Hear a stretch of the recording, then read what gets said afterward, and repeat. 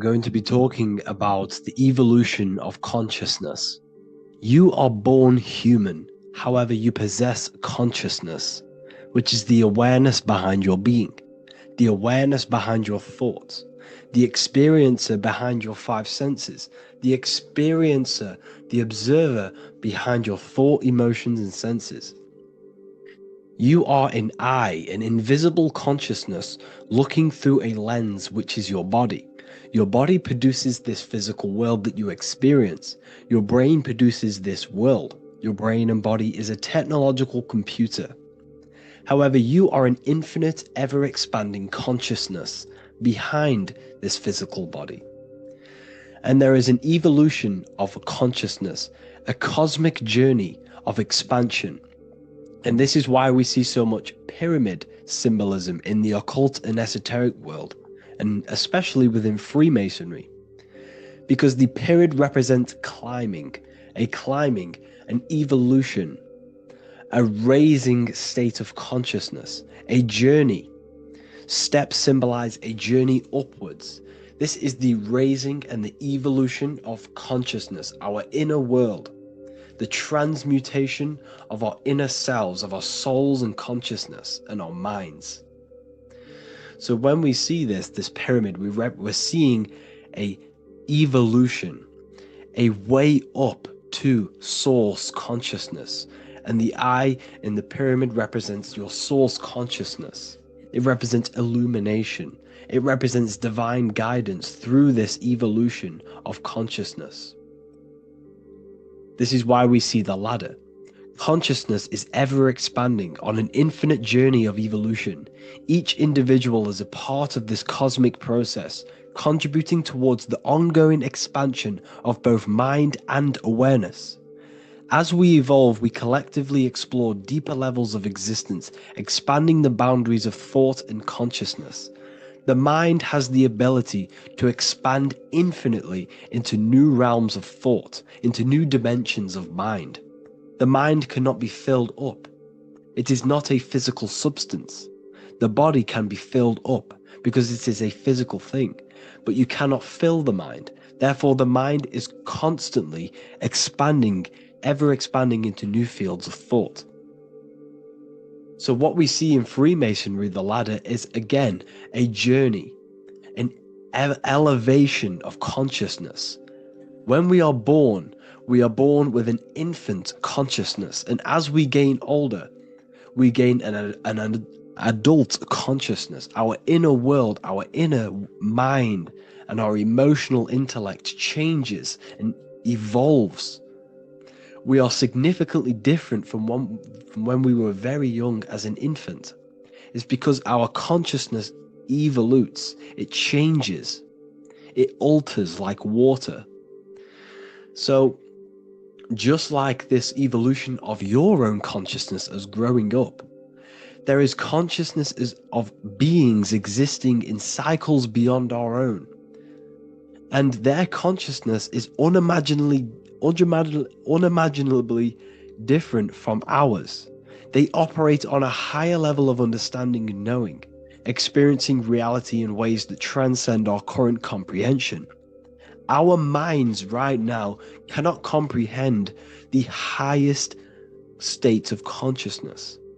There are entities, there are beings beyond our own, existing in higher dimensions of consciousness that we cannot comprehend because they have expanded. They are on a further way up the ladder of consciousness.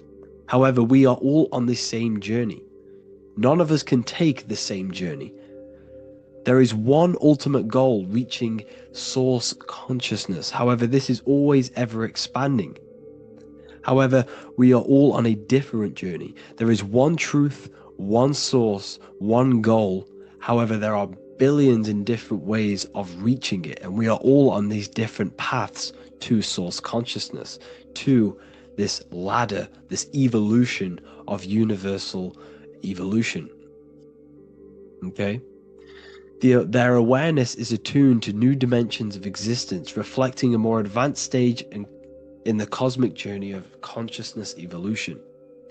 So when you take DMT, you are shot into these higher realms of consciousness where you meet these beings who look similar to these images. They are not speaking to you physically.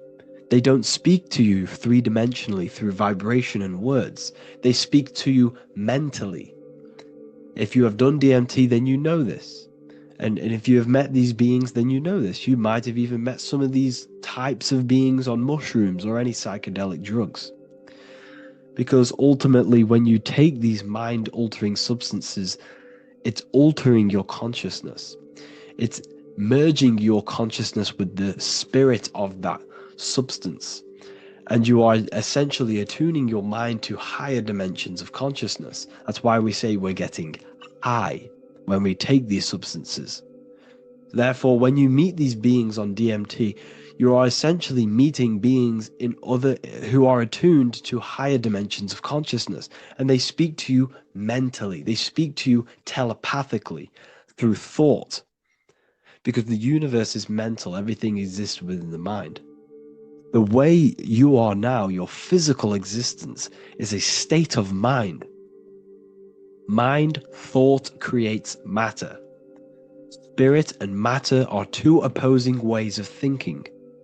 If we have a very spiritual mind, we have an expanded mind, we are a spiritual person through the mind. However, if we have a very low state of consciousness where we think about food, sex, lust, and all physical things, then we have a physical consciousness. Matter and spirit are two opposing forces, two ways of thinking. The mind attunes itself to different levels of understanding in different dimensions. So, essentially, this is what we're looking at.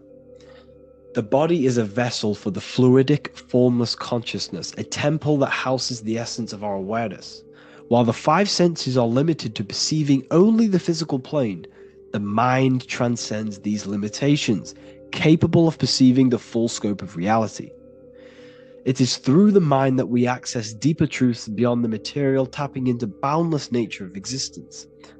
Physical existence is a thin band, a thin layer of reality.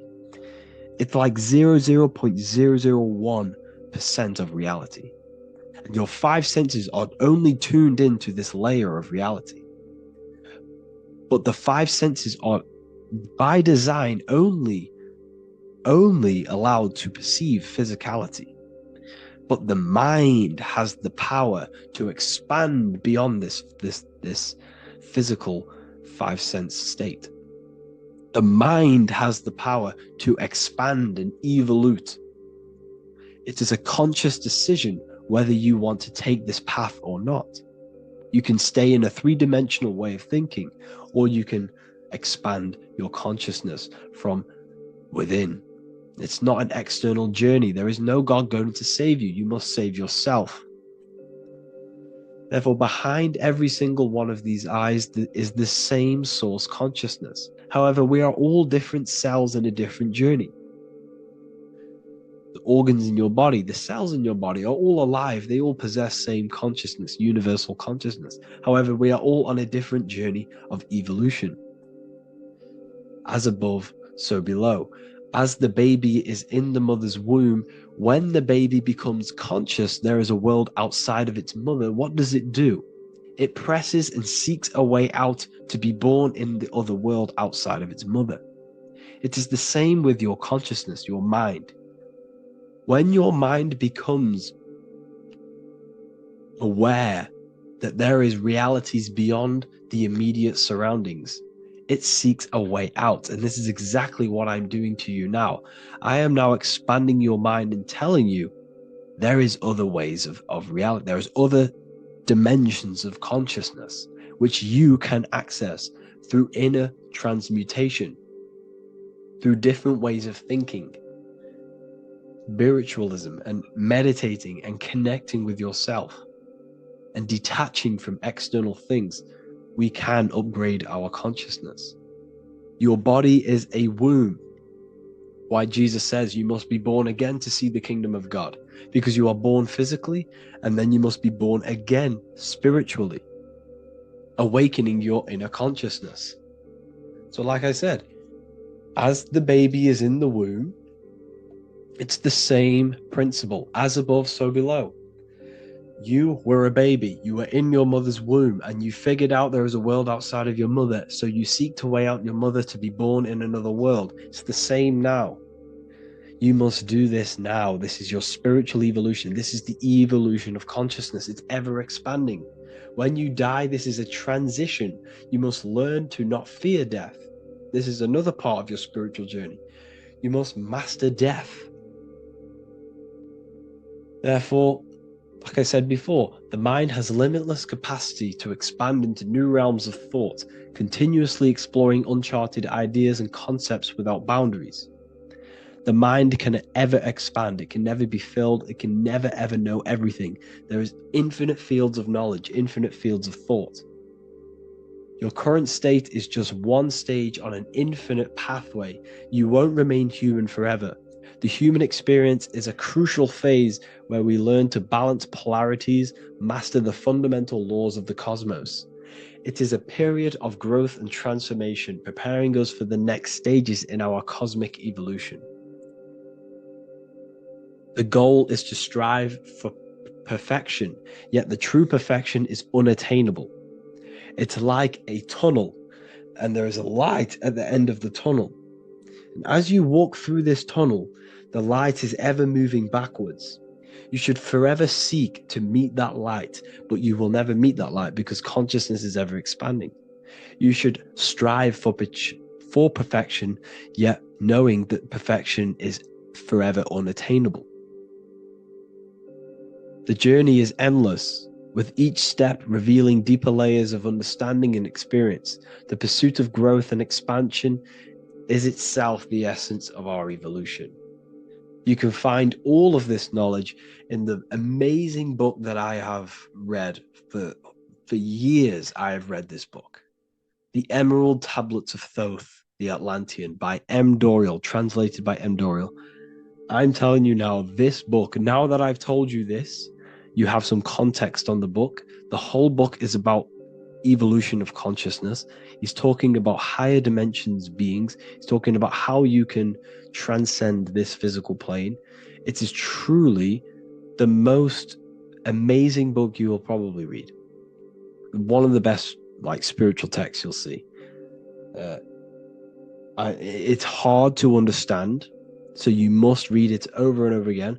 And the more your mind progresses, like for me, I read this every couple months. And the more I learn about consciousness, the more I expand my own consciousness. And every time I read this book, I pick out something new that just completely blows my mind. Because you can only understand this book to your level of consciousness, to your level of understanding. So now that I've told you all this information, go and read this book and it will absolutely blow your mind. And so will the Book of Wisdom Volume 2, which is now available. I released it the other day. I'm just going to read a page out now. This page is called Spirit and Matter.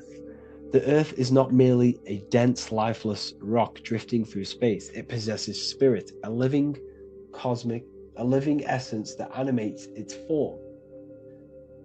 But what do we mean by spirit? Spirit in esoteric terms refers to the energy, the life force, animating the principles infused in matter. So essentially, what this page is talking about is how everything has spirit, consciousness within it. You are the middle, you are spirit and matter. You have the ability to expand your mind to the God self and raise above our animal instinct, our material self, and know the divine and expand. Animals cannot do this.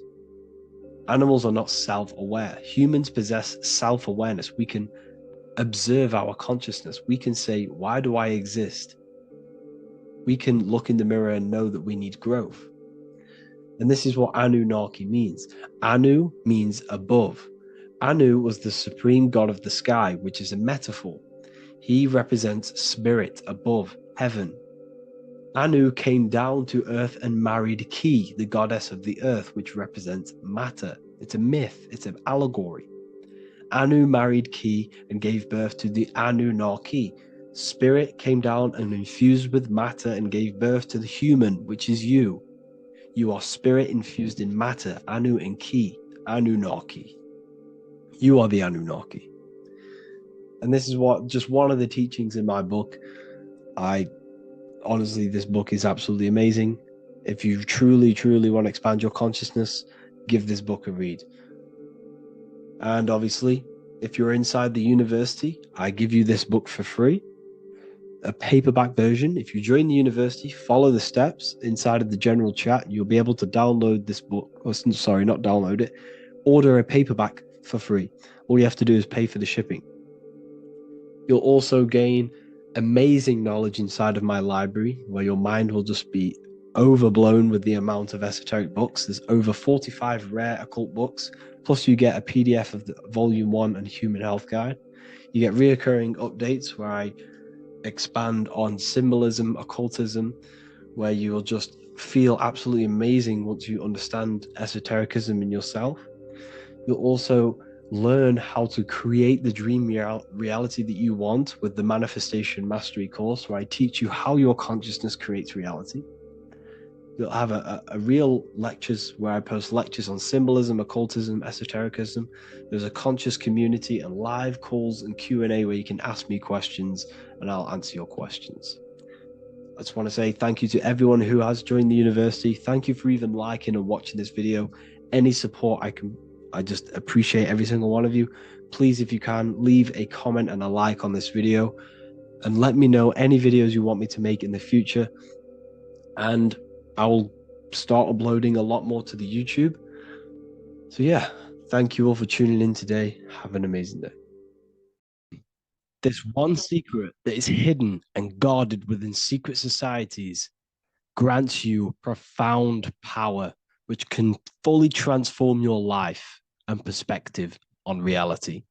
Today, I'm going to reveal this one secret, which you probably already know, but never realized how deep it truly is. This has the power to change your life. It is the key to your potential. And if you stay with me, this power may be yours, and you could transform your life with this hidden secret that is guarded within secret societies and esoteric orders. And this secret is not really a secret, but something people overlook, that the universe is mental. Everything we experience and interact with and perceive originates within the mind. The universe is a boundless field of consciousness, a mental construct molded and shaped by thought. We do not just live in a physical world, as they want you to believe. There are hidden forces that mold the material world. They want you to believe that you are only a physical being inside of a physical universe. But this is completely wrong. You are the architecture of the universe. Your consciousness is the very fabric of reality. And you create your own universe. The universe is an infinite field of consciousness, a vast and limitless mental construct, intricately woven and shaped by the power of thought. It is a dynamic and ever-evolving field where the interplay of awareness and attention gives form to existence. Within the boundless realm, every idea, perception, and belief contributes to the creation and transformation of reality itself. Each thought holds the power to transform reality. Your consciousness is the very fabric of reality. And this is shown in the symbol of the flower of life. The flower of life is a symbol. It symbolizes the interconnectedness of all existence, illustrating how every thought is not merely a fleeting moment, but a ripple that reverberates across every layer of reality. Each action, like the intricate overlapping circles of this pattern in the symbol, extends its influence far beyond its origin, weaving a web of interdependence where every choice impacts the whole. It serves as a profound reminder that everything is connected, bound by an unseen field of consciousness. This symbol represents how one action, one thought is a ripple in the whole vastness of the ether of consciousness. To master your mind is to master the universe, because your mind is a miniature universe. The mind is the very fabric of reality. So if we gain the hook, if we gain the power and the mastery over our minds, we have now gained the power to create reality to your will and intent. You see, most people live in a cycle, and this cycle is the outer world manipulating how they feel on the inner world. People's external circumstances are creating their thoughts and emotion in the inner world of consciousness, which is producing a constant cycle of negative manifestation. For example, let's say something negative happens to me in my external world. Then I start to think negative and feel negative. What that is actually doing is manifesting and projecting more negativity, because our thoughts hold the power to control and weave our own life. Your life is a direct correlation of every thought you thought in the past. What we need to do is stop and not let the mind control you in your reality. You need to control the mind so you can control reality. So, what does this actually mean? Reality is an externalization of consciousness. Consciousness and matter are one, they're not separate. They are inseparable and interconnected. Everything we see, experience, and observe is a manifestation of thought, beliefs, and consciousness, shaping the world around us. Now, this ties in with the secret fifth element that they have hid from you. They've hid from you this sacred and very important symbol and pillar to reality. And this pillar, this sacred thing they've missed, is called the ether. And they've held this from you for a reason, a specific reason. This is the true fifth element. Why do they hide the ether? Because the ether has the power to shape and manifest whatever we imprint upon it. Every thought is a vibration interacting with the ether and actively shaping our reality. The ether, you could see it as the codes to physical reality. It's like an energetic blueprint which surrounds all physical objects. It is the life force that gives life to all things. All energy comes out of the ether and returns back to the ether. Energy, it's 0 point energy, and it is an infinite source of energy. So this is why they hide the ether, because whatever our mind can imprint onto the ether, we can create into a reality. And we imprint the ether through thought and imagination. The mind holds the power. The mind is the very source of reality. The material realm is not separate from the mental realm. Rather, it is intricately shaped and influenced by it through the ether. This subtle, all-pervasive medium bridges thought and matter, allowing consciousness to mold and manifest the physical reality. To transform our lives, we must first transform our minds. True change begins within, as our thoughts, beliefs, and perceptions shape the reality we experience. By shifting our mindset, we unlock the power to reshape our world and recreate the life we desire. This is the power of the mind, and this is the power that's been hidden from you. We're not taught these things in schools for a reason, because they don't want us all to be conscious creators. Instead, they feed you your beliefs. They feed you your thoughts through the music, through the entertainment, through the movies, through the news. They're controlling your thoughts with this information. They're installing beliefs and information into your mind. So you are producing their reality. But this is what we need to stop. We need to take control. We need to stop consuming their music, their movies, their information, their news, because all of this is is contributing towards your reality. They have the collective consciousness at the tip of their fingers. They do not create the world. We create the world by believing their beliefs and their thoughts and installing their information into our minds. You see, it's mind over matter, and most people live in matter over their mind. Most people let matter, the external circumstances, dictate their mind when it should be the other way around. It should be mind over matter. This is the mental plane. This is the astral. This is the etheric. This is the physical.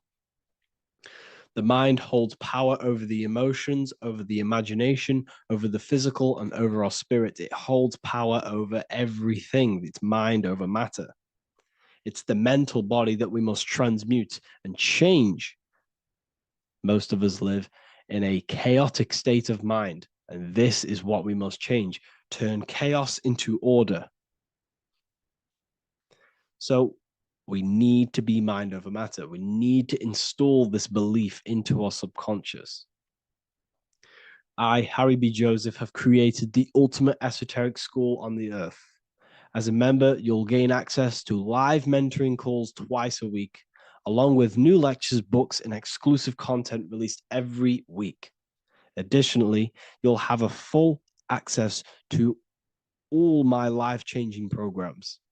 If you're ready to transform your life and start your journey today with me, join Ethereal University. These are the campuses. We have the real lecture sections filled with lectures that you can watch. Manifestation Mastery, which teach you exactly how to reprogram your subconscious mind so you can live that reality. Sexual Alchemy, the path to empowerment of how you can transmute your sexual energy. The Real Library, where you gain access to powerful esoteric books, PDFs. Symbols of Secrets, an amazing course. The course that allows you to see beyond the veil that has been pulled over your eyes, the language of symbolism that secretly rules the world. I teach you how to read symbolism. Esoteric Exchange, live calls. You get to rewatch all of the old live calls. Mindwave Hub, this is a place of binaural beats where you can listen to infinite amounts of binaural beats. So you can meditate to them. Meditation section, numerology, health section, and electromagnetism. This is a life-changing place. And if you are serious, we only accept serious about changing your life and studying the occult and esoteric, this is the place for you. I've been there. I've been on YouTube looking around for valuable information, trying to find good accounts, good channels. It's very hard. I had to go through years of trying to find good information on YouTube. But what I've done is instead of you searching around everywhere for bits of information and connecting the dots, I've put it all into one big place. You get your binaural beats, you get all the programs you need to walk the path of enlightenment to transform your life. I will connect with you on the inside, and I hope this lesson, this lecture, you gained some information, you gained some power from it. Please like and comment, or don't. It's up to you. If you have any reviews, if you have any ideas of lectures that you know, if you don't understand certain things, make sure to leave a comment and I can make a lecture about it. I can make a video about it for sure. I don't mind taking recommendations for videos. So I thank you all, people. Have an amazing day. Welcome to Revival of Wisdom. This video is going to be about the flat earth and the breakdown of the whole cosmology. We're going to be digging very deep. I've got a lot of pictures and images to show you, and a lot of dots to connect. So let's start with the Freemasonry art. So this artwork we have here is the Freemasonic cosmology as they know and believe. So what is it symbolizing? We obviously have to start off with the 4 pillars representing the 4 corners of the earth. The 4 corners with duality. You see, there's everything on earth. There's good and evil.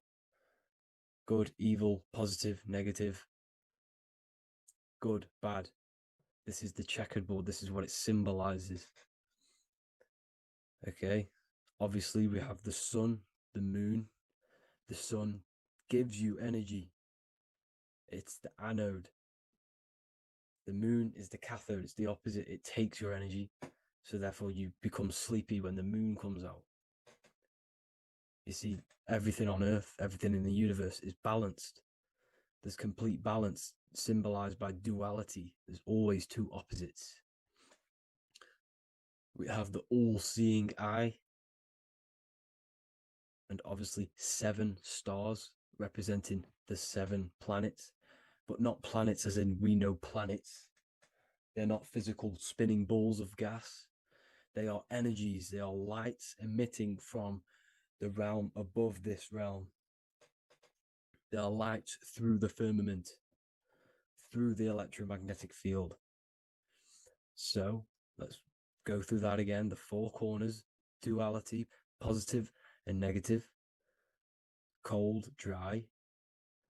Everyone on Earth has an opposite. Everyone, there's 2.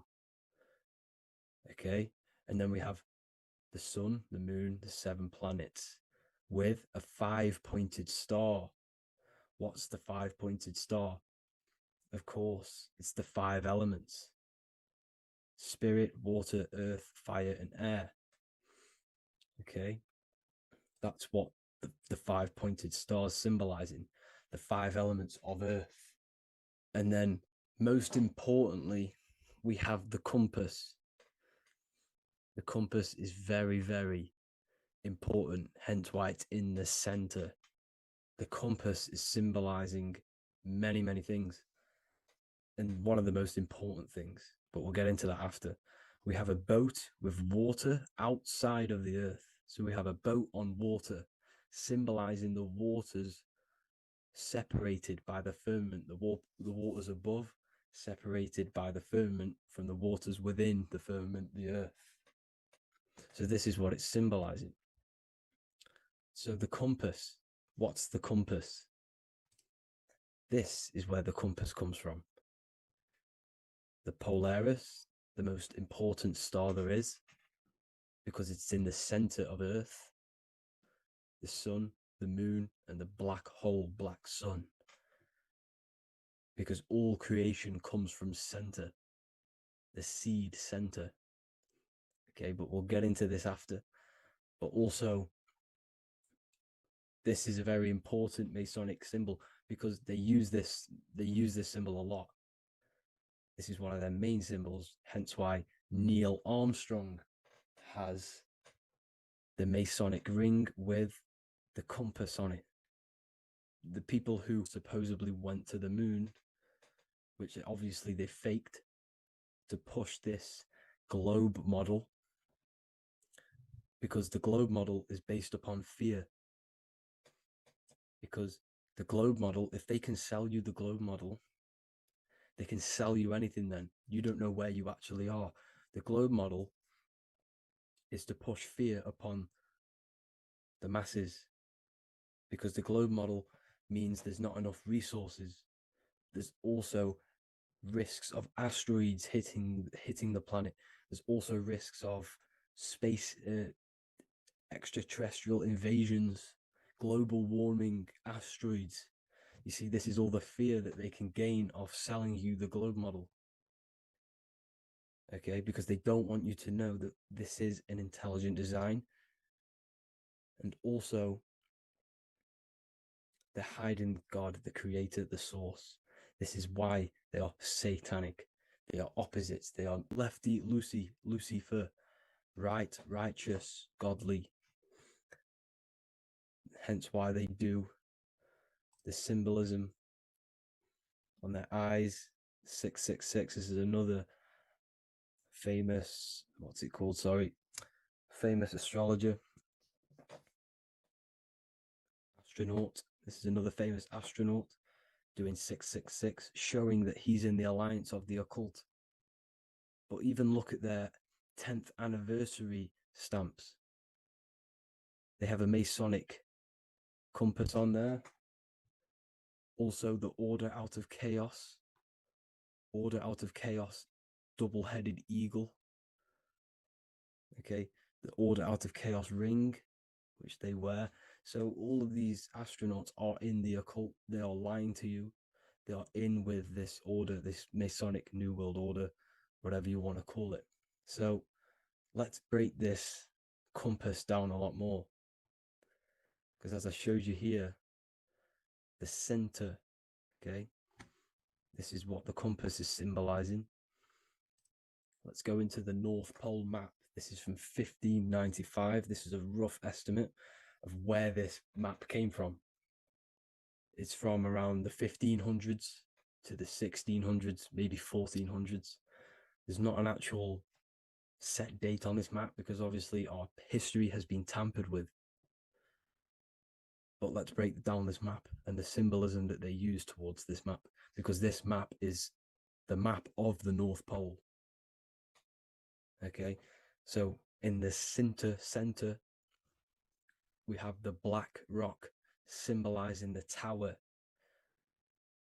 the pole, North Pole. And what's on top of the North Pole? Obviously, it's Polaris. North Pole and Polaris. Okay, with the 4 islands around the center.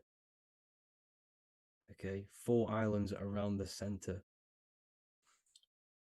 And this is what blew my mind, right? They say that Santa sounds similar. And if you look at this pole that's pointing to the North Pole, you see this line here. So this is obviously from the 1600s. What color is Santa? He's red and white. Just like this map pointing to the center is red and white, and Santa comes from the North Pole. So it's not a coincidence that they use red and white. They're mocking this map because obviously they took over after the 1500s, 1600s. They took over around the 17, 1800s. So they're mocking this map with Santa coming from the North Pole with this red and white line to the North Pole.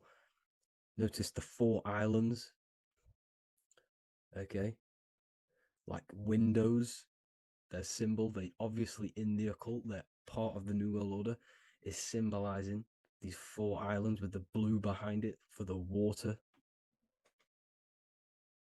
Okay, so this is another occult logo. They're symbolizing this center because the center is so important. Okay, we'll get into that. Also, we have the Mayan cosmology. This is the Mayan cosmology. This is what they created. This is their artwork, with also 4 major lands around the center. You see this 4 with green in between them all. 4 major lands with the underworld. You see this underworld is also symbolized by the Masons with the coffin of the skull and bones, the deceased, the dead. Okay, so this is also mentioned in the Book of Enoch. Okay, and it's called Sheol. Sheol, the underworld. Okay, and in the Book of Enoch, it says all spirits of the dead go to these hollow places, that they are wait until their appointed time of judgment. And it also says in the Book of Enoch, there are 4 hollow places underneath. 4 as above, so below, representing the 4 islands. As above, so below. That's why that could link in. Okay. The Book of Enoch is very important because it was found in a cave thousands of years ago. And there's a lot of truths about this realm and about this world we live in. So let's go back to the Mayan cosmology. So the ancient cosmology, they all must have had some sort of communication. They must all be in peace, at peace with each other, because all of their cosmologies linked together. See the Greek, Babylonian, Indian, Celtic. Okay, they're all linked in together. They all knew that they were in an enclosed system with an underworld and obviously a firmament. Okay, so this is what they all knew. They all must have had some sort of communication. They were a lot more advanced than us. They knew the center of the realm. Okay, and obviously the United Nations flag also symbolizes their center. You see how it has like a grid with a circle around the center. It's symbolizing that center of the realm, because that center of Earth is so important. The United Nations flag, all have it. See, some different ones all have that circle around the center. Because the center is the seed. All things come from a center. So the torus field is so important because it is the spark of life. It's the building blocks of the universe, this creation. Because all things have a torus field. Just like an apple with what's in the center of an apple, a seed. Because the center is where the energies hold, is where the energies meet, and it creates that spark of life. Just like your heart is the center of your body, and it has an electromagnetic field. Because the center, all things come from the center. So this is why the North Pole is so important, because this is why it's so important, because this is where the creation sparked from, the center. This is where the most electromagnetic energy is stored.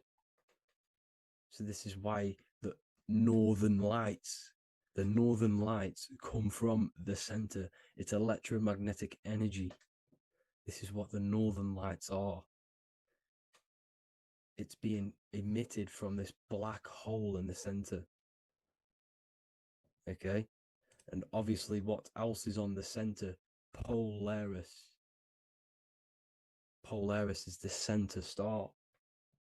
Okay? So the center star is what sits on top of this North Pole, Polaris, because it's a pole of electromagnetic energy, symbolized as a black rock, a black hole, pole. You see, because all creation comes from void.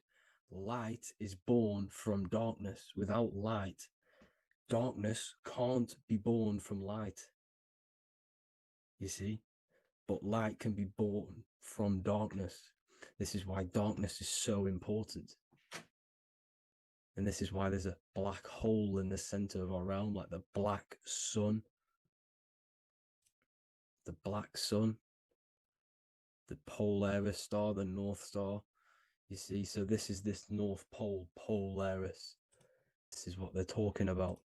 And this is why compasses are an 8-pointed star, because Polaris is symbolized as an 8-pointed star.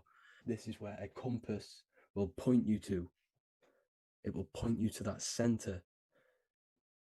So notice how a compass has this black hole in the middle, you see, and it will point you to this meeting point, the north, because in the center is the center of the torus field of the earth. This is where the most electromagnetic energy is. You see, everything gets sucked into the black hole. Okay, this whole reality is being projected from that center point, just like your eyes suck in light. It's a black hole. Your eyes suck in the light of this light being emitted from this center place, this electromagnetic energy at the center, which is the seed of everything, of everyone. You see, just like an apple has the seed in the center in darkness, because in the center of the apple, it's dark. It's black. It's pitch black. But that's where the seeds are. That's where the life is. But Polaris is so important because it's that center star which lines up. It is the pole, it's the top of the pole of the torus field. So Polaris would be here at the very, very top. And this is where the compasses point you to. And this is why the Star of Ishtar, the 8-pointed star of the Sumerians, also talked about this 8-pointed star, and it's called the Star of Ishtar. Okay, and who is Ishtar? Ishtar is the goddess. Okay, so she's not a male, she's a female, because every creation is brought through a female, a womb. Every single human on earth is brought through the womb, the sacred feminine energy. And the womb is pure darkness. There's no light in a womb, just like the center of our realm. It's a black hole. Okay, and guess what? She's the god of fertility and sexuality. She is responsible for all life. Okay, so the Star of Ishtar is the Star of Polaris, which is symbolizing the responsibility for all life, the center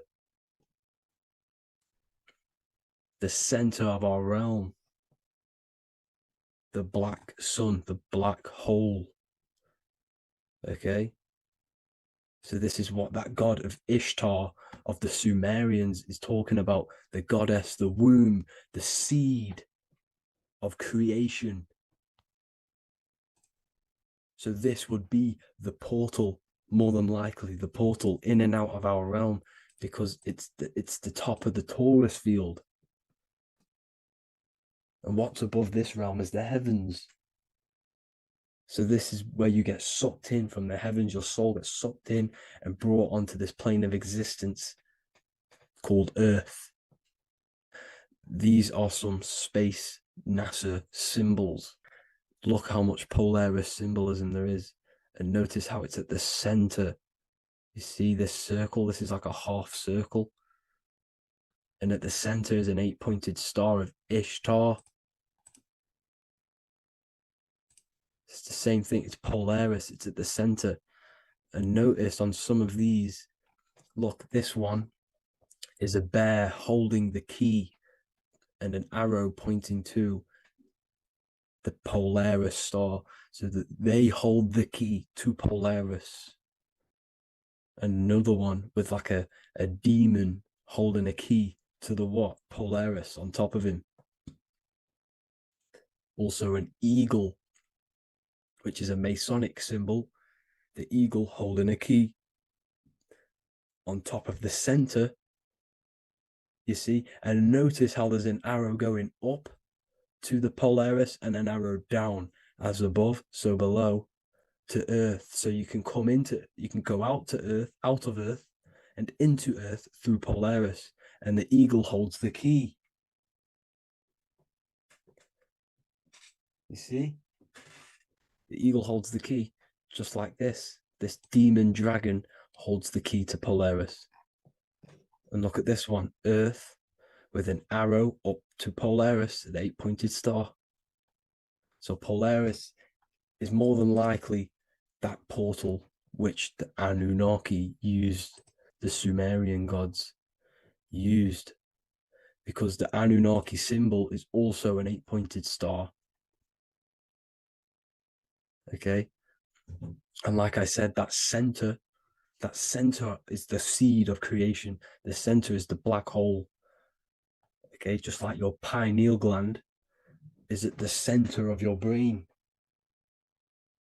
The pineal gland is at the center of your brain, and that's what connects you to that spirit realm, to the source.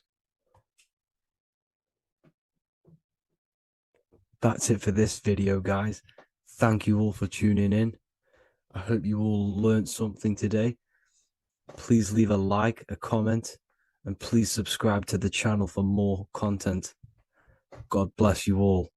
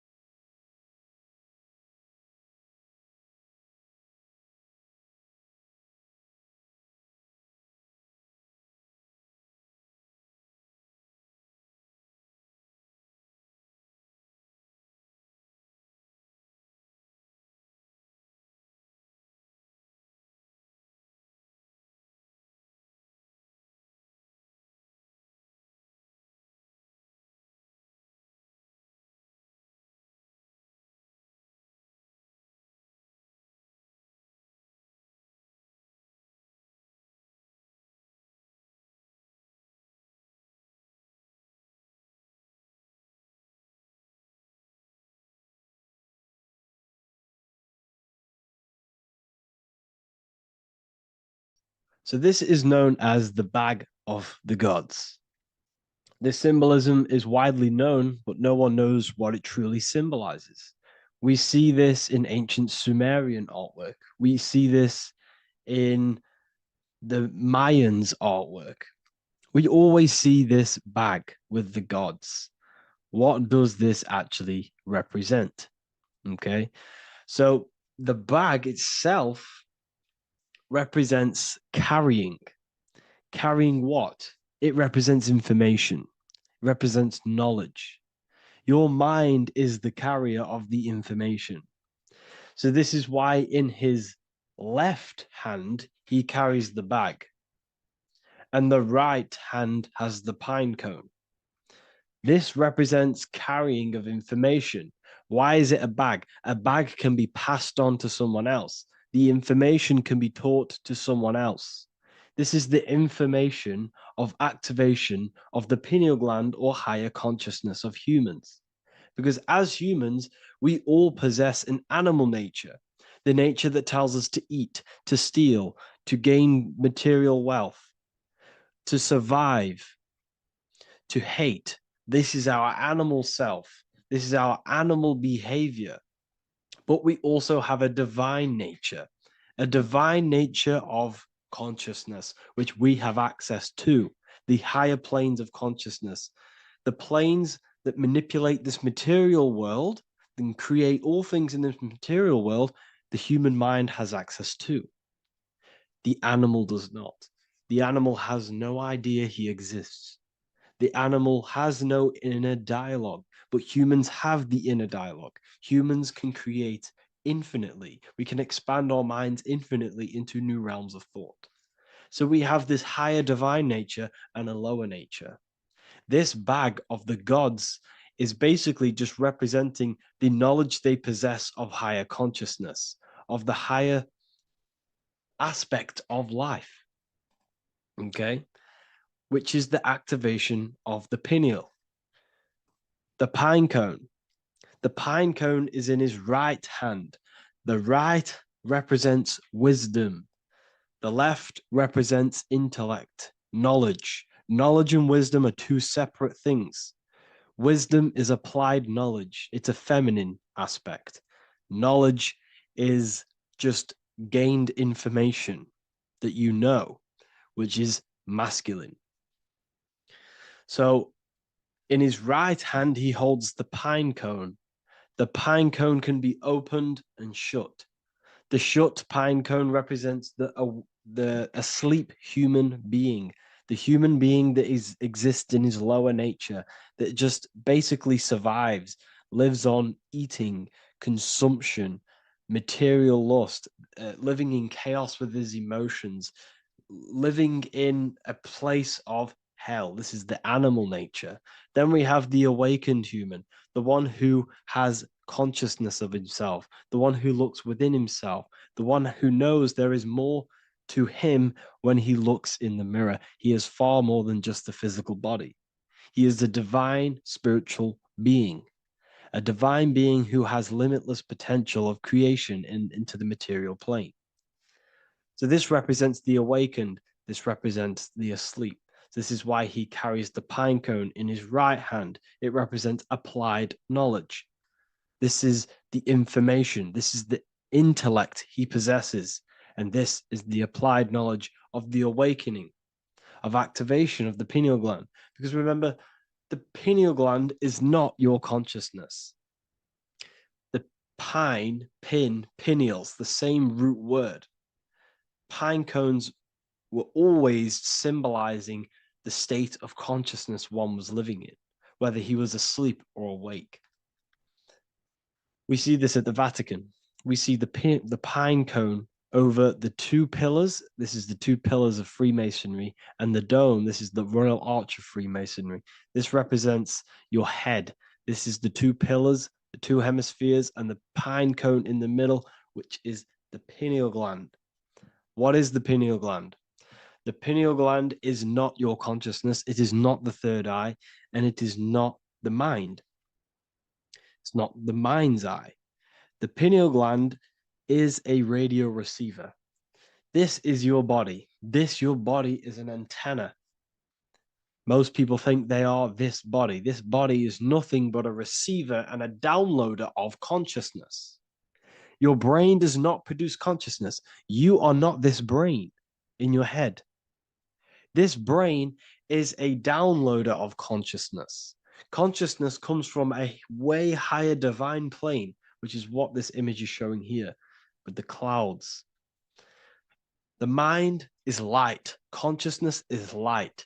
And this light is coming down into the material plane, and your body is basically a crystal antenna which is receiving and downloading this consciousness. So you can experience a three-dimensional reality. So God can experience himself in a divided, separate state. This is what this represents. Now, the pineal gland can be activated, okay, and stimulated, because the pineal gland has phytoluminescent crystalline jagged-shaped cells on it. And obviously, these are crystals. Crystals are on your pineal gland. And what do crystals do? Radios use crystals. Your phone uses crystals. They tell you that crystals are woo-woo and pseudoscience because they don't want you to know the power of crystals. Your body is basically a giant crystal.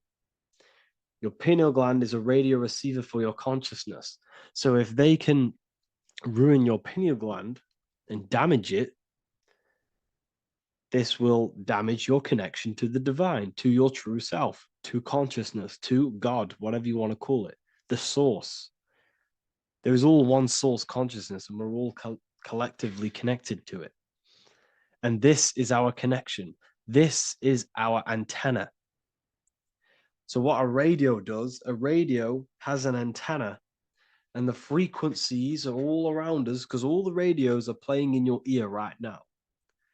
But what the antenna of a radio does is tune into a specific frequency to pick up that frequency and play that frequency. It's the same with your consciousness. You're all a fraction of God's consciousness. So that is essentially what we are looking at here. We're seeing knowledge, intellect in the left hand, and applied knowledge, activation of waking up to higher consciousness, to the higher human form. Because we can reach beyond our physical form. We can turn our animal self into a divine being, into one of these so-called gods. These gods are nothing but human beings. The Anunnaki were not gods. They didn't come from the sky. These are normal, regular human beings who activated their higher consciousness. This is what we have here. This represents spirit. Birds represent spirit. So do we have any questions? I'll take some questions now. That was just a short lecture on what that symbol truly means. Okay, so if we have any questions, feel free to go ahead and ask some questions. Anything that you don't understand, anything that you want to know.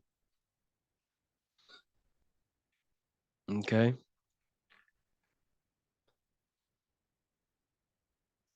So base reality would be where source resides. Yes, the base reality is your consciousness. Are these lectures available in the university?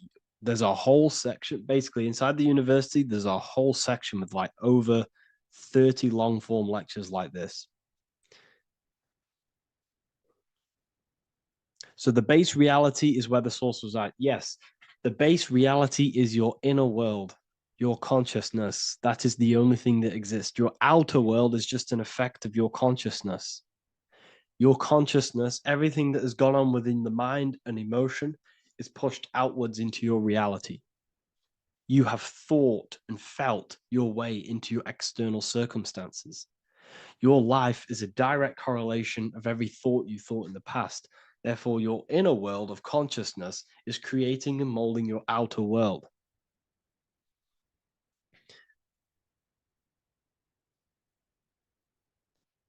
The best way to keep connection consistent, the best way to keep your connection to the divine or the higher planes of consciousness is through meditation and through imagination. Imagination is the fourth dimension. It is the astral plane. That screen that you have in your mind is not a physical screen. That is the divine plane of the astral. And this is essentially where all objects of this material world comes from. The phone that you are holding, the laptop you're watching this on, whatever you're doing, every single object you see in your room that you are in right now began inside of the plane of imagination. This is not a physical plane. This is a metaphysical plane that you have access to. And you have the ability to bring down this plane into physical form. That's what we call manifestation. That's what the ancients called magic. This is what we now call in science metaphysics. It's all the same thing. So yes, you all have access to the divine planes. Unlike animals, this is why humans are so advanced.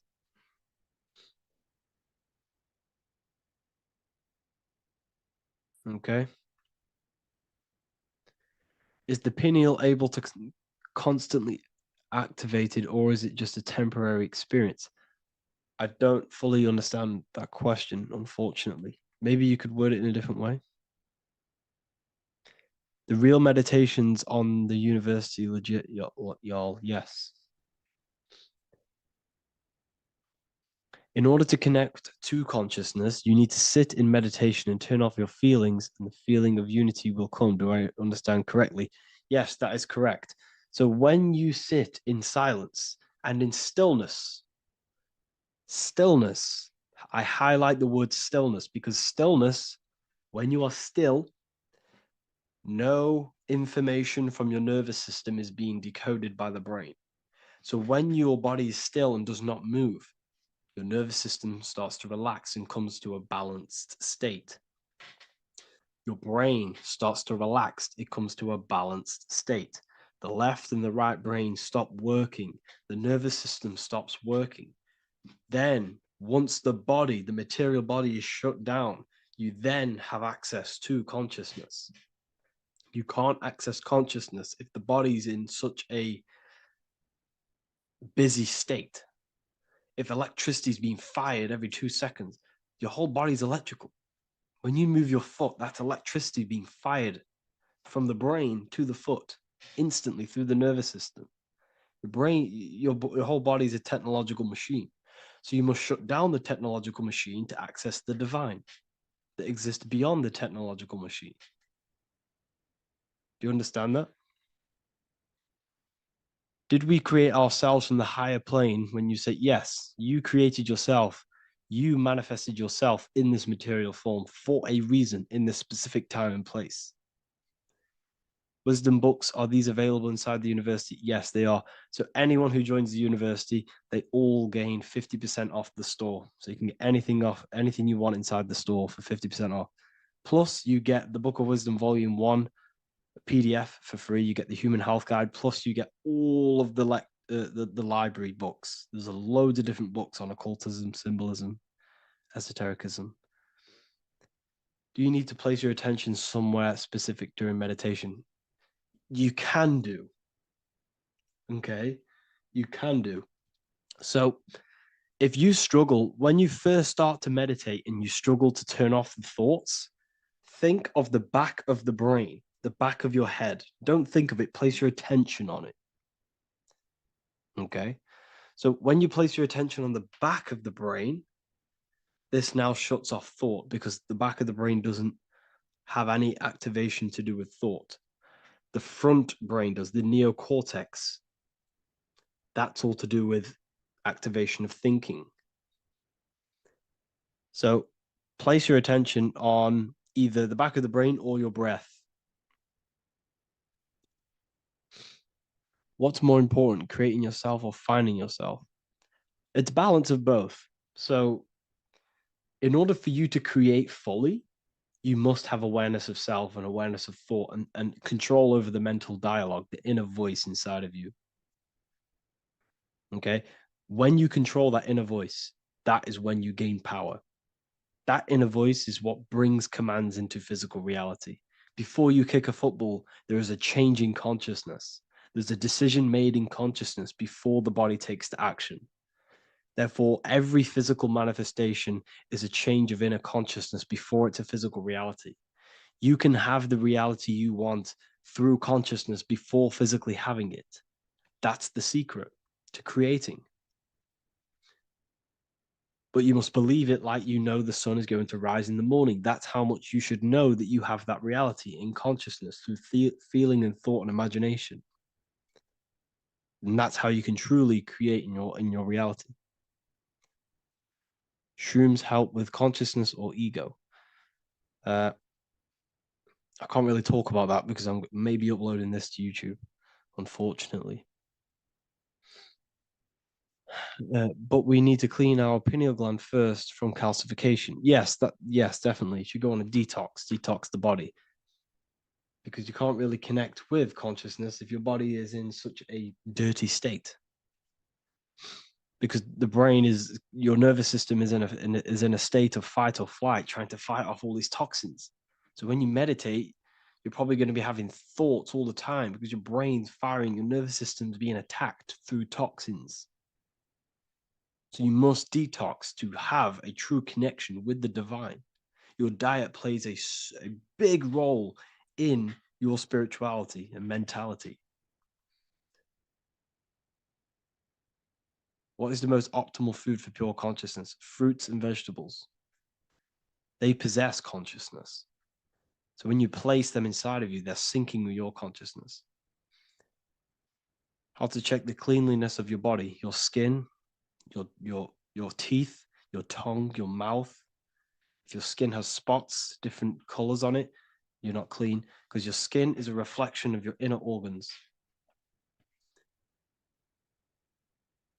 Coffee's not the best for you. Coffee gives you fake energy. Okay.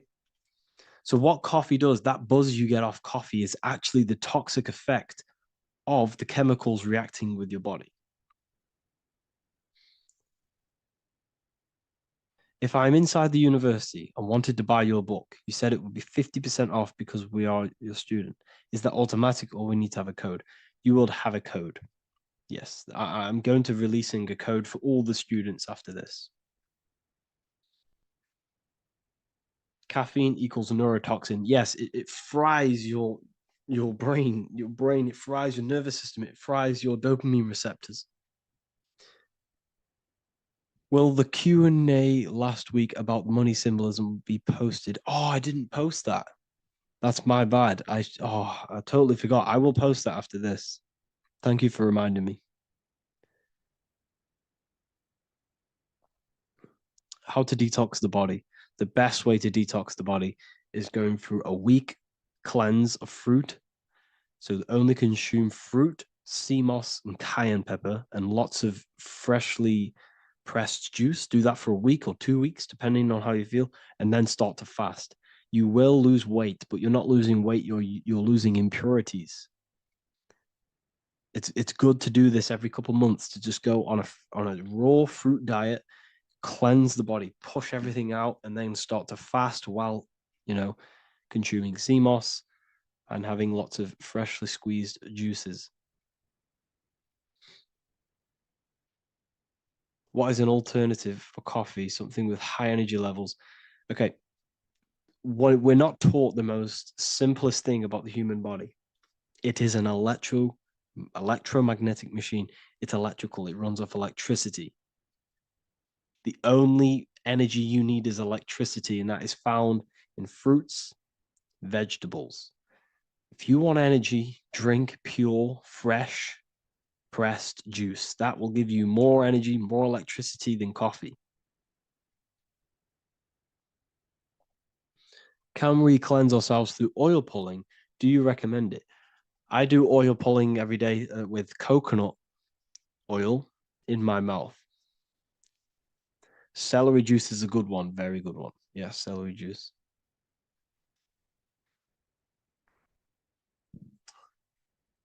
Any more questions? What kind of music do you listen to when lifting? For me, rap, hip hop push me work harder, but I know it's terrible for my subconscious. Yes, very. At least you're aware of it. You should be definitely try and stay away from the hip hop music. Try and stay away from anything that's talking about anything negative, because it's all programming your subconscious.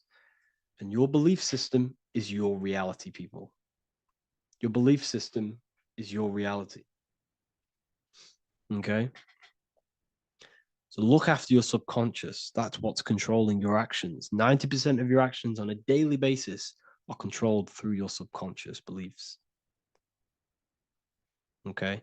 I listen to a lot of Pastel Ghost. I listen to a lot of let me get my playlist up. It's all like background music for TikTok. Do you know what I mean? Like Pastel Ghost. That's mainly what I listen to. That sort of music. I don't know what it's kind of called. I don't know what that genre is called. Does anyone know what that genre is actually called? Because there's not much words in it. The reason I listen to it is because there's not much words in it, and it helps the subconscious. And I just love that music.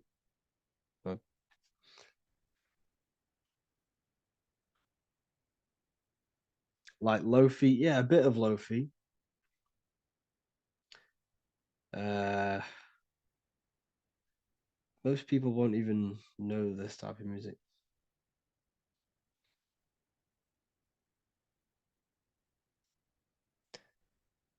Can you tell us how you use cayenne pepper?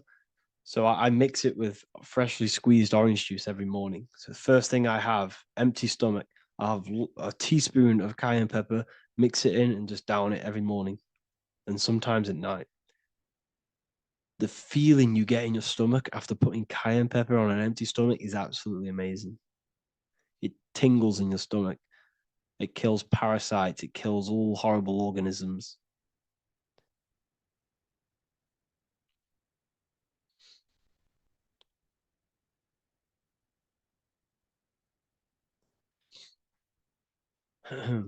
Mix it with hot water. Yes, hot water and key lime water. That I bet that's powerful. If you mixed warm water with key lime with cayenne pepper in first thing in the morning, I can imagine how powerful that is. I've never done that, but I'm going to try that. Do you use sea salt? I don't know what to think about sea salt, to be honest. I try and stay away from it. I don't know whether it's good, don't know whether it's bad. I'm kind of mixed on it, mixed information. Uh, I've heard people have benefits. I've heard other people say stay away from it. So I don't know. I just stay away from it. Just I'm not too sure on it.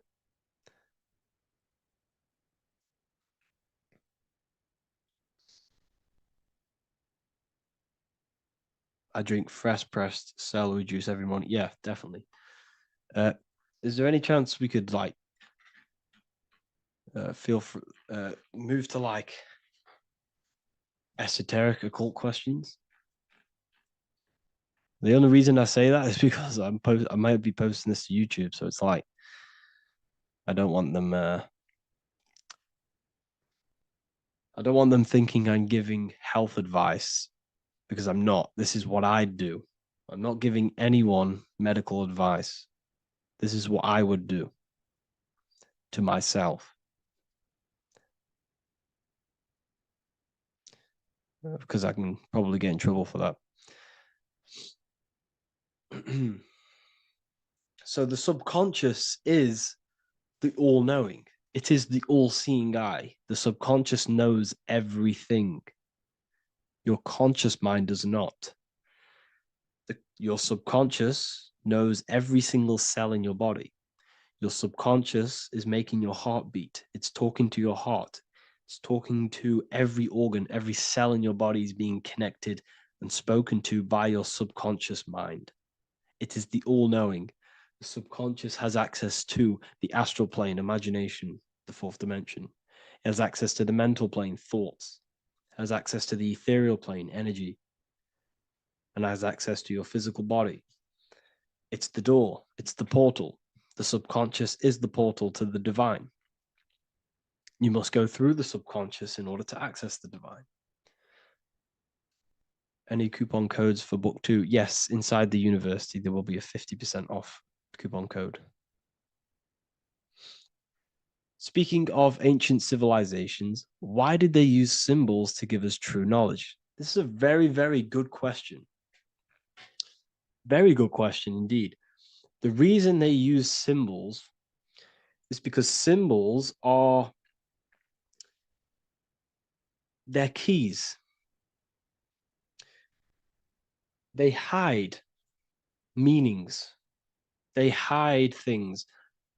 For example, if it was written down, if all of this sacred knowledge that I'm speaking now was written down, it can be easily taken. It can be easily misused. Someone can take it, read it, and steal it and misuse it and abuse the world and create horrible things. The reason they use symbols is because they're hidden. They hide the teachings. Only the ones who possess the key, that possess the knowledge, can read the symbol.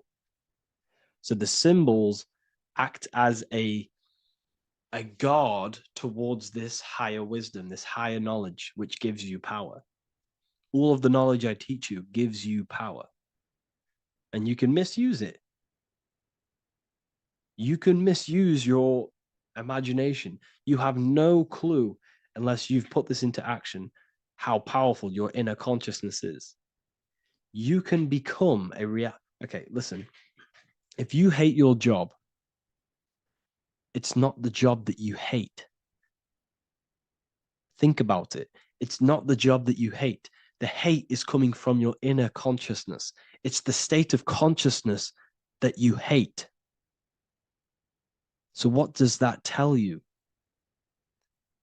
You can change that inner consciousness to another reality, the feeling of another reality. You can become that consciousness within before you actually externally have it. And by becoming and knowing that reality, that's what produces effect on shaping your outer world. When you really, truly know that reality inside of you, of being free, of being wealthy, of having abundance, your outer world has no other choice but to rearrange itself to your new inner state of consciousness. That's what magic is. It's manipulating your inner state of consciousness. It's convincing yourself that you already have it, not believing it, knowing it. Okay? Knowing is different than believing. Believing is a lie. You should know thyself. Okay? So we can say that human overpopulation is intentional. There is no human overpopulation. We're all cramped in these cities. We're all cramped into one little place. We're not supposed to live like that. We're not supposed to live so cramped. This is why there's so many weirdos out in public. So many weird people doing weird things. This is when things start to go weird, and we shouldn't be living in this state, in this condensed state. We should be spread out. Okay. There is no overpopulation. It's just an illusion because we all lived in such. Have you ever been on a plane? Have you seen how much land there is?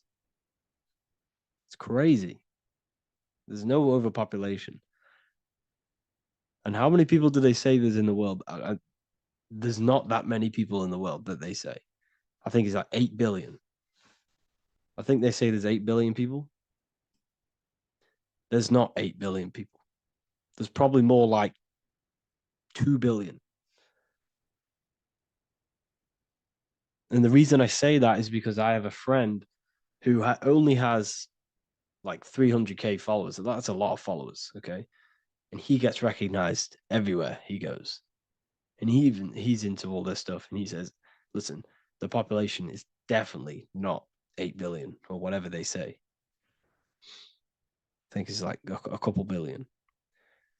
It's probably more like a billion. How to properly manifest intentions. Thought, emotion, and imagination are the key. You must know that you have that reality. Don't believe it. Become that reality within your consciousness. All day long, as much as possible. Feel it. Imagine it. Say it. and have zero doubt. How to have zero doubt. You can't, well, okay, so the doubt, that little voice that will seep into your mind saying, you can't do that. You can't do this. That's your old voice of your subconscious program. Listen, the reason why most people fail in life is because they have trained their subconscious that they will fail. They have told and believed that they will fail. The reason I will succeed for the rest of my life is because I have trained my subconscious to say, I will win, I will succeed, I will solve any problem. That's my belief system.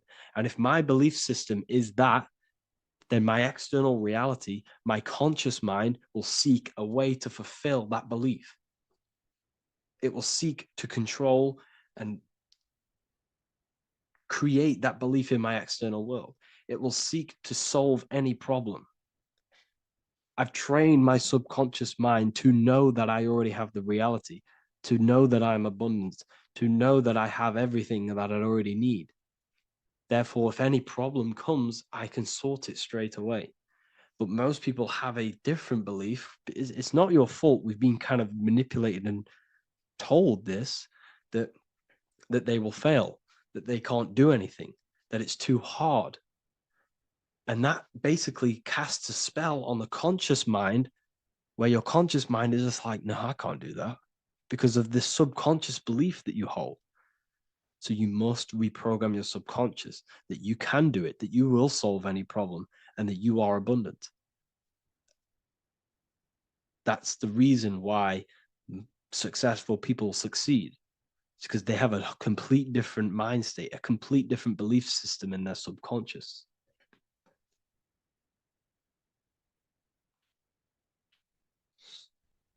Do you offer mentoring?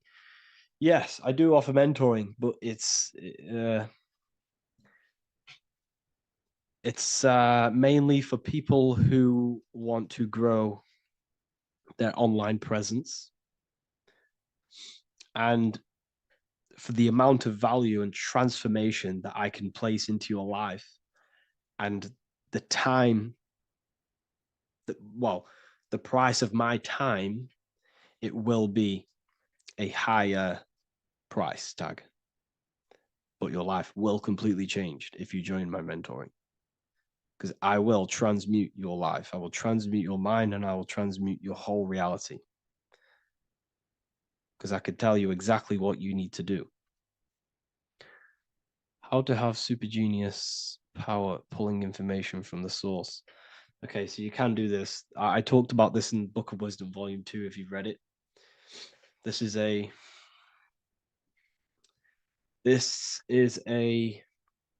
technique that Albert Einstein used. This is a technique that Thomas Edison used.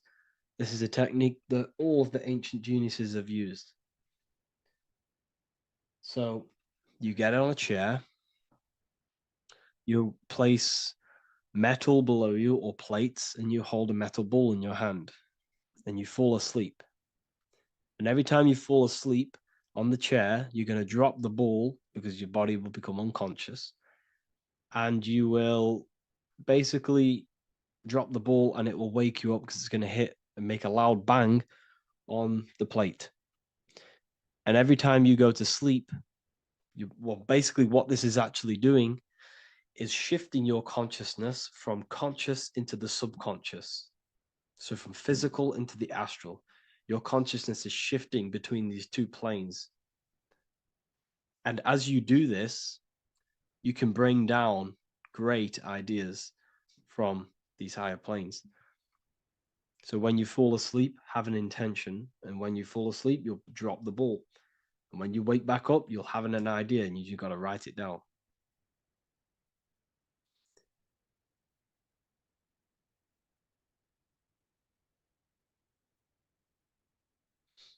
How to balance chakras. Don't focus on balancing your chakras. Focus on the mind. The mind is the cause of the chakras being blocked. If you have a blocked throat chakra, this is a problem in your mind, not the chakra. You see, the chakras are a result of the mind. You transmute the mind, you can transmute the chakras and cleanse them.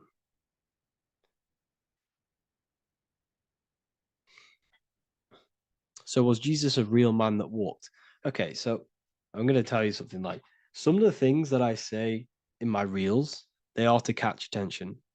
So if I say the first thing on the reel, Jesus never existed, straight away, you see that, it's going to trigger you. It's going to trigger Christians. It's going to trigger people. So yes, I do say things to catch attention. The reason I do that is because I have to in order to catch attention. Maybe there was a Jesus who walked. So in the past, I have said Jesus never existed. Yes, this is to catch attention, to boost the reels, views, and comments and stuff like that. Maybe there was a man who was called Jesus and walked the earth.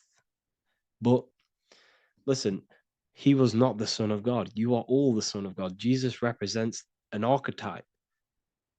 He represents morals. He represents a way of living that you should embody in your life, not to worship. We shouldn't be worshiping this man. We should be embodying his qualities into our lives so we can become Christ consciousness, so we can live in harmony with our mind, emotions, body, and spirit. Okay? He was not the Son of God. You are all the Son of God. We are all God experiencing himself in a three-dimensional divided form. God is oneness, and he created a divided world so he can experience himself. Why do you quote from the Freemasons oft times? I don't recall me looking at Freemason quotes and quote them. I just simply, when I post a quote, I literally just, whatever comes to my head, I just whack it into Telegram or Twitter. Are dreams tied to your subconscious, and how do you understand them? Okay. Dreams and astral projection are two different things. Astral projection is your soul leaving this plane into the collective consciousness, into the collective mind, the collective astral plane.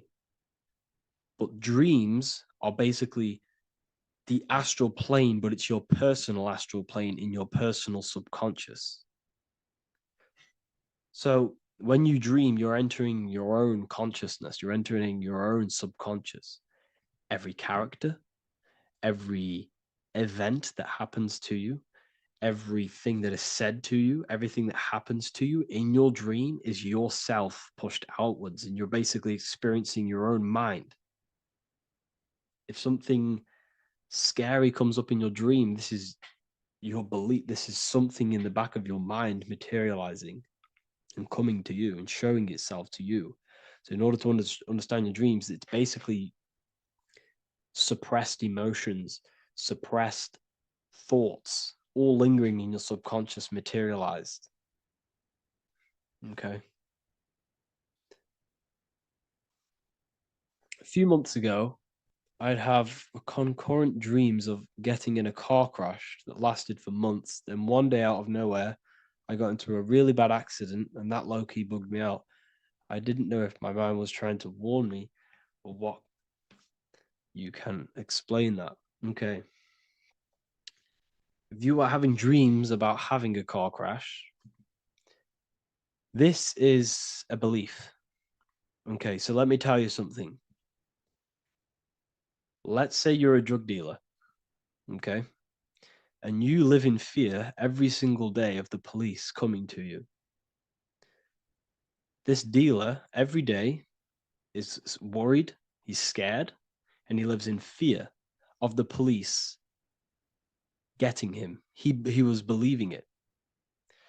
This fear, this emotion he was feeling on a regular basis, repetition, and the emotion is basically impressing your subconscious. It's impressed his subconscious that deeply that he now believes it. It's now become a belief. So one day the dealer gets caught and he goes to prison. Let me tell you something. He placed himself there because he created a program, a belief in his subconscious of the police. And his external reality is now in a prison cell.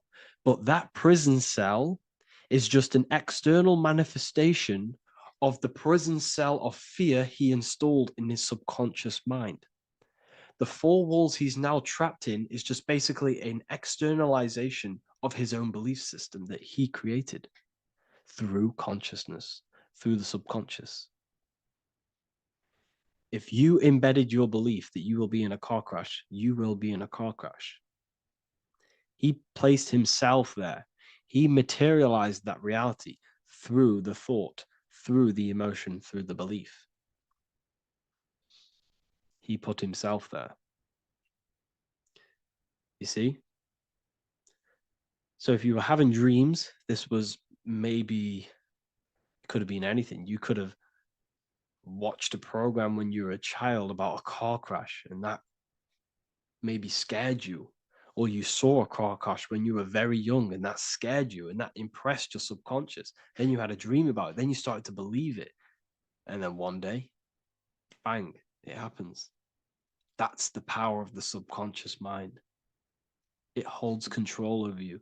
It holds control over every aspect of your reality, of your being. So, I hope you all enjoyed this live. I'll see you all inside Ethereal University. I'll be posting another lecture this week. And yeah, let me hold on.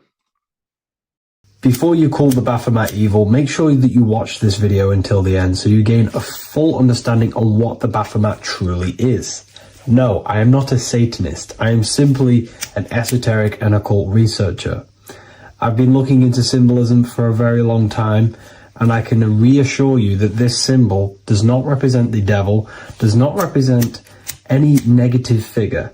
It's a very deep, occult, esoteric symbol. What we first need to understand about the Baphomet, it is indeed a symbol. Every symbol we see around us is neutral.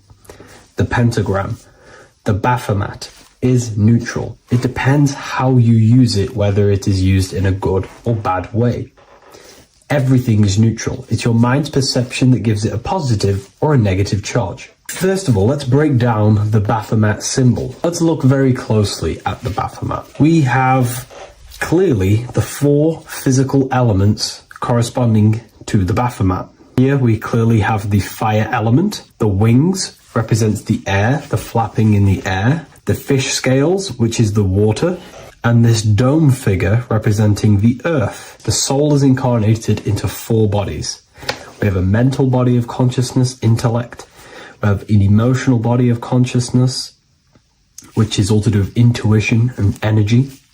We have a spiritual body of consciousness, our astral body, and a physical body of consciousness for the physical earth.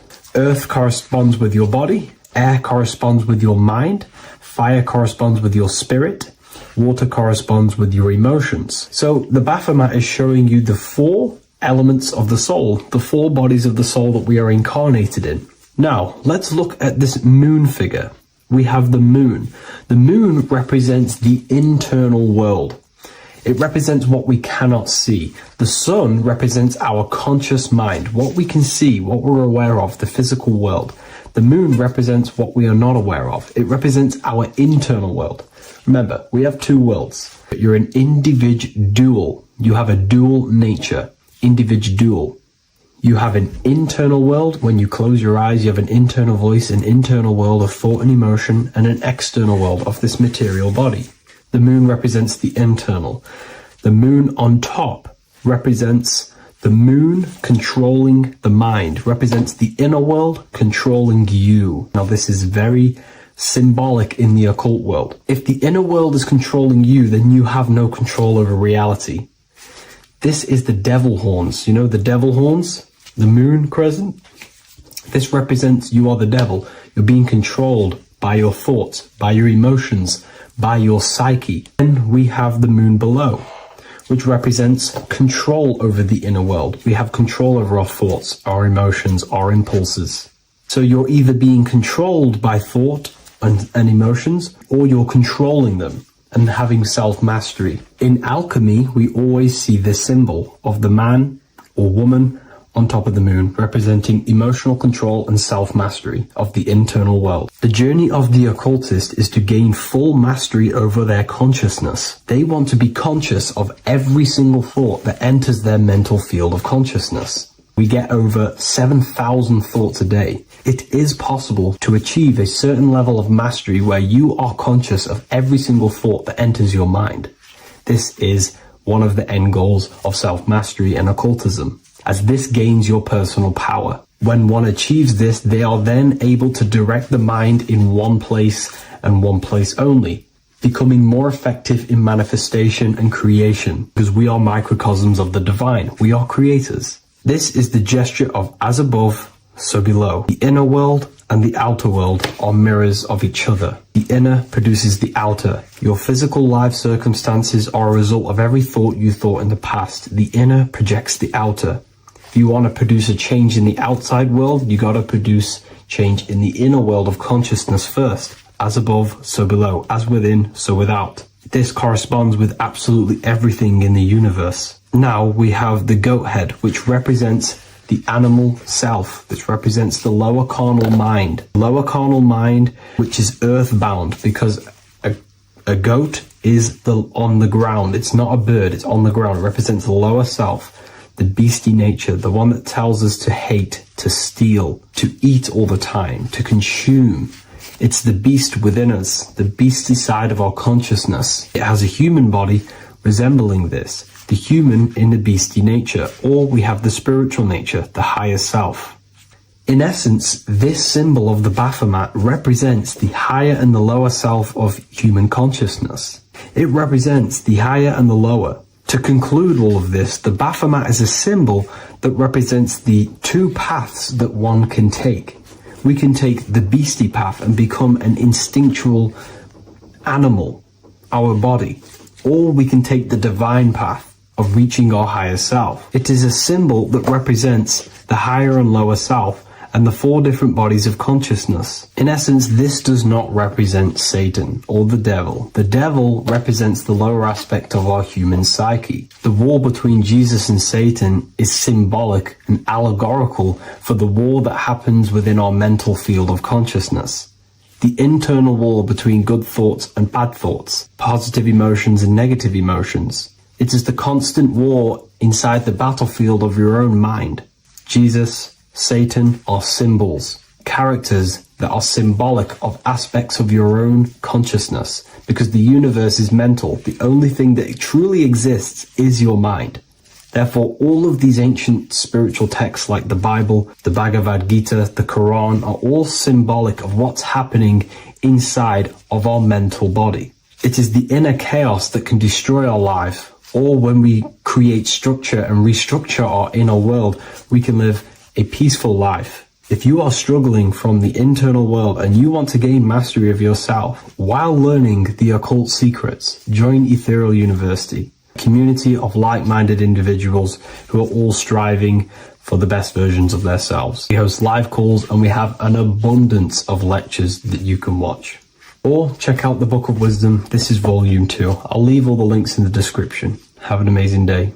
666 is a code, and this code needs to be broken down to fully understand what 666 truly is. In an esoteric view of 666, it represents a state of consciousness, a way consciousness functions within the individual. Now, if we look at the Bible in Revelations, it says that the mark of the beast, 666, is going to be placed on the right hand or on the forehead of an individual. The forehead symbolizes the mind, while the hand represents action or behavior. The forehead represents a belief or a mindset, a way consciousness functions. Therefore, the mark of the beast is not something external. It is actually a way consciousness functions within the individual. But the code reveals the darkest secret about 666. 666 is 3 sixes. The number 6 in esotericism and occultism represents the cube, because the cube has 6 sides. And the physical dimension, everything has 6 sides. Up, down, back, back, forward, left, right. Everything is six-sided in this three-dimensional world. The body is the cube itself. It is the number 6. And the number 6 is the number before 7. 7 is a divine number. It represents divine perfection, as there are 7 functions and cognitions of the mind, 7 energy centers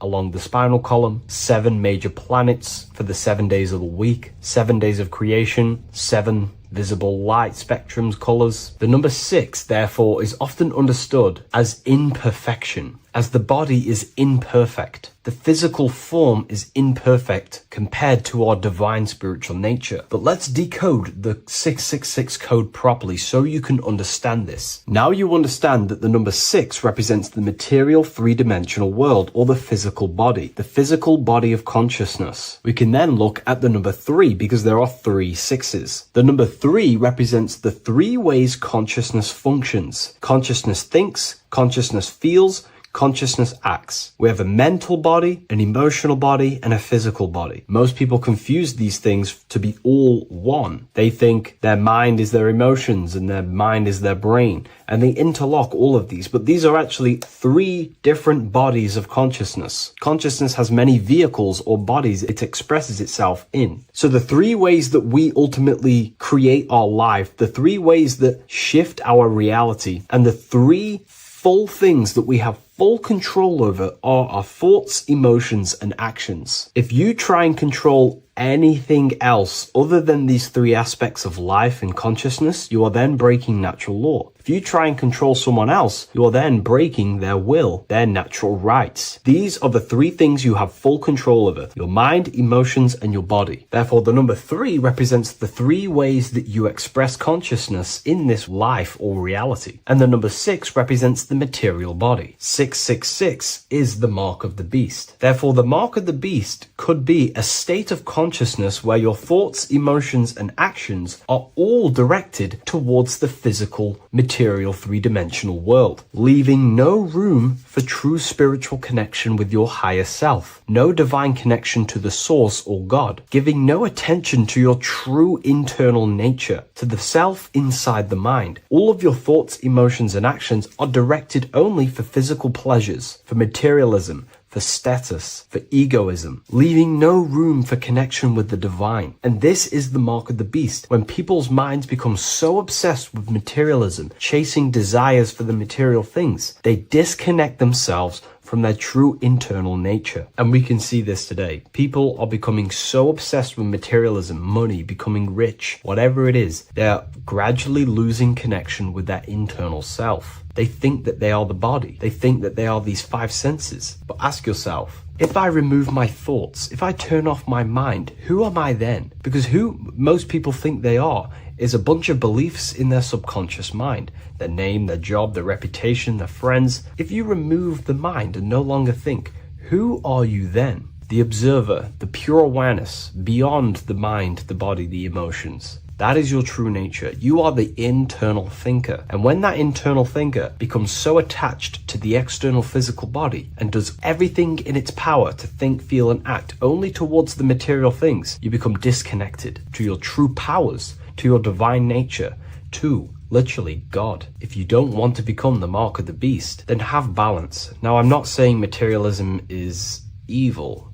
Chasing material things is wrong. I'm not saying that at all. We all have a different views. But me personally, I like to have balance. Yes, I love reaching goals. Yes, I love living the best life possible for myself, materially. But I also make room for my internal world. I train my mind to have self-mastery of meditations. I try and lucid dream and astral project as much as I can. And I try and perfect my thought processes and my internal world as much as possible. So I live a truly balanced life between my inner self and my outer self, which is what these 2 pillars, Jachin and Boaz, represent, the inner and outer world. And the middle pillar in the middle represents the unity of the inner and outer world, living in balance. Or you see a person standing in between them. They represent the middle pillar, or a ladder. This is all symbolic of living in balance between the inner world of consciousness and the outer world of consciousness. Yes, this is Freemasonic artwork. You can learn a lot from their artwork and symbolism, but I hope this brings a bit more clarity about the number 666 and the mark of the beast. Please leave a like, comment, and subscribe to the YouTube channel if you want to see more. And one last thing, the Book of Symbolism has finally been accepted on Amazon, so you can now order this on Amazon in pretty much any country.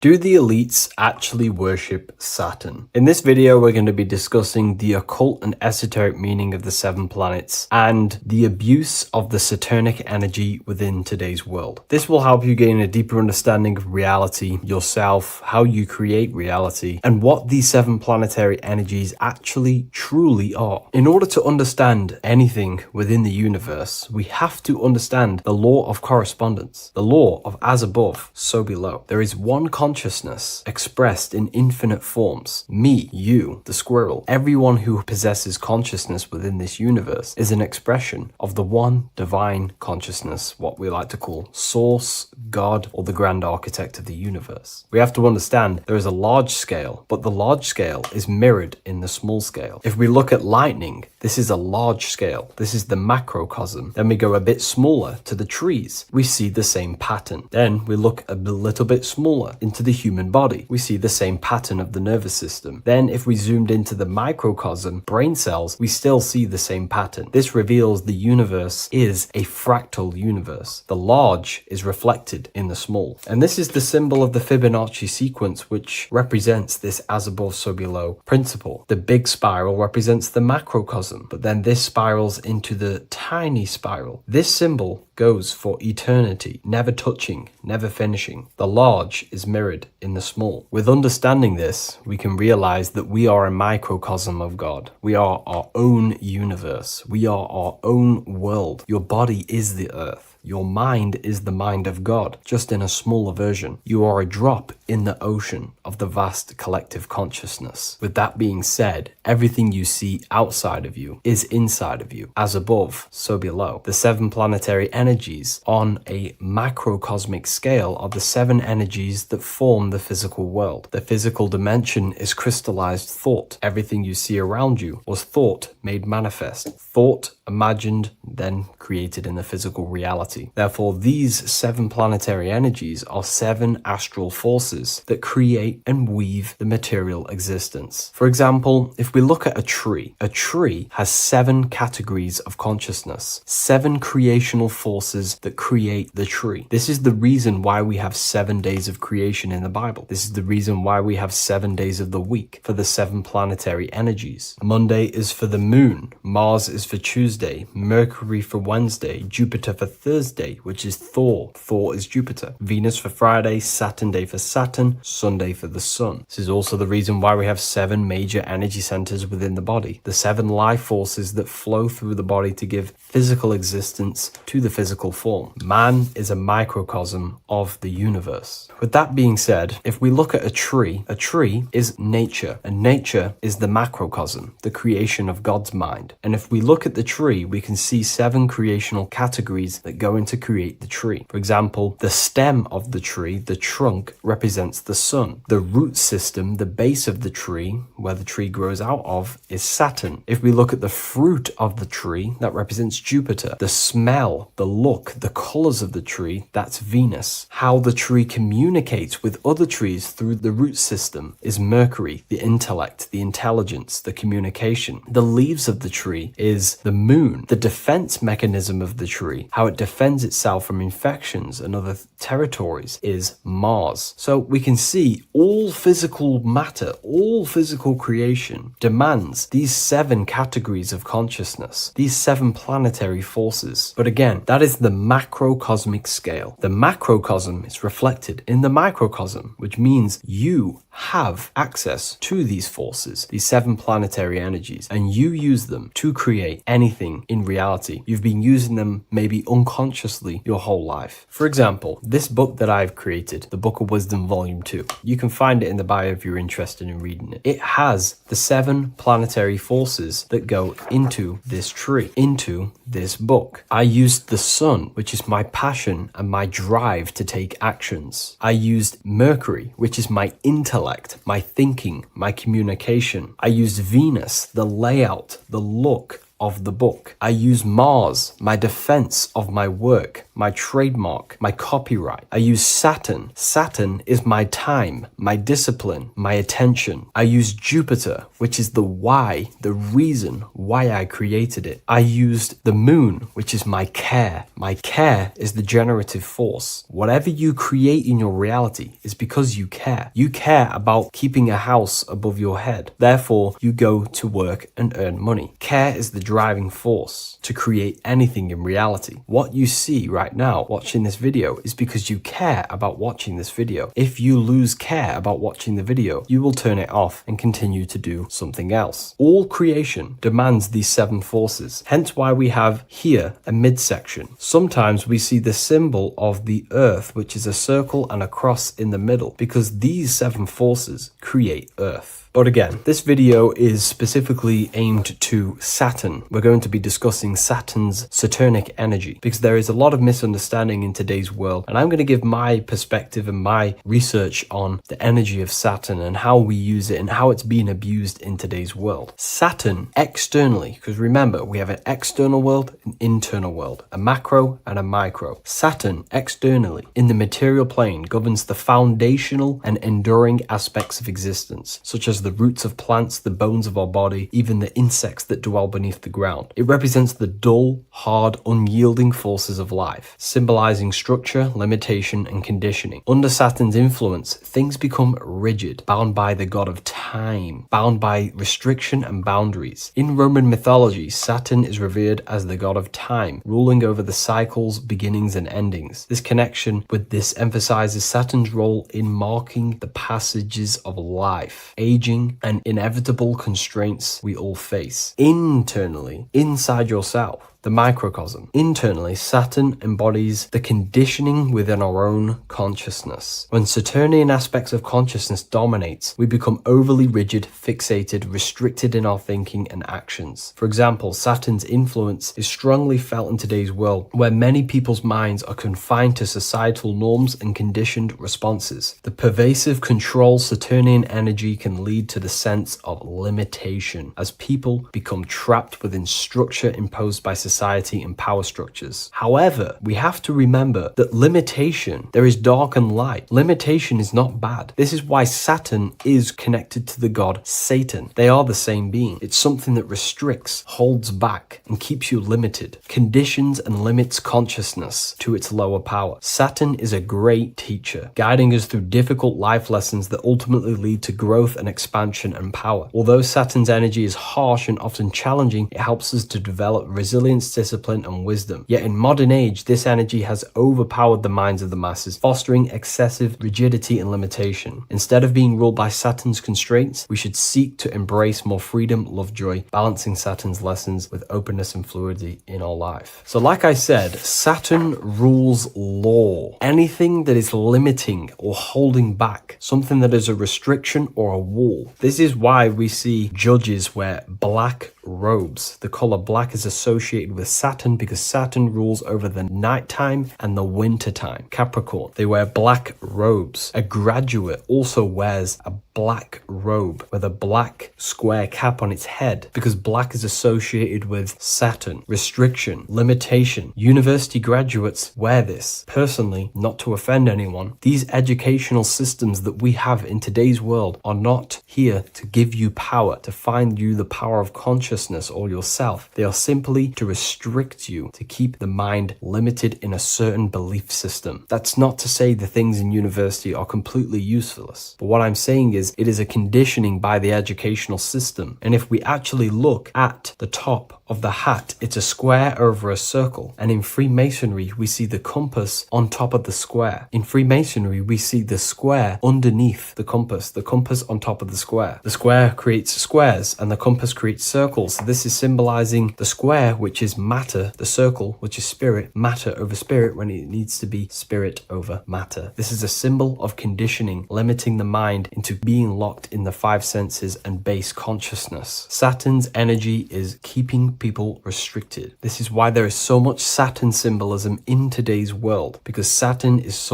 anything to do with limitation, restriction, and time. All of the systems in place are to limit our minds, to keep us on base consciousness, only thinking in a limited box, only thinking and aware of the five senses. In base consciousness, in animal nature, one only thinks according to their senses. When they have a sense, their mind thinks. This is an affect state of consciousness. They're living in the affect. We need to understand that in base consciousness, we have no true power to create. We're simply living in cycles of affect. Now, what do I mean? The physical world is the effect. It's already manifested and cannot be changed. Our consciousness needs to rise to become a cause instead of playing around and being lost in the effect, to become a co-creator. And this is what the system does not want you to do. It does not want you to become a conscious creator. So they keep you in base consciousness, not giving you the awareness that you are literally a god creating a world right now. You are a world and you are shaping the world. Our consciousness needs to be mastered, controlled, and then we can become a conscious creator instead of running around in the world of illusion and effect. As above, so below. What happens in the mind happens in reality. We do not want to be matter over spirit, which means the external world over the internal world. We need the internal world to rule over the external. Saturn symbolism can be symbolized as a black cube. The cube symbolizes this physical world because everything has 6 sides. We can move forward, backward, left, right, up, and down. We are in this cube. This is why we say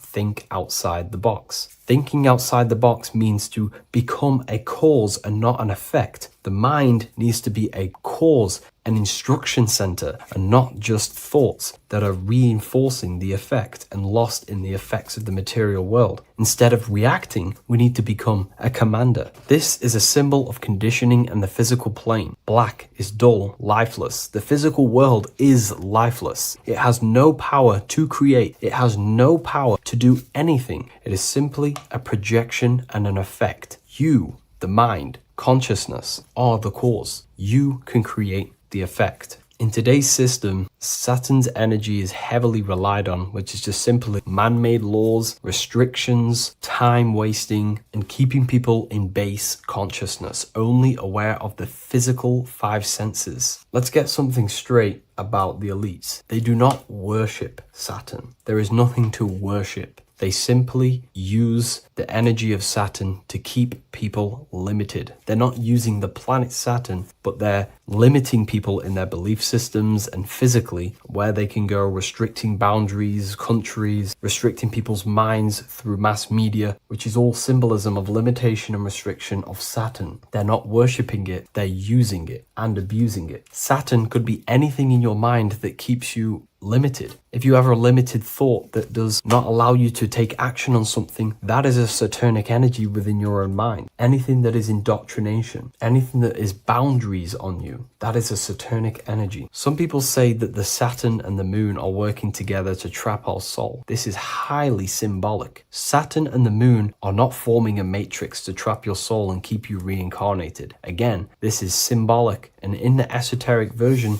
and understanding of this, we can see that they do have a relationship. The moon is our subconscious mind, and Saturn is restriction. If we have restrictions and belief systems in our subconscious mind that keep the soul locked and trapped only in these 5 bases, this 5 senses, then we will think and condition ourselves that we are only the physical body and never actually free ourselves from the material world and ascend. Saturn and the moon are not working together, but these are highly linked. By limiting the subconscious, we keep people stuck in base awareness, keeping them locked in the world of effect, never becoming a conscious creator. We have 2 spiritual currencies, time and attention. These are the 2 currencies that we spend. We spend time or pay attention. These are the 2 spiritual currencies that pretty much create our reality. And the system aims to hijack these 2 currencies from you, to limit you, to dominate you, so you do not become a conscious creator. So again, no one worships Saturn. It's simply just a symbol of limitation and restriction. Limitation has good and bad. Limitation can make us learn, overcome, become strong, disciplined, but when it's abused, it can keep people locked in base consciousness and stuck in their lower nature, never figuring out how powerful they are. You hold the power to shape a world. That's how powerful you are, to turn thoughts into physical existence. I'll see you in the next video. Please leave a like, comment,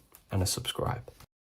Hello, everyone. Welcome to another lecture inside Ethereal University. In this lecture, you will learn about the death process and how to prepare for it, and why that preparation is so important. So let's get straight into this. You must understand, as a spiritual creature that you are, you have a visible nature and an invisible nature. You never truly die. You are an eternal soul experiencing a temporary physical world. The inner world of thought and emotion is eternal, while the outer world of matter is mortal. Everything that is seen is mortal. Everything that is unseen by the eyes is immortal. When you die, your external physical world will be stripped away, leaving only your pure consciousness in its raw form, drifting within the astral plane. So here you see your physical external body and your internal world. And your internal world is your state of consciousness. It's your state of consciousness.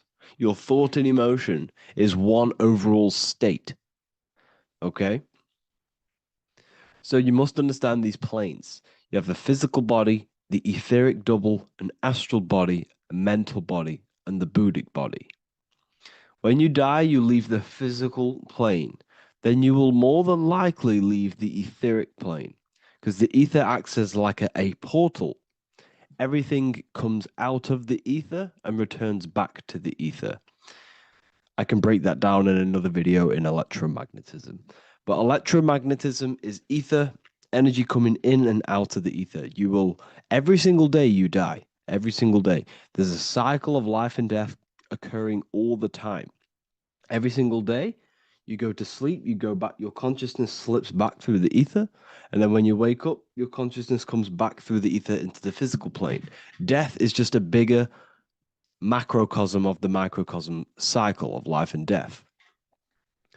So you will return back to the astral, which is the realm of imagination, infinite possibilities. And this is where thought forms start to manifest.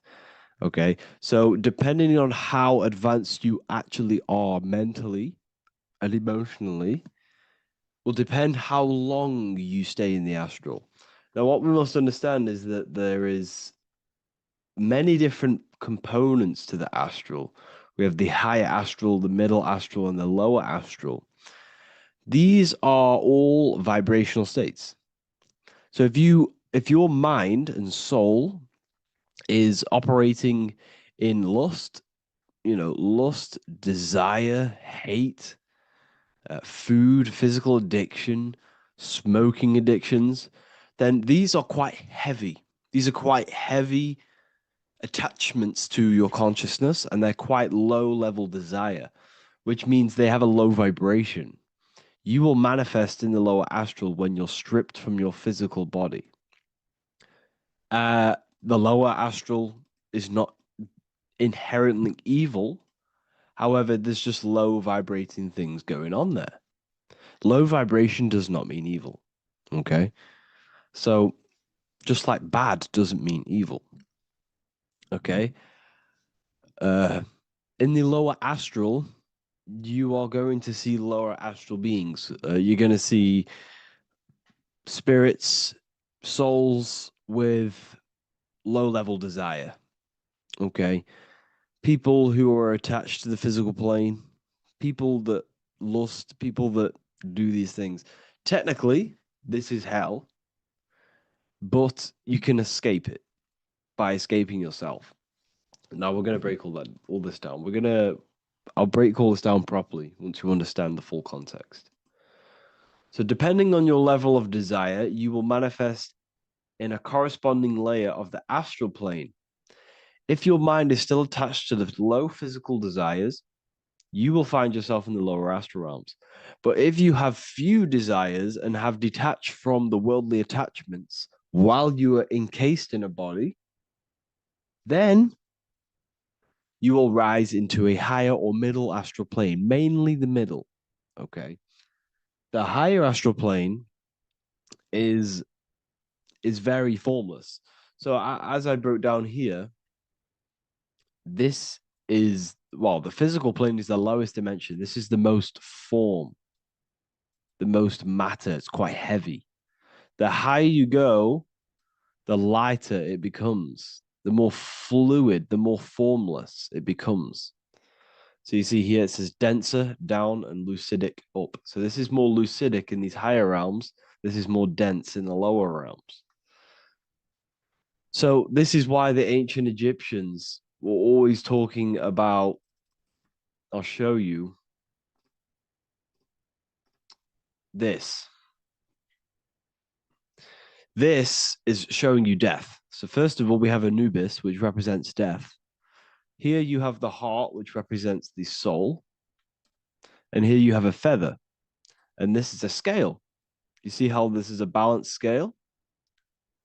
So what this is symbolizing, this represents death. This represents your heart, and this is a feather. So when you die, your heart must be as light as a feather, which means your emotions, your soul, should have no attachments to the world. It should be light. It should be detached. This is why the word light and light are the same. Light is in heavy and light is in very bright. Because when you're less attached to the things, your soul shines. You're authentic. You're light. You're very bright soul. And you have no attachments. Your light is in not heavy. So you must detach from the worldly desires. We have to detach from the smoking, the food. This is why we should fast. Smoking, this is why we should detox. We should also meditate. We should also be able to sit with ourselves for long periods of times. Okay, I'm going to break all this down properly. But that's why the Egyptians show you the symbolism here. Okay. So you're stripped of your material body. So that state of consciousness you're in right now, your inside world, if you shut your eyes, that state you're in, that is what you're going to experience when you die. Okay. And you're going to be manifested into the astral. In the physical plane, you can mask or hide almost anything. But in the spiritual realm, you cannot. The astral body, your thoughts and emotions directly shape your spiritual body, your astral body, revealing your true inner state. So your desires that you can hide in the physical plane, your emotions, your thoughts, you can't hide any of that in the spiritual plane, in the astral plane. That will directly shape who you are, your color of your astral body, and your astral body as a whole. So here we have Kim Kardashian. If you could see this lady's astral body, you would run so far that you would be horrified for the rest of your life. If you could see their spirit, their astral form, it would be horrific because their mind is so attached to, physical things, so attached to desire, money, fame, worship, power. These people do not want to die. These billionaires and millionaires will never want to die. They will do whatever they can to stay alive because they understand what when they die, they have to face themselves. They have to face their inner world. And their astral body, their true authentic self on the inside is horrible and horrific and so low vibration. So this is where it comes in. You must be as light as a feather. This is what the Egyptians are showing you in their artwork. Your soul must be as light as a feather. In order for the soul to ascend to a higher plane and not look at that physical plane and say, I want to go back or I want to desire things down there, you must detach now and prepare for death. Hell is not a place. It's your own personal suffering born from within. If your mind and soul are deeply attached to mental fixations, emotional wounds, and physical addictions tied to the material world, that pain will follow you into the astral. This is your true judgment day. You judge yourself when you die. You see your authentic self. There's no hiding. Right. Imagine right now that you that everything you cling to was stripped away. No matrix, no electricity, no food, no TikTok, no phone, no possessions, no distractions, no one else. Could you sit alone with yourself for just 1 hour? Could you sit alone with your thought and emotion? That moment of truth is what you must begin to prepare for. Could you sit alone with yourself? Can you sit alone for long periods of time and just think? And if you cannot, then you're running from your internal world. You're running from your thoughts. You're distracting yourself from your thoughts. This is what we must address. Now, don't feel bad if this is you. We've all have problems. We all have internal problems. But this is what we have to face directly in order to prepare for life after death. We must meditate for long periods of time. Not even meditation. We should be able to sit with ourselves with no distractions and just think. This is what the people of the past used to do when we had no technology. People would sit and think for hours. This is what we need. Because if you cannot sit with yourself, imagine sitting with yourself with no physical body. That's the level that's going to happen. And we need to prepare for that. The soul and mind must become as light, as weightless, as radiant as a feather to ascend to a higher plane and move beyond the physical life. To rise, they must release heaviness, attachments, burdens, fears, and desires. The lighter and brighter your inner being becomes, the more freely it can rise into a higher state of existence.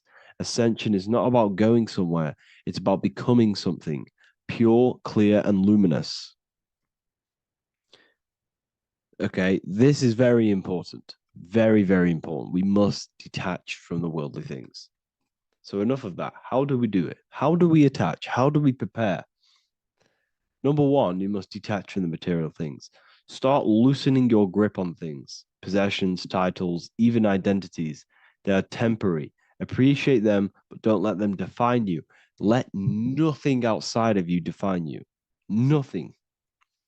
Your name is not you. Your job is not you. Your reputation is not you. Your bad past is not you. Your good past is not you.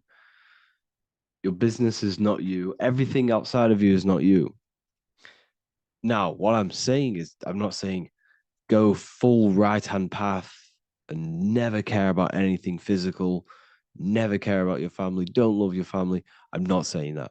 What I am saying, love these things, love these outside things, but do not become attached and do not let them define you.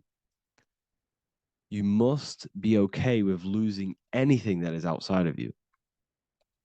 You must be okay with that because you must understand the physical plane it's promised that everything is temporary. Everything is temporary in this plane. So don't ever think it's going to be there forever because it's not. And you must remind yourself, not remind yourself, but I think about this sometimes when I start becoming a bit attached to work and stressed. I just remind myself that I'm going to, this is temporary. I'm going to leave this world one day and I'm not going to care. So you must have the balance. Okay. The balance is key. You can go down that right hand path and just fully cut off from the world like a monk and shave off your hair, disconnect from the physical world. You can do that. That's not wrong. There's different paths in life. You have the left hand path, purely physical.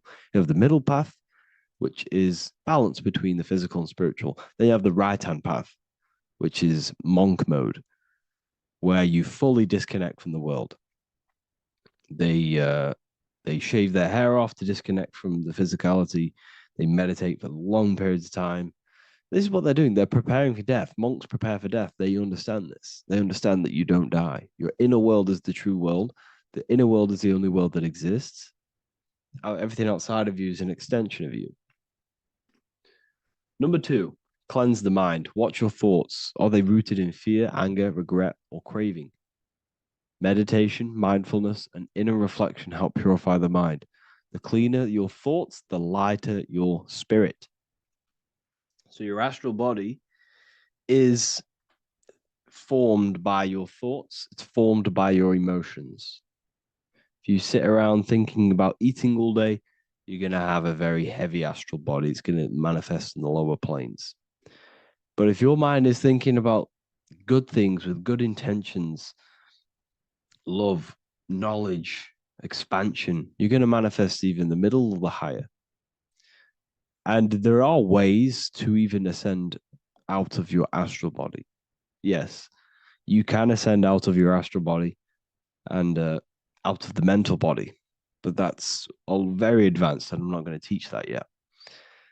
I'll make another video on that, but you can ascend from them bodies. The astral plane is not the end. You can keep ascending as a soul until you're left with just the pure essence of the soul.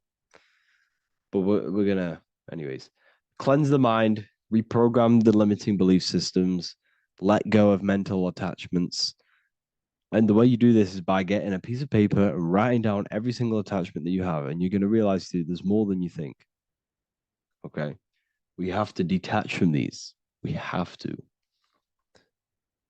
4, practice presence. Can you sit in silence with yourself? The more at ease you are with your own inner being, the less you'll feel death. The afterlife is just an extension of your inner world. It's so important. This is so, so important. Can you sit with yourself? If you cannot sit with yourself, you have some inner work to do. You have some thoughts to address, some beliefs to address, and some feelings to address. Okay, so practice sitting in the present, meditation, or just literally sit there and try and be okay with yourself. And if you can't be okay with yourself, then there's something you need to address, whether it's a belief system, whether it's an emotional trauma, or something. This is what we must reshape, refine, and let go of. Live truthfully, speak and act from your soul, not from fear or ego. The more authentic you are, the more aligned you become with your true self, which carries beyond this life. The ego is your mind's perception of itself while being incarnated in this world. It's been shaped by your experiences, your thoughts, your beliefs, and your emotions. So your ego is basically this false thought form that you've created. It's a false layer of yourself that sits on top of your true authentic self. It's basically your physical character. When you were young, you had no ego. You were pure. You had a pure consciousness. But then as you grew older, your ego started to grow, and it still is growing because it was shaped by experiences, things you've gone through, things you said, things you believe, things you think. It's created by you, by your mind. And the ego is close to the word echo. The ego is the echo. It's an echo. It's a layer. It's a false identity. It's a false layer that sits on top of your soul. And if you don't get rid of that ego, if you don't know how, well, not get rid of it, but balance it. If you don't know how to rise above that ego and you die, it's that ego that's going to be pulling down when you die. It's that ego that's going to be your suffering. Okay. 7, connect with the divine, whether through prayer, meditation, tune into something greater than yourself. The connection is the soul's compass beyond this world. If you can meditate and rise above them clouds of thought, that's the soul, that's the observer. We must connect with that. Okay, this will definitely help with just allowing yourself to connect with your true self. Meditation's great because you can just fully detach from the world. And the more you meditate, the more you can prepare for death. A powerful way to cultivate detachment is through daily detachment meditation. done either at night or in the morning or the first breath upon waking. Or do this as many times as possible per day. Start by physically grounding yourself in the present moment. Say out loud, I am here right now, nothing else matters. Let that phrase draw your awareness into the now. Just keep saying it until you're present.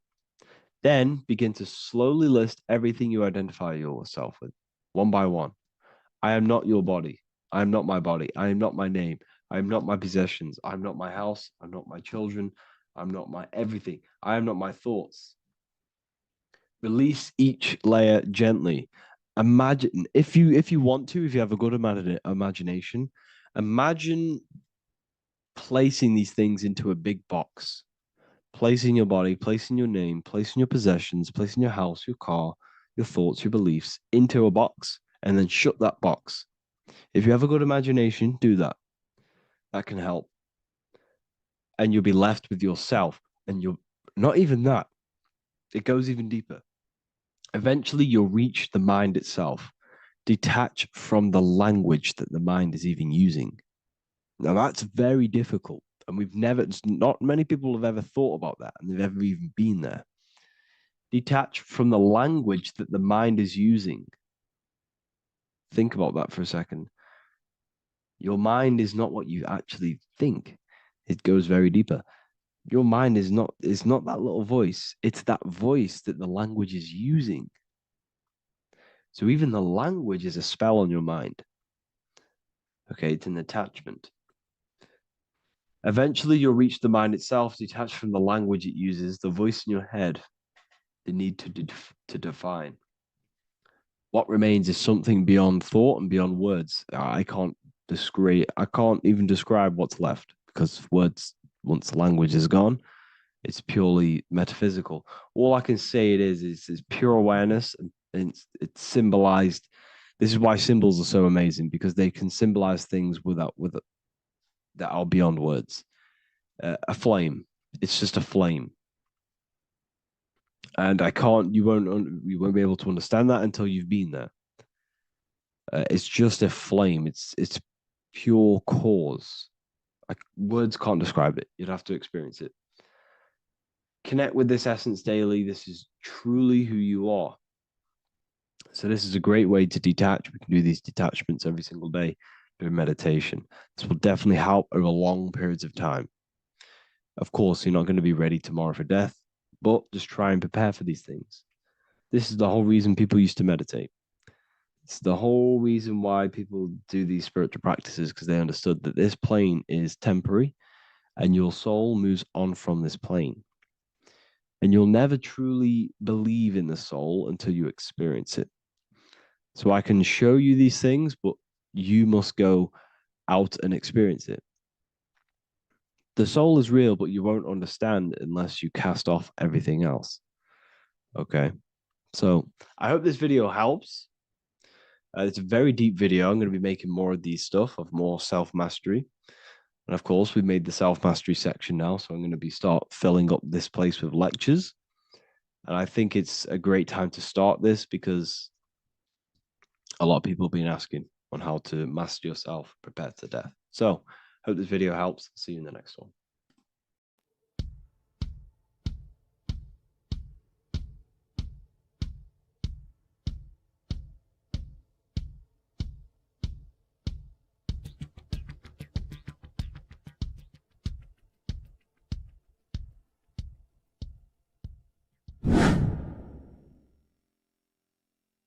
What is good, people? How are we all doing? Today we're going to be talking about the different planes of existence, the occult side of the world, the things they don't teach you in school. And of course, you can only find that on this channel, so welcome. So you need to understand is that your consciousness moves through these different planes of existence, these different states of consciousness, which make up all of you. Okay? They are all interlocked planes. They are all interpenetrated into each other. They are all one. They melt into the plane above and below. You see, each plane is a product of each plane. As above, so below. Now, the higher you go, the more fluid, the more dreamy, the less dense it becomes. The lower you go, the more denser it becomes, the more solid it becomes. The lowest plane is the physical plane, which you are obviously aware of. You are inside of the physical plane now. But while you are in this inside of this physical plane, you are indeed inside of all these other bodies which you have not awakened yet. You have to awaken these different bodies. You have these bodies. Okay? It's like a ripple effect. And the center is the most dense, the most solid. This is Earth, the heart of the ripple. And the lower you, the further you go out from the center, the more dreamy, the less fluid, the more fluid, the more less dense it gets until you're one with the all. You see? And this is what it's like. This is what this system is. It's like a ripple effect. Now, let's jump straight into the planes. First, you have the physical plane, made out of 4 elements. 5 elements. The ether is the mother of the elements. It's the womb of the elements. It's the 5th element. And it gives birth to the 4 other elements. 4 is stability. Tables have 4 legs, and this is why the ether gives birth to 4, because it's the foundation of the physical world. Fire, earth, water, air. They are not pure. Each one of the elements melts into the other one. For example, earth and water both share cold. Water and air both share wet. You see, they compose of each other. They melt, they mold into each other based off the vibrational state of the ether. That's what it is. The 4 elements are the vibrational states of the ether. Okay? So you have the 4 physical elements making this, physical world. It's the lowest world. It's the world of effect. This world, whatever you see, whatever you experience, it's the effect. You can't change anything by manipulating this world. You got to manipulate the higher worlds to affect this world, you see? As above, so below. This is the lowest plane.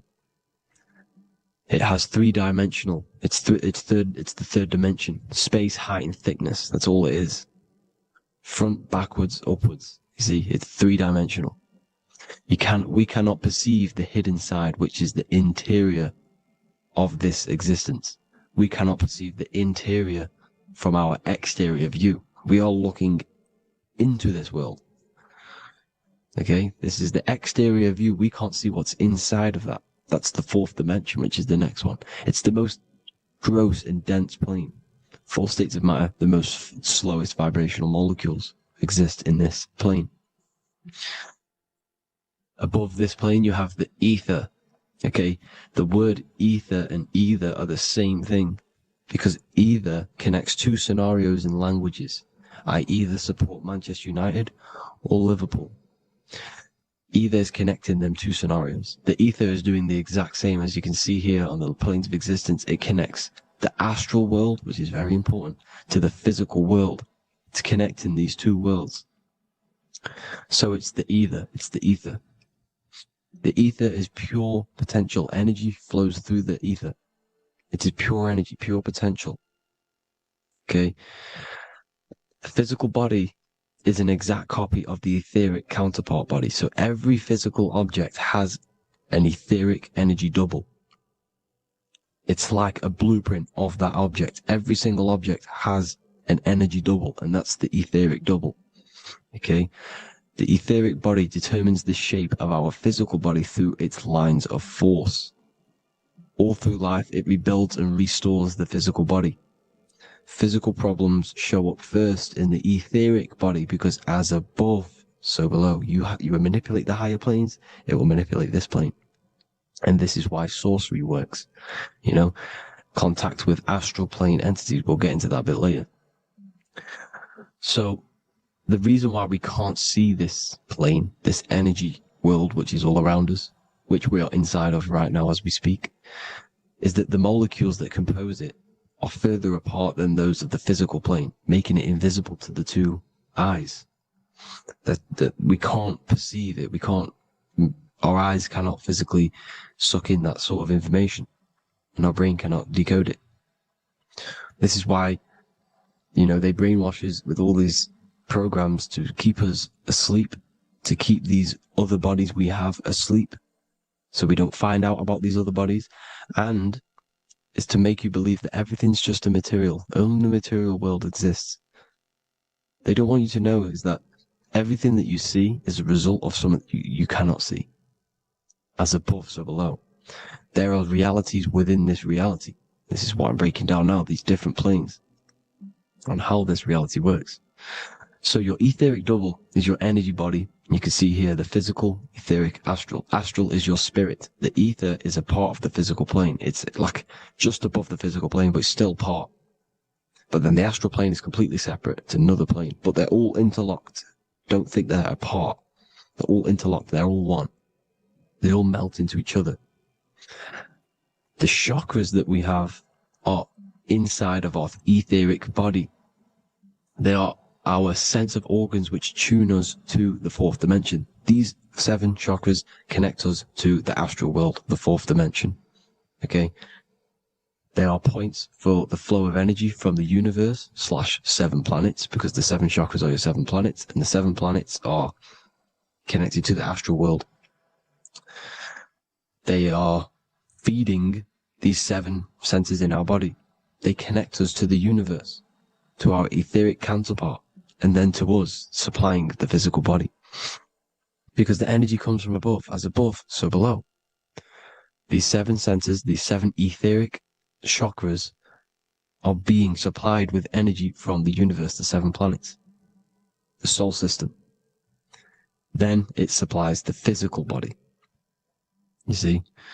So the ether is very important, and this is, that the ancients understood the science of the ether, and they could, harness free electricity from it, because it's all around us. The ether is all around us, and this is what they were doing. They were harnessing free energy using the ether.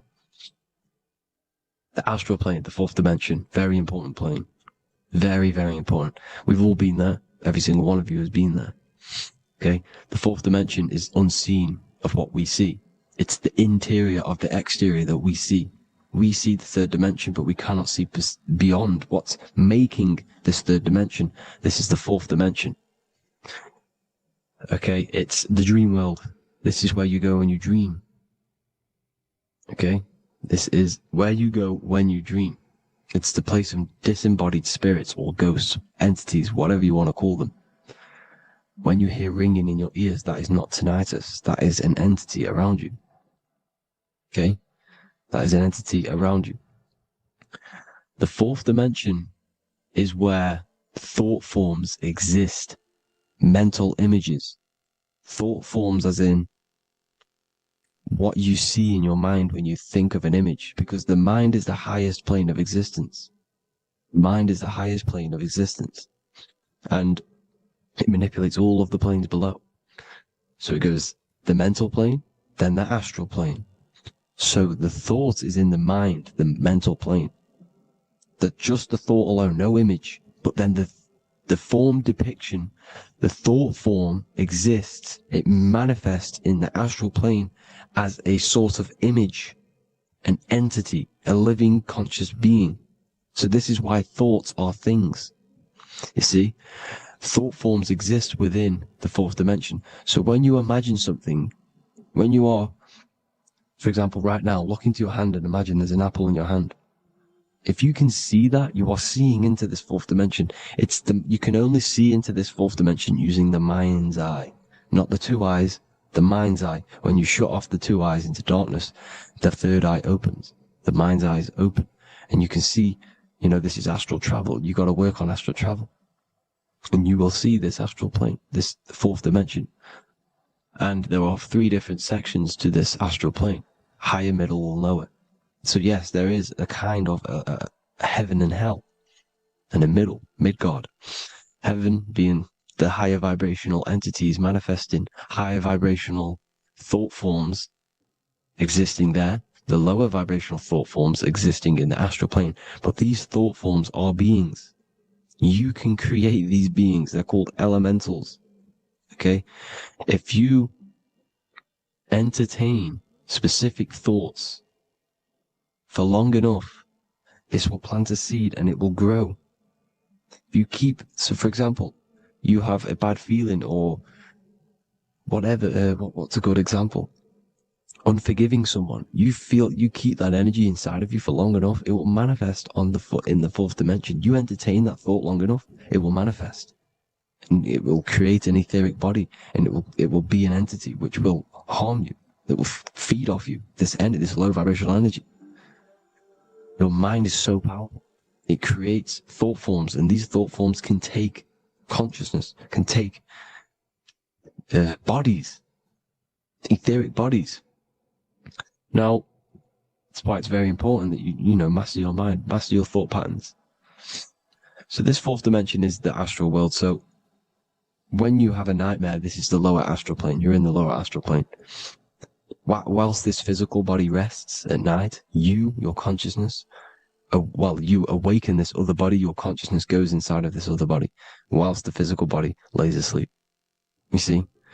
So it's all inside of you. This is what you need to understand. You just haven't awakened these bodies yet. You can awaken them. You just got to awaken them. Okay? The next is the mental plane. This is the mind, the source, pure cause, pure motion, the most less dense, the most fluid. No form. There's no form to the mind. Astral plane is the first plane where a form takes existence, pretty much. The mental world has no form. It's pure mind, pure intelligence. Thoughts alone exist here without any images or manifestation. The most fluid, the most dreamy, the most causal plane. All of the rest take the effects of this plane. That's why it's mind over matter. Your thoughts they create vibrations. Each vibration is vibrating on a specific frequency, which creates mental images, creates effects down here on this physical plane. This is why it's so important to master your mind. Master what you think. Master your mind. It's the hardest thing to master. You could conquer the world, but it's probably harder to conquer your own mind than to conquer the whole world. I can promise you that, because the mind can play tricks on you. You got to listen to that inner guide within you that will constantly manifest the good things. So anyways, people, hope you learned a lot from this. Please work on trying to activate these other bodies. I will maybe do another video on trying to activate these bodies if you wish. Please comment down below if you would like to see that. And have an amazing day. Please like, subscribe, comment down below any video ideas you want me to do, any information you want me to spit. Thank you all. Have an amazing day.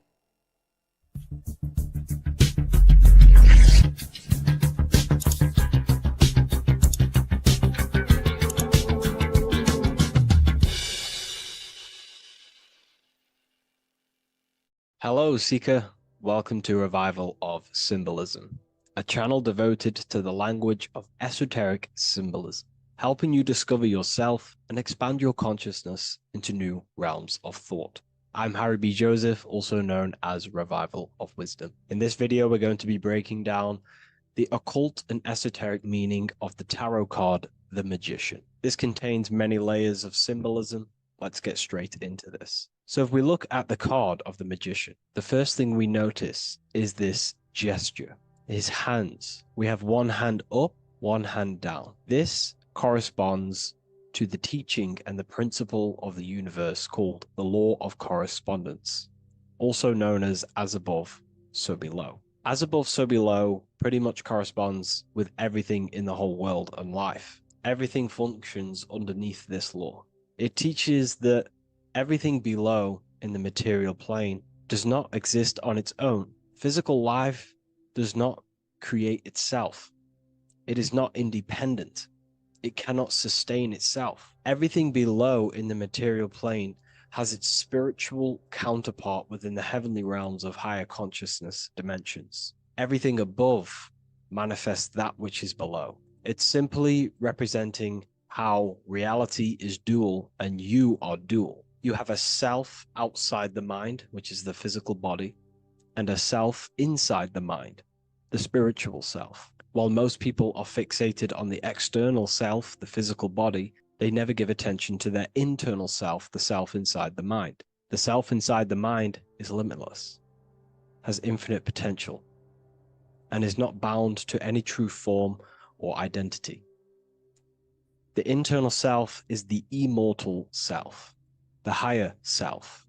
It is the self that can turn anything, any thought, into a form within the realm of imagination. This is what we call the astral plane.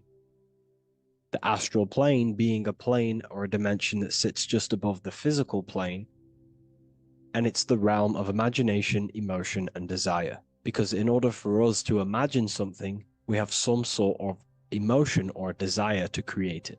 Therefore, it is the astral energy, the desire and the imagination of something above in the higher realms and dimensions of consciousness that make it possible and physically created within the material realm. It is the astral forces of desire manifesting the actions of the physical body, because the physical body only moves to what we care about or we have a passion or desire. These forces, what we call passion and desire, are not just chemical reactions in your body. They are astral forces directly coming from your astral body. We think with thought. This is the beginning of all creation. We think, we imagine, we desire, then we act. It is the higher realms first, then the external realm, the material. Higher dimensions over the lower dimensions. This fits in perfect with the magician, because a magician is not someone, like Harry Potter shows you with wands casting spells.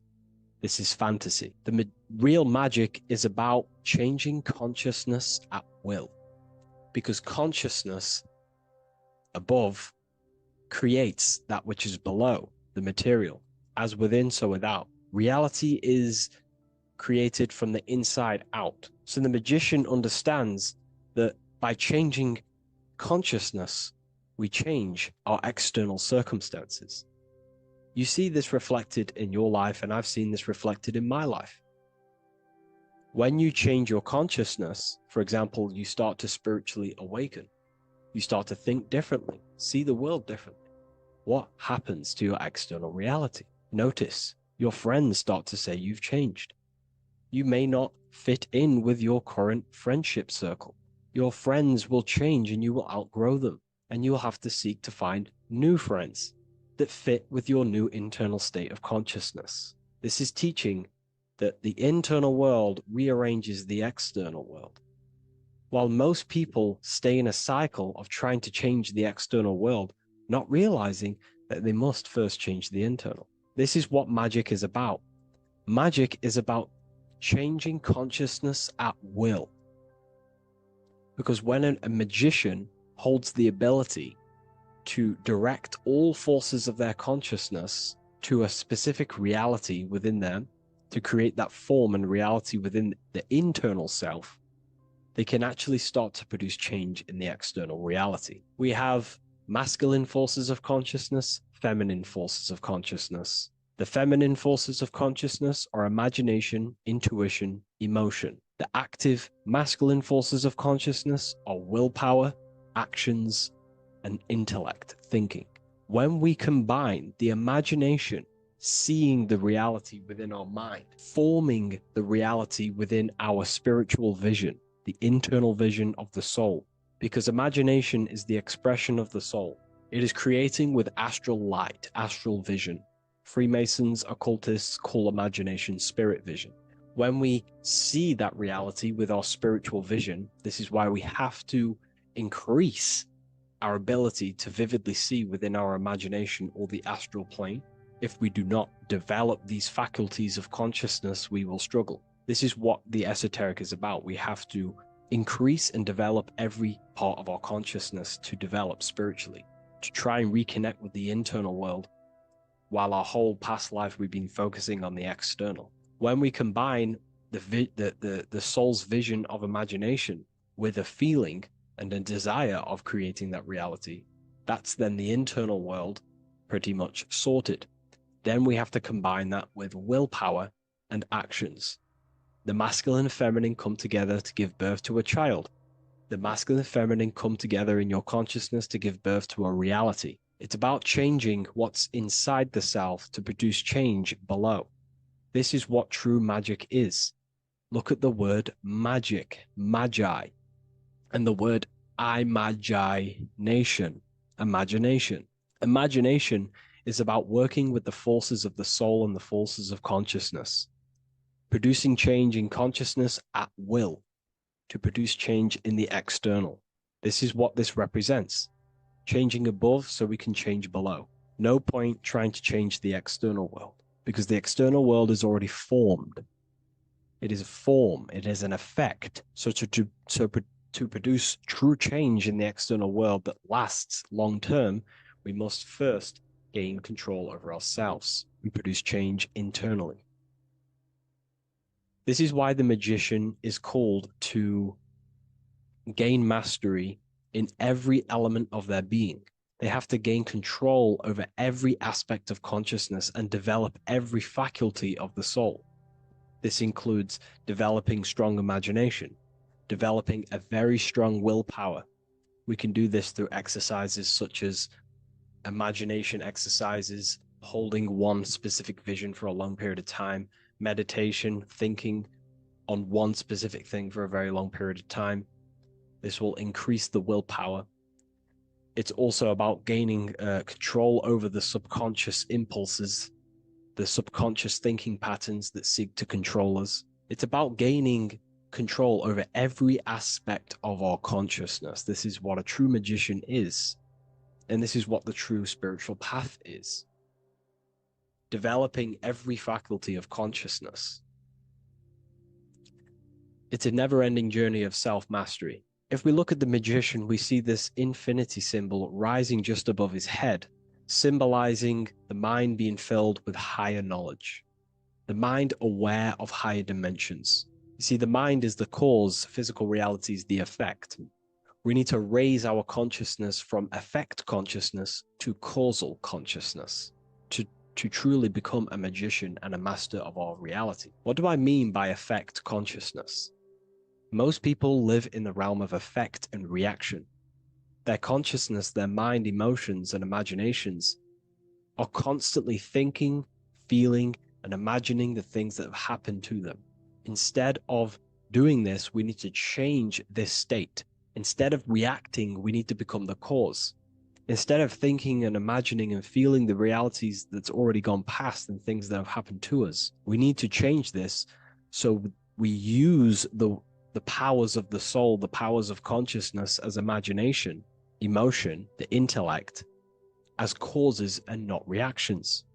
This is how we truly become a magician and apply this principle of as above, so below.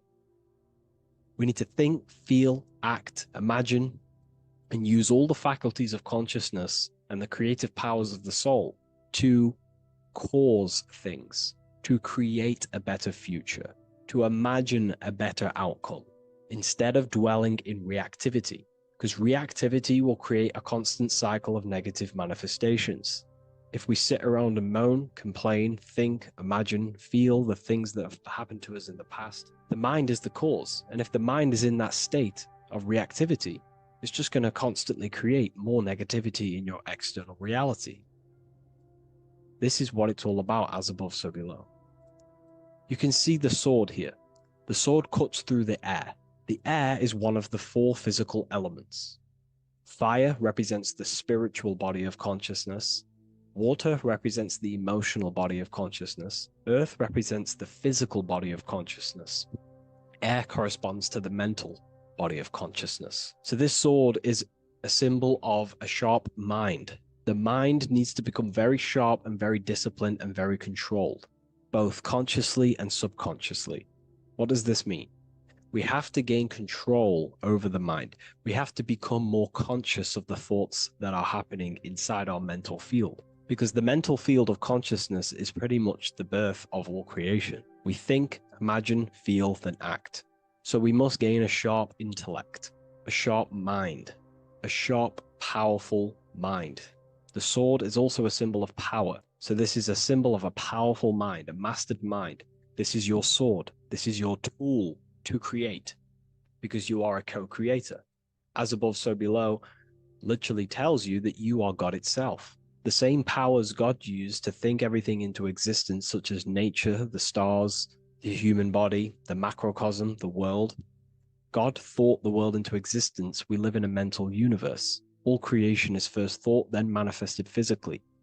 The same powers of thought God used to create the world is the same power that you use to create your world. You are cut of the same fabric of God. You are a microcosm, as above, so below. God is the macro, you are the micro. What is the wand? The wand is not real. This is not a real wand you cast spells with, but a symbol. The symbol of the wand represents direction of consciousness, willpower, and attention. We have two spiritual currencies which pretty much create our experience and reality: time and attention. That's why we say we spend time and I pay attention. These are your currencies. These are how you create and generate reality. Moving on to Jesus and Satan, we see there's an exact same symbolism within the ancient paintings. Jesus pointing up, Satan pointing down. Satan is the egoic force within one's consciousness. He is a symbol. Satan is not a real identity or being or entity. He is a symbol of a personality and a force within one's consciousness. Satan represents the negative forces of the ego that tells you to do things that is wrong. In your heart, you know what is morally right and wrong. Let's say you're thinking, you get a random thought of stealing an old lady's purse. You, in your heart, know that is wrong. But Satan is the force inside of you that says, do it anyway. Don't listen to the heart. Get the personal gain. I want the money. That's Satan. Jesus is the higher mind, the aspect of our consciousness that dwells above the ego. It's the part of our heart that desires the spiritual. Our heart is the generator of our reality. And whatever we desire is what we generate. You only take action and generate your life on what you care about or what you feel. If someone's talking about something you don't care about, you say, oh, I don't care about that. But if you care, you will listen. If you care about something, you take action towards it. If your heart desires the material, you have been taken over by the egoic force of Satan. Not a real entity, a part of your consciousness, a part of your nature, the dark side of yourself. Jesus represents a heart that desires the spiritual wisdom, the things that cannot be seen. The heart must desire the things that can't be seen, because this is what gives true satisfaction to ourselves. We feel void when we chase material things because nothing material can satisfy our hearts. So this is as above, so below. Jesus is the higher mind. Satan is the lower mind. We must place our hearts on the higher things and give our hearts and desires to knowledge, the things that we cannot see, because this is what gives us true fulfillment. We also see this symbolism in the Baphomet. As above, so below. The material realm below and the fire up here. The fire symbolizes spirit. The spiritual made manifest in the physical. This is all the same symbolism. It corresponds to everything. You can use as above, so below to determine truth. If someone tells you something, tries to make you believe it, and it does not correspond with the law of correspondence, then you know it's a lie. You can use as above, so below to manifest things. You can use as above, so below to see the world as a reflection of God. We are in God's kingdom. This is God's world, and you are creating in the world through the same powers of God, thought. You are a small version of God, co-creating a world and reality in earth. You yourself are an earth. Your body's the earth. Your consciousness is God and heaven. So I hope this video helps. The occult goes deeper than you could possibly imagine. If you wish to go even deeper, join our community, Ethereal University. Please leave a like, share, comment on this video for more. You are not breathing correctly. 98% of people only use a third of their lungs capacity, which is shallow breathing, which ages you, lowers your brain capacity, and also lowers your state of consciousness. So it's essential that you breathe consciously on a day-to-day basis, because this is what truly elevates your consciousness. I am going to give you the key for you to raise your consciousness just through breathing alone. Such a simple thing, but yet the most effective way for raising your state of consciousness and becoming more spiritually and mentally advanced. So tune in for this video and I'm going to show you exactly how to do it and the symbolism behind breathing. Air is more than just air. It carries electromagnetic energy. So now I'm going to give you the science behind this spiritual truth. This invisible force is what sustains all physical life, providing the life force energy essential for existence. Electromagnetism. Everything is fed off electromagnetism. Your body is an electromagnetic battery. Now, we can prove that air carries electromagnetism just by doing a simple test, a simple scientific experiment, by getting liquid oxygen and pouring it between a north and south magnetic pole, two polar opposite magnets. We see that the liquid does not fall straight through it. It is sucked, it is magnetically attracted to these two opposing forces, opposing magnets. This is proof that air, liquid oxygen carries electromagnetism. When you are breathing electromagnetism, the essential life force behind all living beings. This is known as energy or prana, chi, ether, or spirit. This is all the same thing. Air is not just empty space, it is energy, it is prana, it is life force, it is spirit, it is ether, chi, prana. You are an electromagnetic being. Your consciousness is in direct correlation with your electromagnetic aura or biofield around your body.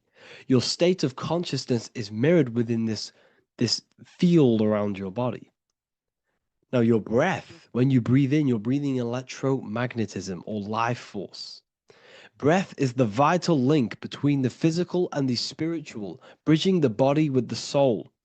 Through breath, we connect with both tangible world and deeper, the unseen realms of energy and consciousness. Breathing deeply and properly elevates our consciousness, enhancing the brain's functions, heightening the sensitivity of our five senses. It also brings a profound calmness to the mind, creating a state of clarity and inner peace. Like I said earlier, breathing properly is the fastest way to elevate your consciousness.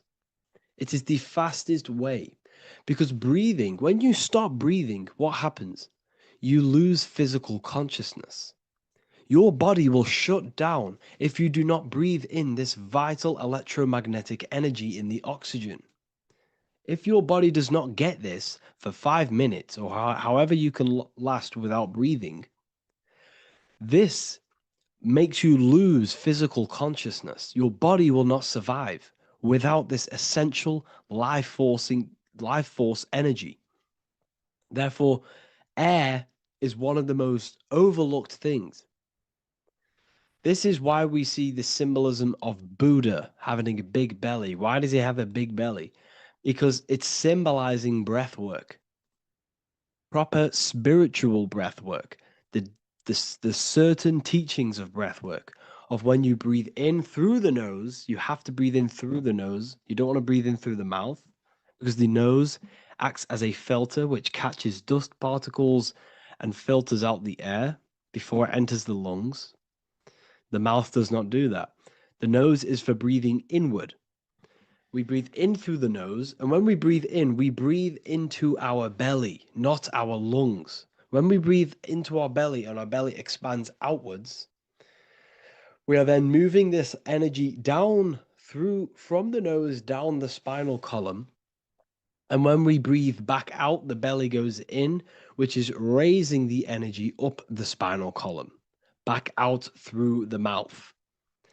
This is the true way of breathing, because when we breathe, we are moving energy. We are moving electromagnetic energy.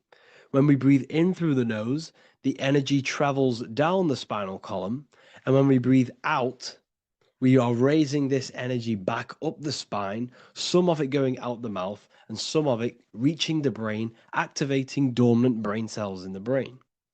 But when we breathe, we need to make sure we are using 100% of our lungs' capacity, because the lungs is what transforms this special energy into consciousness, physical consciousness.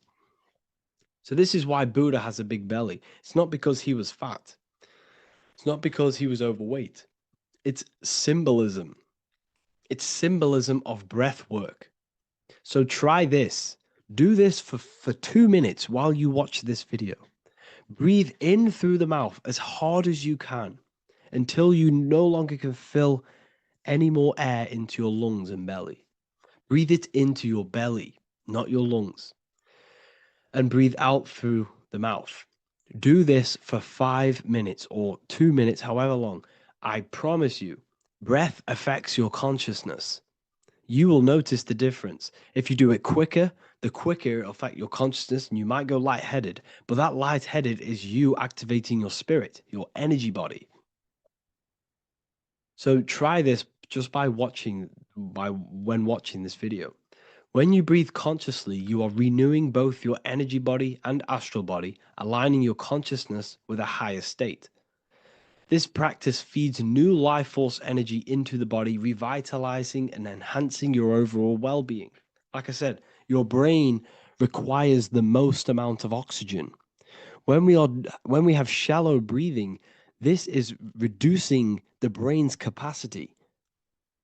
Because when we are not breathing properly, which 98% of people are only using a third of their lungs capacity, we are essentially only using a third of our consciousness, because your breath is directly correlated to your consciousness, your state of consciousness.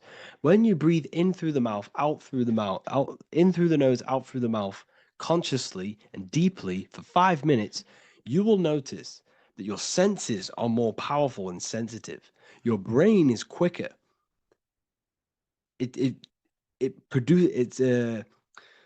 What's the word? It processes information quicker. You become quicker. You become a superhuman, and you feel more spiritual because it activates your spirit, your astral and energy body. So when we meditate, it's definitely important to breathe in through the nose and out through the mouth as deeply as possible to align with a higher state of consciousness. And this is the easiest way to separate your consciousness from the body. When you breathe in deeply for long periods of time, while meditating, while taking no thought, when no thought is present and you gain a rhythm of deep breathing, this is the gateway. This is the gateway to opening your consciousness. Because when you stop thinking, other aspects of your consciousness can open up. All of our lives we've been thinking, which is blocked off the higher states of consciousness. So breathing is very, very important. It affects our overall well-being. And this is Yahweh, the in and the out of breathing. When we breathe in, this is Yah. You can hear it. It sounds like Yah. And when we breathe out, that is Way. This is the name of God, apparently. But God is within you. You can connect with God. You can connect with source consciousness within you by breathing, by raising your state of consciousness through breathing and meditation. This is why the Bible tells you the Spirit of God has made me, and the breath of the Almighty gives me life. You are consciousness. You are God. You're an extension of God's consciousness. Job 27:3. As long as my breath is in me and the Spirit of God is in my nostrils. The Spirit of God is through breath. John 20:22.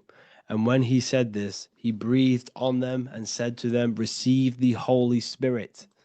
The word spirit means breath.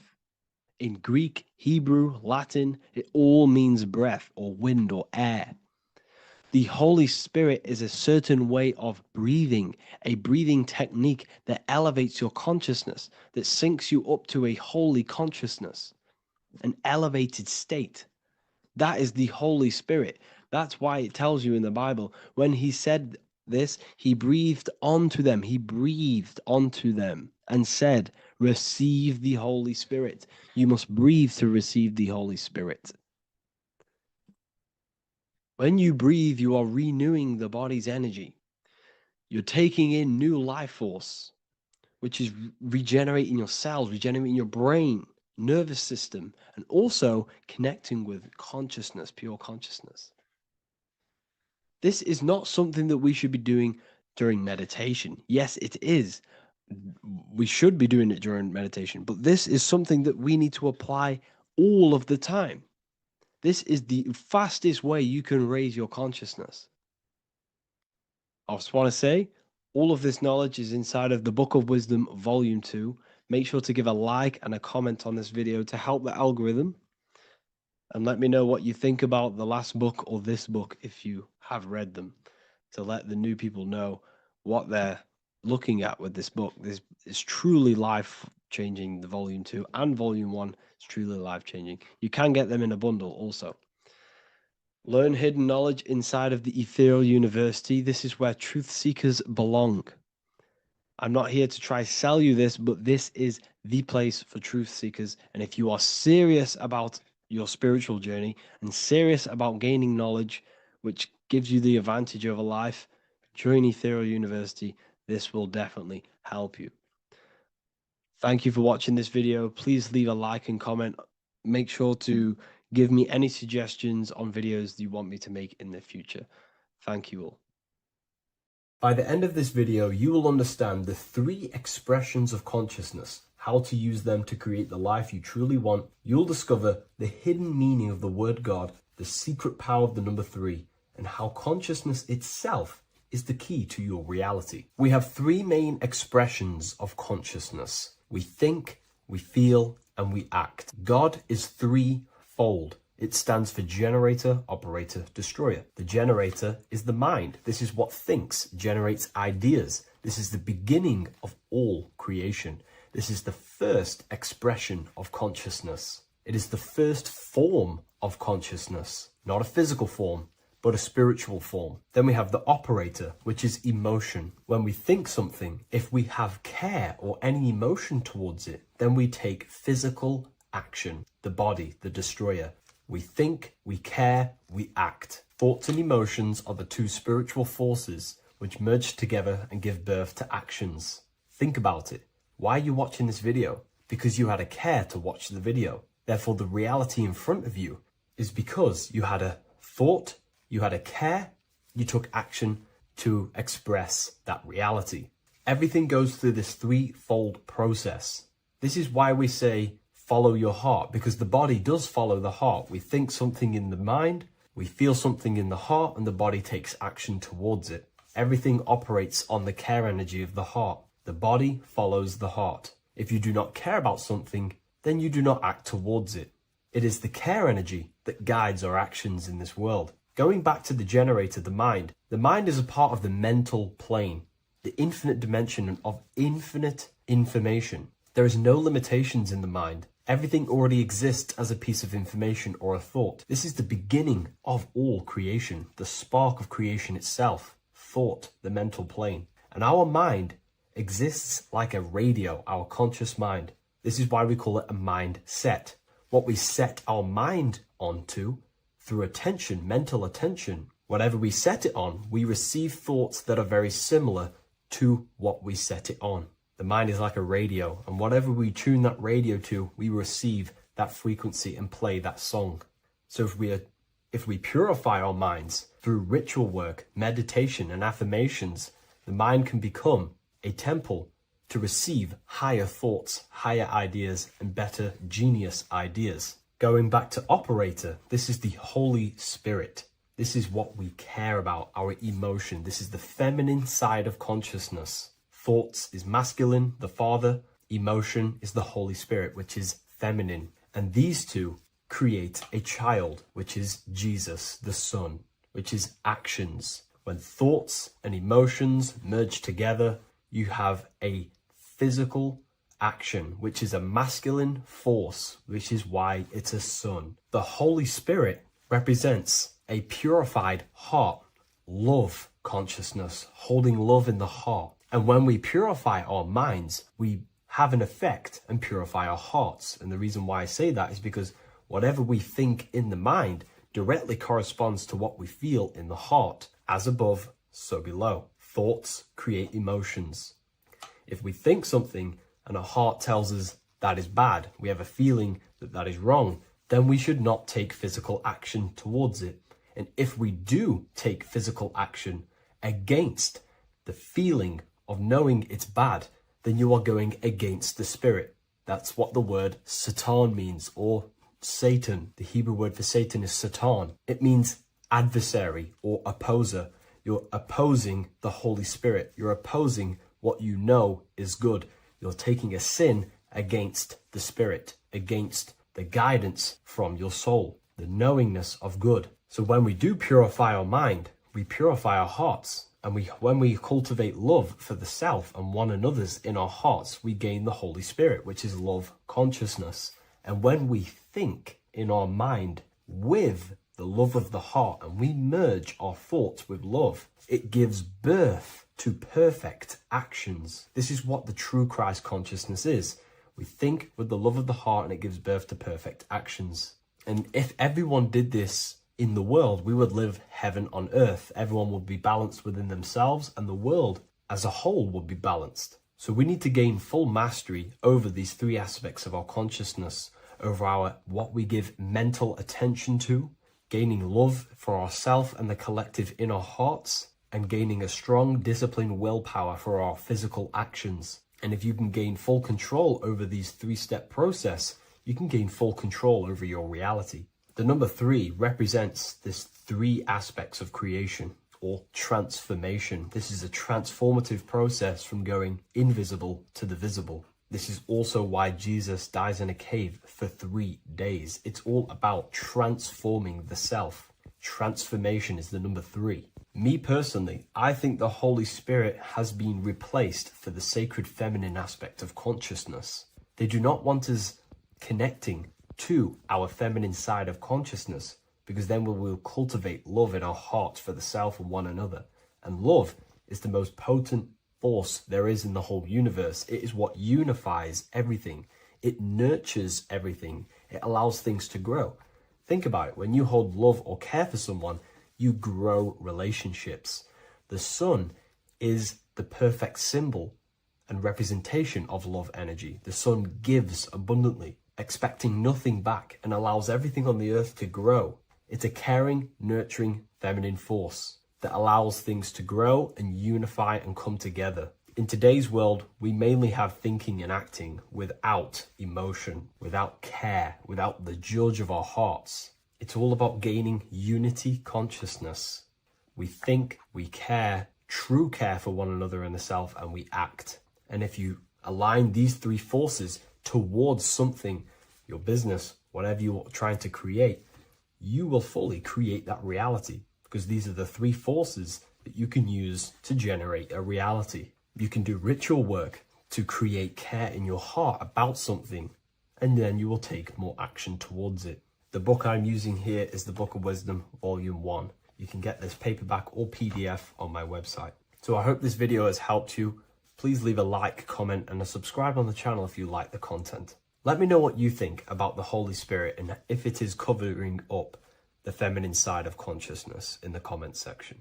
There is a secret meaning behind the number 666. 666 is 3 sixes. The number 3 in occult and esoteric numerology represents the 3 aspects of human consciousness. We see this symbolism in the all-seeing eye with the light and the triangle. The triangle is the number 3. The eye represents consciousness, observation, and the light represents the light of consciousness, because consciousness is pure light. The 3 aspects of our consciousness is thoughts, emotions, and actions. Every thought creates a feeling, and the feeling creates the action. All physical manifestation is driven from these 3 aspects of our consciousness. All physical manifestation comes from thought. Every object you see around you, this screen, the phone you're on, the laptop you're using, or the iPad, was a thought in the invisible realms of consciousness. Then it was brought into physicality through feeling and action. This is because man is made in the image and likeness of God, We are all mini creators. We are all extensions of God's creative consciousness. Therefore, the number 666 represents 3 sixes. 3 is thoughts, emotions, actions. The number 6 represents the cube because cubes have 6 sides. This material world that we experience, everything has 6 sides. Everything's created by cubes. We can move forward, we can move backwards, we can move left, right, up and down. This is the cube that we are stuck in. Therefore, 666 represents our 3 aspects of our consciousness, thoughts, emotions, actions, all contributing towards our physical self, material world, material pleasures, completely cutting ourselves off from our spiritual, true, divine self, which means 666 is representing a state of consciousness. A state of consciousness where we only operate from a place of material needs and survival things. As humans, we possess a physical material body in the physical material external world, but we also possess an invisible inner world, which is what we call spirit. When we disconnect ourselves from our inner world, we become lost in this materialistic way of thinking and acting, which can lead to no life purpose, a feeling of emptiness and voidness in our hearts. Humans possess the ability to transcend our animal instinctual natures and turn to the divine mind, to the spiritual inner world. It is our inner world that is projecting our outer world. The outer world is just an effect of our inner state of consciousness. It's important as we go through this human life to not lose ourselves and look for our validations outside of ourselves. The external world is simply just a mirror, mirroring with mathematical precision what happens inside our consciousness. When we change our inner world, we produce effect in the outer world. To get back on track about this number, this represents when we are lost in our material self and we are completely cut off from our true divine self. The devil is always having goat horns, which represents a ground animal. This is the lower animal self of man. He's always red. The frequency of red is the lowest vibrational color, and it also represents the root chakra. This is all to do with survival mode and our physical needs and physical self. Red represents chaotic and intense emotions like hatred and anger. This is why the devil is always red, because it represents anger and an uncontrolled state of emotion and consciousness. You see, we've been taught in the church and all through religion indoctrinations that the devil is an external deity which influences humans. And in fact, this is nothing but a metaphorical story. The devil is a character which represents an aspect of the human mind, the lower aspect of the human mind, a facet of our own consciousness and psyche. The voice that we have in our head that tells us to do these negative things is not an external deity pushing us to do something bad. This is an aspect of our own mind. Jesus and Satan are just 2 characters which represent the 2 voices that we have in our own consciousness. In fact, the word devil was never present in the early Gospels. Instead, what was mentioned was a spirit of evil. A term spirit of evil was not meant to denote a specific deity or being, but rather any force of negativity, whether it manifests as a destructive thought, emotion, or action. The spirit of evil represents the darker sides of our mind, the part that leads us astray and brings forth negativity in our lives. The reason why they want you to believe in a devil is because they don't want you taking responsibility for your creations. They don't want you to realize that the external world is truly a mirror of your inner state of consciousness. Instead, when something bad happens in your life, you blame it on some external devil or Satan who tempted you. Everything is your creation in your life. When you realize this, you take full control and you begin to reshape your external world by changing your inner state of consciousness. What if I told you that you are under a spell and this spell is controlling you in every aspect of your life and you don't even realize it? Spells are not what you've been taught. They're not fantasy magic wands that are casted over you. No, no, no. Spells are much, much deeper. A spell is a belief system that is installed into your subconscious mind, which holds power over you. Okay? If I install a belief into your mind and that belief holds power over you and controls you, that is you under my spell. A spell is a belief that someone has installed into you. Okay? You have a subconscious mind. The subconscious holds power over 90% of your daily basis behavior, thought patterns, and overall emotional state. Because the subconscious is the back end of our mind, the mind that we don't really have access to. It's the shadow self where all of our programs, all of our memories, all of our traumas, all of our everything that we've ever experienced is recorded and kept in this vast database called the subconscious. Now, the subconscious is the 90% of our mind. We are only aware of 10% of our mind, which is the conscious mind, which is what you're using now, what you're consciously aware of. But there is a subconscious mind that holds power over your conscious decisions, and you don't even realize it. For example, as a child, you had a very, very traumatic event happen.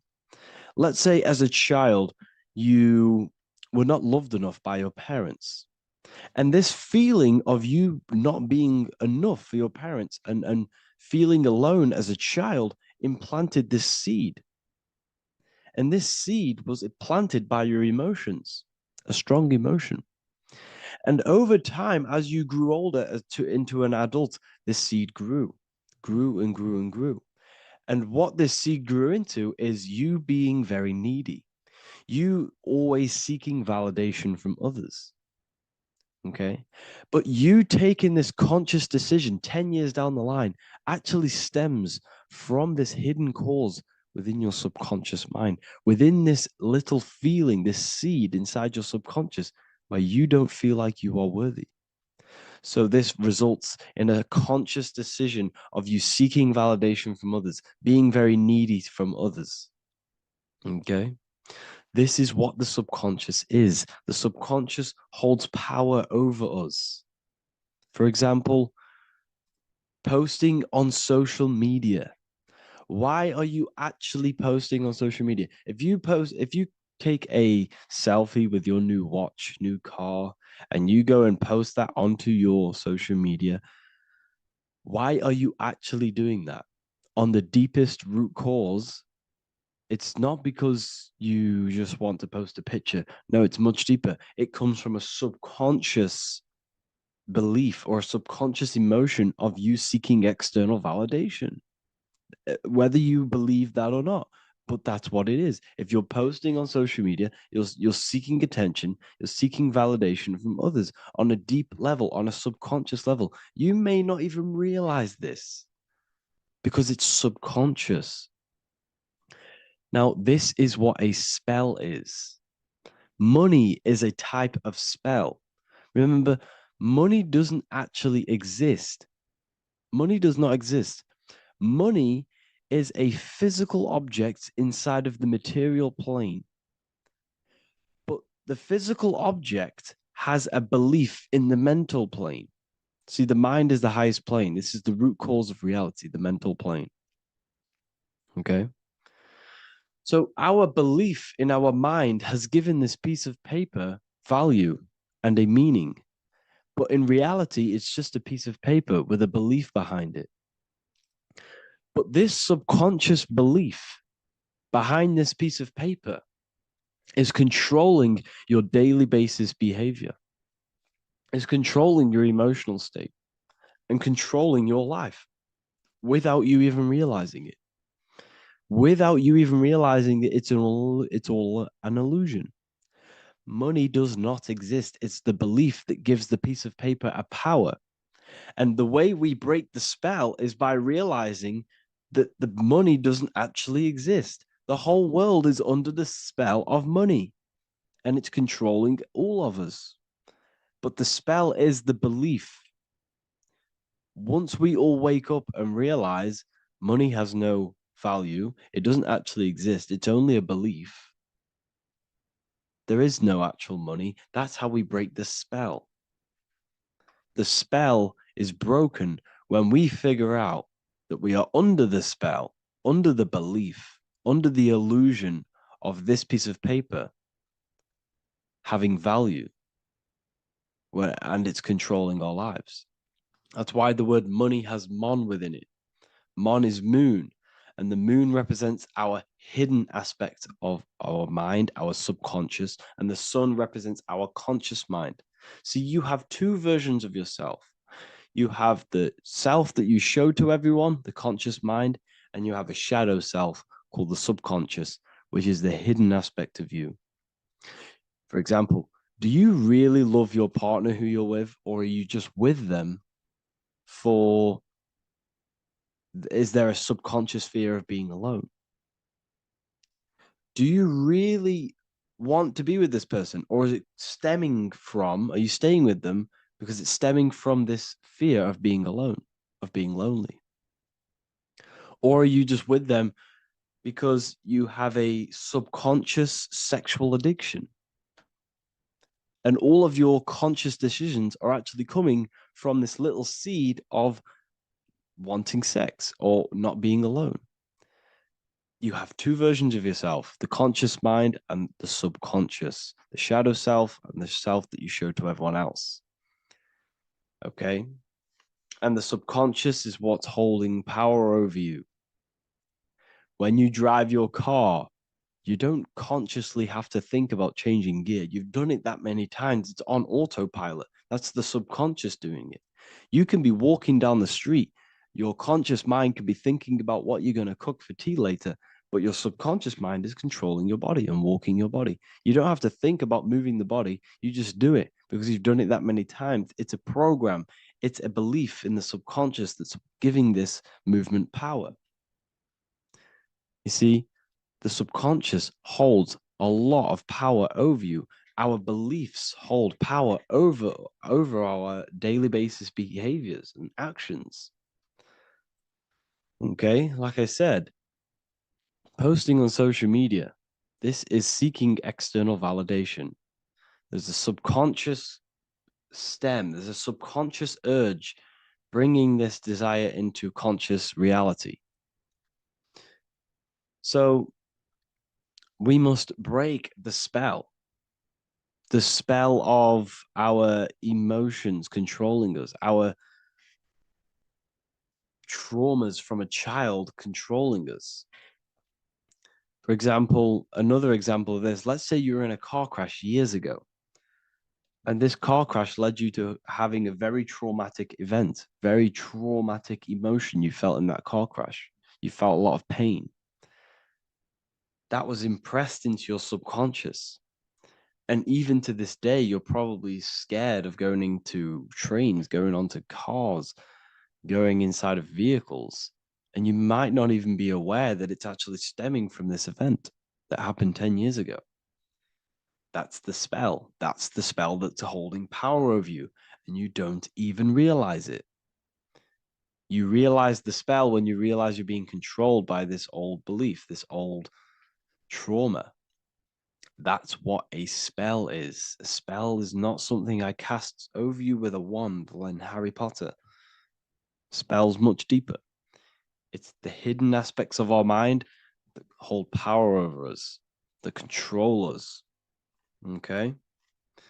So how do we get rid of the spell? How do we break the spell?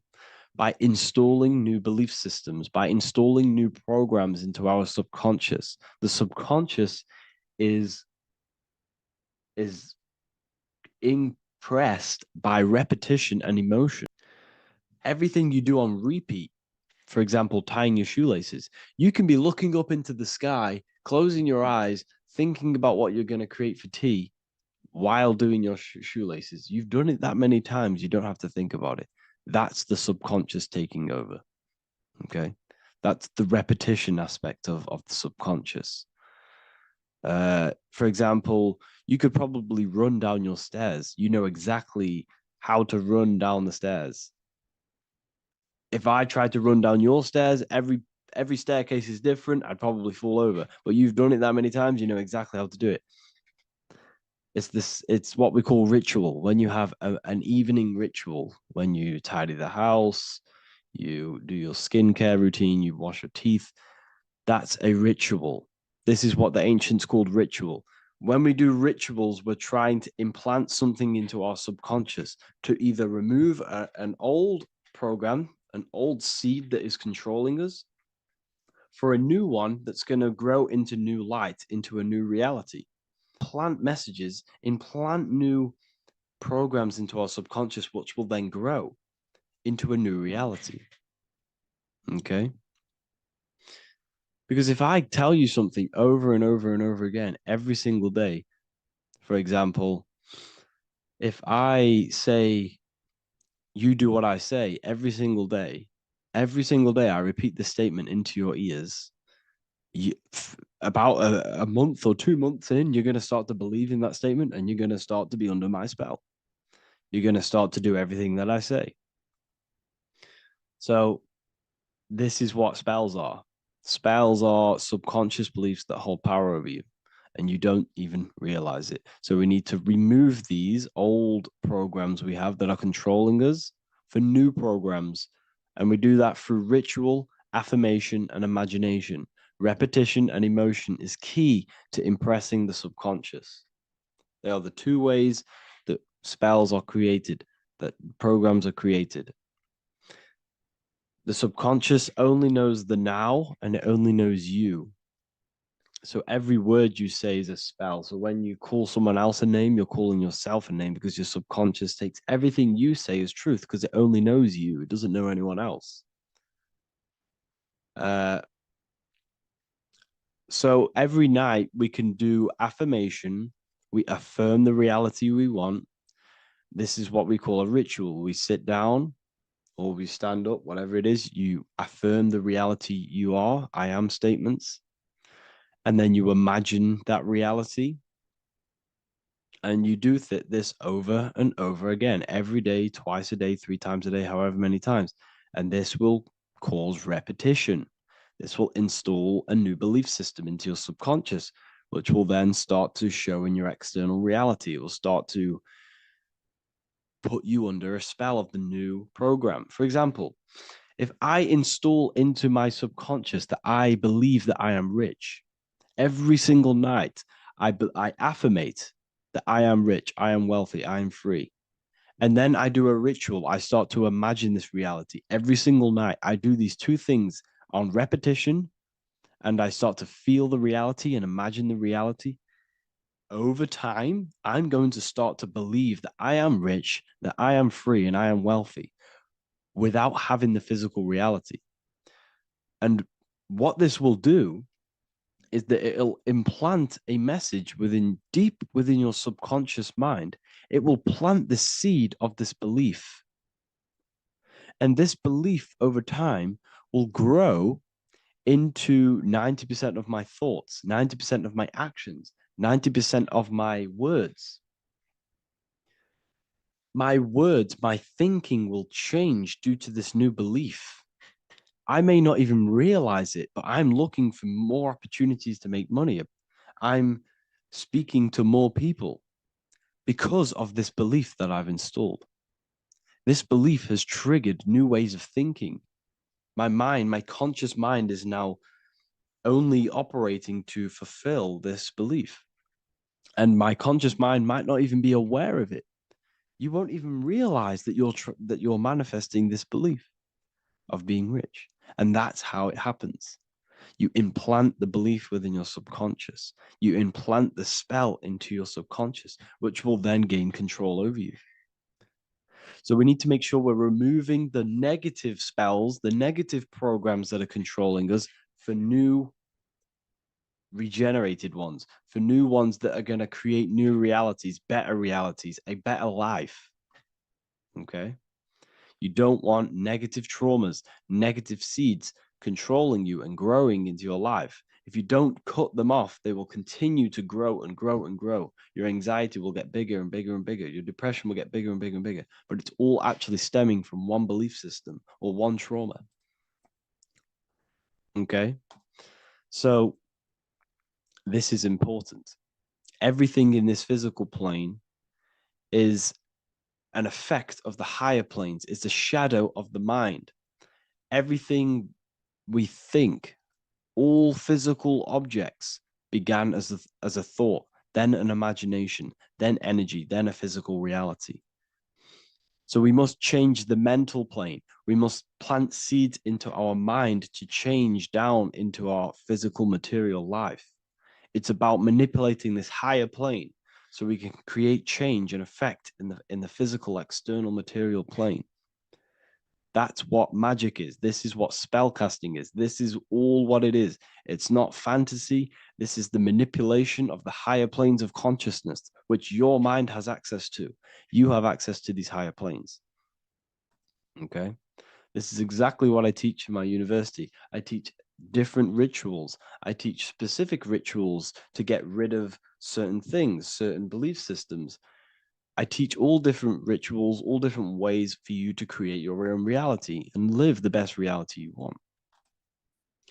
We also have all of these different courses. We have activating the inner eye. This will teach you to dream and activate your inner vision of imagination. We have the sexual alchemy course. This will give you the power of transmuting your sexual energy into creativity.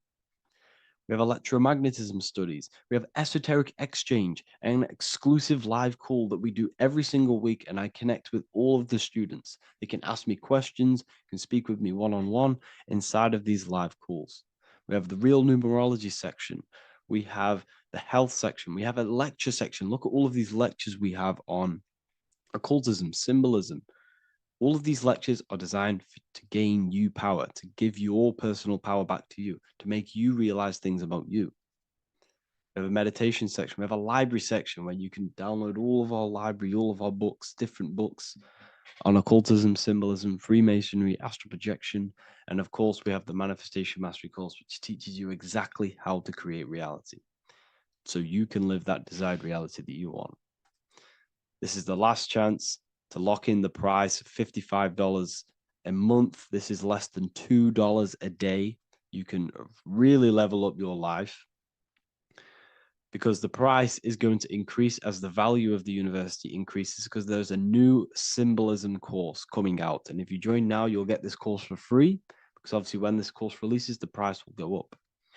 The symbolism course will teach you the language of esoteric and occult symbolism.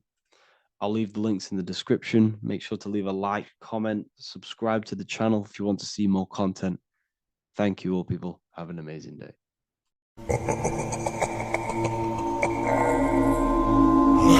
If your ultimate goal is to be famous, then you're gonna do a lot to get there, like sign your name in blood in a contract with the devil. That's how I got introduced to the music industry. I swear I wanted to be like the Amy Grant of music. Yeah. But it didn't work out, and so I sold my soul to the devil. Well, needless to say, sold my soul. Alright, y'all. I'm finna sell my soul. I'ma hit y'all when I'm through. I'm gonna be rich as hell. Alright? My soul, little bro, man. You trying to sell your soul, man. Look.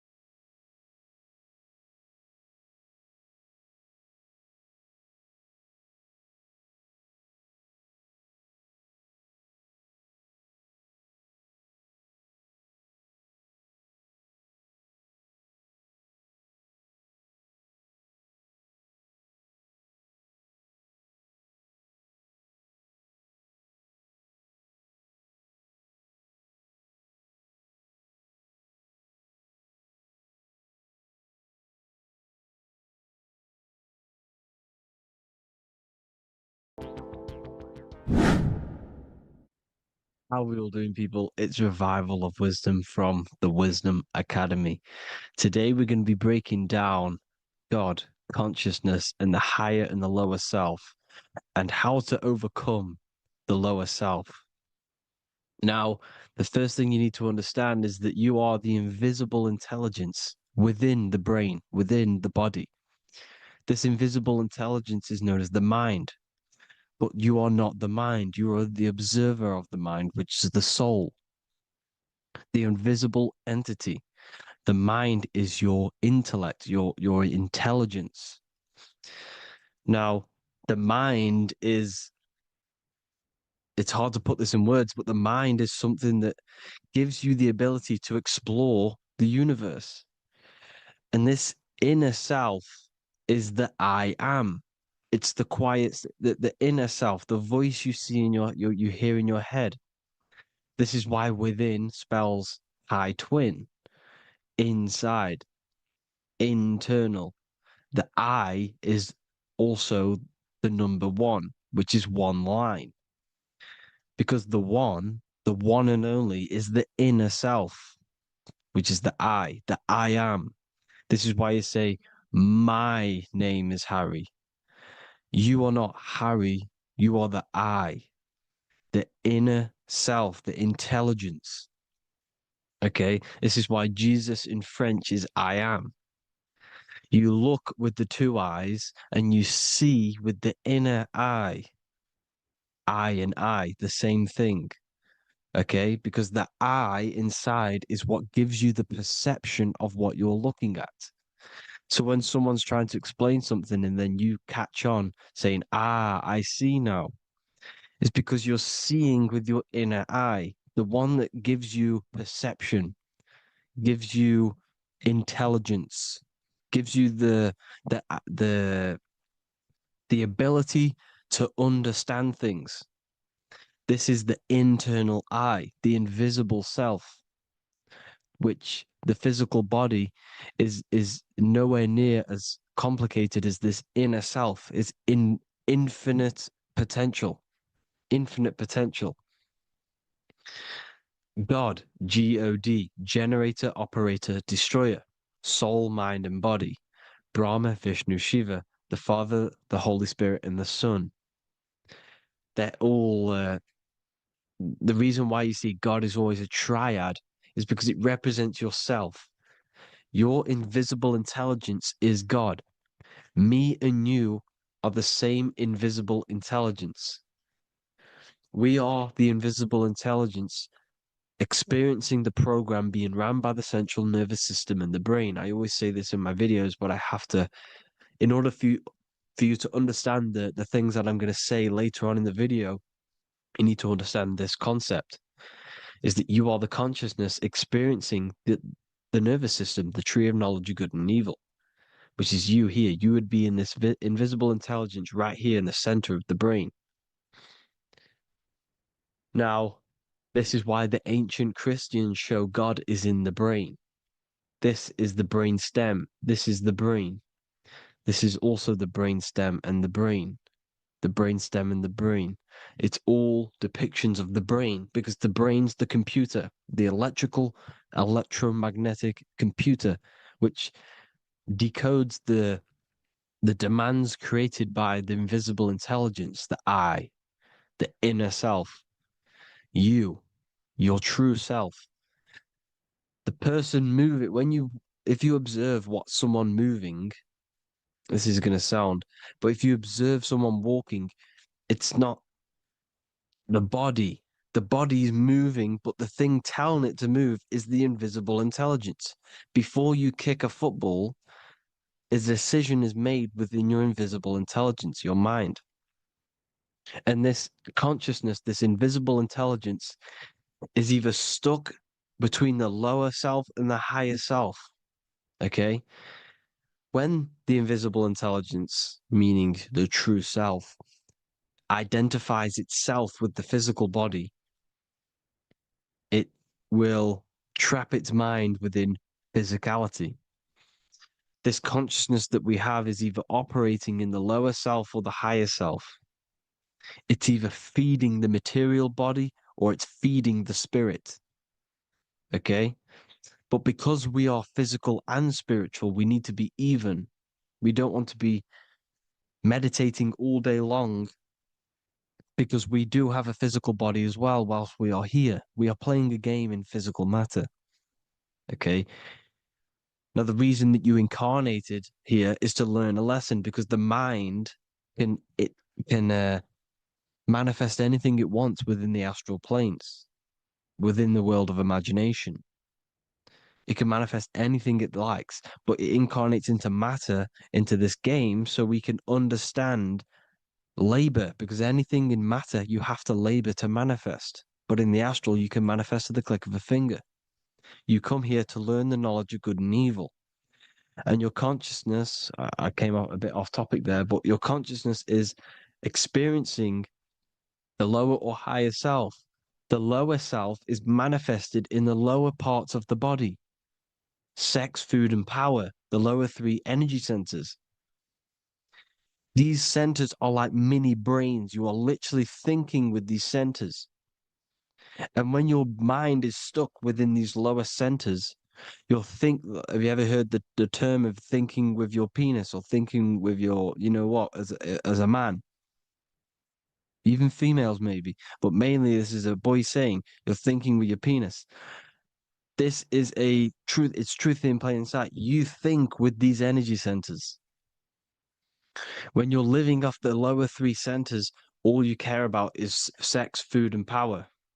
Eating, sleeping, and greed. Power's kind of like greed. Now, when we move up to the higher parts of the body, when we live our life within the higher parts of the body, this is considered heaven. Love, expression, intuition, and wisdom. This is what we need to be aiming to do, moving out of the lower half of the body and living our life within the higher self, the higher parts of the body, thinking with the higher energy centers, thinking with love, expression, intuition, and wisdom, spreading love, expression, intuition, and wisdom to others. Heaven is even. This is why Jesus is pointing at the heart chakra, always pointing at the heart. Earth rearranged his heart, because in earth you're manifested as a physical being. You're in the heart, good and bad. You need to be balanced between the good and bad, because love can be a demon too. That's a whole nother video, but love can be a demon. Now, the seven chakras are known as the seven seals in the Bible. When the Lamb opened the seventh seal, there was silence in the heaven for about half an hour. This is a verse from the Bible. The Lamb is Aries, which is the higher brain, the cerebrum, the cerebram. Ram, Aries. Because when the Ram opens the seven seals, you enter the kingdom of heaven. Because these chakras seal your invisible intelligence. They seal your true self. You are behind these seven seals, your true invisible self, your true consciousness. Because behind these seven seals, you do not think about anything materialistic. Your intelligence is not material. It's not physical. It's not from the physical world. It does not desire the physical world. The body is the beast. The body's the animal, the lower self, which can corrupt our intelligence. It can corrupt the intelligence. Okay? Now, we need to balance these chakras so that we gain a deeper connection between this intelligence and the brain. Because when there's a strong connection between the brain and the intelligence, your body and the intelligence, you have a strong connection. Therefore, you can manifest what the intelligence is saying at all times. Meaning, when, for example, your higher self, this is intelligence, the higher intelligence is always speaking to you. It's always guiding you. It's always telling you the right thing to do. You can feel it when you're doing something wrong. You can feel that you're doing something wrong, because this higher self This intelligence knows what it needs to do here.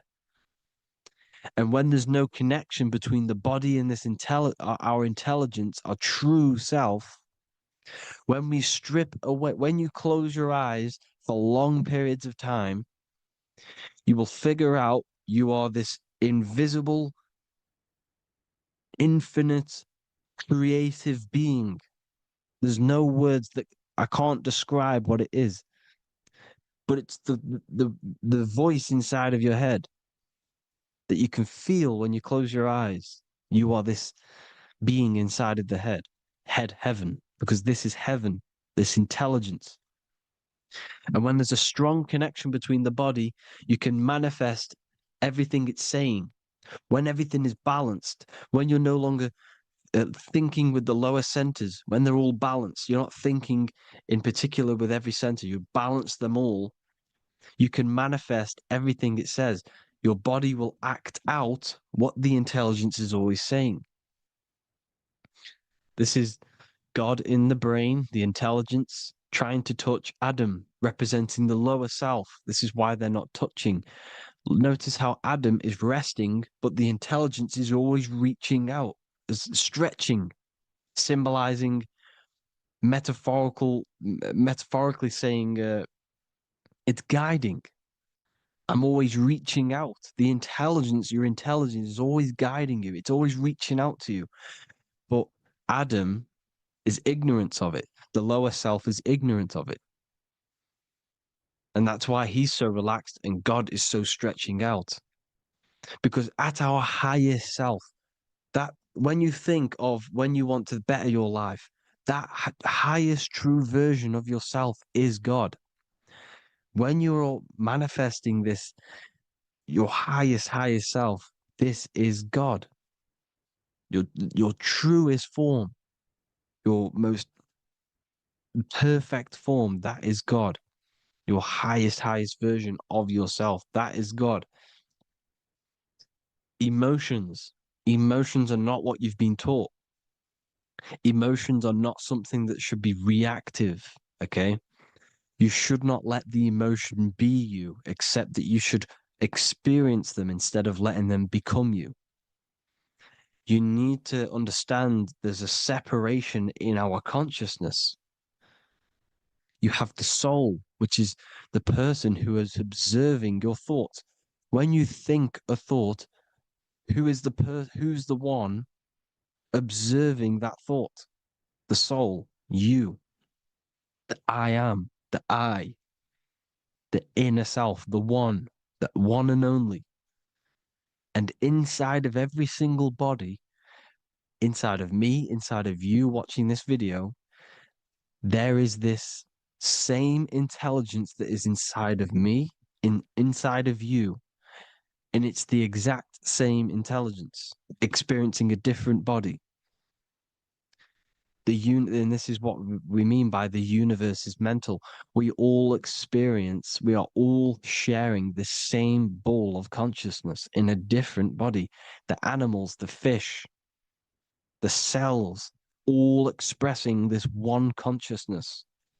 Me and you are the same. This is why the golden rule is treat others like others should be treated, because I am you and you are me in a different body. Now, going back, you need to identify that there's different levels of consciousness: soul, mind, emotion, and body. Okay? Your emotions are on a separate layer than the body, the mind, and the soul. So when you identify there's a difference between all of these, you do not let them become you. You do not let your mind rule you, because your mind can be corrupted. Your soul is the one that is pure good, pure love, but your mind can be corrupted. Okay? Your emotions can be corrupted. The body can be corrupted, but the soul can never be corrupted, only layered on top. You can only throw piles of programs within the subconscious, layering the soul down, but deep down inside of every single one of you, there is a loving being. Because love comes from the heart. Love is the universal emotion, expression. Now, your thoughts can become bondage, your emotions can become bondage. Now, what do I mean by bondage? By conquering the lower self, we need to conquer our own mind, because the mind is what's manifesting the lower self. When you're thinking with the lower half of the body, when you're becoming your emotions, you need to experience the emotion, not become the emotion. Do not let the emotion become you. Do not let your thoughts become you, because your thoughts are tools that you can manifest. Your thoughts are the idea. Your emotion is the energy that you can use to manifest that thought. Your emotion is energy in motion, emotion. You use emotion to manifest, to feel as if you already have the thought. Therefore, you become that vibration. Therefore, your emotions are actually a creational force that is given to you to manifest things, because you're a human, a manifester. You're here to manifest things. You're a creator. You are a god.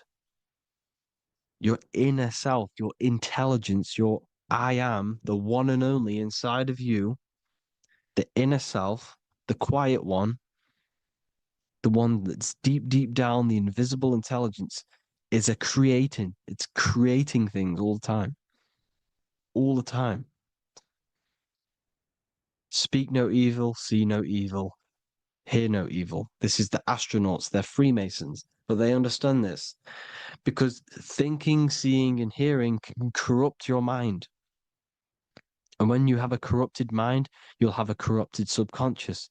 The subconscious will manifest into the body, because 90% of your behavior comes from the subconscious mind. So you got to speak, see, and hear no evil. But sin, what is a sin? To overcome our lower self, to overcome our lower self, the 7 deadly sins are not something that goes against an external God. A sin is something that goes against your inner guide, your inner conscience, the inner self that's always speaking to you. It's always telling you the right thing to do. A sin is something that goes against this inner guide. And this is why you can feel something where you can feel you're doing something wrong, because the inner guide is speaking constantly. And when you commit these 7 deadly sins, which are 7 internal states which keep your invisible intelligence bound to your physical body. Because evil, right? Evil love bondage. This is why they stay in this realm and they control this realm, because they love the bondage of the body. They like matter. They want to stay in matter for eternal life. They don't want to ascend back into the heavenly realms where you do not have a physical body. You can explore the universe within the astral planes. They stay bounded to the body, bounded to the 3D construct of the physical world. They have greed, lust, envy, gluttony, wrath, sloth, pride. They want all of this. And if you want that, that's okay. But deep, deep down, you don't want that, because your soul is always telling you the right thing to do. Your soul knows what to do to get out of here. It needs to detach from the external world. Detach from all of these 7 internal states which bound you to your lower self, your lower centers. That's what a sin is. You know, you have a left and right brain. The left brain is always analytic. The right brain is metaphorical. So the right brain is producing a holistic view of reality. Now, what do I mean? And not view, perception. When you see, because your eyes are parts of the brain, so when you look at something and you look, that image is produced in the back of the brain in the visual cortex. And then the right brain produces a perception, a holistic it breaks down what you're seeing into a holistic image, a holistic perception. So, for example, if you're in a woods, the right brain sees the whole woods as one big woods. The left brain is breaking that perception down into individual trees, branches, and leaves. So the left brain's to do with duality, the right brain's to do with wholeness, unified. The left brain's dualistic, analytic. This is necessary so that we can pick things up and manipulate them and break things down. We need the left brain, we need the right brain. I'm not saying any of them's bad, but the left brain, sinister in Latin, means left. Because when you're left-brained, you see everything in dualistic. You see everything is dual, when everything's actually one. We need to be focusing and strengthening our right hemisphere. I'm not saying sit in the right hemisphere all the time, but we need to be strengthening our right hemisphere. And this is why left is sin and right is right. Because when you focus on the right hemisphere, you see the holistic perception of creation. The right hemisphere sees humanity as one unified consciousness. The left hemisphere sees everyone as individual persons and egos. Because the left hemisphere is dualistic. And this is why the Bible says, cast the net onto the right side of the ship and ye shall find. John 21:6. What does that mean? Cast your energy, cast your perception into the right hemisphere of the brain, and ye shall find unified consciousness. You shall find your higher self, the one and only. If then you have been raised with Christ, seek the things that are above, where Christ is seated at the right hand of God. Wow. Powerful. What does this mean? Seek the things that are above, where the Christ is seated at the right hand of God. God is your consciousness, your invisible intelligence between the two hemispheres. The right hand of God is the right hemisphere. Seek the things that are above the heart. Love, intuition, expression, and wisdom. Seek the things that are above the heart, the higher self, the higher part of the body. Because when you seek the things of love, expression, intuition, and wisdom, you create a strong aura. You attract the same frequency. And this frequency is heaven, God. This is the Sumerian artwork showing the lamb. This is a step symbolizing stepping upwards, raising up. He's stepping over the lamb up to the bird. His hand is going to the bird. The lamb symbolizes the lower self. Okay? The bird with the wings is in the sky. It represents the higher self. This is why angels always have wings, because it represents the higher self in the sky. The lamb is a ground animal, symbolizing the lower self. He's stepping over the lamb to the bird, his higher self, his invisible intelligence. Horus and Set, Jesus and Satan. Look, Horus has an evil brother, Set, just like Jesus and Satan. Horus is a bird, higher self. Set is a ground animal, lower self, which is the devil and the angel on your shoulder. You see? The right and the left hemisphere. The two wings. So, the devil and angels always speaking to you. The higher and the lower self. It's the battle between the higher and the lower self.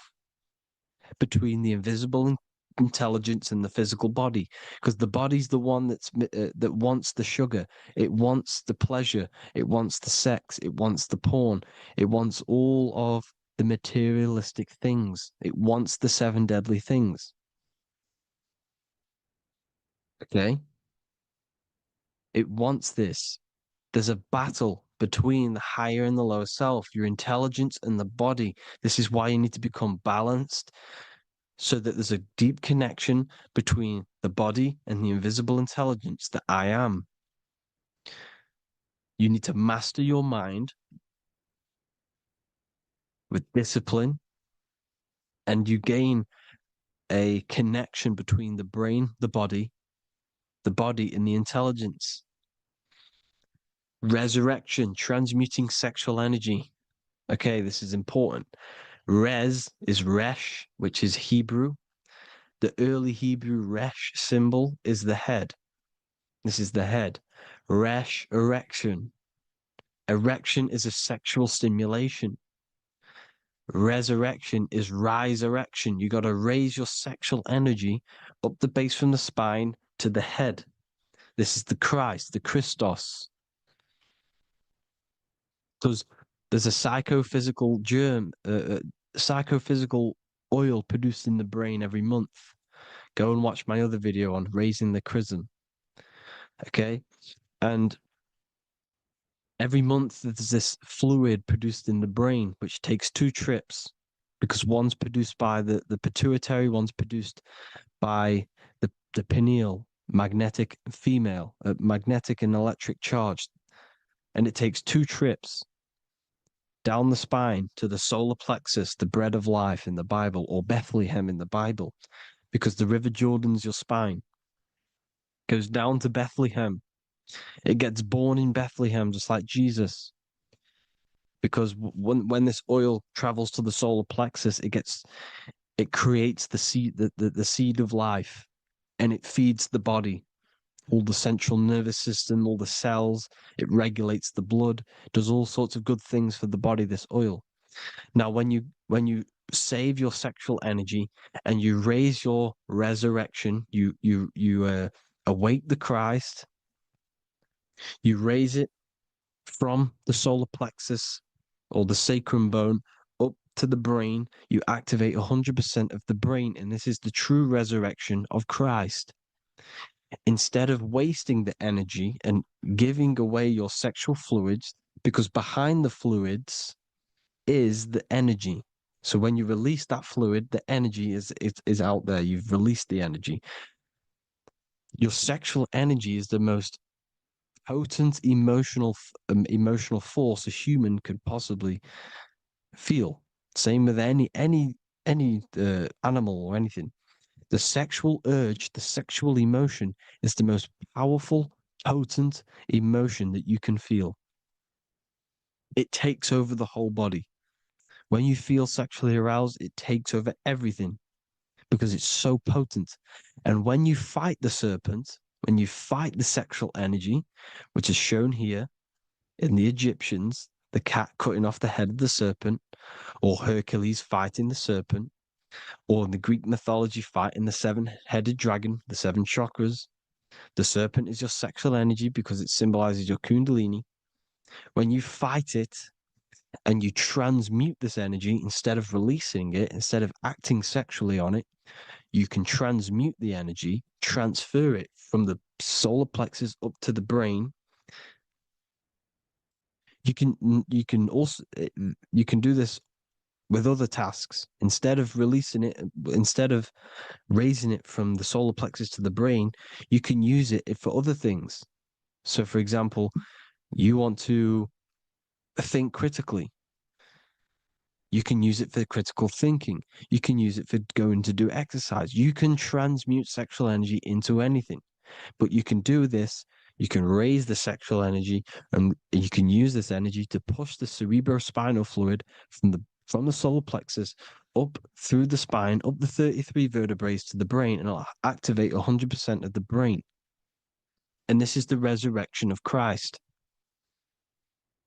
Jesus was never dead. Jesus was never rose from the dead. It symbolizes the Christ, Jesus Christ. Christ is Christos, which means oil in Greek. The resurrection of the Christ, the Christos, the oil. And when it activates 100% of the brain when it's raised, and it can regulate all the systems, it can regulate all the blood, it can regenerate the body. And this is the true Antichrist. They don't want us doing this process. The Antichrist is not against Jesus. It's against the fluid in our body that makes us live hundreds and hundreds of years. and makes us live as gods. This is the true resurrection. And when you fight the serpent, you fight your sexual urges, your sexual emotion, the most strong emotion that you could ever feel. You can do this process. And this is the true secret of transmuting sexual energy. Because when you transmute the sexual energy, you can become a god. And this is why Hercules is fighting the serpent. Notice how the serpent is low. He's reaching down to it. It represents the lower self. Because the lower self wants the lust. It desires sex. The body desires sex. There's a fight between the higher and the lower self. But when there's balance, there's even. Heaven is even. When there's evenness between these, this is the kingdom of heaven. This is when heaven is on earth. So at our highest levels of ourselves, the highest level of our intelligence, this is God. God is something that we manifest. We need to achieve Christ consciousness by battling the body. There is no battle outside of the physical body. It's an internal battle. Jesus and Satan have been externalized. Nothing exists outside of you, because I explained in the beginning how you are the consciousness experiencing the central nervous system. Therefore, there is nothing outside of you. It's all internal. Jesus and Satan have been externalized. Why? Because it's business. The church is a business. It's all a business. They've created these figures to be historical when they're not historical. The Bible's not historical. It's all externalized. It's called exoteric, when the truth is esoteric, internal teachings. So anyways, people, balance the chakras, balance the two hemispheres of the brain, balance the conscious and the subconscious. Balance is perfect, the yin and yang. You are spiritual and physical. You live in day and night. You need to be balanced. Oneness. Seek oneness. And this is the true kingdom of heaven. And when we all realize that we are all the same intelligence, the same consciousness expressed in different bodies, when we all realize this, we all realize we're all one. Doesn't matter what race you are. It doesn't matter what race you are, where you're from, your nationality, because none of you are actually from here. None of you are from the physical world. You're manipulating the physical world through the physical body. You are the I am. We all have a soul. Every single one of you has a soul. We all have souls. The reason why they say some people don't have souls is because they're trying to suppress your mind. They don't want you to know that you have a mind. That sounds crazy, I know. But a lot of people haven't realized that they have an infinite intelligence called a mind. And behind that mind, if you can observe your thoughts, the person who is observing the thoughts, you have a soul. Everyone has a soul. Don't listen to all these people saying some people don't have a soul, some people do. We all have a soul. Every single one of us. So anyway, you need to break the lower nature of yourself. At our highest levels, we are gods. Our intelligence, our universal intelligence, the I am, the intelligence that's inside of the brain, is God. Our minds are being corrupted within believing that you are the body, and by the result of this is a society like today, because everyone thinks they're the body, and everyone's living in the lower nature of self, where everyone only cares about themselves. But when we realize we're all one big consciousness ball, we're all the same consciousness expressed in different bodies, there will be peace. So thank you all, people. If you do want to learn more, if you do want to read my book, it's called The Book of Wisdom. I'll put it in the description. It's an amazing book, people. It's going to give you the best understanding possible about creation, yourself, and the world. It's amazing. The Bible, everything. I have just launched a new cymatic library. A friend of mine has just added this to the website. He creates beats and he creates the purest beats. So they are actually the frequency that it tells you. Most of the stuff on YouTube and Spotify and Apple Music is all, it says it's a certain frequency, but we know these major platforms are all playing with the frequencies of the app. So if you want a real binaural beats, solfeggio scale frequencies to meditate on or listen to throughout the day, join the Occult Library. You can get a 2-day free trial. I'll put the link in the description. Thank you all, people. Hope you all enjoyed this video. God bless you all.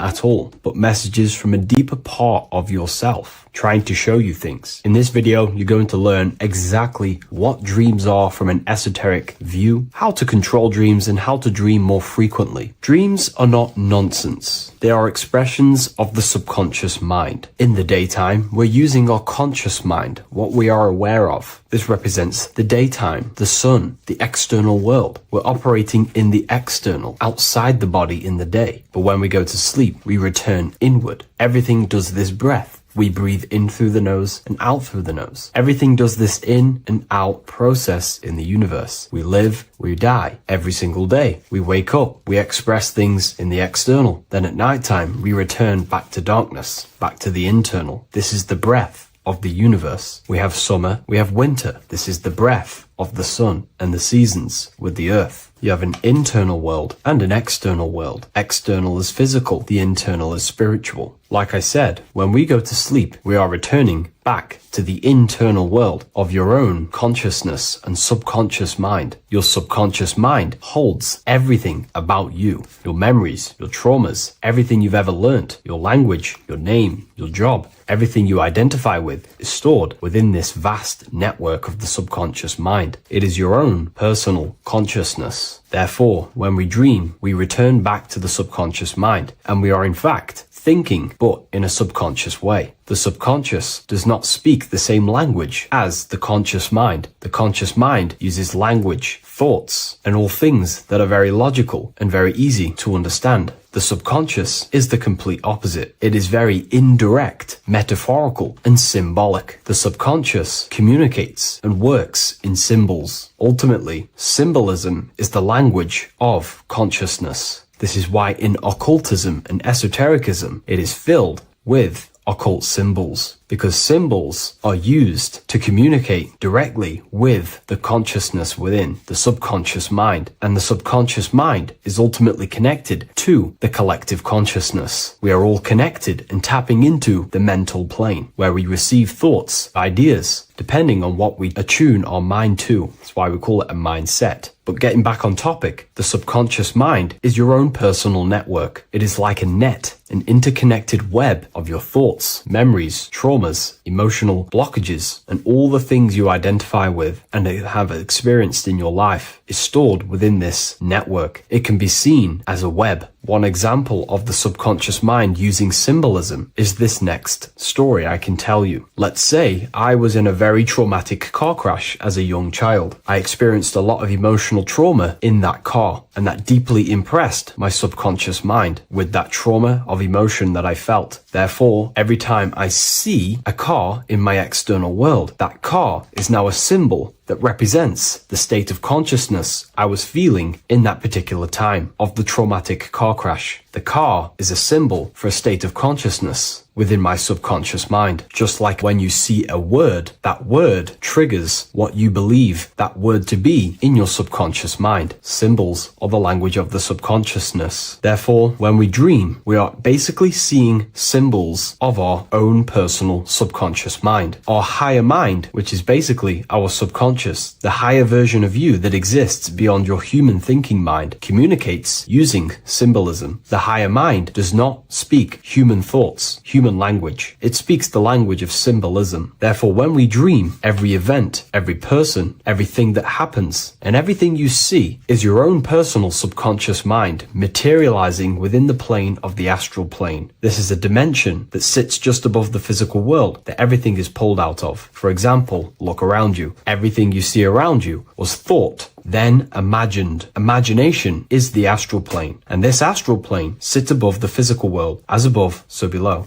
These objects were thought, imagined within someone's mind, and then pulled into a physical reality. Therefore, the imagination is what you're experiencing within a dream. It is your subconscious mind thinking and materializing within the imaginative plane. For example, let's say you are a Christian, you believe in Jesus your whole life, you have lots of emotion towards Jesus. This deeply impresses your subconscious mind. You believe in him so much, you go to sleep, you have a dream that you meet Jesus. You did not meet directly with Jesus. You met with your own belief. It was your own belief materializing within the imaginative plane and revealing itself to you. Dreams are materializations of your memories, your subconscious beliefs, traumas, and anything that could be inside the subconscious mind. It is your subconsciousness revealing itself to you in a material form. Let's say you have a nightmare. There is a big dark figure chasing you and you are running away in fear, away from this dark figure chasing you. That dark figure is not an external entity. It is not a spirit or a jinn or a demon. It is in fact an aspect of your own mind. It is a symbol that represents maybe a fear, a trauma, or something you are running away from internally, inside your subconscious mind. Something that you are not addressing, but something that is fearful, something that can be controlling you on a subconscious level. Let's say you have a fear to address something in your personal life. You want to address someone who is getting on your nerves at work. You continuously put this off and you fear doing that situation. Over a long period of time, this can slowly control you subconsciously. You start to avoid the person, avoid any contact. It is subconsciously controlling you. This is not the best example, but you can see what I mean. Hidden fears and traumas in the subconscious mind can subconsciously control your actions and ultimately lead you to low states of consciousness, keep you from reaching your higher potential, and ultimately create blockages within your own consciousness. That figure in the dream is a materialization of something that you are fearing and running away from and not addressing. This is why people always have dreams of traumas that they have experienced as a child or when they were younger, or maybe from a year ago or two. It's because that emotion is deeply impressed in the subconscious, and the subconscious is always trying to reveal things to you, communicate to you that you need to change, purify, and maybe heal within your own consciousness. This is how the higher self communicates to you, through the language of symbolism. Once you understand this, dreams can become a very powerful tool, not just entertainment at nighttime. Your consciousness never rests. Your consciousness is eternal. It is the very spark of the divine. Your body needs rest. Your consciousness is not physical. It does not need rest. So this is a way you can identify what your dreams are trying to show you is by writing them down. A dream journal. Every single dream that you have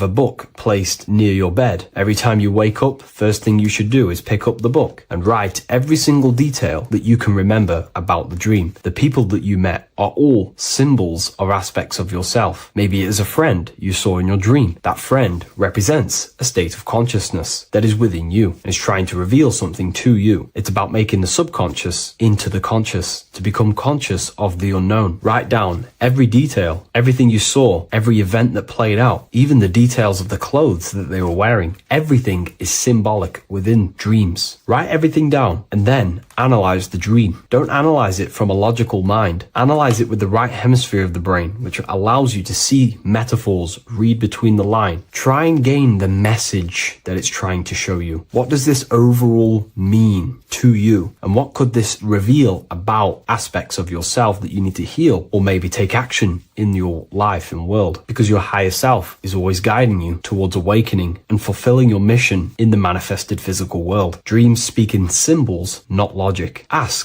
about your dreams. What is this trying to tell me? Don't take things literally. Look for an emotional tone and symbolic resonance. With practice, you'll begin to understand the personal language of your subconscious mind. Now that you understand that, again, please leave a like or a comment on this video. This is now a technique for lucid dreaming and dreaming more often. This is not going to happen overnight. This is not an easy method. It simply takes practice and dedication. Every morning, choose 3 time slots. For me, I choose 4:30, 5 a.m. and 6 a.m. 3 alarms that are going to go off at these 3 times, half an hour apart from each other. Each time you wake up, stay awake for 5 to 10 minutes. Turn off the alarm.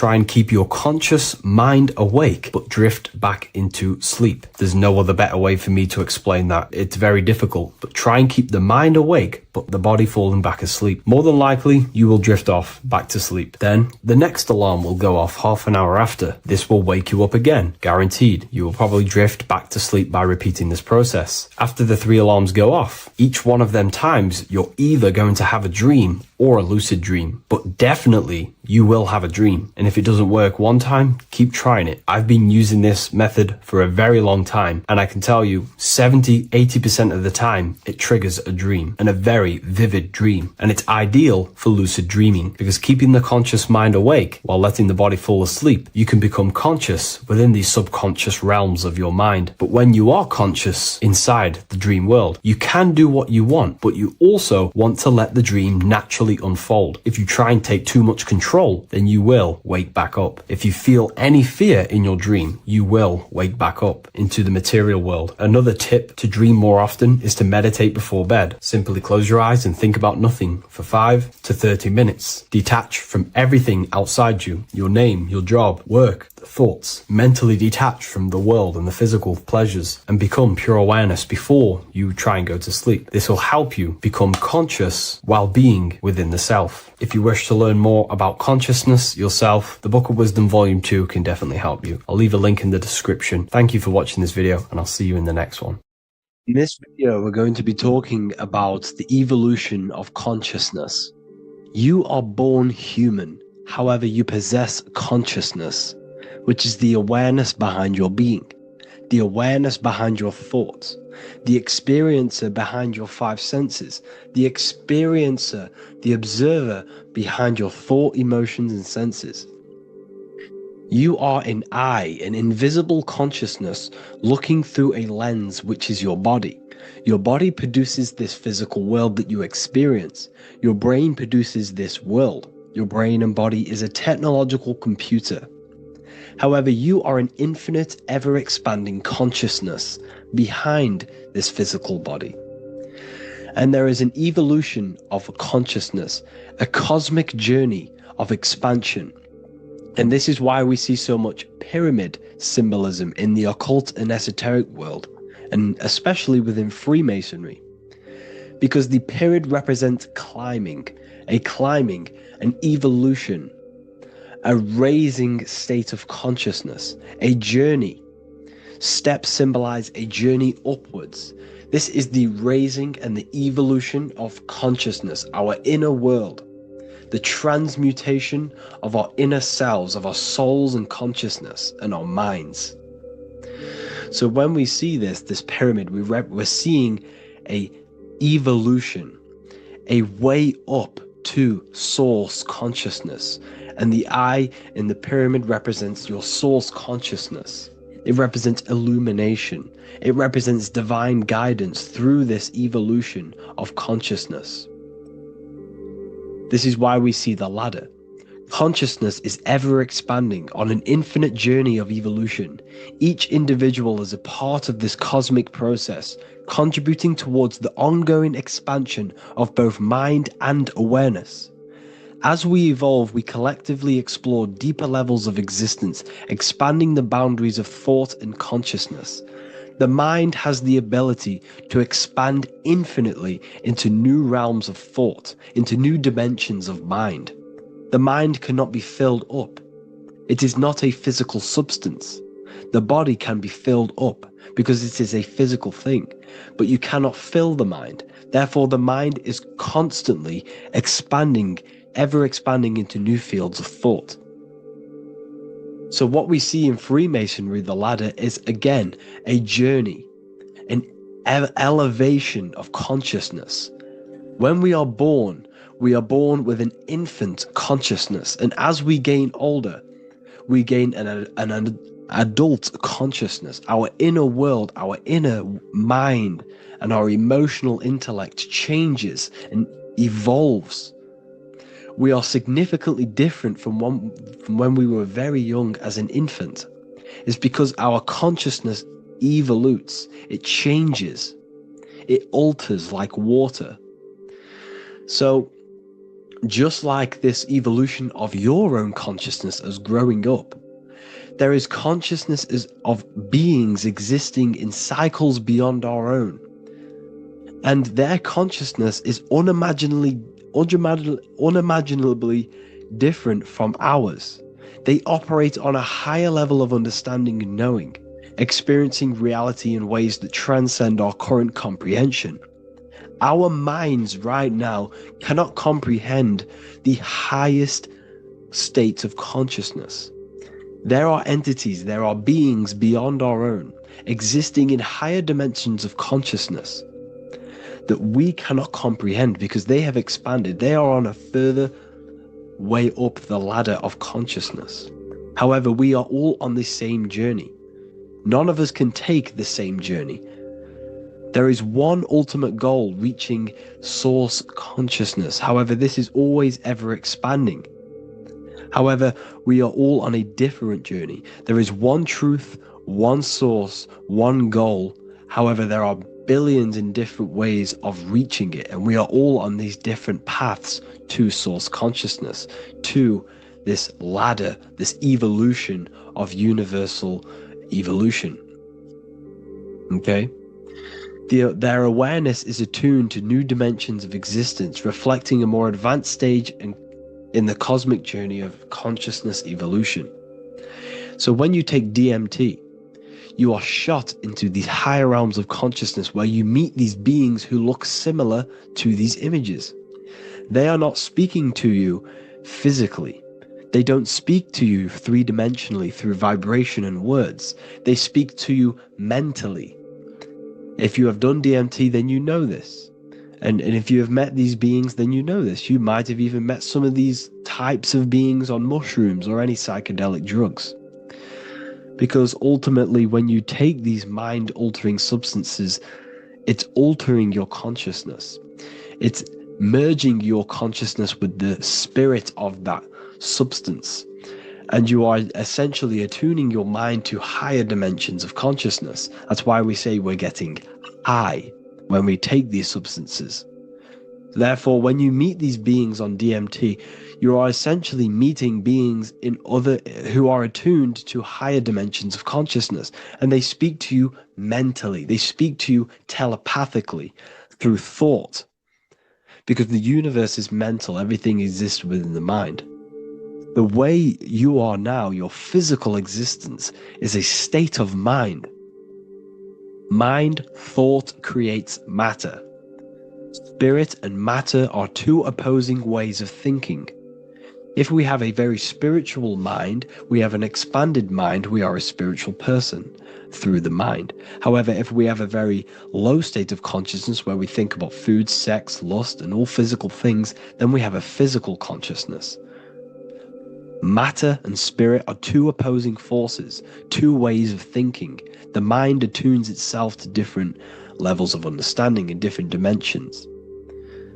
So, essentially, this is what we're looking at. The body is a vessel for the fluidic, formless consciousness, a temple that houses the essence of our awareness. While the five senses are limited to perceiving only the physical plane, the mind transcends these limitations, capable of perceiving the full scope of reality. It is through the mind that we access deeper truths beyond the material, tapping into boundless nature of existence. Physical existence is a thin band, a thin layer of reality. It's like 0.001% of reality. And your five senses are only tuned into this layer of reality. But the five senses are, by design, only only allowed to perceive physicality. But the mind has the power to expand beyond this physical five sense state. The mind has the power to expand and evolute. It is a conscious decision whether you want to take this path or not. You can stay in a three-dimensional way of thinking, or you can expand your consciousness from within. It's not an external journey. There is no God going to save you. You must save yourself. Therefore, behind every single one of these eyes is the same source consciousness. However, we are all different cells in a different journey. The organs in your body, the cells in your body are all alive. They all possess same consciousness, universal consciousness. However, we are all on a different journey of evolution. As above, so below. As the baby is in the mother's womb, when the baby becomes conscious, there is a world outside of its mother. What does it do?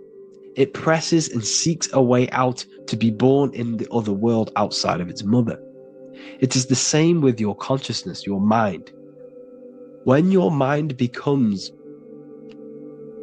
aware that there is realities beyond the immediate surroundings, it seeks a way out. And this is exactly what I'm doing to you now. I am now expanding your mind and telling you there is other ways of reality. There is other dimensions of consciousness which you can access through inner transmutation, through different ways of thinking, spiritualism, and meditating and connecting with yourself and detaching from external things. We can upgrade our consciousness. Your body is a womb. Why Jesus says you must be born again to see the kingdom of God, because you are born physically and then you must be born again spiritually, awakening your inner consciousness.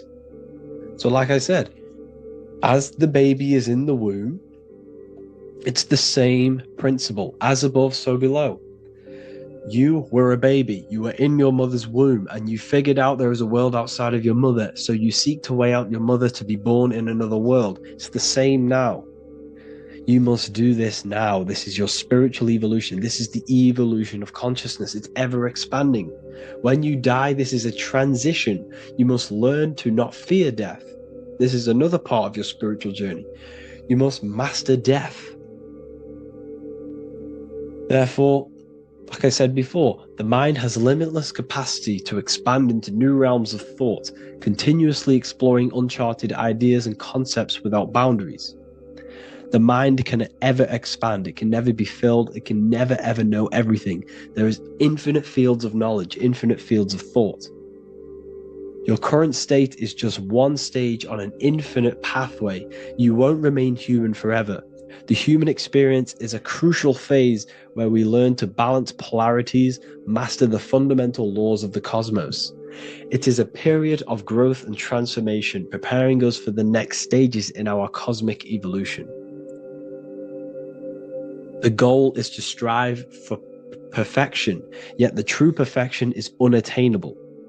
It's like a tunnel, and there is a light at the end of the tunnel. And as you walk through this tunnel, the light is ever moving backwards. You should forever seek to meet that light, but you will never meet that light because consciousness is ever expanding. You should strive for perfection, yet knowing that perfection is forever unattainable. The journey is endless, with each step revealing deeper layers of understanding and experience. The pursuit of growth and expansion is itself the essence of our evolution. You can find all of this knowledge in the amazing book that I have read for years. I have read this book, The Emerald Tablets of Thoth, the Atlantean, by M. Dorial, translated by M. Dorial. I'm telling you now, this book, now that I've told you this, you have some context on the book. The whole book is about evolution of consciousness. He's talking about higher dimensions beings. He's talking about how you can transcend this physical plane. It is truly the most amazing book you will probably read. One of the best spiritual texts you'll see. It's hard to understand. So you must read it over and over again. And the more your mind progresses, like for me, I read this every couple months. And the more I learn about consciousness, the more I expand my own consciousness. And every time I read this book, I pick out something new that just completely blows my mind, because you can only understand this book to your level of consciousness, to your level of understanding. So now that I've told you all this information, go and read this book and it will absolutely blow your mind. And so will the Book of Wisdom Volume 2, which is now available. I released it the other day. I'm just going to read a page out now. This page is called Spirit and Matter.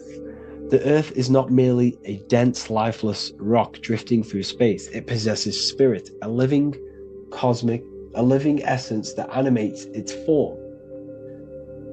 But what do we mean by spirit? Spirit in esoteric terms refers to the energy, the life force, animating the principles infused in matter. So essentially, what this page is talking about is how everything has spirit, consciousness within it.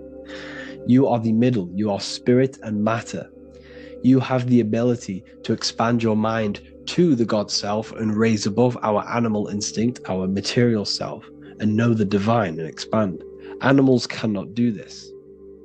Animals are not self-aware. Humans possess self-awareness. We can observe our consciousness. We can say, why do I exist? We can look in the mirror and know that we need growth. And this is what Anunnaki means. Anu means above. Anu was the supreme god of the sky, which is a metaphor. He represents spirit above, heaven. Anu came down to earth and married Ki, the goddess of the earth, which represents matter. It's a myth, it's an allegory. Anu married Ki and gave birth to the Anunnaki. Spirit came down and infused with matter and gave birth to the human, which is you. You are spirit infused in matter, Anu and Ki, Anunnaki. You are the Anunnaki. And this is just one of the teachings in my book. Honestly, this book is absolutely amazing. If you truly, truly want to expand your consciousness, give this book a read. And obviously, if you're inside the university, I give you this book for free, a paperback version. If you join the university, follow the steps inside of the general chat, you'll be able to download this book, not download it, order a paperback for free. All you have to do is pay for the shipping. You'll also gain amazing knowledge inside of my library, where your mind will just be overblown with the amount of esoteric books. There's over 45 rare occult books, plus you get a PDF of the Volume 1 and Human Health Guide. You get reoccurring updates where I expand on symbolism, occultism, where you will just feel absolutely amazing once you understand esotericism in yourself.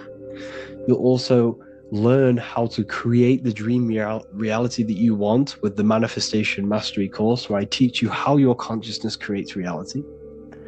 You'll have a real lectures where I post lectures on symbolism, occultism, esotericism. There's a conscious community and live calls and Q&A where you can ask me questions and I'll answer your questions. I just want to say thank you to everyone who has joined the university. Thank you for even liking and watching this video. Any support I just appreciate every single one of you.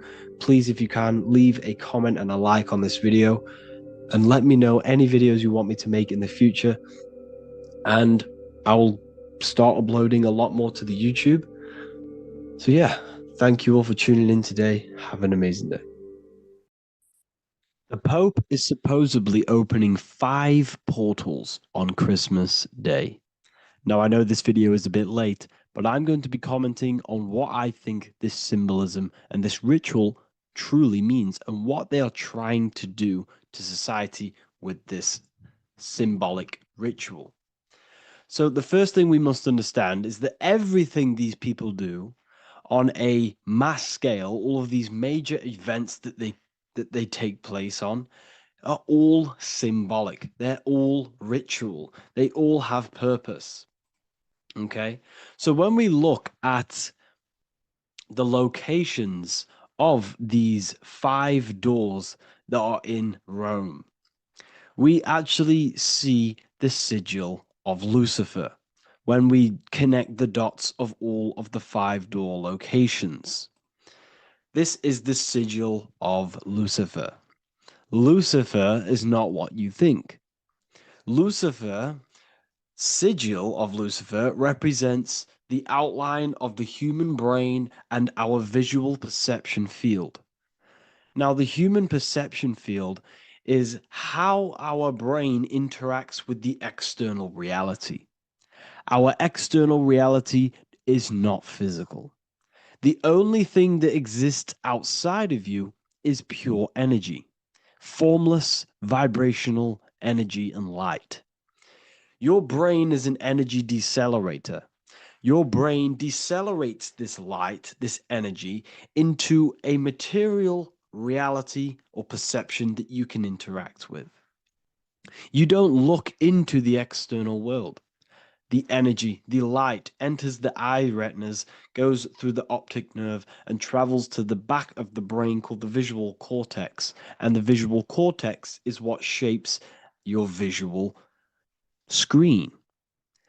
Now, if you are seeing the screen, this means that you are not the body, you are not the brain, you are the perception observing the screen that you are seeing.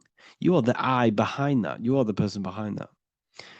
So, what this is actually symbolizing is perception. This is a symbol of perception, of perceiving the material plane, of how spirit interacts with matter. Now, what's Lucifer? Now, the word Lucifer means the light bearer. He's known as the light bearer. The word Lucifer originates in Latin. Luci means light, and fer means to bring.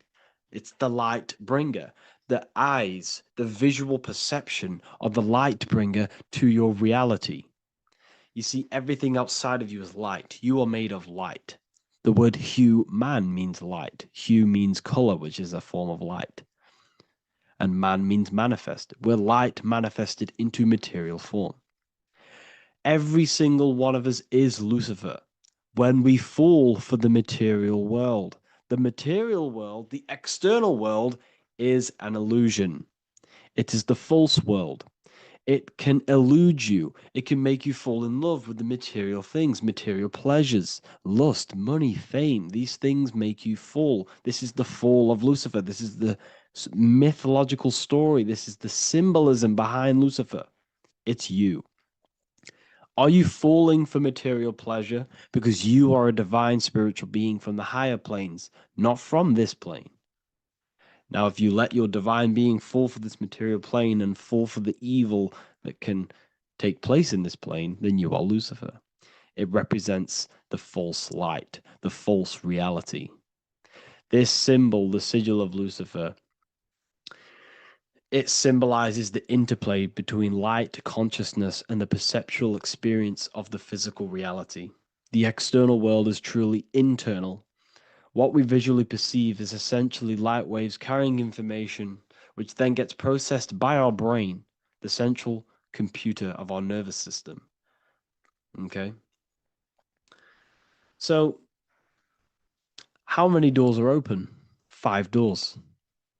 So 5 is the number of perception as well. 5 fingers on each hand, 5 points on the human body, 5 toes on each foot. We have 5 senses. 1, 2, 3, and 4, they're spiritual numbers. 6, 7, 8, and 9, they're material numbers. 5's the gateway. 5 is the middle bridge of how our spiritual self interacts with the physical self, how spirit interacts with matter. So this ritual is symbolic of perception. This is maybe bringing in a new perception. A new event will happen after this, a new perception of the world. Or personally, I think this ritual was to obviously shape the collective consciousness, because your reality is an externalization of your inner consciousness. It's simply just a mirror. Your material life, your material world outside of you is simply a mirror reflecting with mathematical and geometric precision of your internal consciousness. Your consciousness is creating and causing the effect called reality, physical reality.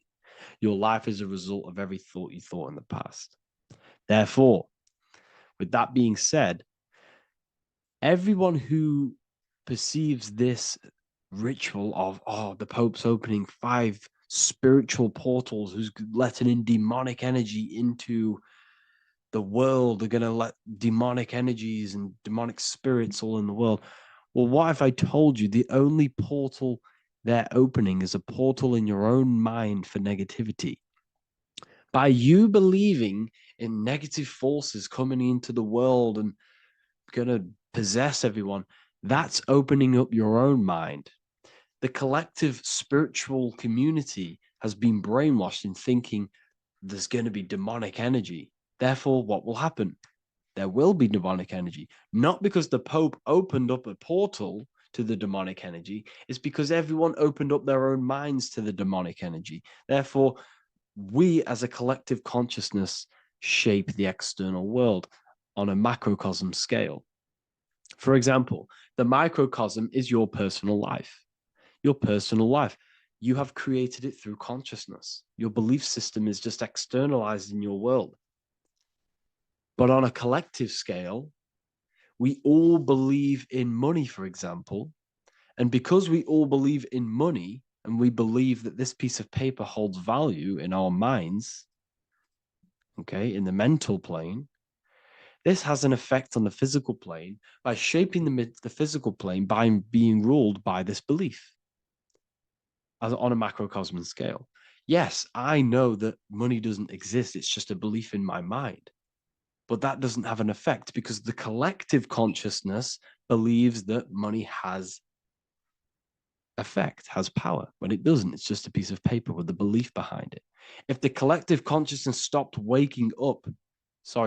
believing in money, then the collective consciousness would have broke the spell and we would have no longer had a material plane ruled by money.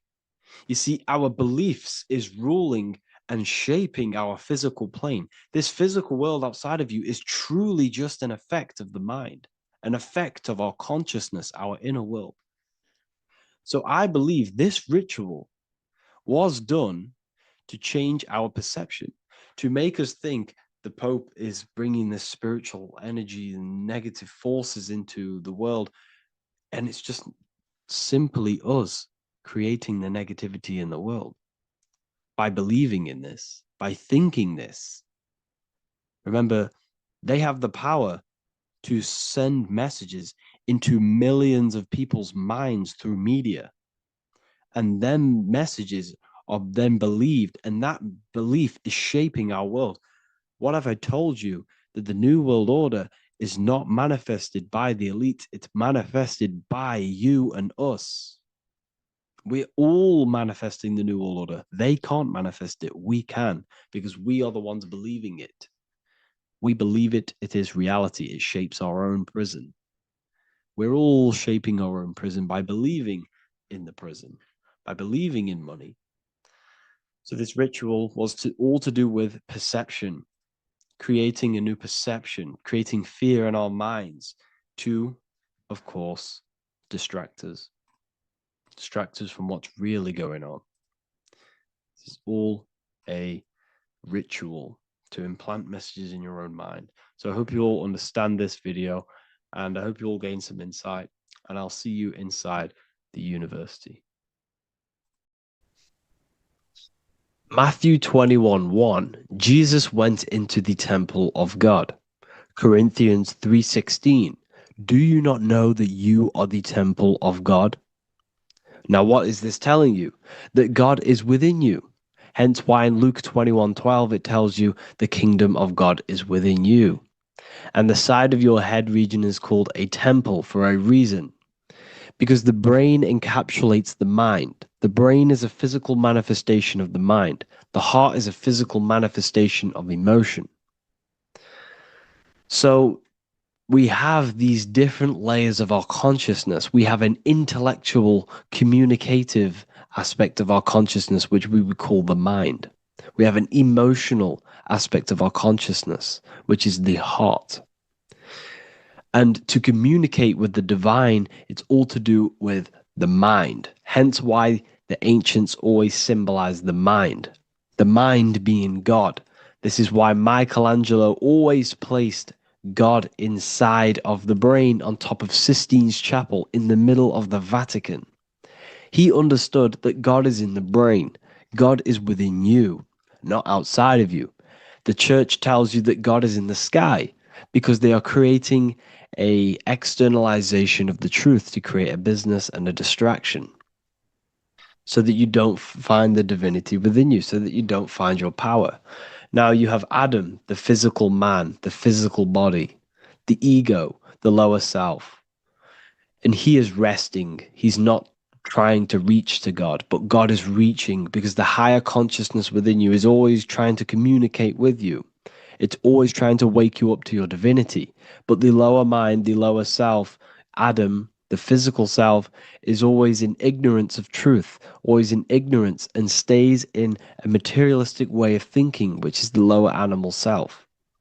And this is what we call a sleep or an NPC. This is the lower mind of man. But all you have to do is to move your finger to touch God. You have to look within yourself, within the brain, meditate, and you can find God. This is why in the Bible we see many references to the human body and anatomy to truly connect with God. Kings 6:8, the door to the middle chamber was in the right side of the house, which is the right hemisphere of the brain. The middle chamber is the pineal gland, where the seat of your consciousness is, where the seat of your higher consciousness is, the mind. And they went up the winding stairs, which is your spinal column, into the middle chamber, and out of the middle chamber into the third. So they went up the winding stairs. This represents raising your consciousness up the winding stairs. Your spinal column acts as a stairway of consciousness. Depending on what sort of consciousness you are operating in, depends on what part of the spinal column you are using. Because the spinal column ascends and descends consciousness. What do I mean? If you are in a reproductive way of thinking and you're always thinking about sex, you're jerking off all the time and you're always eating, all of your brain's power and your mind's power is being descended into the lower aspects of the spinal column, which represents hell, the physical state of man, Adam, the ignorant state. We're basically living off low-level pleasures like an animal. And the stairway to heaven is your spinal column. They went up the winding stairs into the middle chamber, which is your mind, your pineal gland, and out of the middle into the third stage of consciousness, physical, etheric, astral. When you meditate and you start to raise your consciousness during meditation, you enter the astral plane when you turn off thought. But this is the middle chamber inside of the brain. Here we see another painting inside of Sistine's Chapel of God inside of the brain. This is the brainstem. This is the brain. This is the frontal lobe. This is the back lobe. This is the back lobe. This is the cerebellum. Here's the reptilian brainstem. Here's the claustrum. This is what we are seeing here. Anatomy. Here is another one in Sistine's Chapel in the middle of the Vatican. This is depicting the brainstem. God's neck looks exactly like the brainstem. Here we see a real brain compared to God's neck, because the neck is just below the brainstem. And this is what they are symbolizing, because they knew that God is within you. God is a part of the human body. God is inside of the body, because the body is a vessel for consciousness, for universal consciousness. Inside of you, inside of me, is the same spark of consciousness. And this same consciousness is spread out into every living essence, because everything comes from the one source, the one God, the one consciousness. Matthew 6:22-23. The light of the body is the eye. If therefore thine eye be single, thy whole body shall be full of light. practicing the single eye. What is this? This is meditation. This is entering within yourself. So the Bible's telling you to practice the single eye. But if thine eye be evil, thy whole body shall be full of darkness. What does this mean? If your consciousness is in an evil way of thinking, if your mind is filled with an evil, negative mind space, then your body shall be filled with darkness, with evil, with negativity. Because negative thoughts destruct the body. Positive thoughts heal and regenerate the body. So he tells you to be, the light of the body is the eye, your consciousness, the inner eye of consciousness, the eye that lets you see. And what do I mean?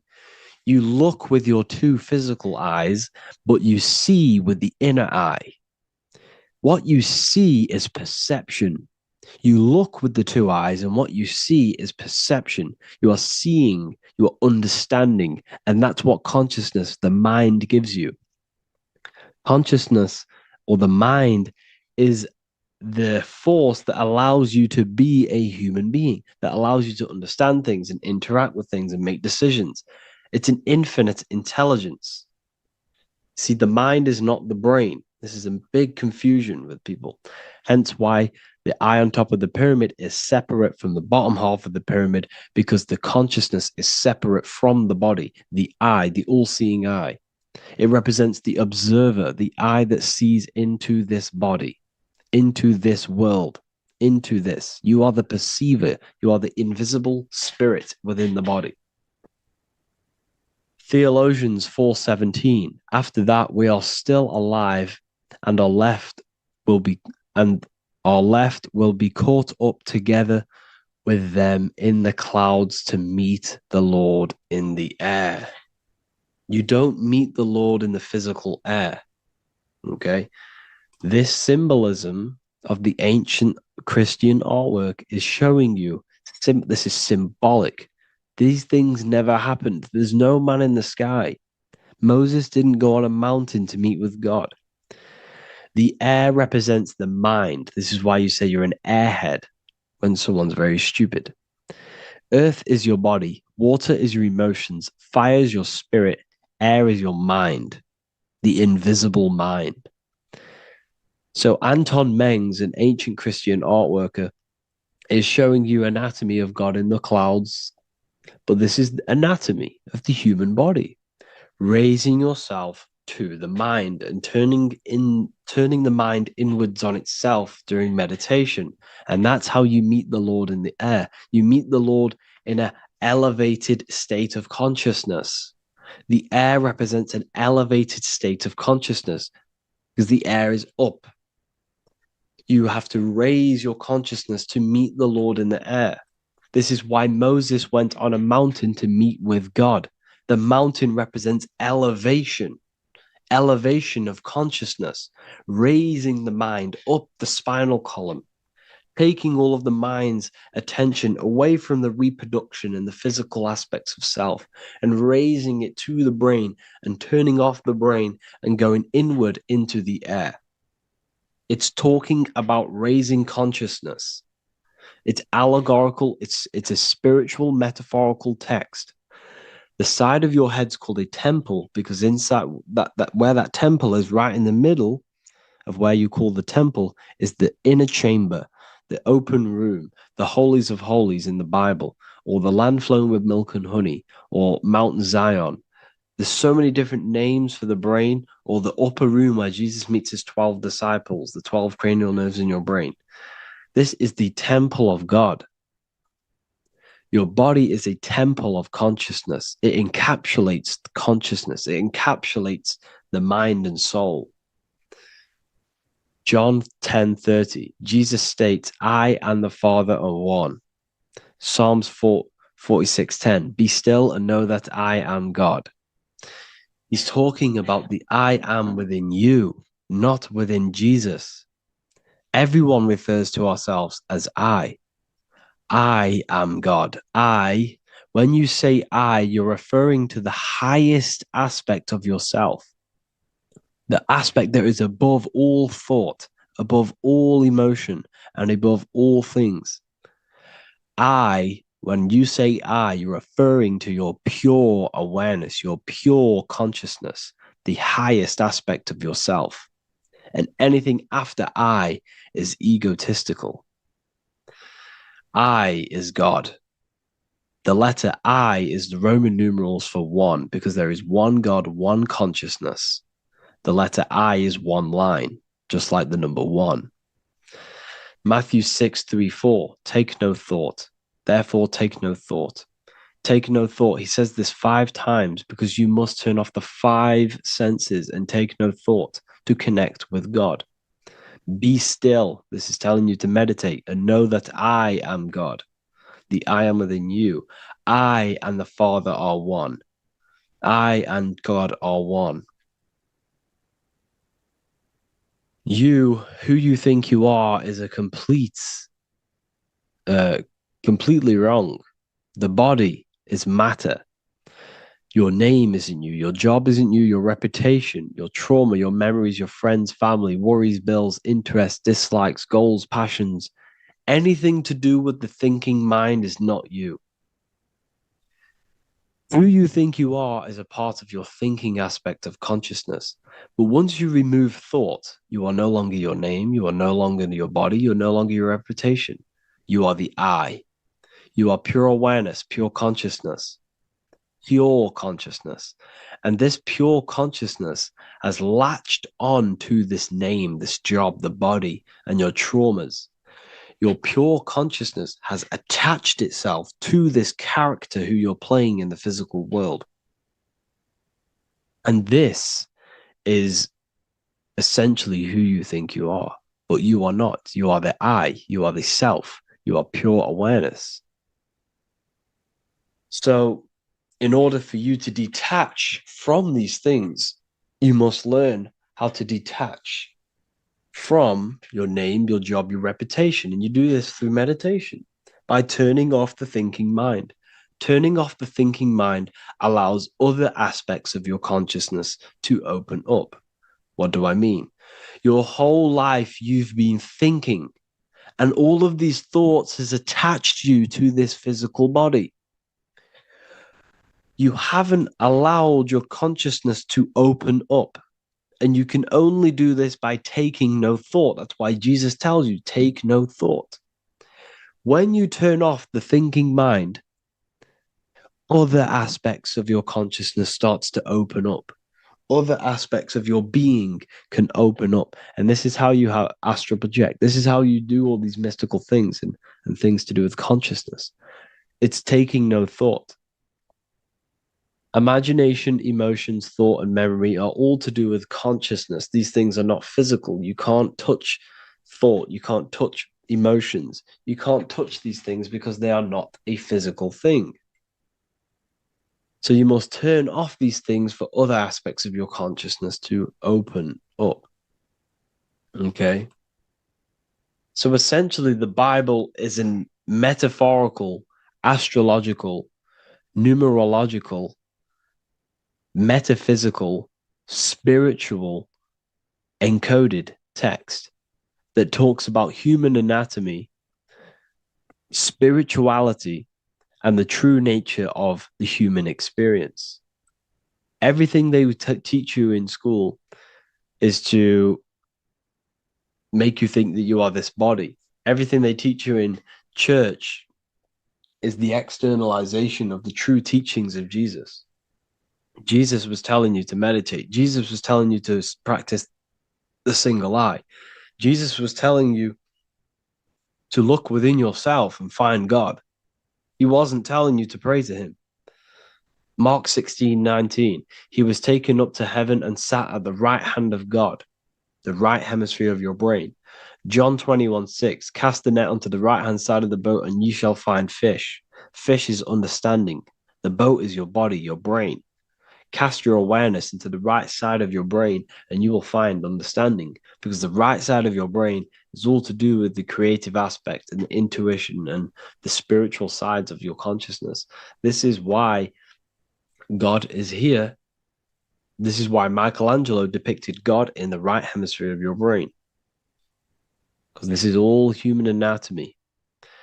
And I speak about all of this in the brand new Book of Wisdom, Volume 2, which is now available. The start of the revolution has begun. This book is truly going to change the way people see the world.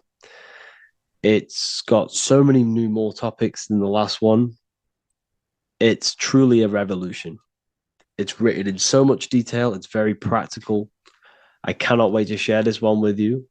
I just want to say thank you for the opportunity for me to create this book, because without you, I couldn't have created this. And I just love sharing my work with you. And I thank every single one of you for the support, the watch, like the views and the likes, everything, especially the people who have joined the university and stuff like that. And for people who have joined the university, you do get a free Book of Wisdom paperback if you just go to the general chat and follow the description, follow what the instructions that I gave you in the chat, then you'll be able to order a free Book of Wisdom if you are inside of the university. Plus, you get all of my other books, 2 books, and over 45 occult books on occult and esoteric things.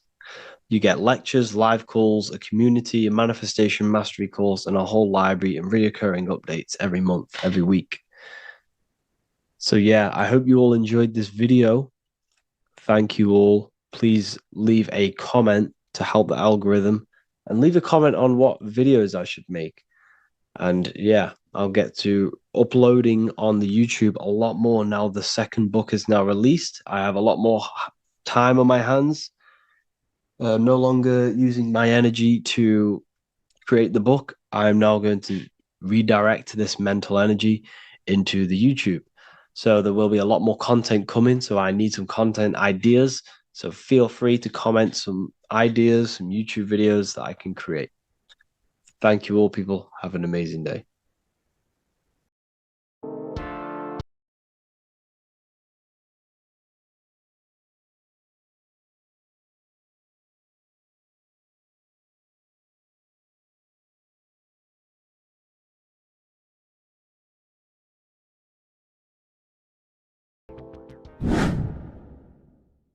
What is good, YouTube? Today we're going to be talking about the astral plane and how the cosmology fits into the astral plane. Okay, so first let's go over the astral plane and go over the different layers of reality so that you can understand reality more.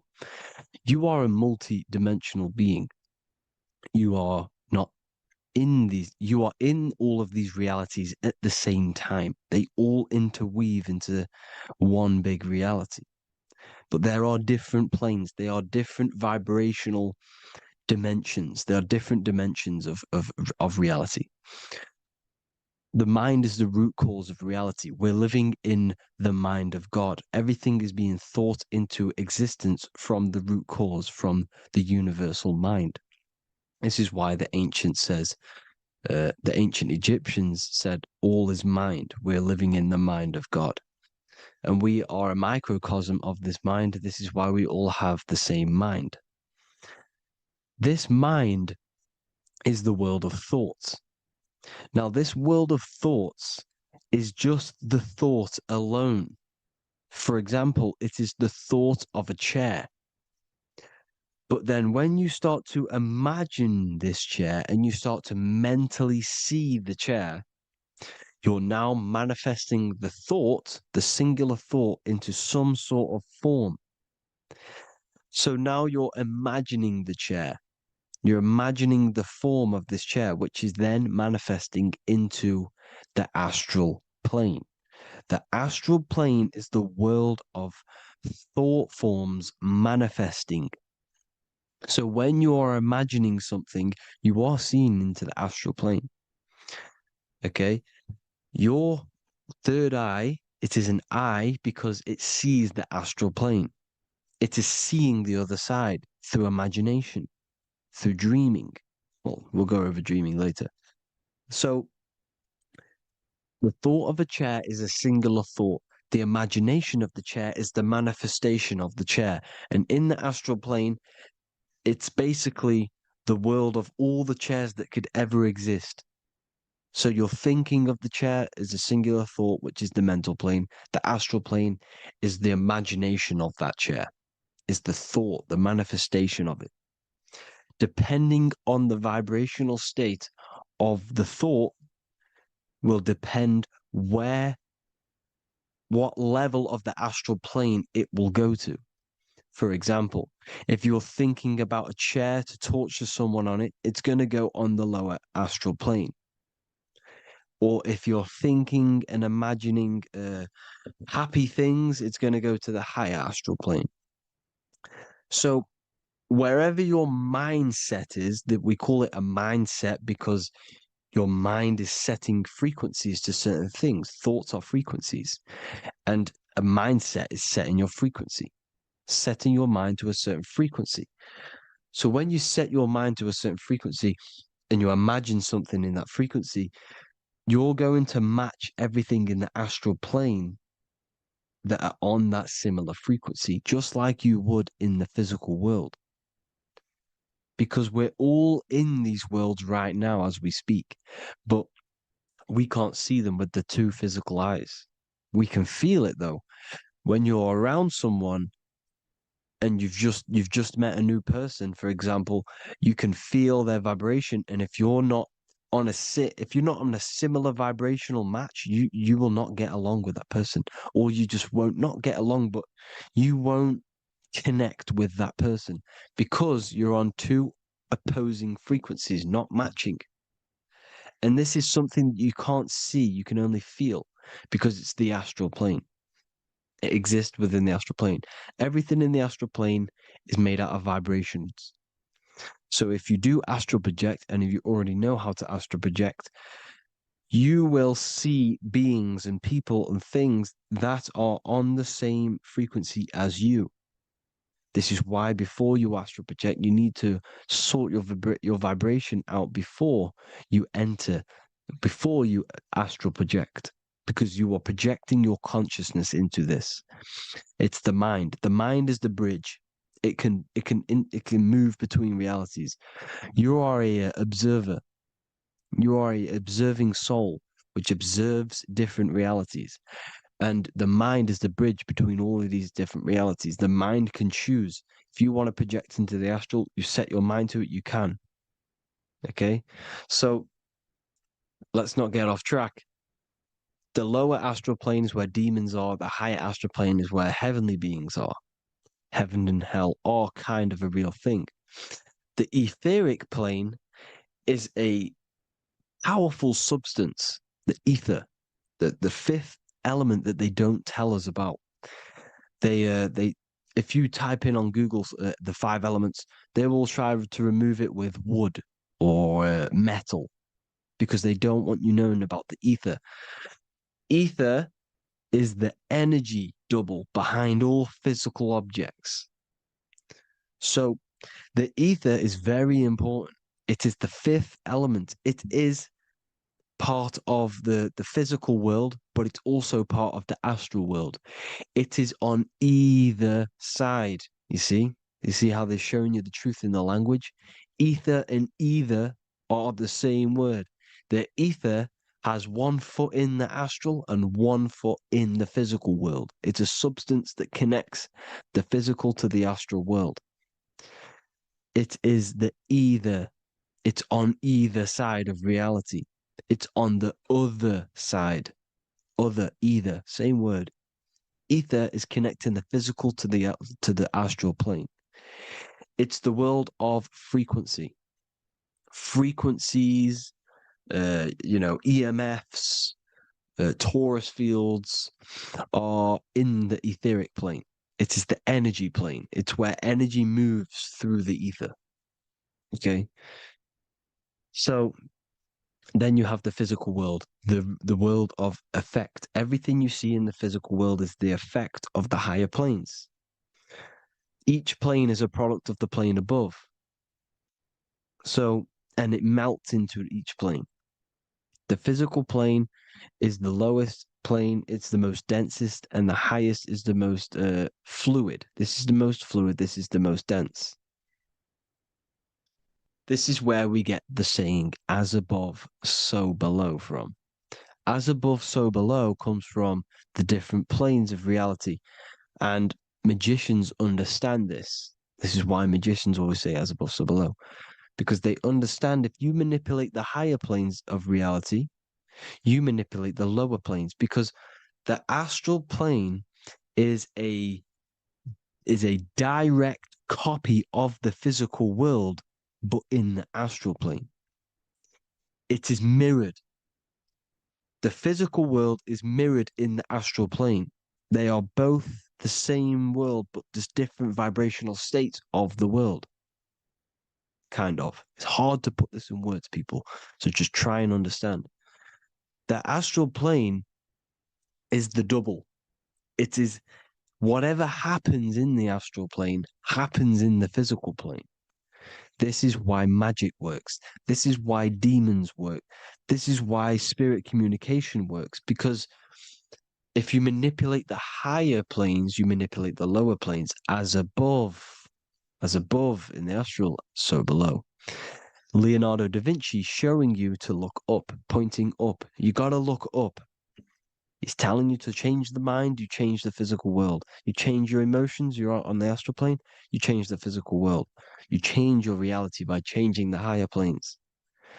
This is the Masonic 11, the two pillars. This is the 11, also symbolizing the two hemispheres of the brain here. But the 11 symbolizes the two mirrors. 11, 11, 9, 11. 9/11 adds to 11. 9 plus 1 plus 1 equals 11. The Twin Towers were an 11. Flight 11 was hijacked because it's a mass ritual within the astral plane. Now, we're going to go deep into that later, and I'll show you these rituals they do in order to manipulate the astral plane.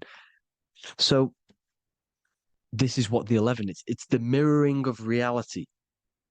If you contact spirits and conjure spirits, you can either summon or attract demons and spirits. Summoning is creating a spirit. You create demons. Okay? Like I said here, the mind is the root cause of reality. If you think of if you think of a traumatic event that happened in your life over and over and over and over again for years and years and years, where attention goes, energy flows. The mind is the director of energy. If you are directing energy into the specific emotion, the specific thing that is torturing you in your mind, that will manifest as some sort of being in the astral plane, which is called an elemental. And this elemental being that you have created through your thought forms and emotions will latch onto you and feed off this energy. So it's important that you get your mind right, okay? It's important that you sort that you file the mind and you discipline the mind. Make sure it's only entertaining positive things, because you are quite literally creating your own demons. The word demon has the word mon in it. And if you've watched my videos to know, mon means moon. The moon is your mind, the sun is your soul, the earth is your physical body. Demon is mon means mind, moon is mind. You create demons with your mind. Summoning. Now, this is where the rituals come in. 9/11 was a ritual because everyone was thinking about this big fearing, the death of 9/11. Everyone was thinking about it. And all of their minds thinking about this horrific thing will manifest and summon a negative energy spirit elemental within the astral plane. That's how all of this works. This is why it was a mass ritual. Okay, Chris Brown, new album name 11/11, release date on the 11/11. This will be my 11th album and contain 11 songs. All of these people know the occult. This is Hermes Trismegistus with the star of Saturn, the six-pointed star, as above, so below. The mirroring of reality, physical and astral. The two Masonic pillars. So as above, so below. What's above us? The stars. The stars are connected to the astral plane. This is why we call them stargates. When we dream, we are experiencing these different realities. And what are stars? They tell in the Bible, it says Genesis 1:14. And God said, "Let there be lights in the firmament of the heaven to divide the day from the night, and let them be for signs." Signs translates to things to come. Why things to come? The stars tell the future. Why? And why do we say as above, so below? As above us is the astral plane and the etheric plane. As above, so below. Whatever happens in the stars happens on Earth. The stars are connected to the astral plane. Above us is the astral plane. We are a star in a physical body. This is why we say Mr., sister, stir equals star. The E and the A are interchangeable. We are stars, and the stars are the start of our incarnation. We start in the stars, same root word, and we descend through the 7 energies, which are our 7 chakras. Then we enter the heart of the soul system. The heart rearranged spells earth. And this is the true cosmology. Here's the Masonic cosmology. This is Masonic now. Here's the firmament. Let there be a firmament in the midst of the waters to divide the waters from above, from the waters that below. Genesis 1:6. The firmament, firmament comes from the word firma, Latin, I'm pretty sure, which means firm. When something is firm, meaning it's stable, it does not move, it is firm. The firmament is firm. So, is the firmament Genesis 1:6. What does he say? Genesis 1:3, sorry. Let there be light. This is before the sun and the moon was created. Let there be light. Before the sun and the moon was created, light was appeared. So what's that tell you? This is a holographic projection from some sort of light being, some sort of projector. And that projector is the all-seeing eye you see in the Masonic cosmology. This is the all-seeing eye projecting the light beams. Let there be light. Everything is made out of light. The universe is created out of light waves. The torus field is 1 unit of light. The light projecting this reality is Polaris. Okay, the famous all-seeing eye. Now, what else? Then we have after let there be light in Genesis 1:16, and God made the 2 great lights. This is the sun and the moon, electric, magnetic, male and female. Then we have the Masonic checkerboard, the black and white symbolizing dualities within the dualistic reality we're in, spirit and matter, light and matter, rest and motion, positive and negative, good and evil. Everything's dualistic here. Okay?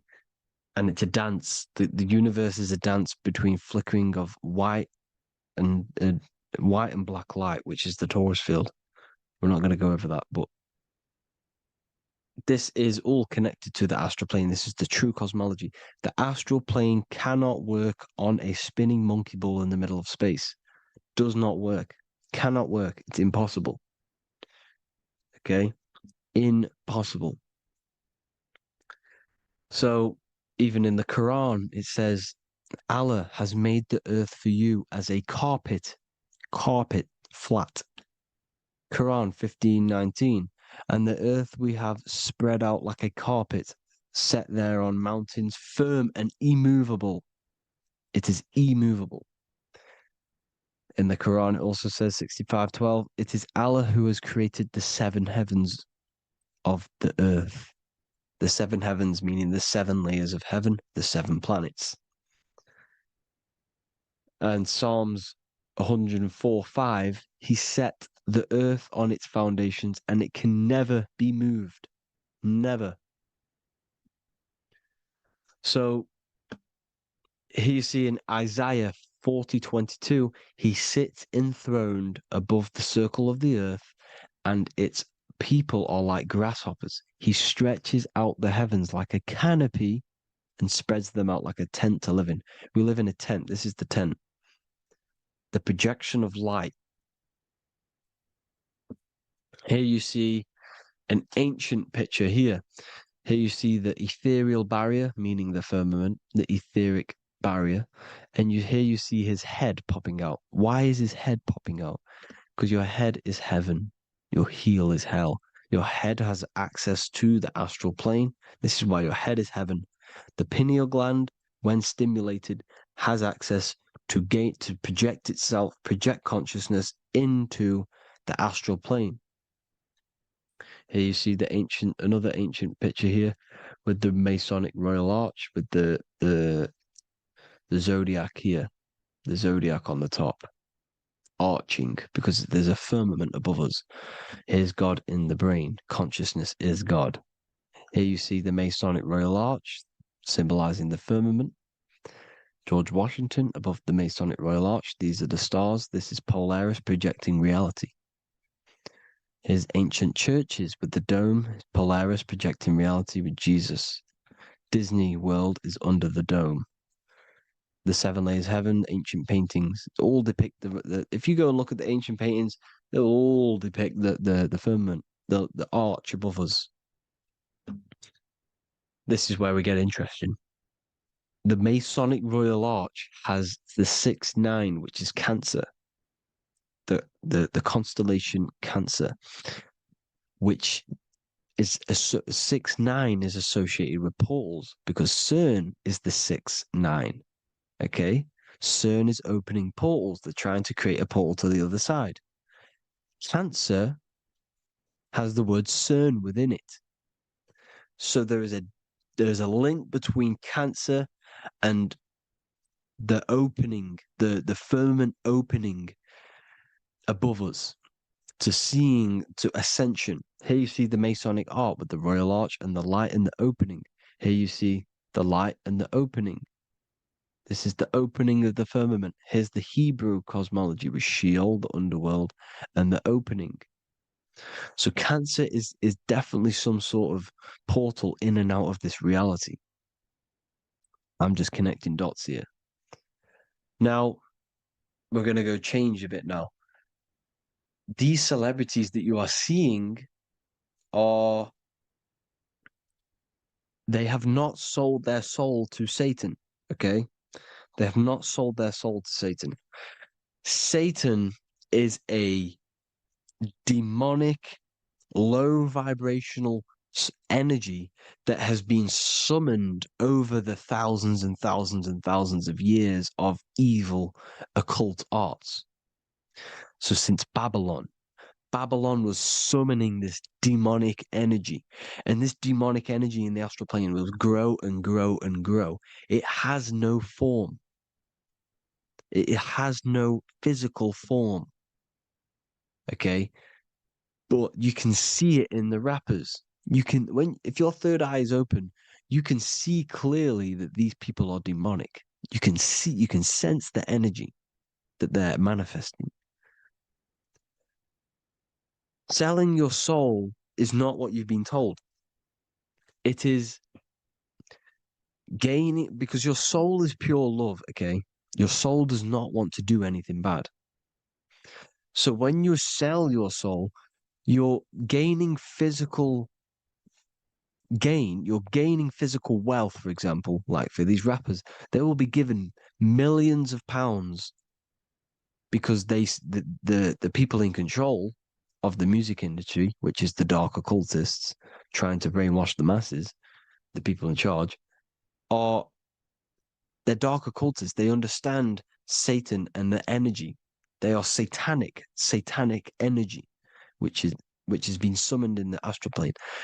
They see that they have influence over the masses, so they will go to them and say, "I'll give you this amount of money forever if you manifest this satanic, demonic energy through the music and through social media to blind the masses, to brainwash the masses into this demonic energy." Because when you listen to music is frequency. Whatever you listen to, you become that frequency. So if you're listening to these people, They're throwing energy, this demonic, satanic energy that they sold out to. Sold, soul, same word. When you sold something, you've got your soul involved.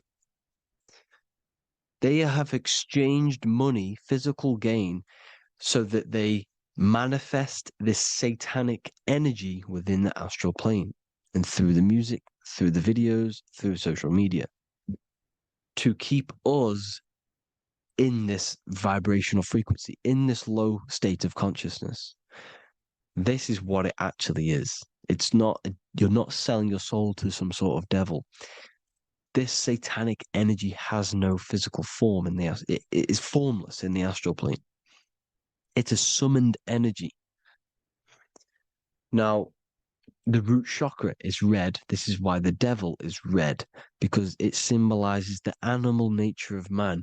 When you are operating off your root chakra, you will kill, you will fight, you will do anything to survive, because it's all about survival mode in the root chakra.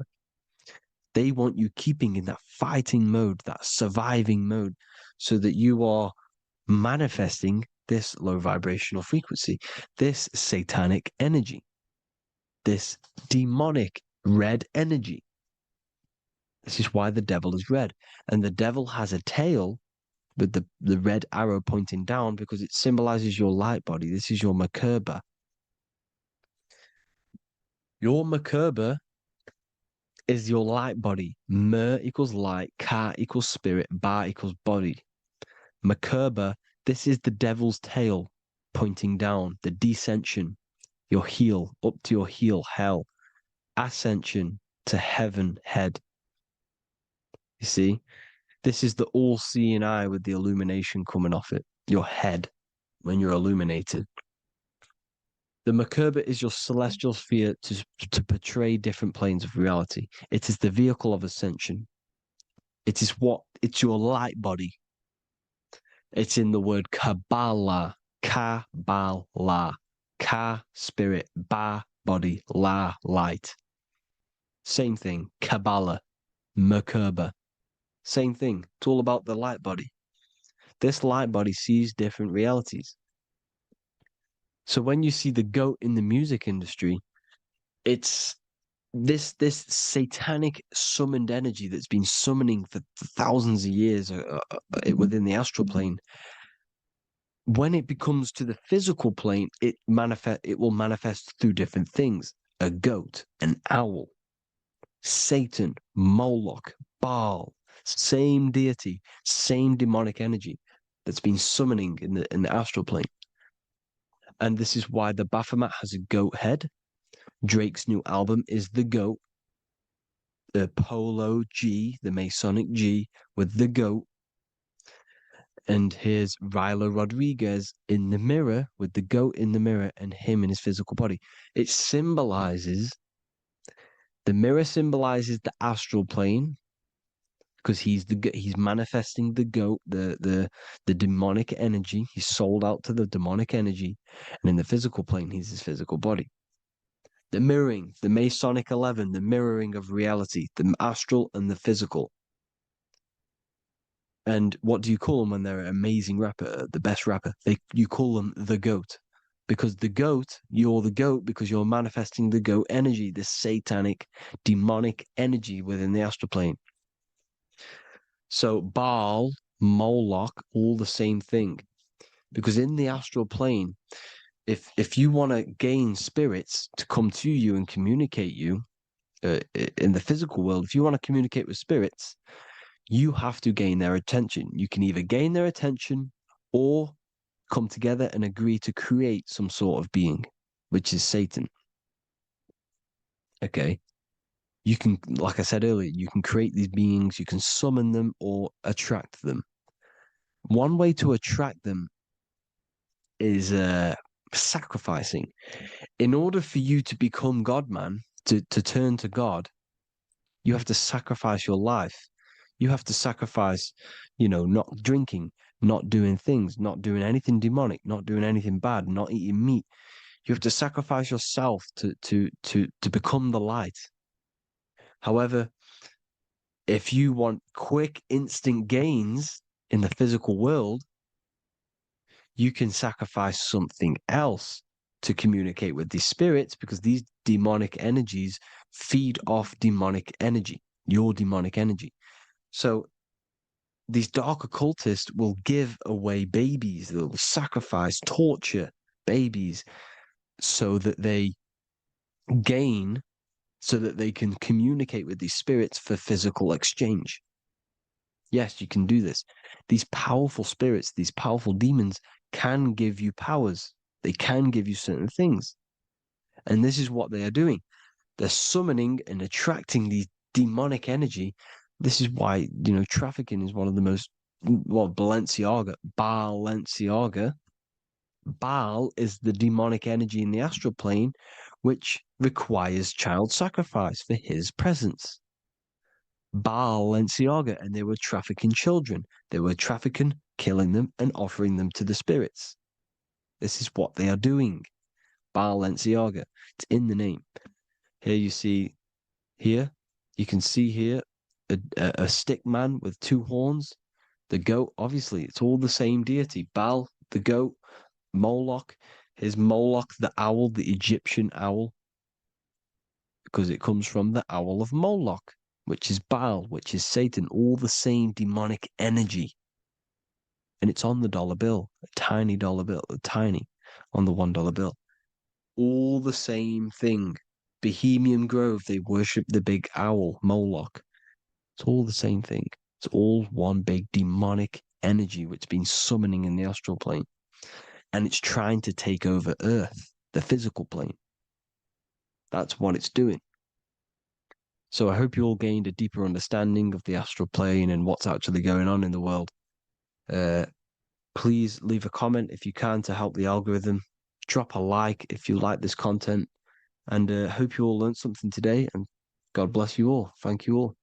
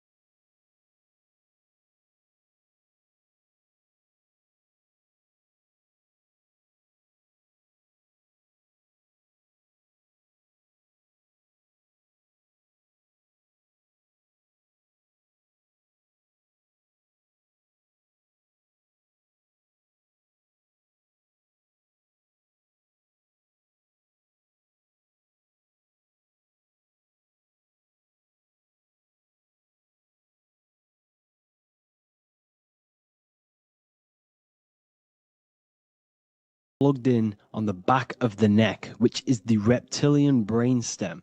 The reptilian brain is all to do with survival mode, survival state. It's always scanning the environment for safety, whether that's physically, emotionally, or mentally. It does not think. It is instant. For example, do I smack the guy or run off? If something happens to you, like a car's coming really quick to you, you do not think about this. The reptilian brain is the animal instinct that will instantly move your body on the instant reactions. Hence why it's the closest brain to the rest of the body. It has instant access to the electrical nervous system to control the body at instant reactions. Now, Neo is plugged in on the back of the neck, which is the reptilian brain. Therefore, the matrix is the body itself. It is the lowest state of consciousness. This is what it represents. The word matrix means womb. It translates to womb because your body is a womb. Your body is a vessel for universal consciousness, for God consciousness. And the body is also a womb where you can be born again outside of this body by raising your consciousness, by awakening the neocortex. This is why Neo is called Neo, because it represents the neocortex. This is the higher aspect of our brain. This is all to do with new things, higher reasoning, higher thinking, new learning. You see, the brain is a receiver for universal consciousness. Now, what do I mean? It is a radio receiver. Think of it like this. You have a radio tower which emits frequencies. And each little frequency, 00.1, 00.2, 00.3, each 00 point is a different person.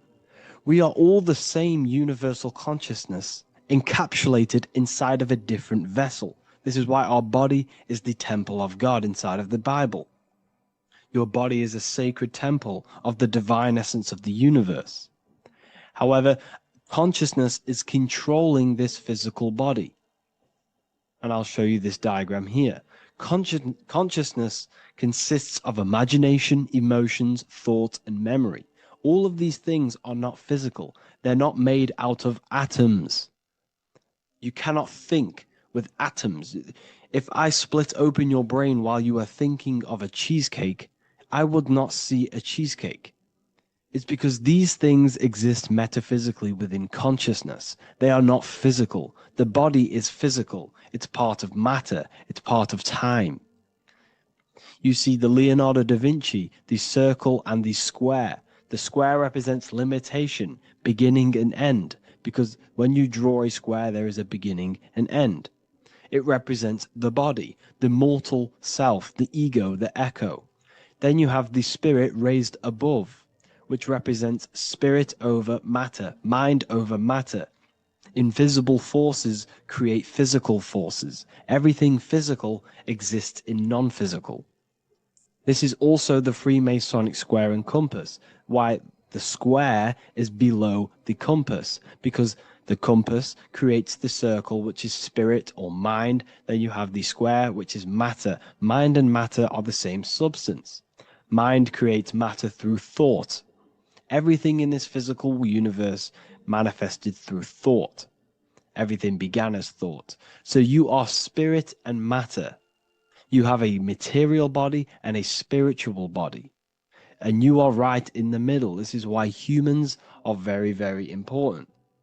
Because we have an animal nature, the reptilian brain, and a higher consciousness, the neocortex.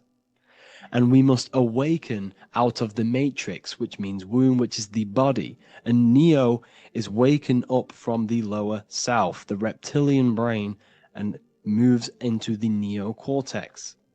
Because the brain is a radio receiver for consciousness. Now, what do I mean? I went over this before. Your consciousness is controlling the brain. The brain is a computer. And when our consciousness, our imagination, our emotion, our thoughts, and our memories are all contributing towards just survival things, food, safety, fear, all of these things, and our consciousness is locked into a survival state. We are using the reptilian brain. We're no longer thinking. You don't think with the brain, but the consciousness is thinking, which activates the different parts of the brain. When we think for higher reasoning, we use the neocortex. It stimulates the neocortex. When we think about survival, we're using the reptilian brain. So therefore, when Neo wakes up, he wakes up to the higher aspects of consciousness, which is only utilized by the neocortex, by learning new things, and expansion of the mind and expansions of consciousness. Okay? So the whole matrix is to keep you designed, well, the whole matrix is designed to keep you in a survival state, in the three-dimensional awareness. They want you constantly scanning for safety, scanning for food, scanning for emotional safety in relationships in other people. You see, they do not want you to think. They want you stuck in that reptile, that animal state, that beastly state that most people are in. Most people, all they do is eat, listen to music, consume, have sex, lust, desire. This is all the reptilian brain. So when we say the world's being ran by reptilians, it's symbolic. There is no physical reptilian humanoid beings controlling, manipulating human consciousness. We are all the same consciousness. However, there is a corrupted state of consciousness running this world. And this consciousness worships the physical plane. And they control the physical plane. So by doing that, they keep you stuck in a reptilian way of thinking, the animal state, to keep you stuck in the lowest state of consciousness.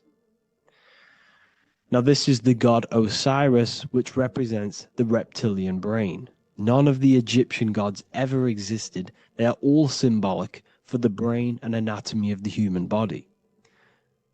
Osiris represents the reptilian brain. As you can see, this anatomy compare to the brain stem and Osiris statue found in Egypt. And we also see an ancient artwork of Osiris with green skin and two reptile crocodile alligators next to him, which also symbolizes the reptilian survival state of human consciousness and the activation of the reptilian brain. This is what it symbolizes. Now, this is what the Matrix is all talking about. It's talking about the awakening, the expansion of consciousness. The word divine is dive in because you connect with the divine by diving inward. There is no man in the sky going to save you. You must connect with the self. Know thyself. Truth comes from within. All of these things I'm telling you comes from within you. I'm just pointing it out. All of this is self-realization. A lot of people say, well, what are my sources?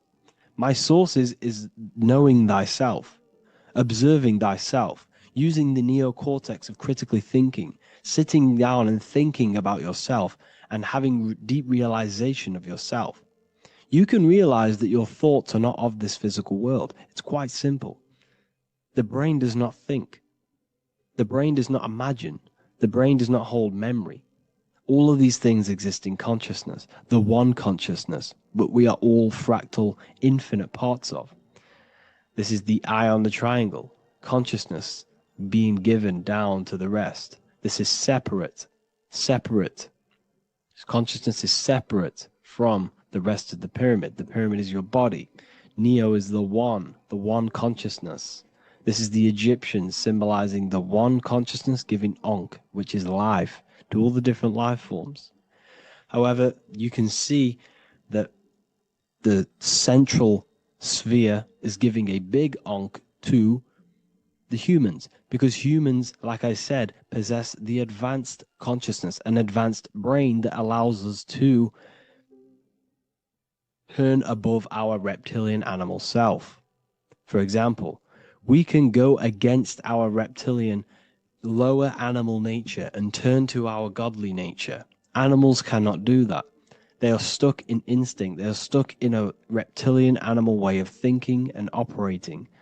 Everything they create is to survive. We can turn against our lower nature and create for amazing things like buildings, architecture, technology.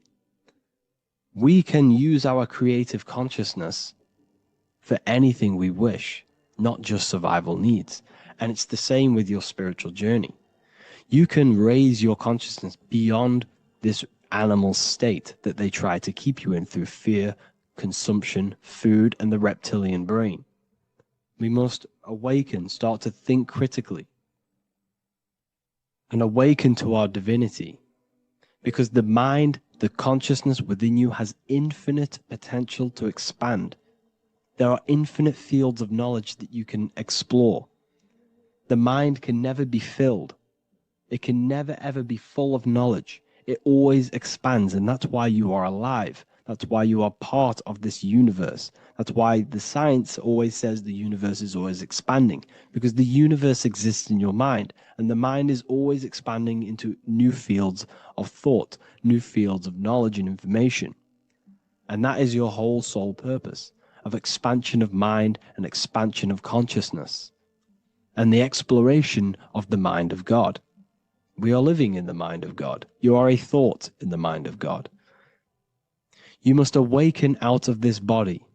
This is why Jesus says you must be born again to see the kingdom of God. You must be born again. You must raise your consciousness beyond physical limitation and awaken to your divinity. And this is pretty much it for this video. I hope you all understand this, that this is all symbolic for consciousness.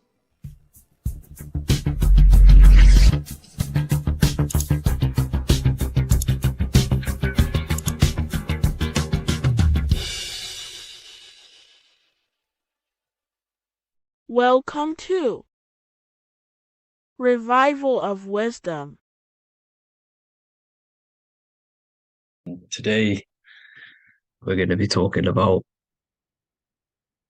portal symbolism, what portals are, okay, and how they show them to us, because they have to tell you the truth, guys. This is the thing with the universal law. They have to tell you the truth, and they tell you through symbols, they tell you through movies, and different things like that. But let's jump straight into this. So first, I want to talk about the Freemasonry symbols. Okay, so first we got, obviously this is some Freemasonry art, but notice how you've got the ladder with a key. Okay, so this is ladder symbolism with a key. So maybe this is talking about ascending. Okay, because look, because this is ascending into the heavens, because it's a ladder with humans going up it with a key. In order to ascend, you must have the key. Okay, so what else do we have with a key? Well, the Netflix show Lock and Key, which is all about portals and keys. Because what the keys do, they open doors, gateways. Okay, so what's interesting about this is that they've got this key here, which represents the Kundalini energy rising up the spine. Okay, but we'll come back to this. But it's that same portal key symbolism. We've also got the Vatican. The Vatican is in the shape of a key. Okay, so you can see the start of it here and the end. So this is key symbolisms. Keys open doors. And notice how it's got the 8-pointed star. Okay, what is the 8-pointed star? Okay, we'll come back to this. This all ties in, guys. I'll break it all down for you.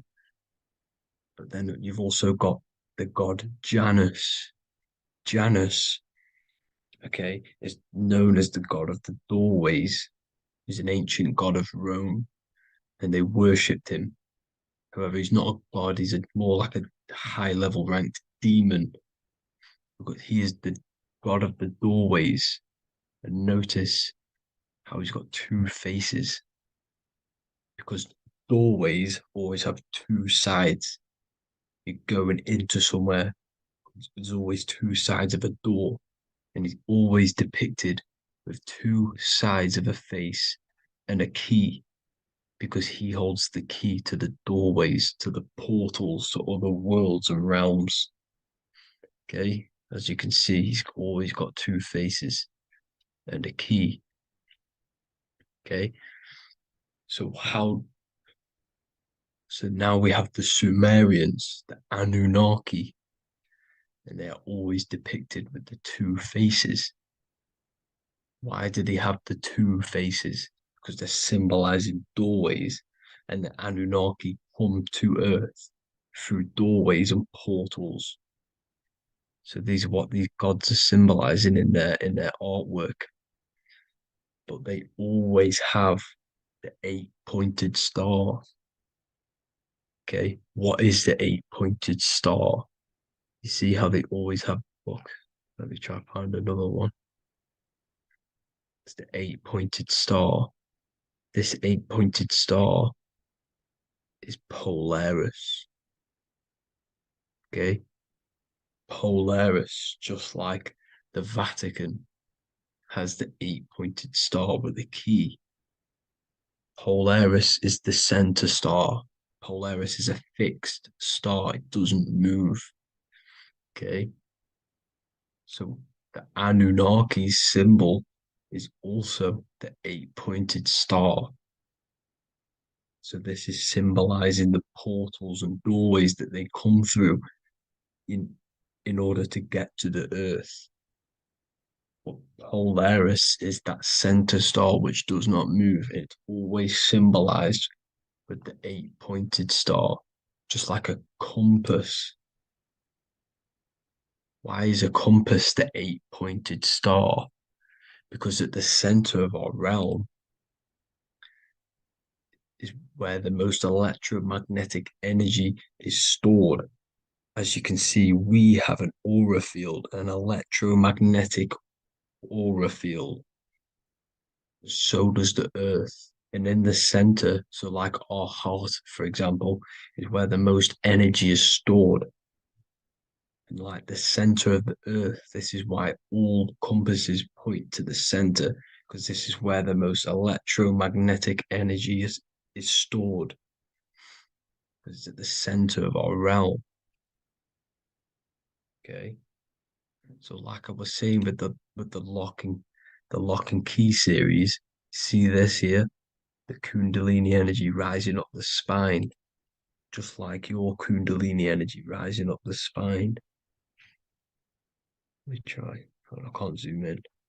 But you know what I'm trying to say here. Let's go back to Polaris.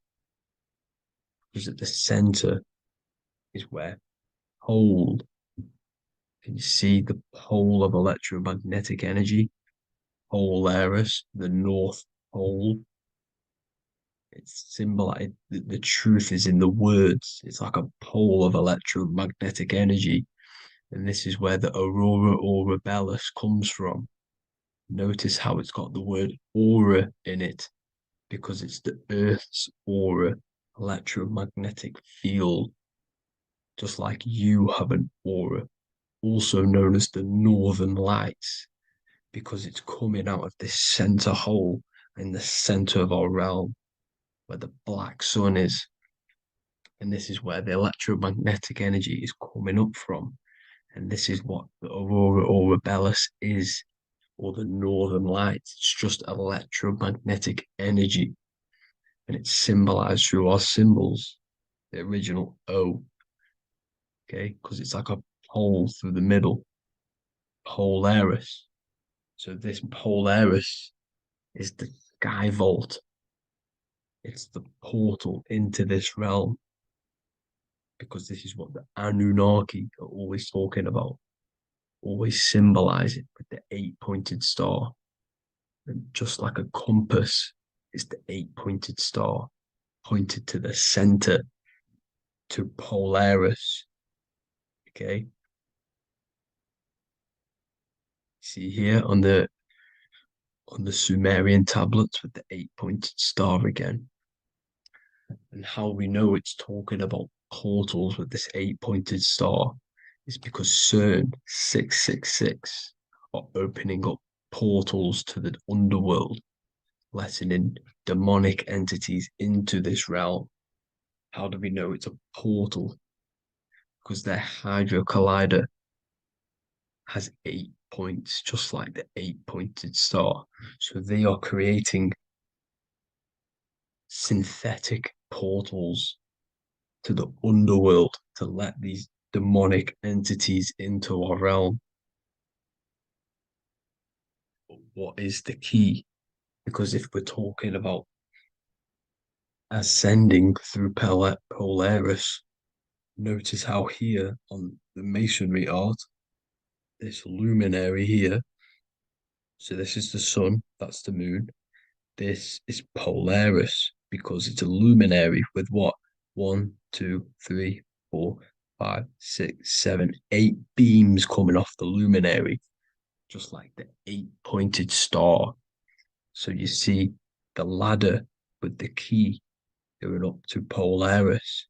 It's symbolizing ascending out of Earth. So what is this key that they're keeping from us? Because it's a human holding a key going up the ladder to Polaris. Well, chakras. We have 7 chakras. Okay, so this is what they are telling us in the lock and key symbolism. The Kundalini energy rising up the spine. Okay, just like they have 33 vertebrae on the back of your spine. Okay, this represents the Kundalini energy going up your 33 vertebrae, just like in masonry has 33rd degrees. Okay, so what is the key? Your chakras. Your chakras have to be unlocked. Okay, you have to unlock your chakras, and you can't unlock this one without going through this one. You have to go through them all. It's like a ladder, just like Jacob's ladder. You can't go from the bottom to the top. You have to unlock each one. Okay, just like you have 7 chakras, you have 7 layers of your aura. Okay, you have to unlock your chakras to the highest point in order to reach Christ consciousness. And this is the key that they're talking about. They're symbolizing the organic portal within each and every one of us to ascend out of this realm. Okay, so this is the key that they're talking about, and they're holding back this knowledge to keep us trapped in this 3D realm. Okay, so like I was saying with the 33 vertebrae and the Kundalini energy coming up the spine, 33 vertebrae, you can see this sort of symbolism going up to the light, because it's the light. You see here, your crown chakra turns on and becomes enlightened, just like the Illuminati symbol. Can you see it? Also, Jesus also died at 33. So this is symbolizing, okay, they're symbolizing the death of the ego, the body. So once you open up your chakras and reach Christ consciousness, which is your 33rd vertebrae, once your Kundalini energy goes up your 33rd vertebrae, your body technically, not physically, but spiritually dies, because you then become formless. You reach Christ consciousness. So then you can travel other worlds. Okay. This is what they're talking about with Vatican, 8-pointed star, and the key. Janus with the key. The Sumerians with the 8-pointed star. Anunnaki, the 8-pointed star. Polaris, 8-pointed star. So Polaris is the way out of this realm, which is at the center. Pole, North Pole. Okay. So the key is that they're hiding from us is the knowledge to unlock our chakras. Okay. And without this knowledge that they keep from us is trapping our souls in this reality to keep reincarnating. Okay. Well, thank you all for tuning in. I'm going to leave you all there. Make sure to leave a like and a comment in the comment section. Let me know some topics to talk about so I can break it down for you. God bless you all.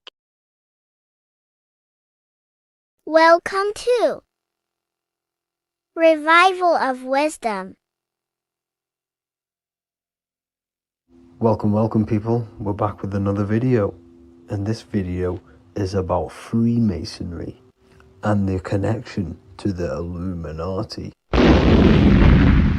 Please, as always, to make sure to hit that like and the subscribe button and turn on the notifications to never miss a video.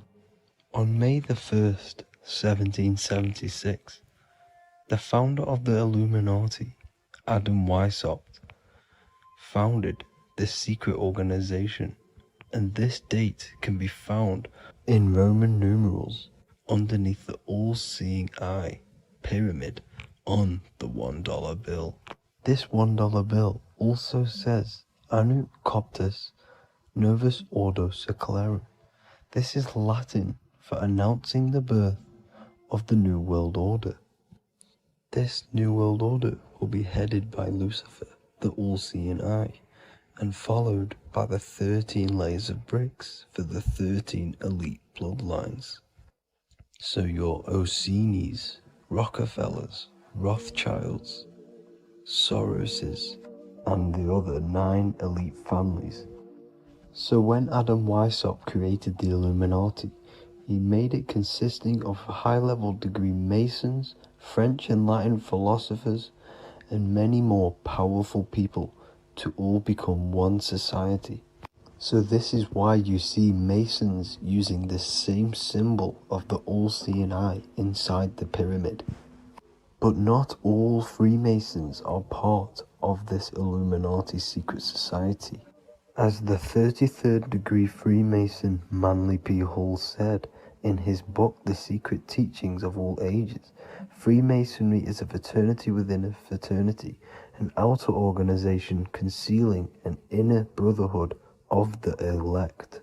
So what he's saying here is that Freemasons have to go up the degrees of Freemasonry, and once they hit the top, they either get elected or not into these secret societies like the Illuminati, Skull and Bones, and Knights Templar. So when you see celebrities doing this one-eye symbolism, either covering one eye, doing the triangle, or doing 666 over one eye, this is showing and reflecting the symbolism of Freemasonry. They have taken the oath to never speak on anything they learn about Freemasonry.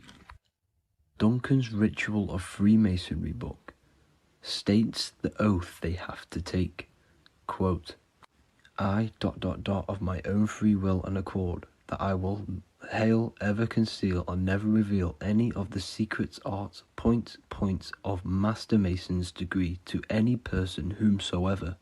All this most solemnly, sincerely promise and swear.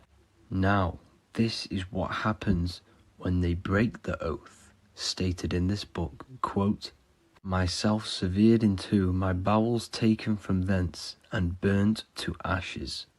So this states that Freemasonry comes first, before any law of the land. It has the right to kill you if you break your oath. This is the hand gesture they have to do every time they enter the ritual room inside the Masonic lodge. This is the cutthroat symbol, showing you and reminding you of the oath and what will happen if you break it.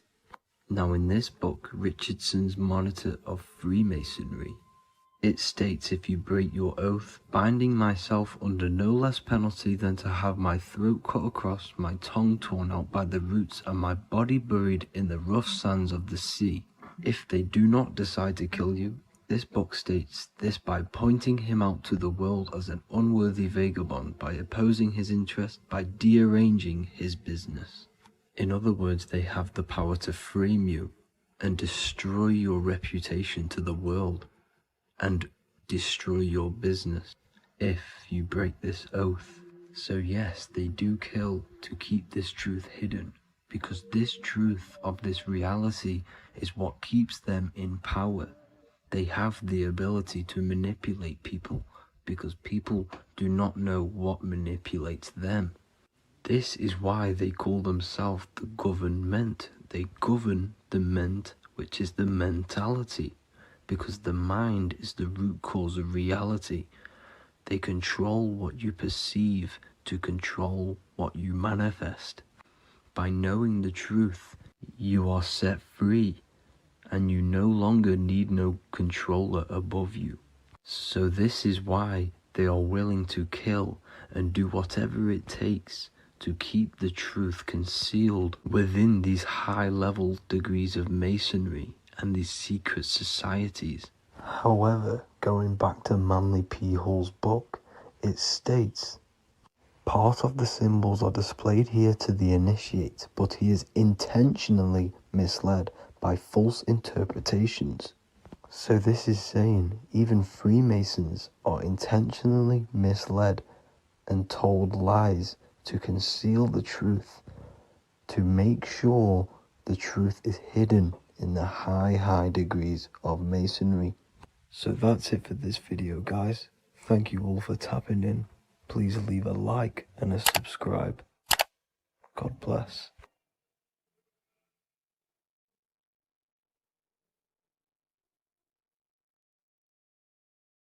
There's an ancient symbol hidden in plain sight, one that holds the key to transformation, power, and unlocking your true potential. It's been used for centuries by mystics, rulers, and even modern science, but almost no one understands its true meaning. Once you do, it will change the way you see yourself and the world forever. Stay with me, because this could be the key to your own awakening. The symbol of the snake, or the serpent, is a very powerful symbol that refers to something within you, that we all are on this journey.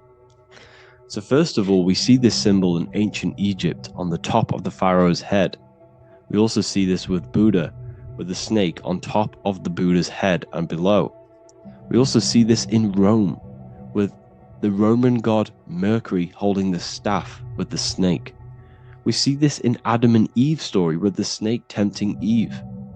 We even see this today on the medical facility. But what does this mean? Why is this symbol being used for thousands and thousands and thousands of years? It has a very deep esoteric meaning. We see this in the Caduceus staff, and we even see the snake representing the Kundalini. What does the snake actually mean? A lot of people think it represents the Kundalini, which it does. However, there's a deeper interpretation of this symbol, and it goes very far beneath the surface of what the snake actually represents. Okay?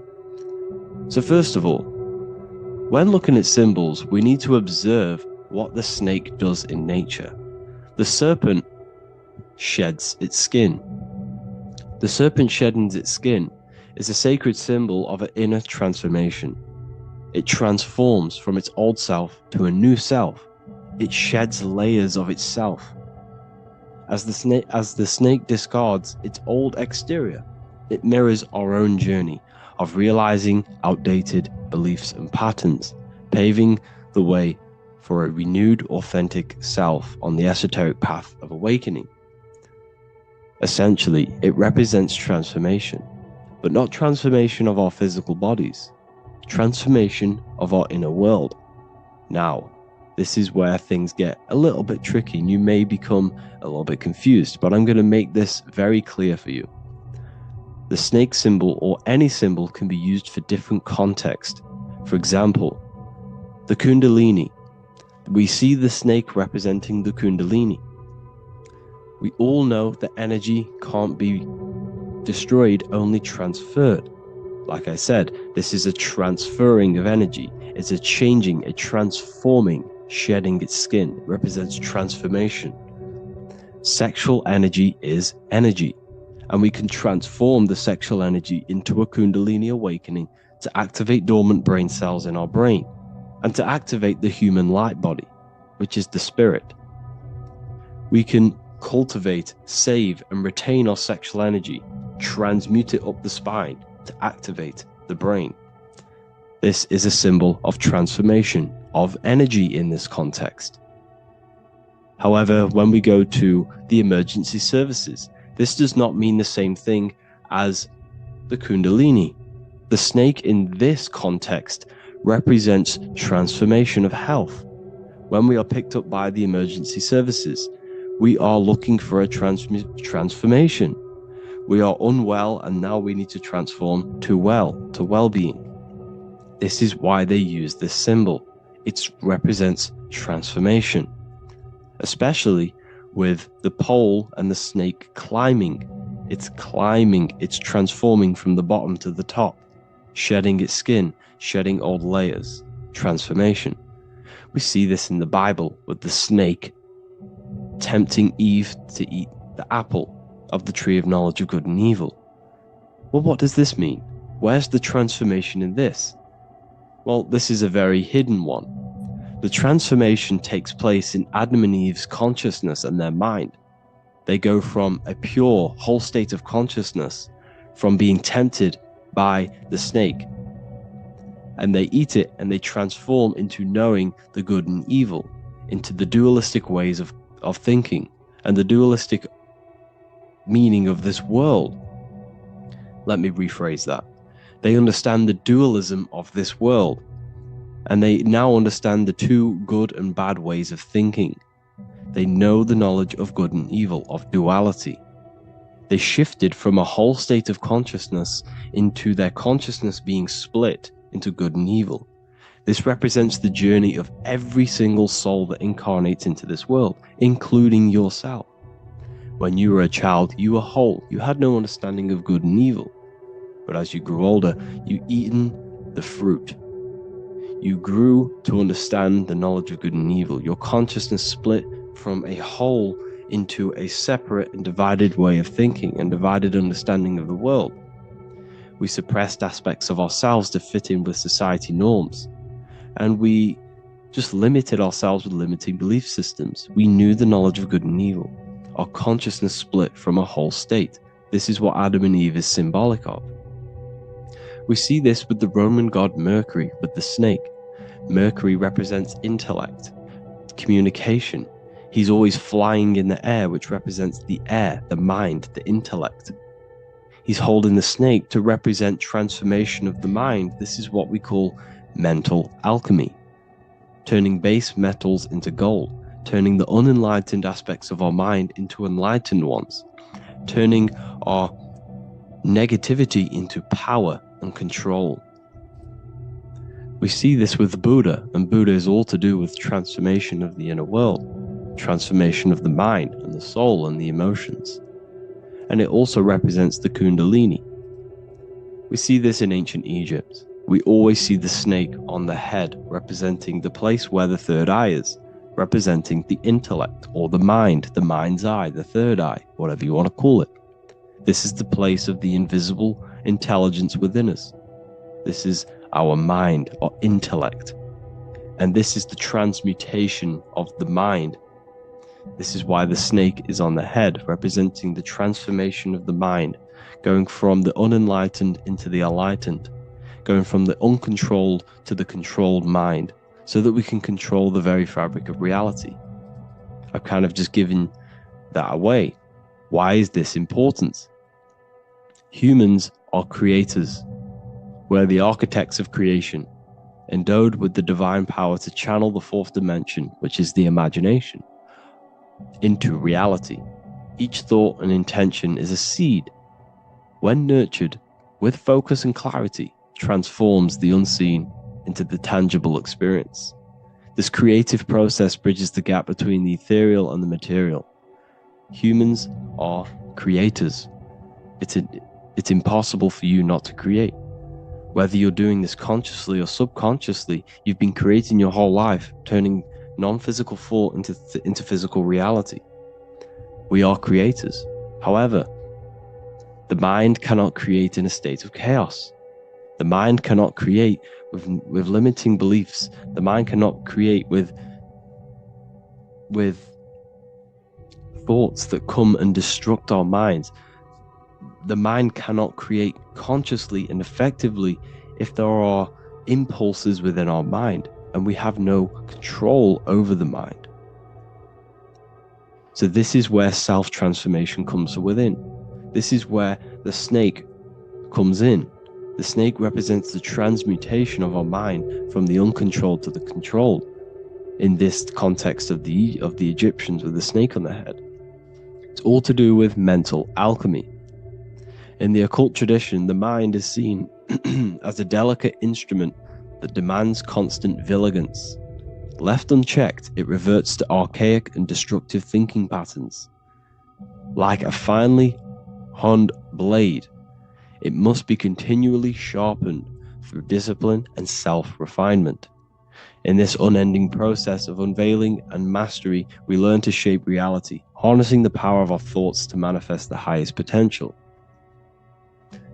It's all to do with mental alchemy, and this is how the snake is connected to you. And what the snake represents to you, it represents the transmutation, the changing of ourselves, of our consciousness, so we can gain control in this 3D world. If we lack control, then we'll constantly be manifesting chaos. Now, there are 3 ways that we can transform our world, and we can slowly transform our mind. Now, this is not an overnight process. It takes periods of time of purification. And number 1 is affirmation. Let's say we have this dirty cup of water, and we have a tap of water. And in this tap, it's pouring in more water, clear water. Over time, if I keep pouring clear water into this cup, it's going to slowly purify this cup. And then in the end, it will look like the cup on the right. It's the same with your mind. The cup represents the limiting beliefs, the negative thoughts, the negative mind, the uncontrolled mind. But if we keep repeating affirmations over and over and over again, such as I am disciplined, I am powerful, I am limitless. Over time, this can purify our subconscious, and we can gain control over the mind, and we will become conscious of the thoughts that we are giving attention to. The second way is meditation. Meditation allows one to develop an off switch for the mind, providing a sense of control over it. Over time, we gain the ability to filter our thoughts and become more conscious of the ones we choose to engage with. Meditation, over a period of time, will give you this button that allows you to filter out negative thoughts. If you have a negative thought in your mind, you'll be able to become conscious of this and redirect your mind's attention. This is all about self-control, because remember, we become what we think about. The snake represents the transmutation of the self. And another way is visualization. Visualization allows your subconscious mind to experience the reality you desire, accepting it as truth. As the subconscious becomes more immersed in this imagined reality, it works to manifest it into your conscious experience. Your visual eye, visual eye. You're using the mind's eye to see and mold your future. That's what imagination is for, to create in your future. You can become your future now in your imagination. And this can slowly purify your consciousness, slowly purify your mind, which will then, if you do all 3 of these over periods of time, you will see great transformation from the inside out. And your outer world will start to mirror your inner transformation. Because it's as within, so without. You change your inner world of consciousness, of thought and emotion, you'll change your external reality and your circumstances. So I hope this lesson has gave you a great understanding of what the snake actually represents. And now that you see it, you will see this everywhere. Every time you see a snake, you know it represents the transformation. So please, if you can, leave a like, comment, and subscribe, and turn on the alerts to make sure you never miss a video. And if you have any video suggestions, feel free to make a comment and I can make a lecture on it. I appreciate you all watching this video today, and I'll see you all inside my university if you're inside, and I'll see you all in my Telegram if you join, and I'll see you in the next video, of course. Thank you and take care. In this video, you're going to learn exactly what Christ consciousness truly is and how to cultivate this into your life so you can live a better life, create the things that benefit yourself and humanity, and ultimately to bring heaven on earth. This is the true way. If you're familiar with my work, you know that, I'm pretty much obsessed with symbolism.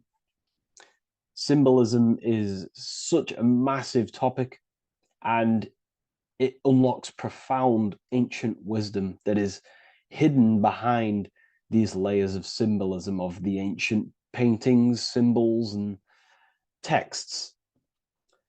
So I was going through some Christian artwork and I came across this painting. It's a well-known painting called The Sacred Heart of Jesus.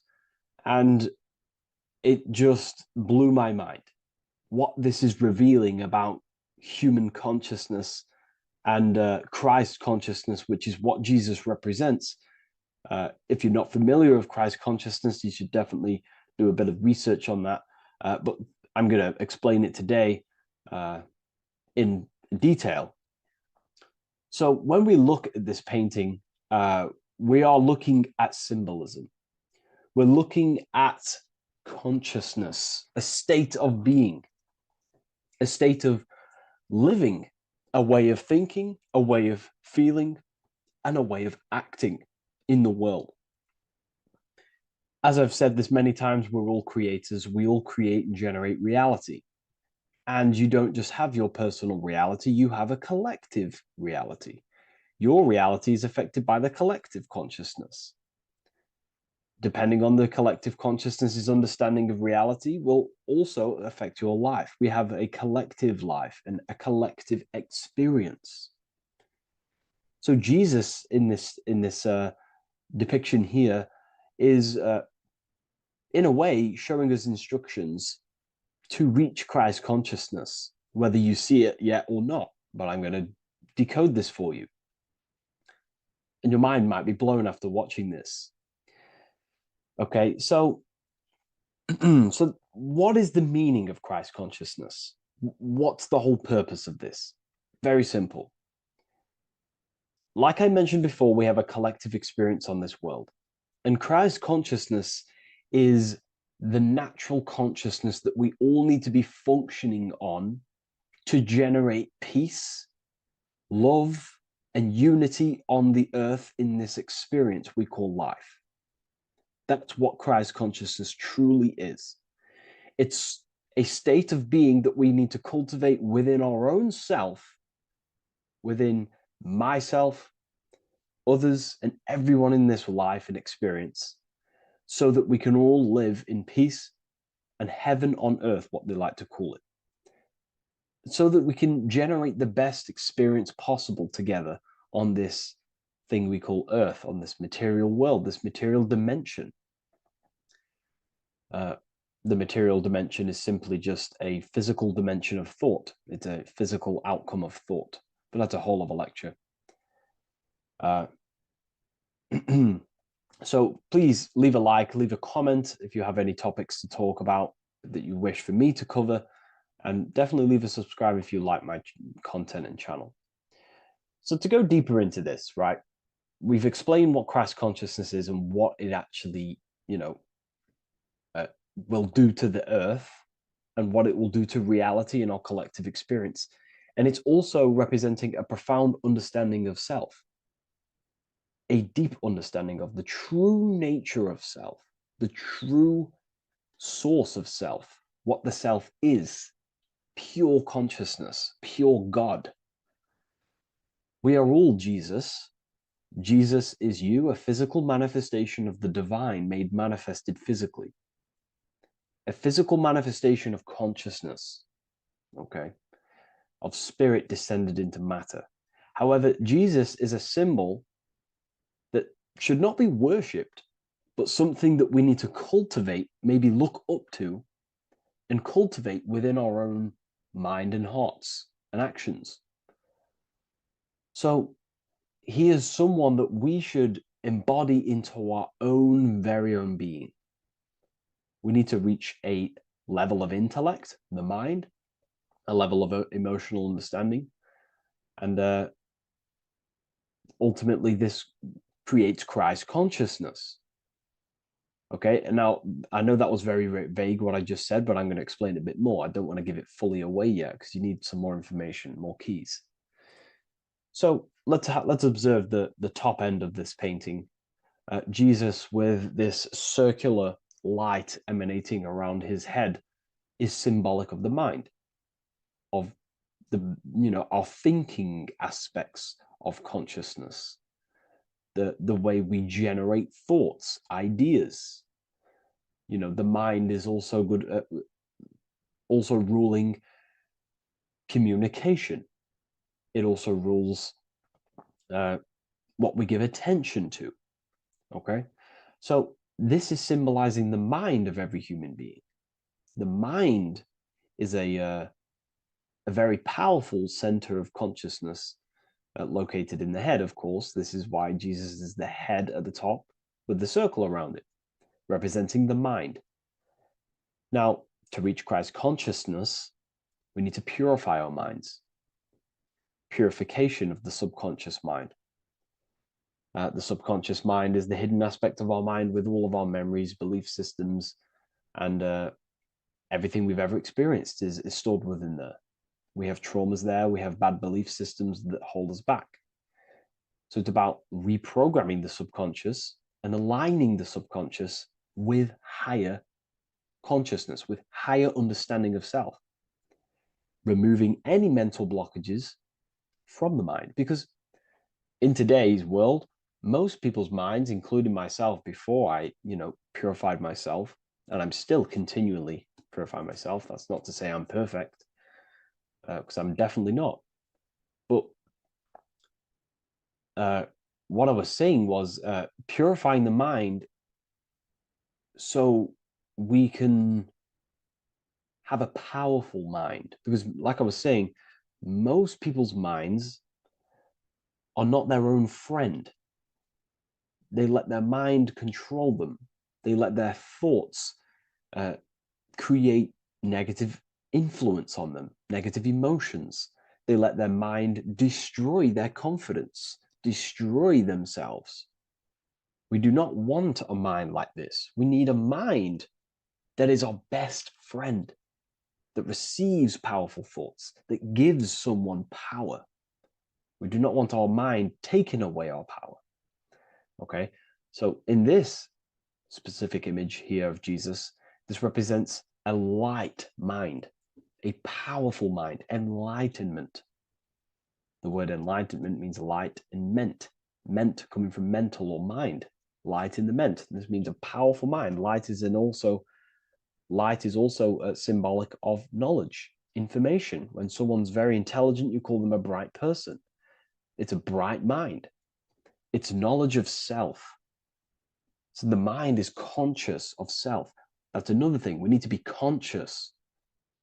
A lot of people are not conscious, including myself before I did this, before I woke up. Most people are not conscious of their actions. They're not conscious when they're actually awake in the day. They do things unknowingly. Are we conscious of our thoughts, emotions, and actions, what we're giving attention to in our mind? Because ultimately this shapes our experience. There's a great quote, I think it's Julius Caesar or one of the Roman emperors who says the quality of your life is dependent on the quality of your thoughts. Something along them lines. I don't know if I'm 100% correct there, but it's very true. Our thoughts dictate our happiness. So to cultivate Christ consciousness, we need to be conscious of our actions, conscious of our thoughts that we're giving attention to. There is a level of mastery that we can achieve within ourselves where we become conscious of every single thought that enters our mind. That sounds easy, but it's definitely not. But that's a high level of mastery that we can achieve and cultivate within ourselves. So we're looking at a powerful mind here from Jesus, a powerful mind, a purified mind. And we purify the mind through, affirmations, meditations, ritual work.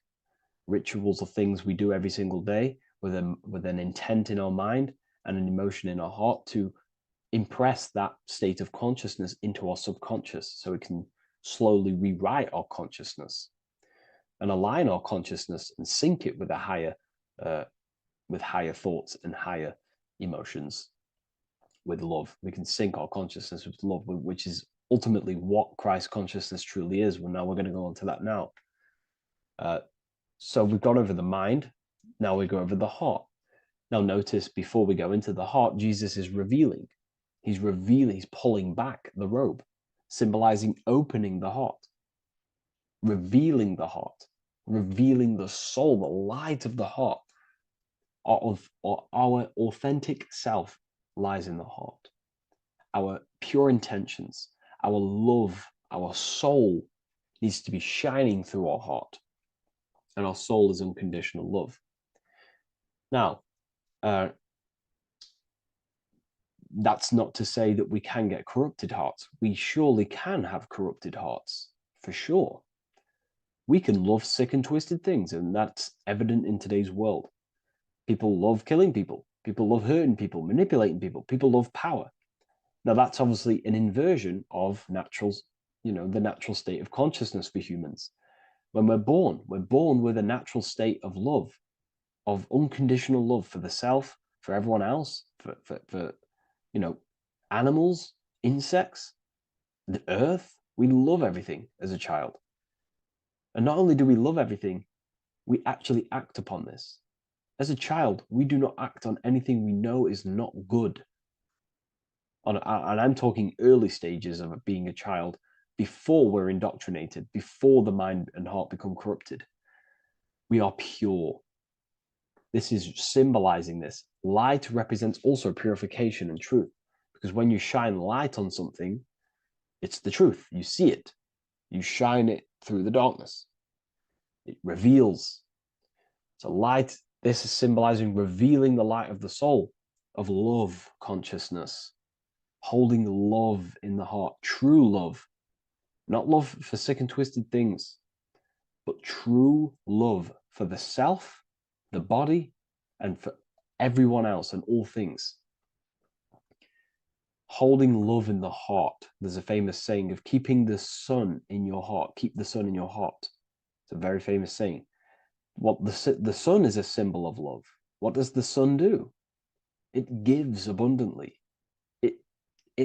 All it does is give light, give energy, power, light to the earth, and everything is feeding off this source. The sun expects nothing back. It just abundantly gives. It's a symbol of love. This is the love principle of creation. Now, the heart is also governing our actions. What we think about, in our mental field of consciousness, is directly corresponded and observed in our hearts. What we think about directly corresponds with what's going on and what we feel in our hearts. Thoughts produce emotions. So if we give attention to negative thoughts, there's no wonder we're having negative emotions in our hearts. So purification of the mind is also having an effect in purification on the heart. Because when we purify our thoughts and only give attention to powerful thoughts and positive thoughts that uplift yourself and humanity, then we're going to also see this change in the heart, see this emotional change in our consciousness. Okay, so this represents the purification of, a purified heart, the light emanating around the heart. Love for the self, love for one another. And you're revealing this, you're shining the heart on others. This represents, revealing your true self to everyone without suppressing aspects of self. Revealing the light, not holding back the light. Because people in darkness will look at people who are spiritual and say, oh, he's into the woo-woo stuff. It's about revealing that and not caring about others. Because when you shine a light, you're also planting seeds in other people.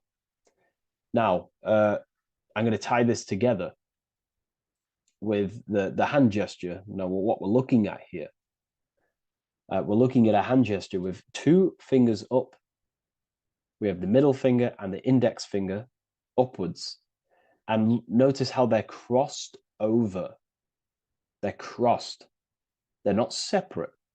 They're crossed, representing unification. Unification here. This is a unified 2 fingers. 2 represents division. Crossed over represents oneness. It's the unification of the mind and the heart. A lot of people talk about this, but not many people go into detail about it because, for many reasons. But this is the unification of thought with emotion. This is how we truly reach Christ consciousness. And ultimately, when we do gain the love in our hearts and we do slow, it's a gradual process of cultivating love for the self and everyone else in the world, because we're so programmed to be divided, but it's a slow progress. But when we do cultivate love in our hearts for the self and one another, love is a very, very nurturing and growing force. Like I said, the sun earlier, that is pure love energy. It makes everything grow on the earth. While love in your heart grows connections with people. It grows care. You go out your way to do things to people and do give people things. It's a very nurturing and growing energetic force. And me personally, I think the whole universe is built upon love. The whole thing. Without love, without the love, there is nothing. Nothing is, love is the only true emotion that truly exists. Everything else is either an opposition of love or a different degree and branch of love. Love is the only true emotion, and everything is built upon that principle. Okay, love is what guides us to a higher consciousness. When we cultivate love in our hearts, we become a vessel for light, more energy, more vibration. Our electromagnetic field expands, our biofield, when we hold love in our hearts. It's a very powerful force. And when we do cultivate a strong spiritual compass within our heart, because that's what our heart truly is, it's a spiritual compass. It tells us, well, it doesn't tell us, it knows what is right at all times. If you think something, your heart tells you whether that is right or that is wrong, whether you should act upon it or whether you should not. The heart knows what's good and evil. No one told you this as a child. As a child, you already knew this. You came into the world, you knew what was right and wrong. You knew it was wrong to hurt people. So this unification that he's doing with his hand symbolizes thinking with the love of the heart. Represents thinking with love of the heart. Thinking with love of the heart for the self and the collective. Now, ultimately, what this does is give birth to perfect action. Why? Why does this give birth to perfect action? Think about it. Every time you've taken an action, why did you take the action? You would have thought about it, you had a feeling towards it, a care energy, and you took action. Why do we go to work? We care about paying the bills and staying in our house. We go to work to earn money. We think, we care, we act. Everything you see in front of your reality, on the screen that you're seeing right now, you called your eyes, everything is in front of you because you care. It's the heart energy that leads the body. Okay? And that's even present in the body. Have a look at the body. We have the head, thought, then emotion, then our feet is at the bottom, and our feet take action. Thought, emotion, action. Thought, emotion, action. So even the body is basically a blueprint of how creation is manifested. So we receive thoughts from the divine planes, from the higher planes of consciousness. We receive them. That's another thing that I missed. If we purify our minds, we're basically attuning our mind to a higher part of the mental plane, and we will receive higher thoughts. We will receive thoughts that are more genius, what we like to call today, or better quality thoughts. We receive good ideas when we attune our mind to a higher consciousness. Okay, so we are like a radio. We receive thoughts based on what our mind is set to. That's why we call it a mindset. So, like I was saying, we receive thoughts through the head, we feel the emotion, then our feet take action. Thought, emotion, action. So the body's a blueprint of creation. It's beautiful when you really notice this. So this unification is about thinking with the love of the heart, which gives birth to perfect action in the world. And this is the state that we need to cultivate within myself and everyone in the world so we can give birth to heaven on earth through action. Because ultimately the world is molded through action, physical action. And them actions are molded from thoughts and emotions. Now,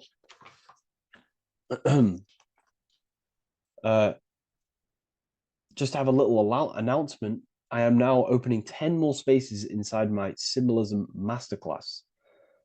With 10 more spaces, you're going to learn about a lot more about symbolism. It's very affordable. I'll leave the link in the description if you wish, if you care about gaining more information and learning the ability to read symbols. So what is the inversion of this? What is the inversion of this consciousness? Well, that's what we call satanic consciousness. Satanism. Satanism on its true level is the opposite, the opposing the natural state of consciousness that we are born into. It's about thinking with no emotion, thinking and acting. This is what the Skull and Bones represents here. So the Skull and Bones Secret Society, this is their main logo. Again, we have the skull, which represents thought, and the bones, which represent action. The bones take action in the physical body. We're looking at thought and action with no emotion, no empathy, no love for one another, only love for the self, the inverted love. Okay? We're looking at gray. Gray is a symbol of dullness, death. There's no emotion in gray because colors provoke emotion. When we look at a color, it invokes an emotion. Gray has no emotion. So we're looking at dullness of the emotions. I'm not going to go too deep on this subject. I'm going to create a whole new lecture for that. In fact, I think we have a great lecture inside Ethereal University on Satanism. We're going very into depth of what Satanism is and what Satanism consciousness truly is.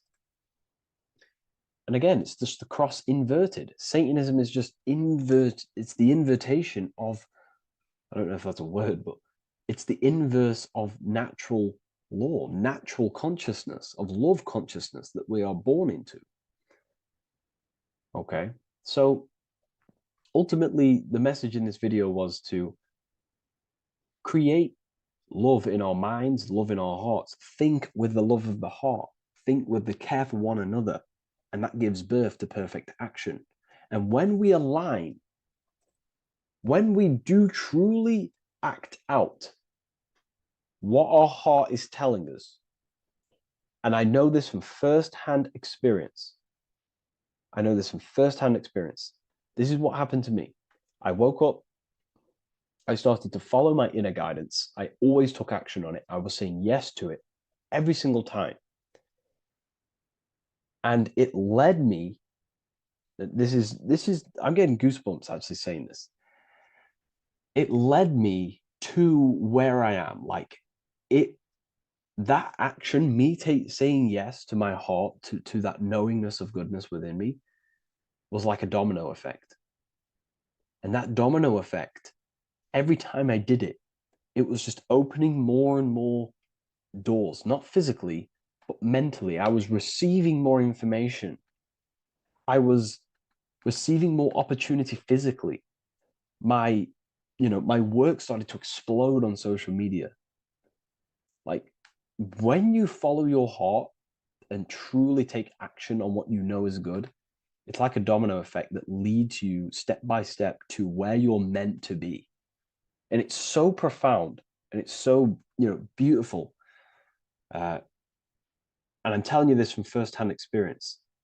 This is ultimately how you kind of unlock your purpose in this physical world as well. So not only is it going to create a better world, it's also unlocking your true soul form and soul purpose while you're here. It's very beautiful. So I thank you, everyone. Please leave a like, comment, and share, and subscribe to the channel. And I'll see you all inside Ethereal University if you decide to take your studies to the next level. Take care.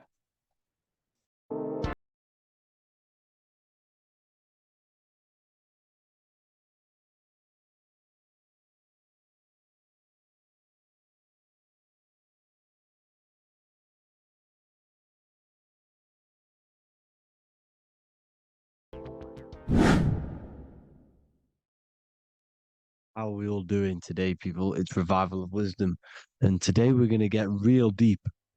This video is going to get real deep. A lot of people are not going to be ready for this sort of knowledge. Okay, you really have to do is to really deprogram the mind, because everything we've been taught is a complete lie, is to keep us trapped. Okay, this is really advanced knowledge. Now, let's get straight into this. All of the ancients depicted other worlds, and they called this place Midgard. Midgard is the mid garden, the middle garden. This is why the Masonic symbolism on the floor is always a black and white checkered board, symbolizing the polarity here, the good and bad, because we're in the middle garden, the heart. Earth rearranged spells heart, because we're in the heart of the system, or whatever it is, a super quantum computer, whatever you want to call it, simulation. Now, in the Quran, it talks about the 7 layers of heaven. All of these ancient artworks are depicting these different layers of reality. Okay, and look at the Egyptians here with the boat outside of the firmament. Boats travel on water, and this is exactly what the Masons are doing. So they're still using the same symbols. Why? Because it's the same knowledge, just hidden. The Egyptians have the same knowledge as the Freemasons. It's just hidden. Now, this cosmology that they're showing here, which is probably made maybe 100 years ago, this painting or artwork, is the exact same as the one we see here, with the arch, the boat. It's similar, because the boat is symbolizing traveling these other worlds, because the ether is also symbolized as water, because if you look up at the stars through a telescope, it looks like it's water. It's shining through water, because this ether, whatever this substance is outside of this world, was symbolized as water. Okay, and look at all these ancient depictions showing these different layers of reality. Now, we are being trapped within this 3D dimensional world, which is the cube, the Saturn cube, because there are 6 sides to everything in this world: front, back, left, right, up and down. 6, which is the cube, because we're in the Saturn's world. Okay, now, always been depicted as a tree of life, the tree of the universe has always been depicted as this tree. Because let's get a bit deeper. Now, the cosmology of this reality is the sun, the moon, and Polaris, always in the Masonic art. The sun, the moon, and Polaris, the all-seeing eye. If you go inside of the temples, of the Masonic temples, they always have this star in the middle, shining light beams. Okay? Look here. The light beams coming from the big star in the middle, which is Polaris. This eye is God. It's God's light shining down from his abundance. Now, when you astral travel, you will see this big ball of light above you, and this big ball of light is God. But you cannot travel towards it until you are pure. It doesn't work like that. You have to become formless. You have to become pure before you can become one with the light. In all these Masonic artworks, it's all depicting the star in the center. This star is Polaris, because Polaris is the way out of this place. And this is why you see the stairway to heaven all the way up to the light beam, the light source. What does it say in the Bible? God is light, because everything is made out of one substance, and that substance is light. And it symbolizes the eye because God is an eye. All things that are alive have an eye. And we all say, I am. We all see these realities through eyes. God is an eye. He's the all-seeing eye. He sees all things at all times. And he is projecting this light. And this light comes down to create all the different levels of the worlds. And this is what the two pillars symbolize the number 11. 11, the number 1, is just a vertical line. It's the 1. It's a 1 point. 11 symbolizes the mirror nature of reality. Everything's mirrored. As above, so below. Now, the 11 also symbolizes openings, doorways. And as you can see here, an opening to the all-seeing eye. And you see here again, an opening to the stairway all the way up to the light. This light is the light of God in the astral worlds, beyond this world. Now, Polaris has also been symbolized as the UFO. They put the truth in plain sight. So, you know, in the films, how the UFOs suck people up.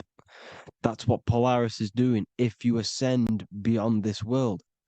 If you do not ascend beyond this world, you will be reincarnated in this world. The whole thing is to outgrow this consciousness to the plane above. And I'm not just making this up. I'm going to be bringing in scriptures after this. But you can see with the Christmas tree, we always put a high, big star at the center, at the top, which is the star of Polaris, which is exactly what the Masons are doing here. The star at the top. And it's on top of our Christmas trees.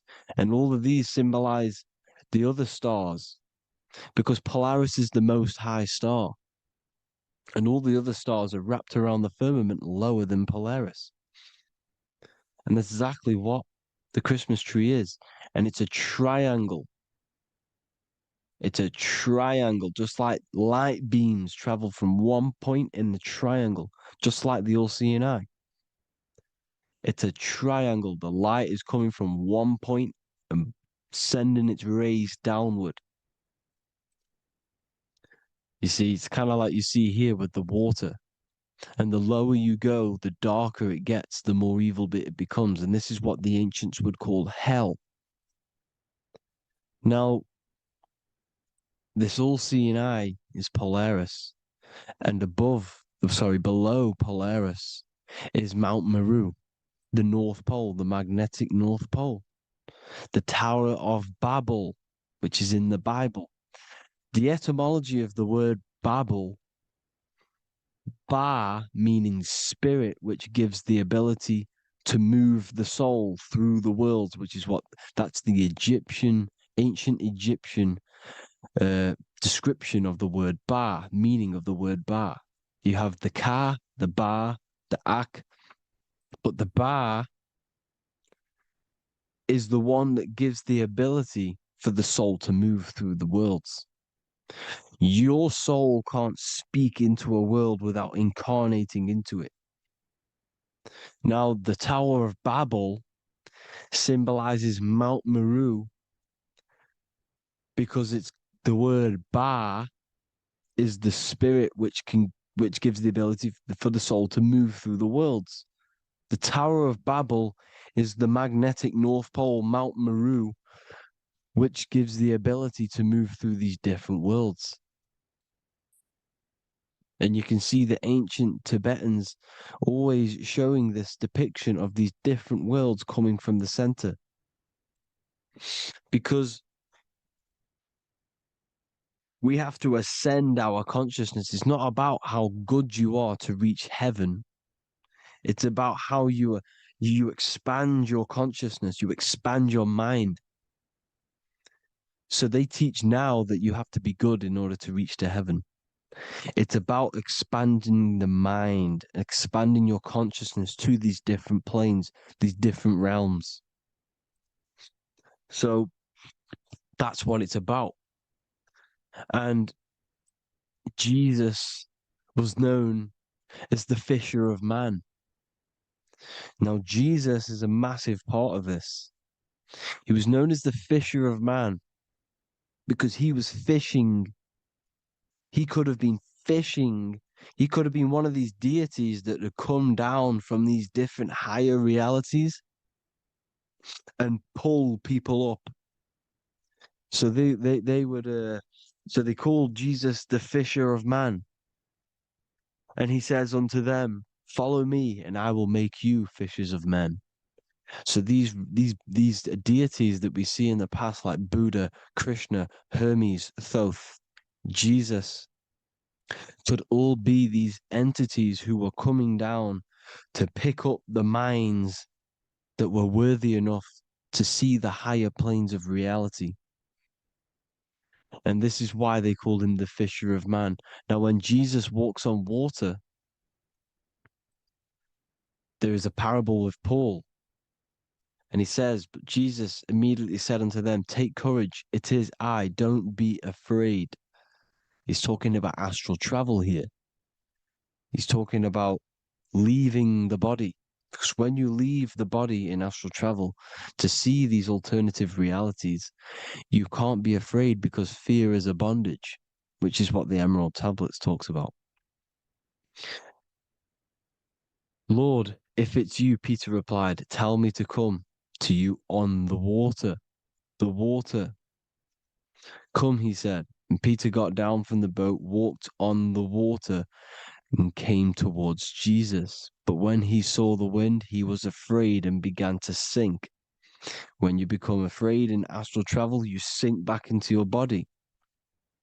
Lord, save me. So this is talking about Jesus pulling people up into different realities. And you can see the fish is the symbol of Jesus, is another symbol of Jesus, a fish. Because fish symbolize deep occult knowledge, because fish travel the depths of the ocean. And they symbolize us because we are fish underneath the ethers. And Jesus was pulling people up. You see, so the Bible is a people today believe the Bible is a book telling you how to reach to heaven, how to become godly and reach heaven. But you've got to become the Jesus Christ to see these alternative realities. Now look at the Emerald Tablets is a massive part, and it speaks so much about these different realities. Look what it says here. This is in Emerald Tablet 3. Then in my heart grew a great longing to conquer the pathway that led to the stars, which is exactly what the Masons depict in all of their art. Look. the ladder to the stars. And then he goes on to say, years after years, I sought after wisdom, seeking new knowledge, following the way, until at last my soul, in great travail, broke from its bondage and bounded away, broke from the bondage of the body. Free was I from the bondage of earth men. Free from the body, I flashed through the night. The stars. The stars are a massive part in the astral world. Each star is a different reality. And the true astrology is the star that you came from. You came through a star to reach this, to reach here. There is a reason why you are here. There's a reason why you have the personality traits, because your soul came from a specific star. This is why we call them stargates, because they are gates in and out of this reality. And Polaris is the way out to the higher worlds. Now look, far into space, my soul traveled freely into the infinite circles of light. Beyond knowledge were some planets and great gigantic beyond dreams of men. Then he goes to say, lift up your flame from out of the darkness, fly from the night and ye shall be free. Lift up your flame. Your flame is your soul, because it has to be lifted up out of the darkness. This is the darkness, this world, this body is the darkness. Because it's a bondage. You need to break free. You need to learn how to astral travel, people. You have to learn this. If you want to get out of this world, you have to learn how to astral travel and see the other realities. Traveled I through space-time, knowing my soul at last was set free, knowing that now I must pursue wisdom until at last I pass to a plane hidden from knowledge, known not to wisdom, extension beyond all that we know. So he's talking about he went to a place where we cannot even comprehend here, a place that is not even known to Earthmen. He's telling you he's ascended out of this world to the planes that are beyond. And it says here in the Emerald Tablets, man is in process of changing to forms that are not of this world. Grows he in time to the formless, a plane on the cycle above. Know ye must be one, ye must become formless before ye are one with the light. The light, the same light that I was talking about, the Masonic light, with the triangle, God, the one source. Ye must become formless before ye are with the light. Formless, you have to leave the body. You have to leave the body. You have to gain the ability to leave this body and travel to these other worlds. Now, it says here, not as man am I, for free have I become of dimensions and planes. In each I take on a new body. In each I change my form. Know I now that the formless is all there is of form. You see, all things created come from the things that, all things that you see come from the things that you cannot see. All of us have the same spark of consciousness, the same I am. Every dog, every animal, every human has this same I, this same thing which sees through the eye. It's formless. It takes this formless entity is the same entity of us. We are all the same entity in different bodies. And this entity it was represented as the flame, the cosmic flame, which is inside of all of us. And this is why the Masons depicted your spine as a candle or the Holy Grail. You would either see this or a candle with a flame on the top, because the Holy Grail is your consciousness, which is on top of your spine, which is the candle. Now, Jesus, Thoth, Buddha were all these deities which were coming down to lift people up because they were fishermen of men. and he would lift you up to the higher worlds, out of this world, to the ones above. Now, Thoth, you can see him here, he's leading the way. He's holding someone and he's leading the way with knowledge and power. He was leading the way to other worlds, out of this world. There's no point trying to change this world. This world will stay the same. It will stay the same. You have to get out of this world. And that's what they're telling you. That's what they're keeping you from. They're keeping you stuck within this thin layer of reality. So what the Masons are doing, they have the ability to astral travel. They're living not stuck and bound to one reality, but living within the different layers of reality. And this is what Morpheus was doing in the Matrix. Morpheus was going into the Matrix to go and get Neo, which is exactly what Jesus was doing, pulling up people out of this world to the ones higher. And that's exactly what Morpheus is doing in the Matrix. If you haven't watched the Matrix, go and watch it. It will blow your mind. Everything I'm saying in this video, you will see it. Except that you don't need to use a machine to enter the Matrix. You just use your body. Well, you use your consciousness to leave this body. You see, Neo was also uploading himself into the simulation to pull people out of the simulation. And this is exactly what all of these gods were doing. The Fisher of Man. Look, he was pulling people up out of this reality with the knowledge. Now, Jesus was always depicted with the mushrooms. Look at all this mushroom art.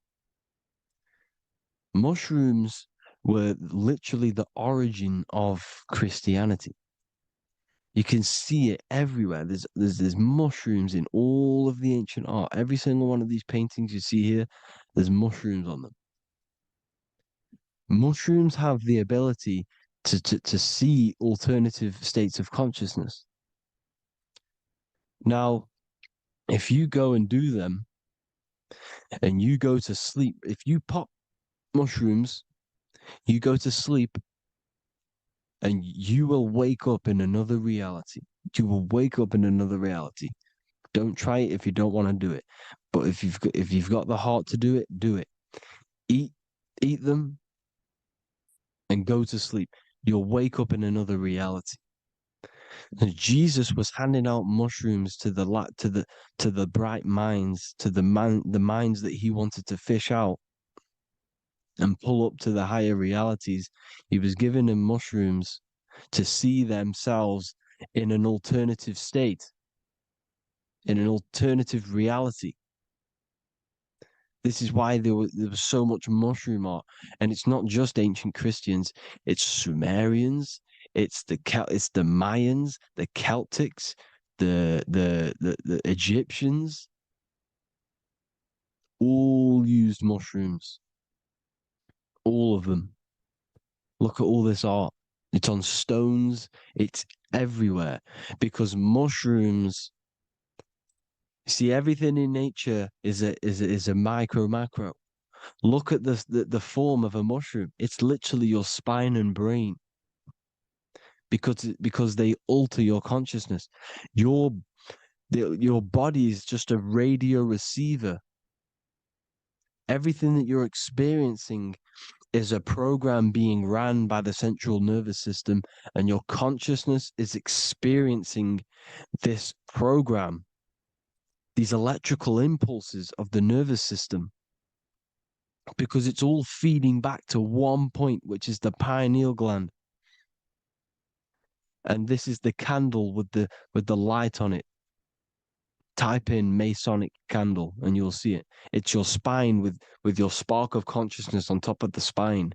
And it's a mushroom, because this sends you to alternative states of consciousness, alternative realities. Now, they were all doing this, the Egyptians, the Mayans. Now, there's more symbolism which goes into this. Look at the Christmas trees we use. The Christmas tree with the presents underneath them. Magic mushrooms grow under trees. And these are the presents under the trees that we symbolize today with Christmas. Santa's red and yellow for the red and yellow mushrooms. The same mushrooms Mario has to collect. And when he gets enough mushrooms, he levels up. And then what does he do when he go past the world? When you win that world in Mario, you go to another reality. You go inside of another world. It's truth in plain sight. And it's using mushrooms. It's using mushrooms. Everything, all of the characters in Mario, well, a lot of them are mushrooms. Look at this one. The presents, black, yellow, and red and white. Red and white mushrooms. And the bow on the top is the mushroom head. That's a bit of a reach, but you know, the symbolism never lies, is what you need to understand. And it's as above, so below. Now look at the Sumerians. The Sumerians were also multi-dimensional beings. Okay, look at how they have the double faces. They had 1 foot in this reality and 1 foot in another reality. And look at this one, a double-headed god inside of like a portal. You see? Because and look at these with the wings, the astral travel. Birds, ancient birds symbolize the soul. Because the soul is a bird, it flies to different worlds. It flies around the cosmos. And mushrooms gave you the ability to see these alternative states of consciousness, these alternate realities. Because you exist in infinite realities. You exist in infinite realities. Now look at the 33rd degree Ordo Ab Chao badge. You get this badge when you become a 33rd degree Freemason. And it's a double-headed eagle. A double-headed eagle. And you can see this in Sumeria first. Sumeria have the same symbol. A double-headed, bird. You can see it here. Here as well. And the Masons are still using this symbol today. And when you become a 33rd degree, 33 vertebrae on the back of your spine, above the vertebrae is your consciousness, and it's a double-headed eagle. One reality in one, you become a multi-dimensional being in the 33rd degree. And I've heard many interviews of Masons say it becomes Luciferian. You see, they speak in code. These Masons can't tell you about what they learn about, but they will speak in code. They said it becomes Luciferian. The word Luciferian is lucid. The root word of Luciferian is lucid, and lucid is lucid dreaming, alternative realities, dream worlds. You become a god. Luciferian means you're becoming your own god, pretty much. Because you are becoming a multi-dimensional being living in between the different layers of reality at the 33rd degree of Freemasonry. And look at the double-headed eagle, because the birds symbolize the soul. And they reach high, they fly high, just like the soul wants to fly high to the light, to become one with the light, like the Emerald Tablet says. Now look at Janus. Janus was another god, and he's known as the god of doorways. Janus always depicted with a double head. Janus is why we say janitor or January. And January is entering a new year. Janus is known as the god of doorways with keys, always got a key, because keys open doors. That's why the janitor holds all the keys. And Janus always has double heads, because he had 1 foot in this reality, 1 foot in another. He was a multi-dimensional being, a Luciferian. living between the different layers of reality, except from instead of being stuck in one like we are. Well, a lot of people. And that's the whole point. You see, all of this stuff is about like changing the world and stuff like that. This world will probably never ever change. It's probably been like this forever. Well, forever, for a long time. But it's about moving out of this reality to the higher states. And the Masons always depict the ladder to the luminaries, the stars, with a key, the same key of Janus. The Vatican is a key, and it's in charge of all the religions. Why is it a key? Because they're holding back the key. They're keeping you stuck within this reality, keeping you stuck as identifying yourself with the body, identifying yourself with this world. You are not in the world is within you. This is a program being ran by your central nervous system, and your consciousness is experiencing this reality. Now, this is going to be a mind-blowing video for some people. You have to have an open mind. You have to let go of all the programs.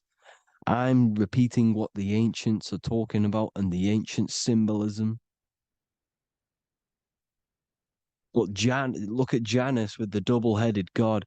He was just another god coming down, giving keys to people who had the worthy mind to be pulled up out of this reality,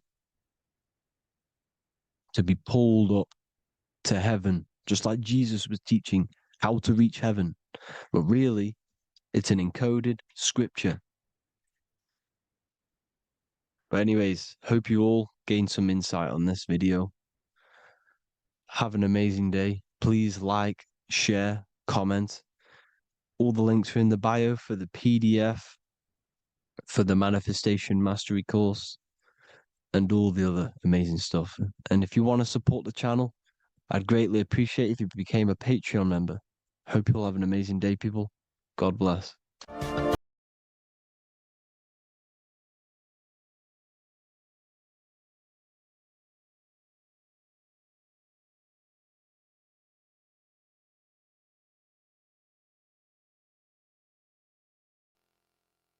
Revival of Wisdom.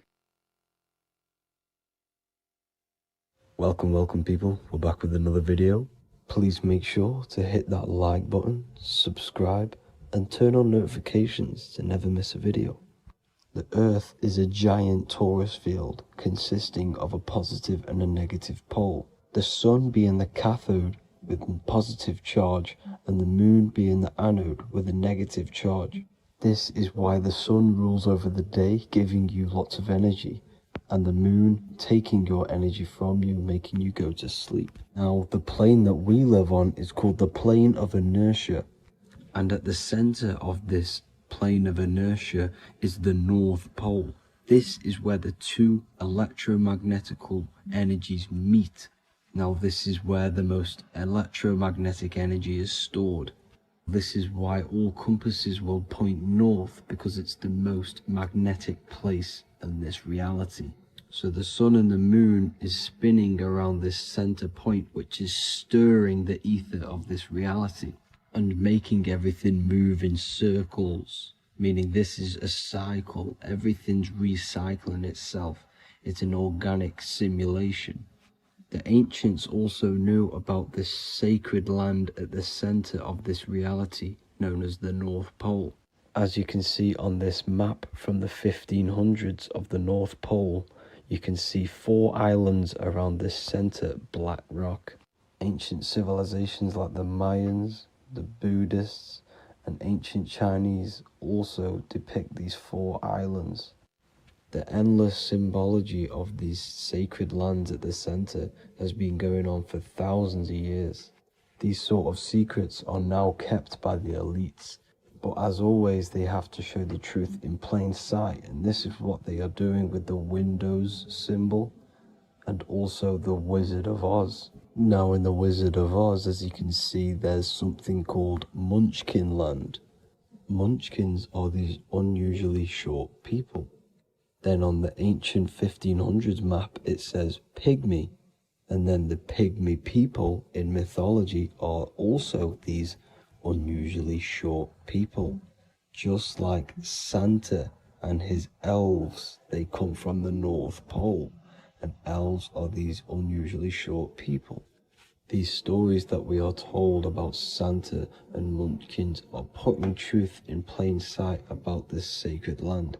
This sacred land at the center of the earth is where the aurora borealis comes from and is being emitted from this black hole in the center, also known as the black sun. The aurora borealis is the Earth's aura, hence why it has the word aura inside of it. It is the life-giving essence to all life within this realm. As this dualistic reality we live in consists of both physical and spiritual, the black sun is like our sun for the spirit. It's our spiritual umbilical cord, connecting us to the spirit realm. And the rising sun is the opposite. It's our sun for our physical 666 carbon suits, known as our human body, our physical aspect. As it states in the 40,000-year-old emerald tablets, deep in Earth's heart lies the flower, the source of the spirit. The flower of life is as thine own place of spirit, and streams through the earth as thine flows through thy form, giving off life to the earth and its children.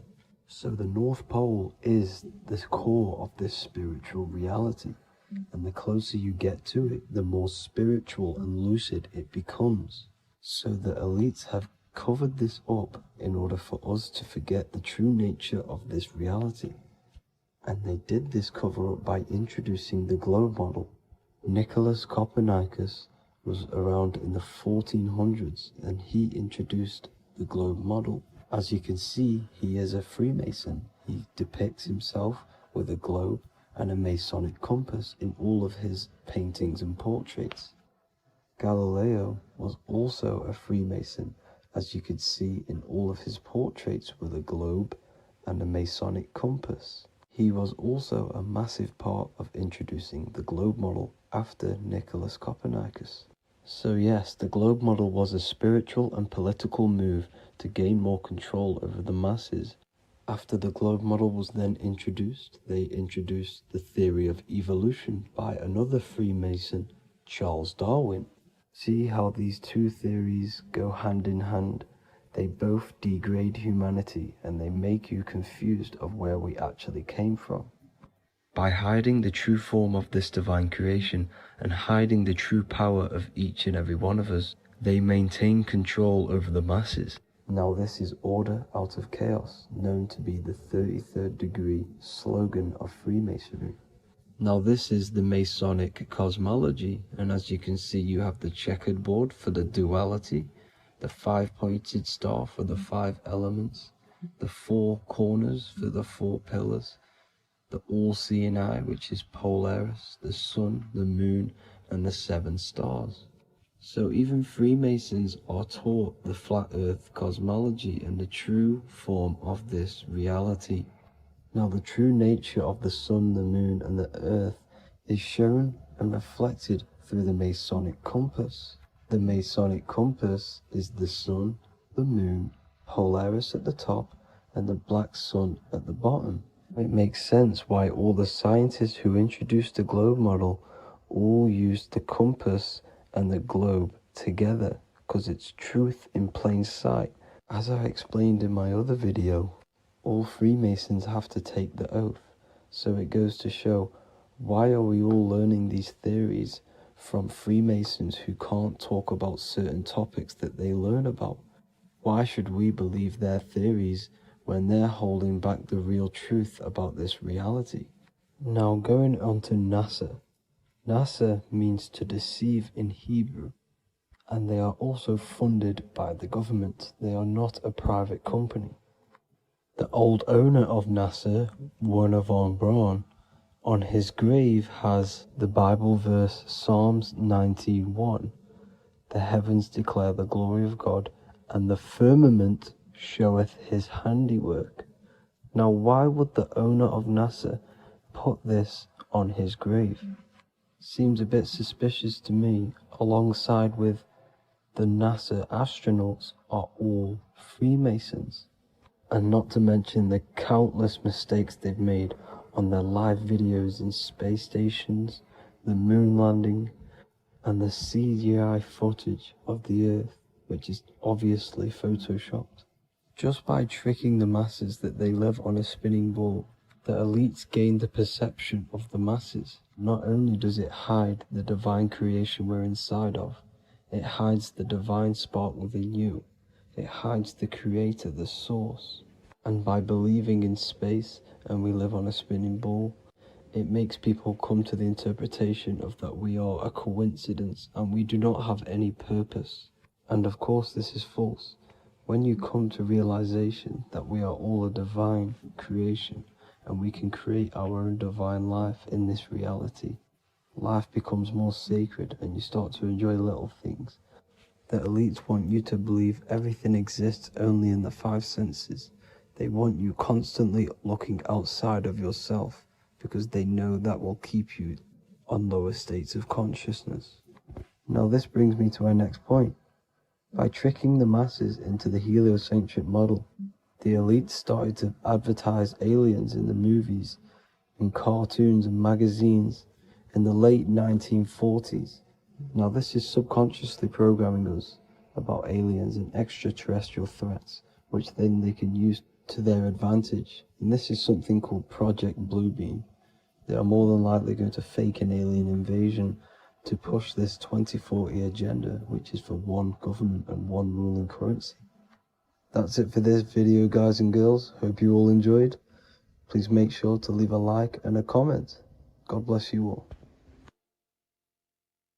Neo is plugged into the matrix on the back of his neck. And if we look at the human brain, the back of the neck is the reptilian brain stem. And when one operates their life out of the reptilian brain stem, they are unaware, unconscious. They are consciously dead because the reptilian brain does not really critically think. It acts on instinct, fight or flight mode. This is considered in the occult spiritually dead. When one is taking actions without intention, simply very reactive to life. They're not living, they're simply experiencing. When you're walking down the street and you see someone and in your mind you think me versus them versus me, that is an animalistic way of thinking. I used to be trapped in this way of thinking, always thinking of fight or flight, always judging people, always reacting to the world, never consciously creating and commanding with intention in the world. This could be considered the matrix, when one lives unconsciously, simply surviving in the world. Another symptom of living in the reptilian brain could be obsession, a constant need to assert your power over others to feel safe or superior. Views relationships as power hierarchies, not as mutual connections. It could be a conquest for sex, lust, seeking validation through sexual activity. Sex becomes a tool for dominance, escape, and self-worth. Intimacy is avoided. Pleasure is pursued without emotional depth. Seeking pleasure all the time. This is all to do with the reptilian brain. Seeking safety. It could be compulsive eating or food hoarding, driven by craving and not actual hunger. Eats to soothe fear or emotional discomfort, often unconsciously. This is the unconscious. Fear-based decision making. Every choice is shaped by perceived threat or insecurity or fear within the subconscious mind. Long-term vision is sacrificed for immediate safety and gratification. All the reptilian brain. Territorial behavior overacts when personal space, possessions, or status is threatened. Acts as though survival depends on ownership or status. Addiction repeats patterns to feel safe, even if they are harmful. Avoids anything unfamiliar or unpredictable. Low empathy. No empathy or emotional care for one another and for fellow beings in the world. Sees people as threats, tools, or competitors. This is all to do with the reptilian brain. Intense jealousy or possessiveness, sees others as rivals or objects to control, cannot tolerate perceived threats to loyalty or status, quick to be angry, slow to reflect, reacts with rage, withdrawal when challenged, lacks emotional regulation or deep self-awareness. So this is considered, this brain could be considered the matrix, hence why Neo is plugged into this brain. He's operating the life out of this brain,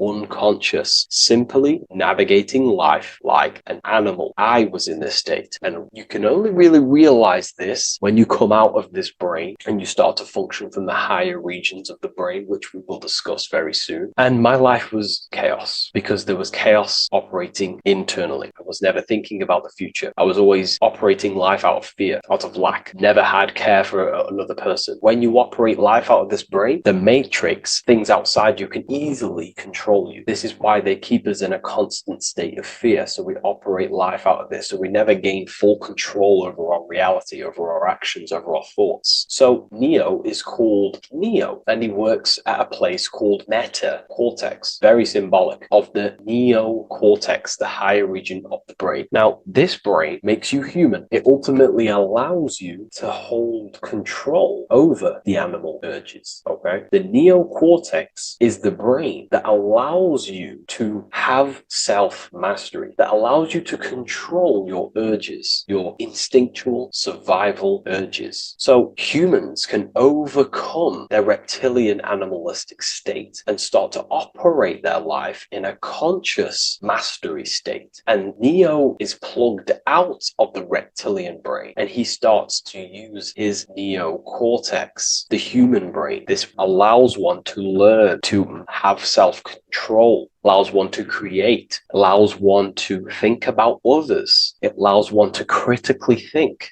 deeply. It allows one to be self-aware. Who am I? Where did I come from? And where am I going? This is ultimately the brain that has shaped the world. We look at humans. We built technology. We built all of these amazing things. They all come from the neocortex. This is the higher region of the brain that allows consciousness to function on a higher degree. It allows you to truly become a creator and have self-control instead of living in a reactive animal state. You see, animals are only aware of their five senses. They're only aware of surviving. If you notice, look at animals, they're always looking around. Even in their home, they're always looking around, sniffing around. That's because they operate in an animalistic brain. Humans have the neocortex. This is a higher region of the brain, which if you wish to master yourself, this is the brain that you will be using. This allows you to operate life on a higher degree. We see this reptilian brain symbolized everywhere. See it as reptiles. Reptiles are symbols of this brain. We see the Egyptian god Osiris with the green skin representing a reptile, a crocodile. Sometimes we see Osiris depicted in Egyptian artwork with crocodiles or reptiles, if you do a little bit of research on that. And also, if we look at the overall symbolism of Osiris and his story, we notice that he is the god of the dead or the underworld. This is not literal, but the dead or the god of the death,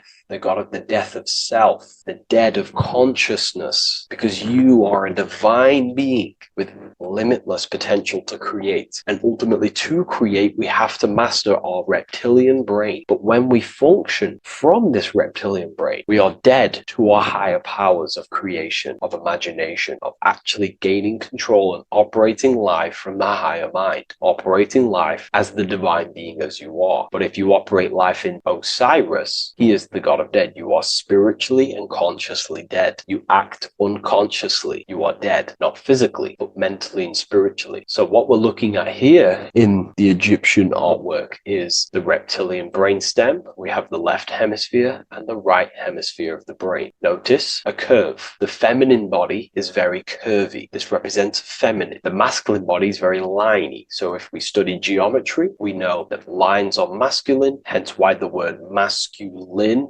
line, and the feminine body is, in geometry, feminine is represented as curves. So this is the left masculine brain on the left side, and this is the right feminine brain on the right side, with Osiris, the reptilian brainstem, in the middle. So we're going to go deeper into some Mesopotamian artwork now. Now let's have a look at this. We're looking at the reptile on the very bottom. We see the left brain and the right brain, the Eye of Ra and the Eye of Horus on the left and right. In Freemasonry, we still see the symbolism of the two pillars, Yakin and Boaz in Freemasonry, with the two pillars symbolizing masculine, feminine forces of consciousness, also representing the masculine left brain and the feminine right brain, with the reptile down here. But if we have a little look here, right, we have a little look at these reptiles. This person is standing on top of the reptiles. When you are on top of something, you have power over the below. You are standing atop of something. You have mastery over it. You have control over it, symbolizing gaining control over the reptilian brain, the reactive actions, the sexual urges, the addictions, the territorial behavior, the fear-based decisions, constant internal tension, never being able to focus. It's symbolizing gaining control over these internal qualities that happen within us, in our mind, because the universe is mental. And if we do not gain control over this brain, it will dominate our mind, which will ultimately dominate our actions and destroy our life and live in an unconscious state. So this is basically instructions in this ancient Mesopotamian artwork of becoming self-mastery, to operate on a God consciousness level. So we have a person symbolizing your awareness, the internal you, having mastery over the reptilian urges, the reptilian brain, the reptile thinking. We have a person, a face in between, and it's standing in between these pillars, symbolizing balance of the brain hemispheres. Because the face, we see the eyes in the middle, we see the person is you, your consciousness, standing in the middle pillar. So representing seeing reality as neutral. Everything in the world is neutral. It's the mind's perception that gives it a positive or negative charge. When we adapt this mindset, this view of reality, this knowingness of reality, we see the world for what it truly is. And if you see things as neutral, it allows one to transform the situations in your life accordingly, instead of simply choosing a side.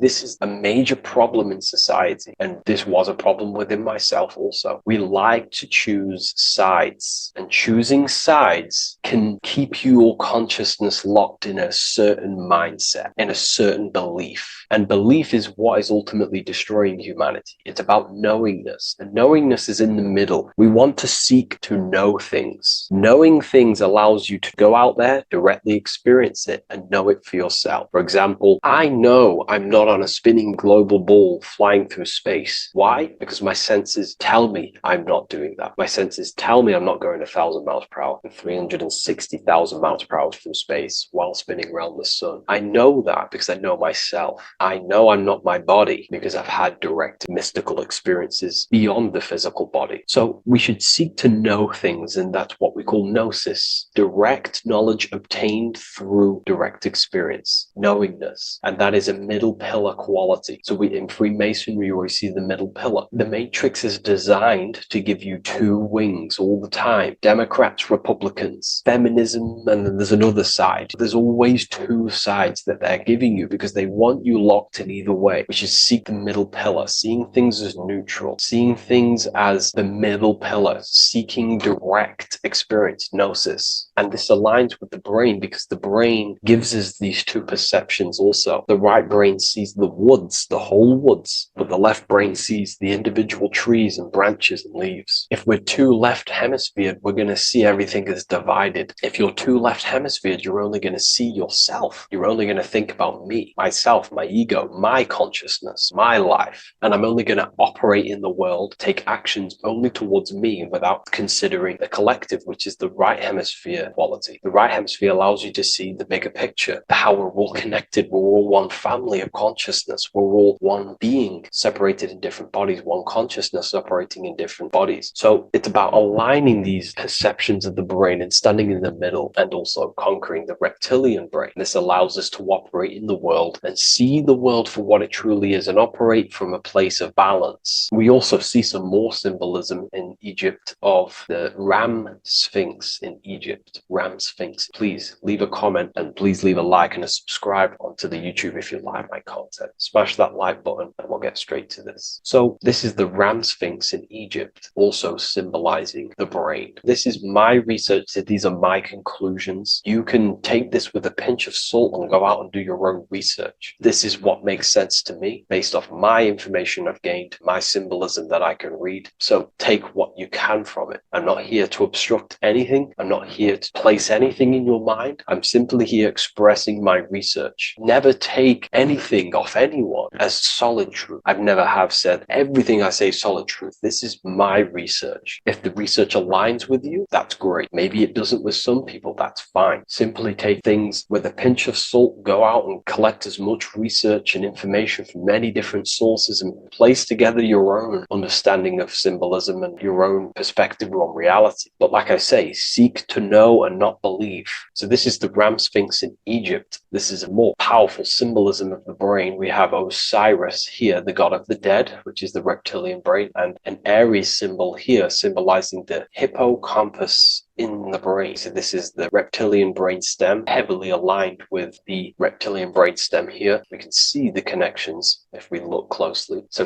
this represents the dead of consciousness. This is the dead of self, living in impulsive animalistic state, the symptoms that I listed earlier. I'm not going to go over the symptoms again. And Aries symbolizes the hippocampus in the middle of the brain. This is the hippocampus. And Aries is a symbol of a state of being. Why? You see, ancients and the ancient Egyptians, according to my research, Freemasons still use this symbolism today. So what they do is they use the path of the sun to symbolize a state of consciousness or a journey in consciousness. So what do I mean? So Aries here is the transition from the winter arc. So this is the winter arc from Libra, Scorpio, Sagittarius, Capricorn, Aquarius, Pisces. This is when the sun is dead. This is when the electromagnetic waves of the sun are not very present. This is the winter. This is when there's more darkness in the world. However, from Aries, Taurus, Gemini, Cancer, Leo, Virgo, and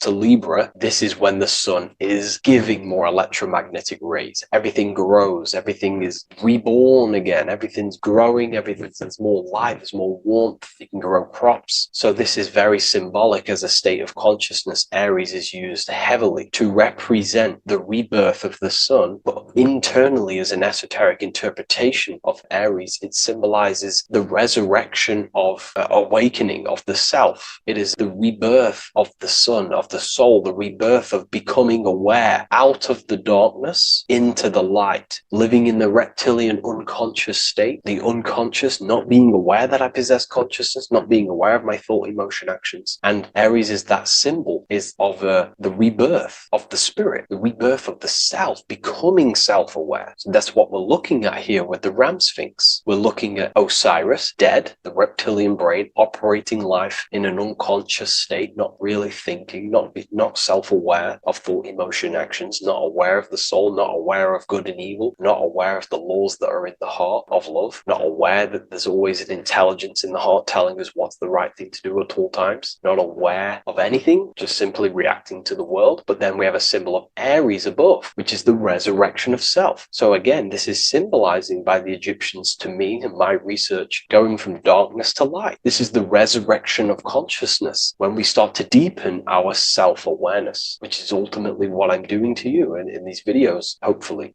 I can awaken some people's minds and make people think deeper. And that process of internally what's happening within you that's what Aries represents when you're starting to say, wow, my mind's going deeper and deeper into the self and I'm realizing more. That is what Aries symbolizes. When the sun returns, it's also a symbol of a sacrifice, because obviously when the sun returns back to Aries, we're sacrificing the winter, when we're transitioning, and all transitions require sacrifice. So in Aries, the Jews celebrate the Passover. It's the Passover of the sun, and what do? They eat lambs in the Passover Aries, because it's all symbolic of this internal process. In Aries, Christians celebrate with the Easter, which is the resurrection of Jesus, the resurrection of the sun. Remember, it goes deeper. There's deeper layers to this. It's the resurrection of the self and the mind deepening into a deeper awakening. So again, we're going from the lower regions of the brain, and when we start to critically think and become self-aware, we're starting to use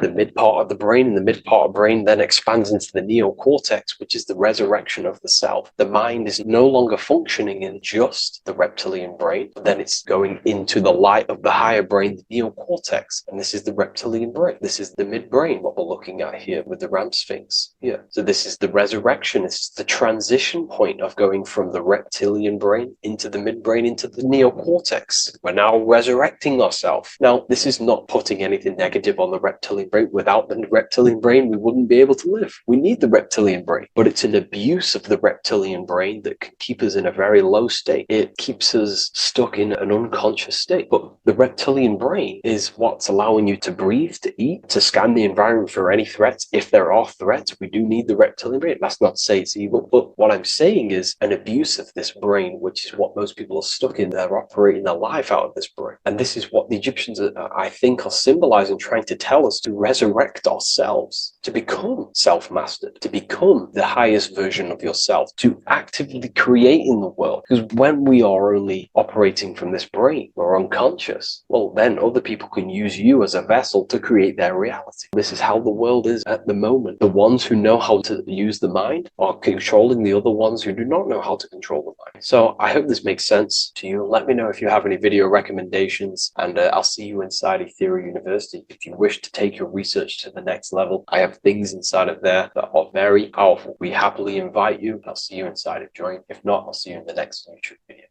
Welcome to Revival of Wisdom. Welcome people, we're back with another video. In this video we're talking about how Jesus Christ and Christianity is all sun worship. The Holy Bible of Christianity is not meant to be taken literal for history. It is a story and has lots of metaphors. Starting with the symbol of the cross of Jesus. This cross originates from this ancient cross of the sun.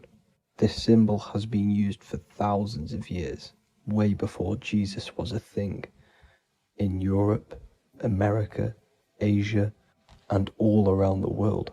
In fact, this symbol is still being used by Christians today, not knowing it represents the sun.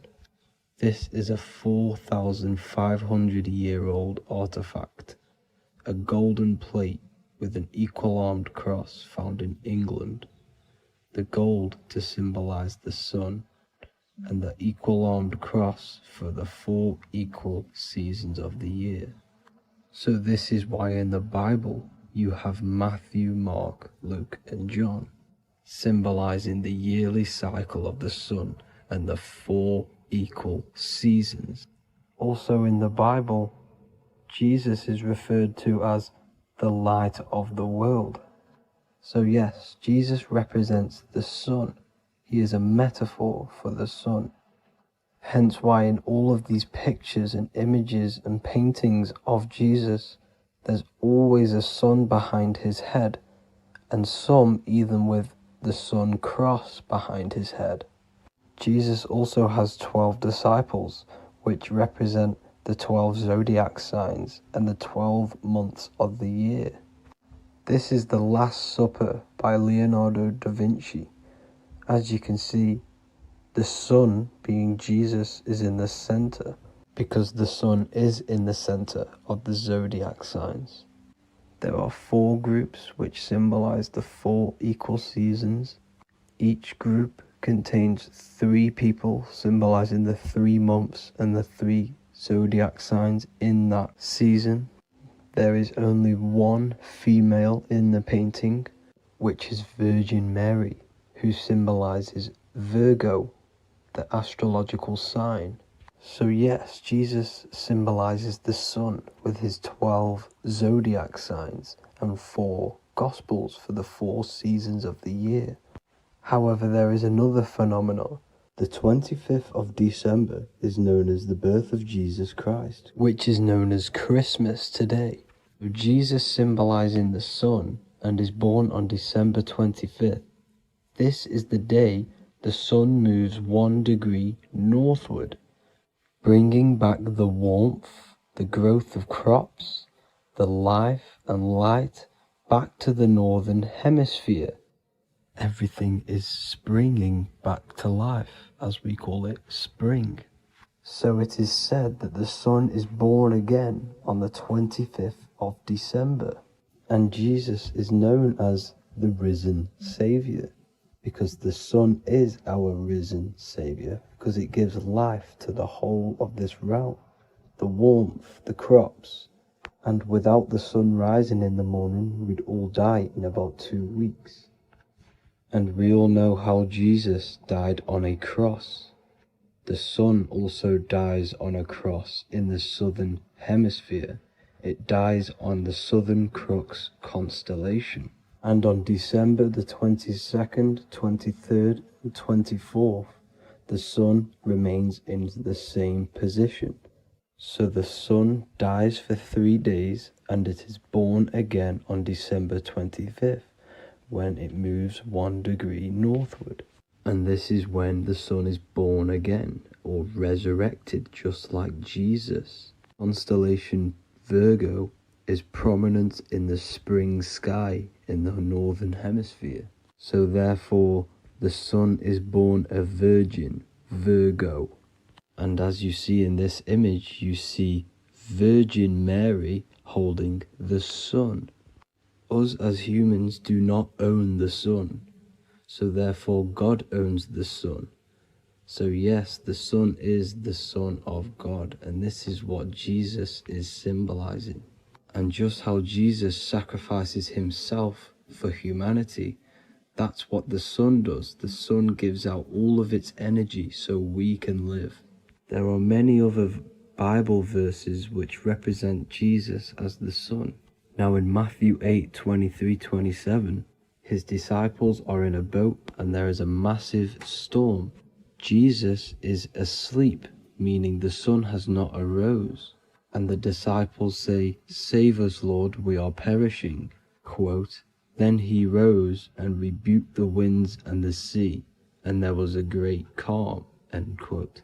Now this is a metaphor for the sun rising and calming the storm, because in the ocean, when the sun is down, that's when there are great storms. The worship of celestial bodies go back thousands of years, and it's called astrotheology, and it can pretty much be traced back to all ancient civilizations. Now going back to the ancient Egyptians, the god Horus, the god of war, and he symbolized the sun in the morning. Ancients used to say that he walked over the sky in 12 steps. Yes, this could symbolize the 12 zodiac signs. It also symbolizes the 12 hours of daylight. So we have 12 hours of Horus, but now they've rearranged the word to hours. Horus and hours. And when the sun rises, Horus rises, we say horizon, which is Horus is rising. That's the etymology of horizon. Another Egyptian god called Amun-Ra was known as the god of all creation. He was the first god of them all. Amun was also a sun god. Therefore, after every Christian's prayer, they say Amen, sending their prayer through the sun to God. So this all goes back to the worshipping of the sun. Sun worship was around way before the Romans. However, in the Roman times, their sun god was called Mithra. Mithraism was the main religion before Christianity came into play. Mithra was the Son of God. He died on a cross, and he was dead for 3 days and resurrected, just like Jesus. So the Catholic Church was not made in heaven, it was made by the Roman Empire. They mixed all the sun religions of Judaism, Mithraism, and other Arabic religions, and combined it into one, so Caesar, the Roman emperor, could gain his own religion. So yes, Christianity was a political move to gain more control over the masses, because it was a worldwide government at this point in time. So here is a Sumerian helmet with the rising sun symbol. And then the Romans also used this rising sun symbol on their armor. So sun worship has been going on for thousands of years, and it still goes on today. However, with all the programming and the low IQs, today we do not get the full interpretation of the Bible and these stories from the past. And Christians and other religions are all brainwashed to not question their religion and not realize their true origins and where they come from. I do advise you all to do your own research and come to your own conclusions. However, I'm just pointing out the facts and connecting dots for you all to see. That's it for this video, guys and girls. Thank you all for tapping in. God bless.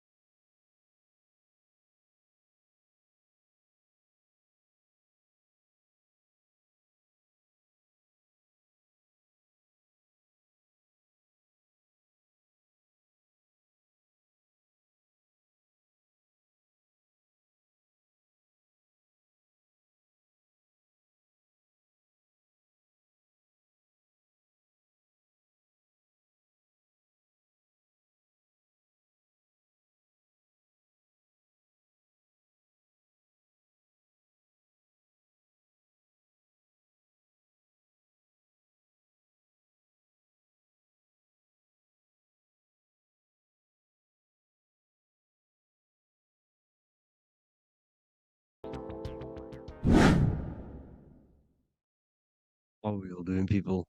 Survival wisdom. Today we're going to be breaking down the Bible and its real, true metaphysical meaning. All of these slides within this video is taken from my book, The Book of Wisdom, so you can get all of these slides. So the Temple of Solomon, you are body, mind, and soul, which is the Holy Trinity, the moon, sun, and earth. The sun is your soul because the sun is its infinite source of energy. It is its own source of energy. And that is what your soul is. It's its own source of energy. The moon is mind. This is why you call people a lunatic. You're a lunatic. Luna means the moon. And inside of your mind, you have a specific mood. Mood is moon. And mind in German is Mond. And the word Mond means moon. And earth is your physical body because your body contains of the four elements, the four physical elements. Well, the Temple of Solomon is the temple of the soul and the mon, the soul and the mon, the soul and the mind. And it's the temple of the Holy Spirit in the Bible. Everything leads back to one singular point in the center of the brain. The brain is not the mind. It's mind over matter. Okay? The brain is the physical manifestation of the mind. The brain is the electrical computer which decodes the light waves given to it by the mind. This is why everything in the body leads back to one singular point. And we'll go over this in a minute. But this is controlling the physical body. This is the within. If you rearrange within, it spells high twin because within you is your twin, your true self. And it's just an entity in the center of the mind. And if you shut your eyes, you can feel it. Your awareness is in the center of the brain. So there's just an empty chamber in the center of the two cherubs, the two brains. They are two separate brains. They're two hemispheres. And the empty chamber, when scientists chop it up and see it's just an empty chamber, well, because you can't see in that plane of reality. You cannot see the mind. You cannot see thoughts. It is invisible to the human eyes, to the visible light spectrum, to the two eyes. The reason why we call it the third eye in the center of the brain, it's not the third eye, it's your true self. It's the mind and soul. It's an eye because it does see. It's the all-seeing eye that you always see here. There's some Masonic artwork showing the two pillars, the two cherubs, the two hemispheres of the brain, and the inner eye. This is the eye that sees all things. What do I mean by seeing all things? Not physically. It sees the mind. It's what, because your soul is watching the mind. You can observe the mind. You are not the mind. And if you meditate deeply enough, you can go beyond the mind. It's the all-seeing eye. It sees the mind. It sees what emotions you're feeling. It sees what you're thinking. It sees what you're seeing with the two eyes. It's the all-seeing eye. It sees all things. It's omnipresent. It's everywhere. Because the mind can be anywhere. The mind can switch itself into any place it wants. There is no limitations with the mind. So there is two hemispheres in the brain. And in the Bible, there is a quote saying the most holy place between the two cherubs. The two cherubs is the two hemispheres of the brain, and the most holy place is between them, which is what the Masonic artwork is showing. This is the all-seeing eye, the soul and the mind in the center of the brain. And you will not see this with the two eyes. So when scientists come to seeing the empty chamber in the center of the brain, they wonder because they do not understand the occult side of the world. They do not understand the layers of reality. How the two eyes, everything physical comes from the unseen. Everything seen comes from the unseen. Now, the two hemispheres of the brain play a major role in our lives. The right hemisphere is the artist. The left hemisphere is the scientist. The right hemisphere controls the left side of the body. The left hemisphere controls the right side, so there's a crossover. Now, the right hemisphere is to do with your feminine energy, creativity, unification, metaphors, visualization, intuition. The left hemisphere is to do with sequencing, facts, materialistic details, language, and logic. So they keep us normally trapped within the male aspect of our mind, which is the left hemisphere. You know, if you listen to Spotify, Apple Music, and radio, they're all tuned to 440 hertz, which shuts down the right side of the brain, makes you left brain dominant. And we learn, well, 90% of people learn to write with their right hand. They're taught to learn with their right hand, which is to do with the left brain. You see, so we are being trapped within this left side of the brain, which is all to do with logic, thinking logical, not creative. You know, very analytic. But the right side of the brain is to do with your creativity. So the right side of the brain is perceiving reality as a holistic perception. Now, what do I mean?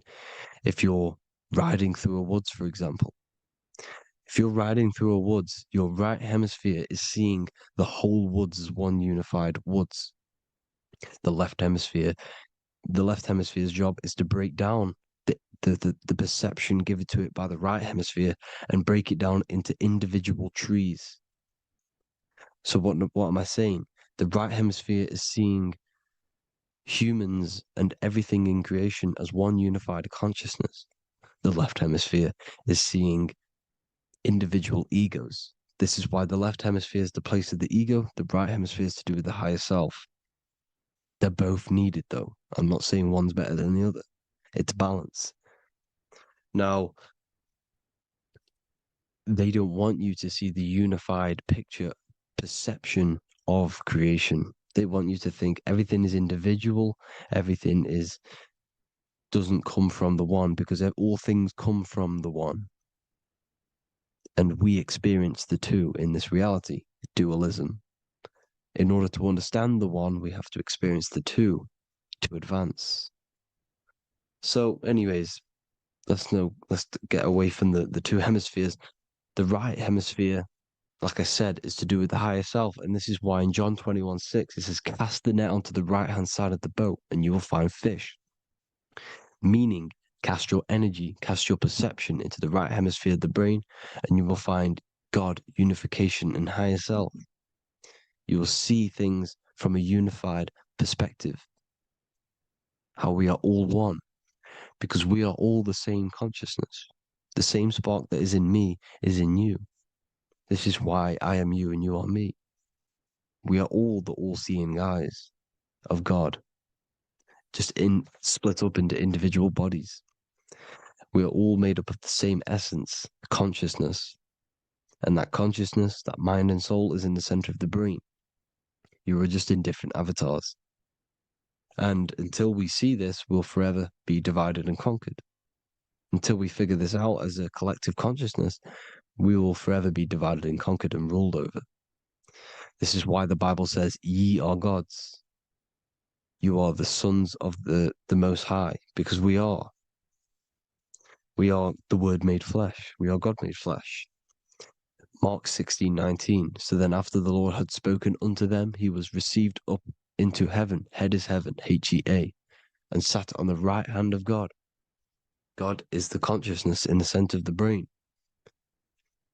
Heaven is the head, and the right hand of God is the right hemisphere of the brain, meaning he sees things in unification, creativity, intuition, the higher mind, the higher brain. When Moses crosses the Red Sea is the corpus callosum, moving from the left to the right hemisphere of the brain to see unified perception of reality.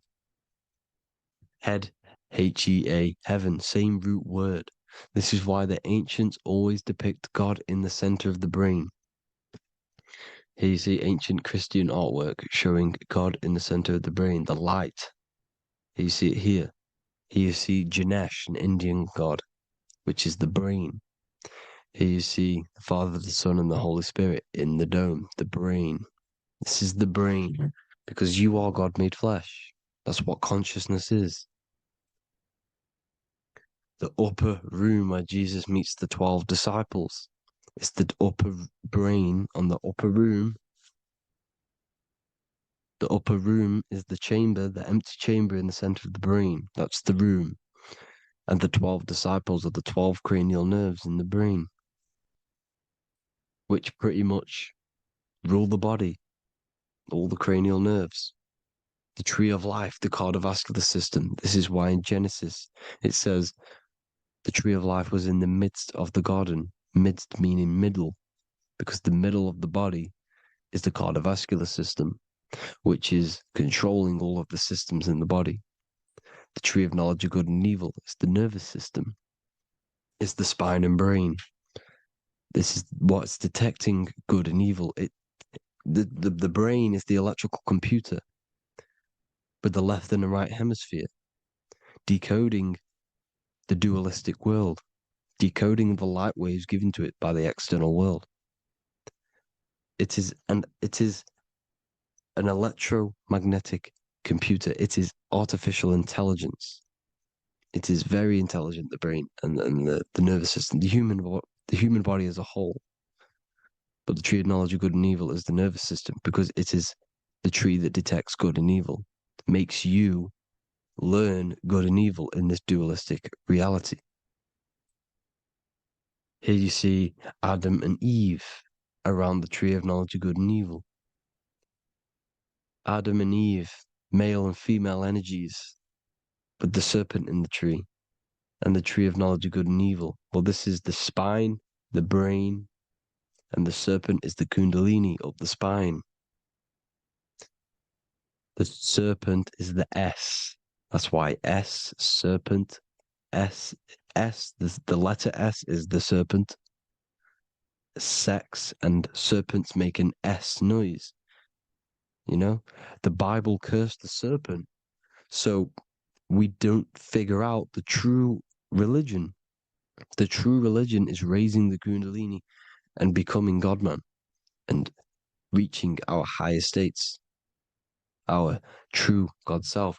Because once the kundalini is saved and hits the pineal gland, it activates 100% of the brain, when we're only using around 20 to 10% as of right now without the kundalini awakening.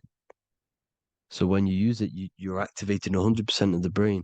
You're activating all the dormant brain cells. You're regenerating the body. And this is the serpent in the tree of knowledge of good and evil. This is the spine, brain. This is Adam, Eve, the male and female energies. The light of the body is the eye.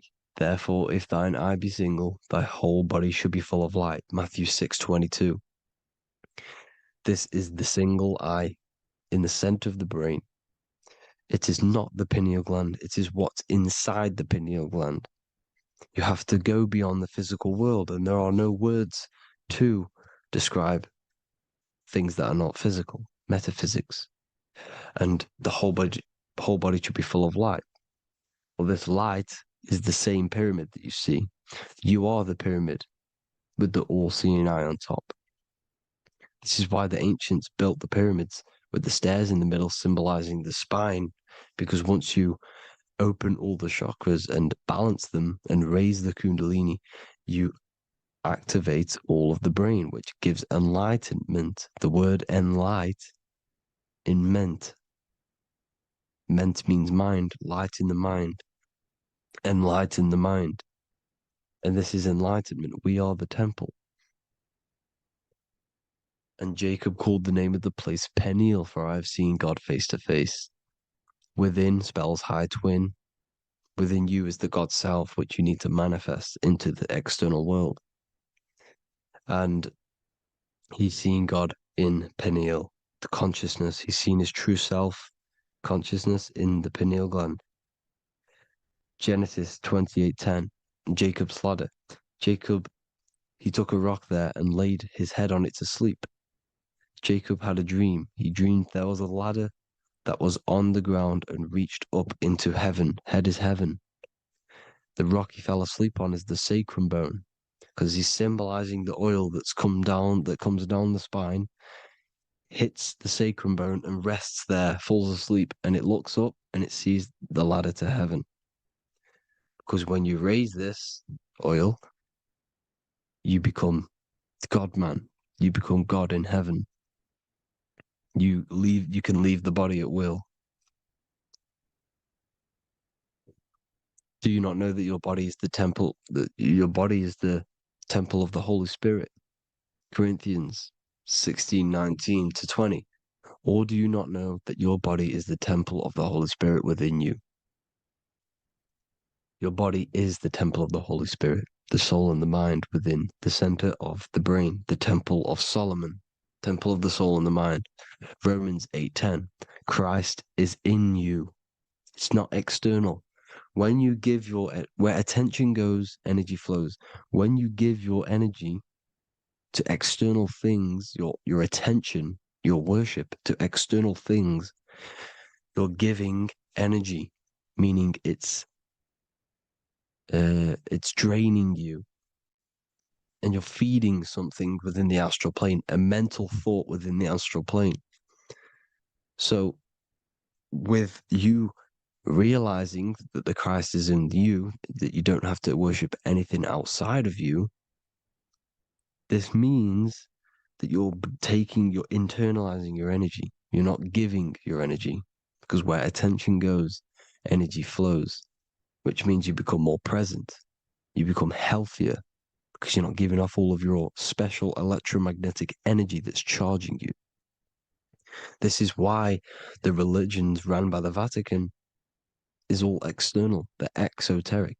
Exoteric means external teachings. The esoteric is the internal, the hidden teachings. In Psalms 82, I have said, ye are gods, and all of you are children of the Most High, because we are the Most High, split up into individual bodies. That's what consciousness is. Consciousness is the Most High, and we have to raise ourselves to the Most High. Brahma, Vishnu, Shiva, the Father, the Son, and the Holy Spirit. Why is it always a trio? It's a trio because it symbolizes us, the soul, mind, and body. The mind is the bridge for the soul to be in the body. What is the soul? It's the life force. It's the watcher. It's the all-seeing eye. The soul sees into different realities, and it gives life to the body of every reality it goes in. This is why you always see light around the all-seeing eye, because it is the energy, the life force, the light, life, L-I. Life is light. And it's the eye because it sees into the different realities. It sees into the dream world. When you're going to sleep at night and you dream, it's not a dream. It's another reality. You're a multi-dimensional creature. We live in a multiverse. There's infinite amount of views. And there is a version of you which is the highest self in a reality somewhere. And this eye has the ability to switch realities, which is exactly what astral travel is. Astral travel is the ability to switch reality beyond the 3D construct of this world. The Father, the Son, and the Holy Spirit, Brahma, Vishnu, Shiva. Brahma, the soul, inhabits different bodies. This is why they have different heads. Vishnu, the mind, symbolizing gnosis, meaning knowledge. This is the serpent. The serpent symbolized knowledge. Shiva, the body. Father, the Son, and the Holy Spirit. The bird, the soul, because the bird symbolizes the soul. This is why you have here the Egyptians showing you the soul leaving the body. Here you see here with the twin head, the same head, and it's a bird. This is the soul self. This is the ego self. The Egyptians knew this. They knew all of this. Of course they did. Now, the whole story of Jesus is all metaphorical for the process which goes on within your body. Your neck and head is the holy grail which the sun and the moon creates. Sorry, the sun and the moon creates the fluid within the holy grail, the brain, the skull. And the moon creates the milk. Sorry, the moon makes the milk. The sun makes the honey, the land flowing with milk and honey in the Bible. The land flowing with milk and honey is the center of the brain in the Holy Grail. Here you see the Masonic artwork showing you the sun and the moon creating the fluid in the spine. Here's the serpent. Serpent symbolizing the two Kundalini channels, the Ida Pingala up the spine. Here's the furnace raising the Kundalini, raising the oil, heating it up and rising it to the crown. You see? So here you see more Masonic art, seeing the sun and the moon creating the holy fluid in the brain, in the cup, filling the cup. This is why it's a cup, because it's the Holy Grail. This is the holy oil in the center of the brain that gets released down the spine, which is Jesus coming down from heaven. It comes down the spine, down the River Jordan in the Bible. This is when Jesus goes from Nazareth to Jerusalem. He comes down the River Jordan, and Joseph and Mary are in Nazareth waiting for Jesus' return. Joseph and Mary symbolize the pineal and pituitary gland, which produce the two oils created by the sun and the moon. And he returns. When he returns, he gets crucified at 33, because the 33 vertebrae at the back of the spine, and it crosses the vagus nerve. The crucifixion of the oil past 33 vertebrae creates God-man, and it creates your higher self, and it activates 100% of the brain. And you turn into spirit, you turn to your spirit self. This is why Jesus dies. He didn't physically die, it metaphorically dies, and becomes his higher self. The ego self is left behind. It's the same with the whole story of Jesus. Jesus comes down from heaven, which is the oil. He dies in the cave for 3 days, which is the oil hitting the cave. Here's the cave. And resurrects after 3 days. If you resurrect the oil, comes up and gets crucified at 33 in Golgotha. Golgotha translates to a place in the skull. The three wise men from the east. Well, if you look at the Masonic artwork, they'll always show you a ladder up to the east. Okay? Here you see north, south, west. This would be east. Here you see east here. East here. The ladder up to the east. The east is the top, up. Three wise men from the east. The thalamus, pituitary, and pineal gland in the center of the brain. The most important glands in the body. Here you see the Egyptians with the spine, the sun, and the two hemispheres of the brain. What did I say at the beginning? The sun is the soul. The sun is its own source of energy. It's the life force, which gives life to anything it inhabits. The soul is the same thing. That's why sun and soul mean the same thing. So, what I'm saying is consciousness is God. And this is why when it refers to as God in the Bible, it means your higher self, pretty much. And returning back to this higher self, because God is something that you need to manifest. Consciousness is God, and your body is a reflection of the creation by God. This is why everything in the body corresponds with the stars. The stars rule the body. We are an image of the stars. This body is an image of the whole of creation. Aries rules the head. This is the cerebrum, the ram in the brain. Here's the ram, Aries. And we have something called the cerebrum, Aries, the ram. This is the Lamb of God moving to the higher mind. Taurus, which is the lower brain and neck, the cerebellum, the bull Taurus, the lower mind. And the cerebrum and the cerebellum, the ram and the bull, is what makes you ramble on. Ramble meaning walking. The higher mind and the lower mind working together makes the body ramble. Ramble is what makes you walk along. Thank you to Santos Bonacci. Gemini, the two twins, rules the two arms, the hands, and the lungs. These are the two twins of the body. Sagittarius, the horse, which rules the hips. Hips means hippo. Hippo means horse. Hippopotamus means water horse. Hippo means horse, and this is why we call them hips, because horses have massive hips. Capricorn, the kneecaps. Pisces, the two fish, the 2 feet. Then they make us swim. We are an image of the stars, people. Well, the body is anyway. Consciousness is God, and the body is the image of the whole of creation. It's a reflection of the whole creation, as above, so below. 12 systems in the body, 12 cranial nerves for the 12 constellations, 12 cell salts. The body's made out of 12 cell salts.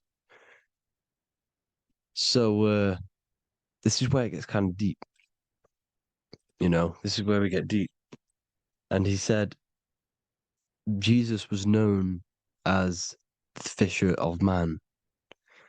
And fisher of man, meaning man does not mean man as in the male. Man means mind. He's the fisher of minds. So the Bible is not patriarchal. It's not patriarchal. Man just means mind, pretty much. So the fisher of mind, man, because he was fishing minds out of this reality into the higher realities. He was teaching people how to leave the body when he walks on water. Walking on water is the physical, etheric, astral, and mental. These are the different planes of reality. The ether is the either, because the ether is the substance that's on either side, astral and physical. It's the 5th element, is ether.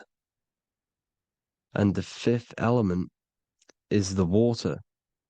The same water at the beginning of the Bible when it says, let the firmament divide from the waters above from below.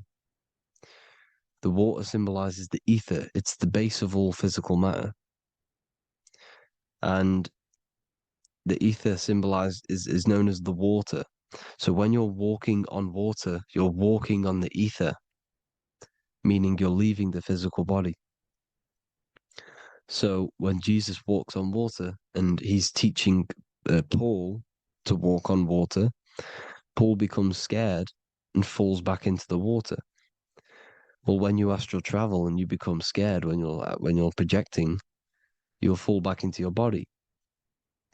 So he's pretty much saying walking on water is leaving the body, and walking on the ether, because the ether is the veil between the astral, and that's what devil means.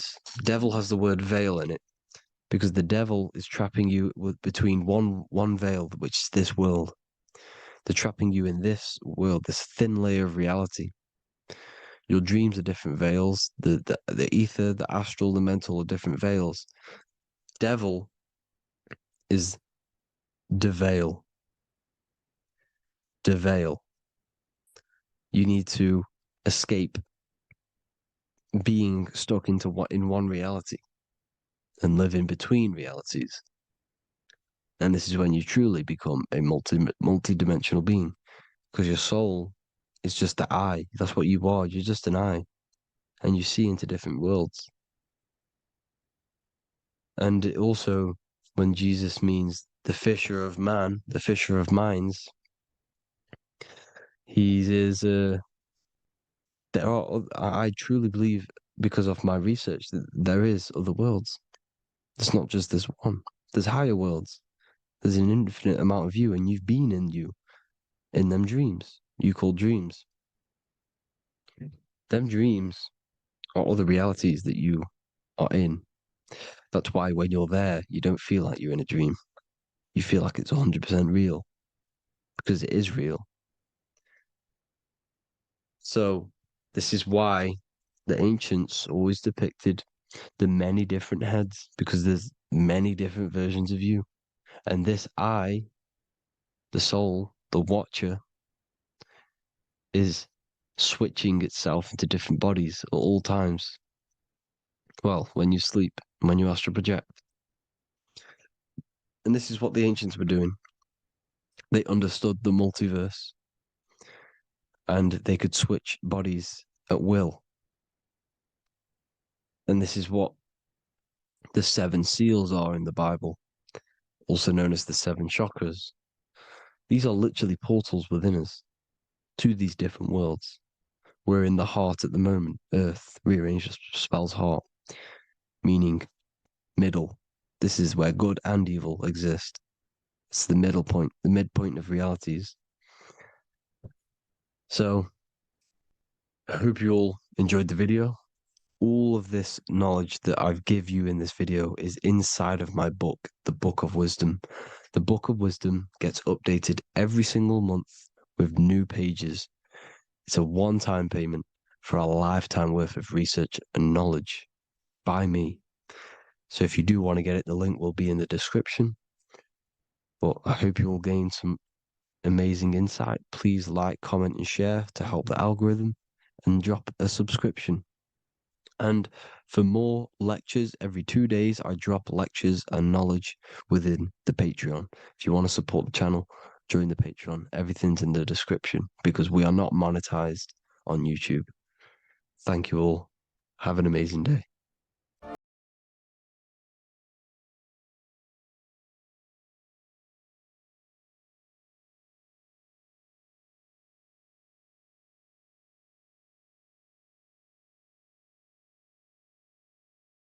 Many people around you have probably sold their souls. It's more popular than you think, and it's very easy to do. Selling your soul is not something that you can just go and meet the devil and do it. It doesn't work like that. But before I tell you exactly how you can sell your soul and how not to sell your soul, what is the soul? So looking at Jesus, we always see 2 lights surrounding his head, one surrounding the heart. And as of course, if you've been watching my channel, you know Jesus represents you. He represents the divine essence of the universe made in human form. Each one of us possess a fractal of God's infinite consciousness. We are all God. We are all God experiencing himself in a 3-dimensional divided form, separated from his oneness. God wanted to experience himself, so he made this world.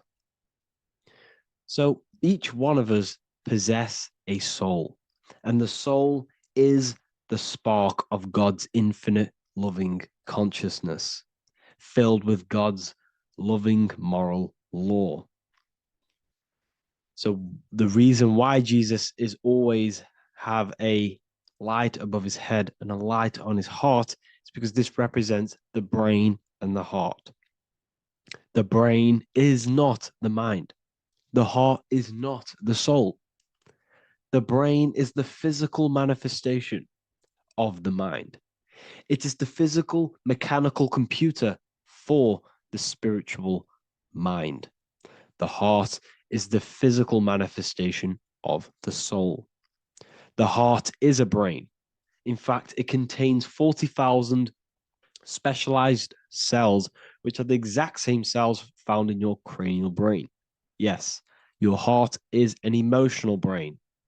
Your cranial brain is a thought brain. It's a computer. Okay? Everything that exists physically exists non-physically. This is what the ancients called spirit, just means invisible force. The mind, the thoughts are not made of atoms. You can't touch, you can't find tangible thoughts, imaginations. These things exist spiritually in metaphysical counterspace. It's the same with your emotions. The emotions are spiritual. They are not physical. You can't touch them. So thoughts are the language of the mind. Emotions are the language of the soul. Sometimes we can become eluded by thought, and we can become eluded by emotion. If we are led purely by emotion, we can create illusions in our perception. The same if we rely only on thought. We must balance these two. Okay? So the mind is the creator. The soul is the operator. Every thought we think is being judged by our soul. The soul is the judge. The soul tells you what is right, what is wrong. And even the Freemasons depict this spirit and matter in their black and white checkerboards. White is spirit, black is matter. Matter is dead, spirit is life. This is what this represents. Physical reality is not just physical. For every physical object, for every physical manifestation, there is a spiritual force bringing it into existence. Consciousness brings everything into existence. Before you kick a football, there is a change in your inner consciousness before you take that action of kicking the football. Everything exists in spirit before matter. You existed in spirit before you were physical. We also see this in alchemical Freemasonic artwork. This represents the clouds. This is the mind. This is the heavens. And then coming down into the heart, which represents the earth. The light entering the mind into the heart, because every thought we think is being judged by the heart. The heart speaks to you through emotion. The soul speaks to you through emotion. Every thought you think, your heart is telling you that is right, or it's telling you that is wrong. Why? Why is this? Emotions can guide us, okay? Emotions are the language of our soul. Our soul guides us to our soul purpose. Each one of us contains a purpose in this physical life. There is a reason you are alive. There is a reason why you came from spirit into a material reality. Your jealousy reveals where you need to be in life. If you are jealous of someone, this is your soul saying you need to be there. That's where you need to be. Your fear reveals your greatest growth in order for you to reach your life's purpose. If you fear something, this is your soul telling you you need to overcome this in order to reach your life purpose. This is the next obstacle. The soul, your life purpose is not found in your passion. It's found on the other side of your greatest fear. The soul's always seeking, it's always seeking truth. It's always seeking to expand, to learn. The soul must go through pain in order to overcome, in order to grow. That's why we are here, to grow and expand and create. We also see this in alchemical artwork. Again, the mind in the clouds, the heart and the soul. They must work in unity. Each one of us contains the spark of the divine, which is the soul. Okay? Which is the soul. This is the operator. G-O-D, generator, operator, destroyer. The generator is the mind. The operator is the soul. The destroyer is the body. Everything will generate, everything will operate, and everything will die. That's the Trinity, the Father, the Son, the Holy Spirit. There's always a Trinity, Brahma, Vishnu, Shiva. Okay, so each one of us contains God's law, and it's encoded within our consciousness, within our soul, within our heart. That is what's judging everything you do. Every time you hurt someone, you can feel it. If you've ever punched someone, you can feel it. You know it's wrong. If you've ever stole something from someone, it doesn't matter what you've learned in the past. If you steal something, you know deep down within your soul it's wrong. This is because each one of us are encoded with God's law of love and integrity. I don't care how tough you think you are and how hard you think you are and what you've done in your life. I don't care. You know what is right, what is wrong, because you are encoded with love. Does not matter how far your mind can take you away, how corrupt your mind can become. There is always a spark of love and empathy in your heart, in your soul. You know this when a child. When you're a child, you're not racist. You don't want to hurt anyone. You don't want to steal. As a child, you're pure love, you're pure awareness, you're pure.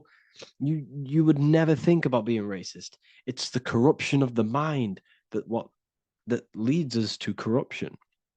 Our soul always wants to do good. So the soul is encoded with God's law. And when we go against this law, this destroys our body. Yes, because your body is electromagnetic, and that's being casted from your heart. So every time you go against the heart's guidance in moral law, we weaken our electromagnetic field, which weakens our body. If you've ever looked at someone who's very negative, you can see them. You can see that they are aging quicker. You look at Scrooge, for example. If you ever watched Scrooge, look at how corrupt he looks. That's his heart. You can see the people's hearts on their face. People who do negative things and have negative thoughts, negative emotions, you can see it in their eyes and their face. It's because it corrupts you. It corrupts the body. It ages the body. Goodness is life. Okay? So can you sell your soul? You cannot sell your soul physically. But what you can sell is your conscience. What you can go against is that moral law. And you can exchange physical material things such as money, fame, cars, houses, business, in order for you can exchange that to go against your inner dialogue. For example, these rappers, celebrities, what are they doing? They're not selling their soul. You can't sell your soul to some entity on the astral plane. But what you can do, you can take money to say, I'm going to go against my heart. I'm going to go against my inner moral law. I'm going to take that money and I'm going to do something wrong. It's basically going against your soul. It's selling your soul's guidance of moral law. That's what selling your soul is. And that's what these rappers are doing. That's why they're so sad. You know, this is why all these rappers are on drugs, doing all sorts of things to escape, to short-term escape what they've done. They're going against their inner guidance for money. And yes, short-term pleasure may be happy for now, but in the long run, it will leave you feeling voidless because nothing material can ever satisfy your soul. Nothing. You could gain £1 million tomorrow, guaranteed within 2 weeks, you'll be back to the exact same position mentally, emotionally as before, because nothing physical can ever satisfy you. Guaranteed, if you received $1 million if you received $1 million now, in a week's time, you'd be hunting for the next million because it does not satisfy you. There's a reason why these billionaires don't stop working, because they're so addicted to earning and earning and earning. It doesn't satisfy you.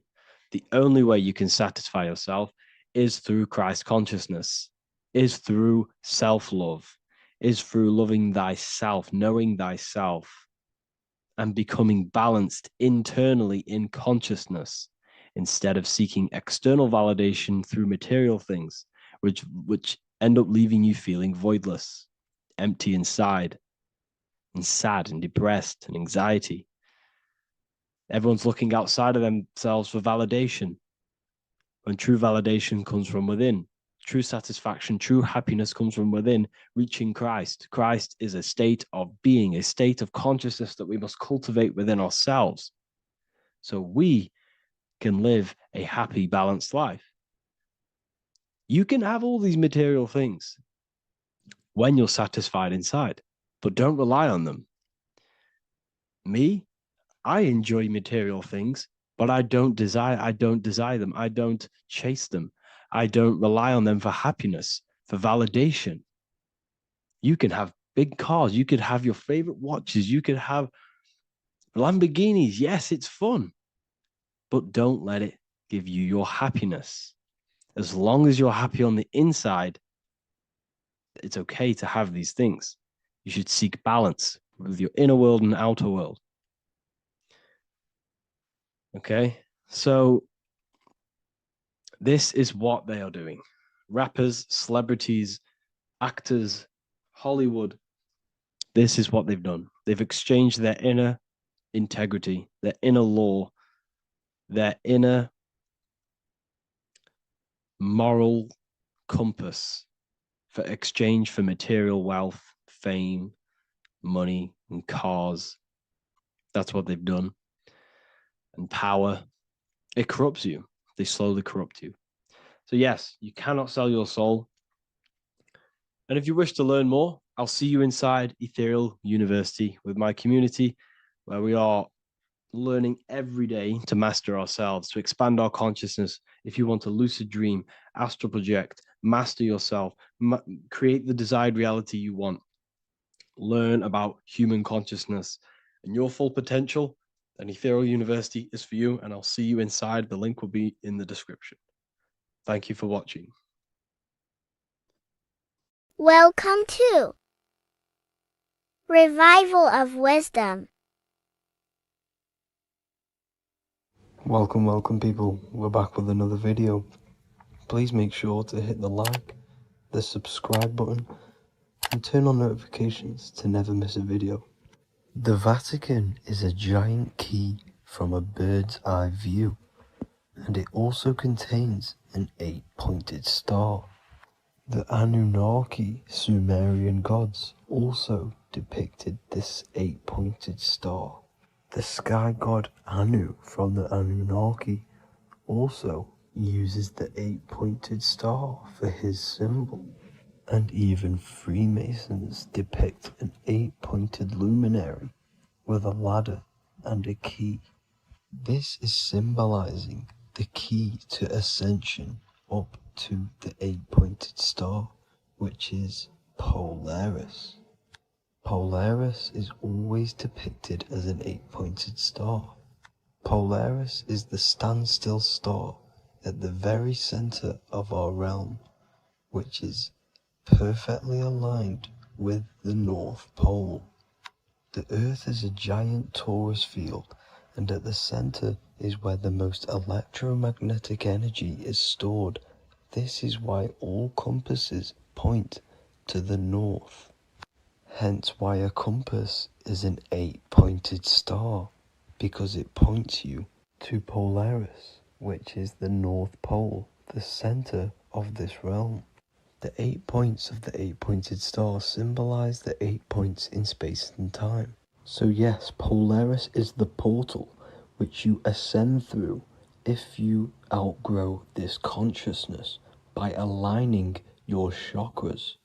Our earthly realm is a macrocosmic reflection of us, and we as humans are the micro reflection, with the earth containing its 7 chakras as well as us.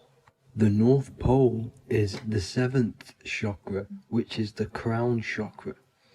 So the key to ascension is held by the Vatican, hence why it's a giant key, because they mislead the masses through their religions, which teaches the masses to look outside of themselves. As stated in the 20,000-year-old emerald tablets, written by the Egyptian god Thoth. On Earth, man is in bondage, bound by space and time to the Earth plane. Encircling each planet, a wave of vibration binds him to his plane of unfoldment. Yet within man is the key to releasement. Within man may freedom be found. So the 7 planets are associated with each 7 chakras. The lowest chakra being the root chakra, which is associated with Saturn. This is why the elites love Saturn and reflect it in all of their symbols. Because the chakras are an ascension of spiritual principles, starting from the material and ascending up to the spiritual, the crown chakra. However, evil love bondage, and they are trapping souls in the physical realm by stopping and provoking the ascension process. They do this by abusing the energy of Saturn, and Saturn is associated with the lowest chakra.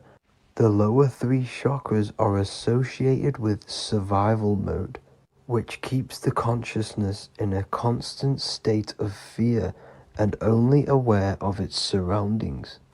Once you start to ascend up your chakras, you become more consciously aware of spiritual deeds. And this is the process of returning back to your true spiritual form. Going back to Polaris and its connection to ascension, Kanye West symbolizes this on his music video 24. As you see him rise up into the sky, you see an 8-pointed shape around him, which symbolizes the 8-pointed star as you see the beam of light. And even NASA symbolized this in their Space Delta logos, a bear holding a key with an arrow up to Polaris, the 8-pointed star. Here's another NASA logo of an arrow from the Earth to Polaris. The series Lock and Key on Netflix is all about portals and doorways, and they have the Kundalini energy as one of their keys. Kundalini energy is the energy which rises up the spine, the 33 vertebrae, and activates the third eye.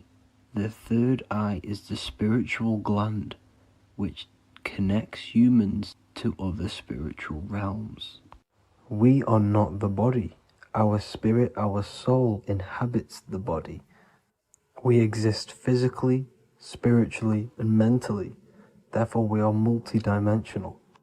The intellectual and spiritual inhabit the body. Therefore, this is just an avatar within this timeline.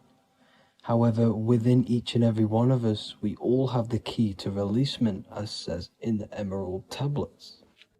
This releasement is ascension, up until higher states of consciousness. As stated in the Emerald tablets, man is in process of changing to forms that are not of this world. Grows he in time to the formless, a plane on a cycle above. And another one saying, man is a flame bound to a mountain, but we in our cycle shall ever be free. Know ye, O man, that when ye have progressed into the cycle that lengthen above, life itself will pass to the darkness, and only the essence of the soul shall remain. That's it for this video. I hope you all enjoyed. Please feel free to leave a like, subscribe, and comment any subjects you want me to talk about. God bless you all.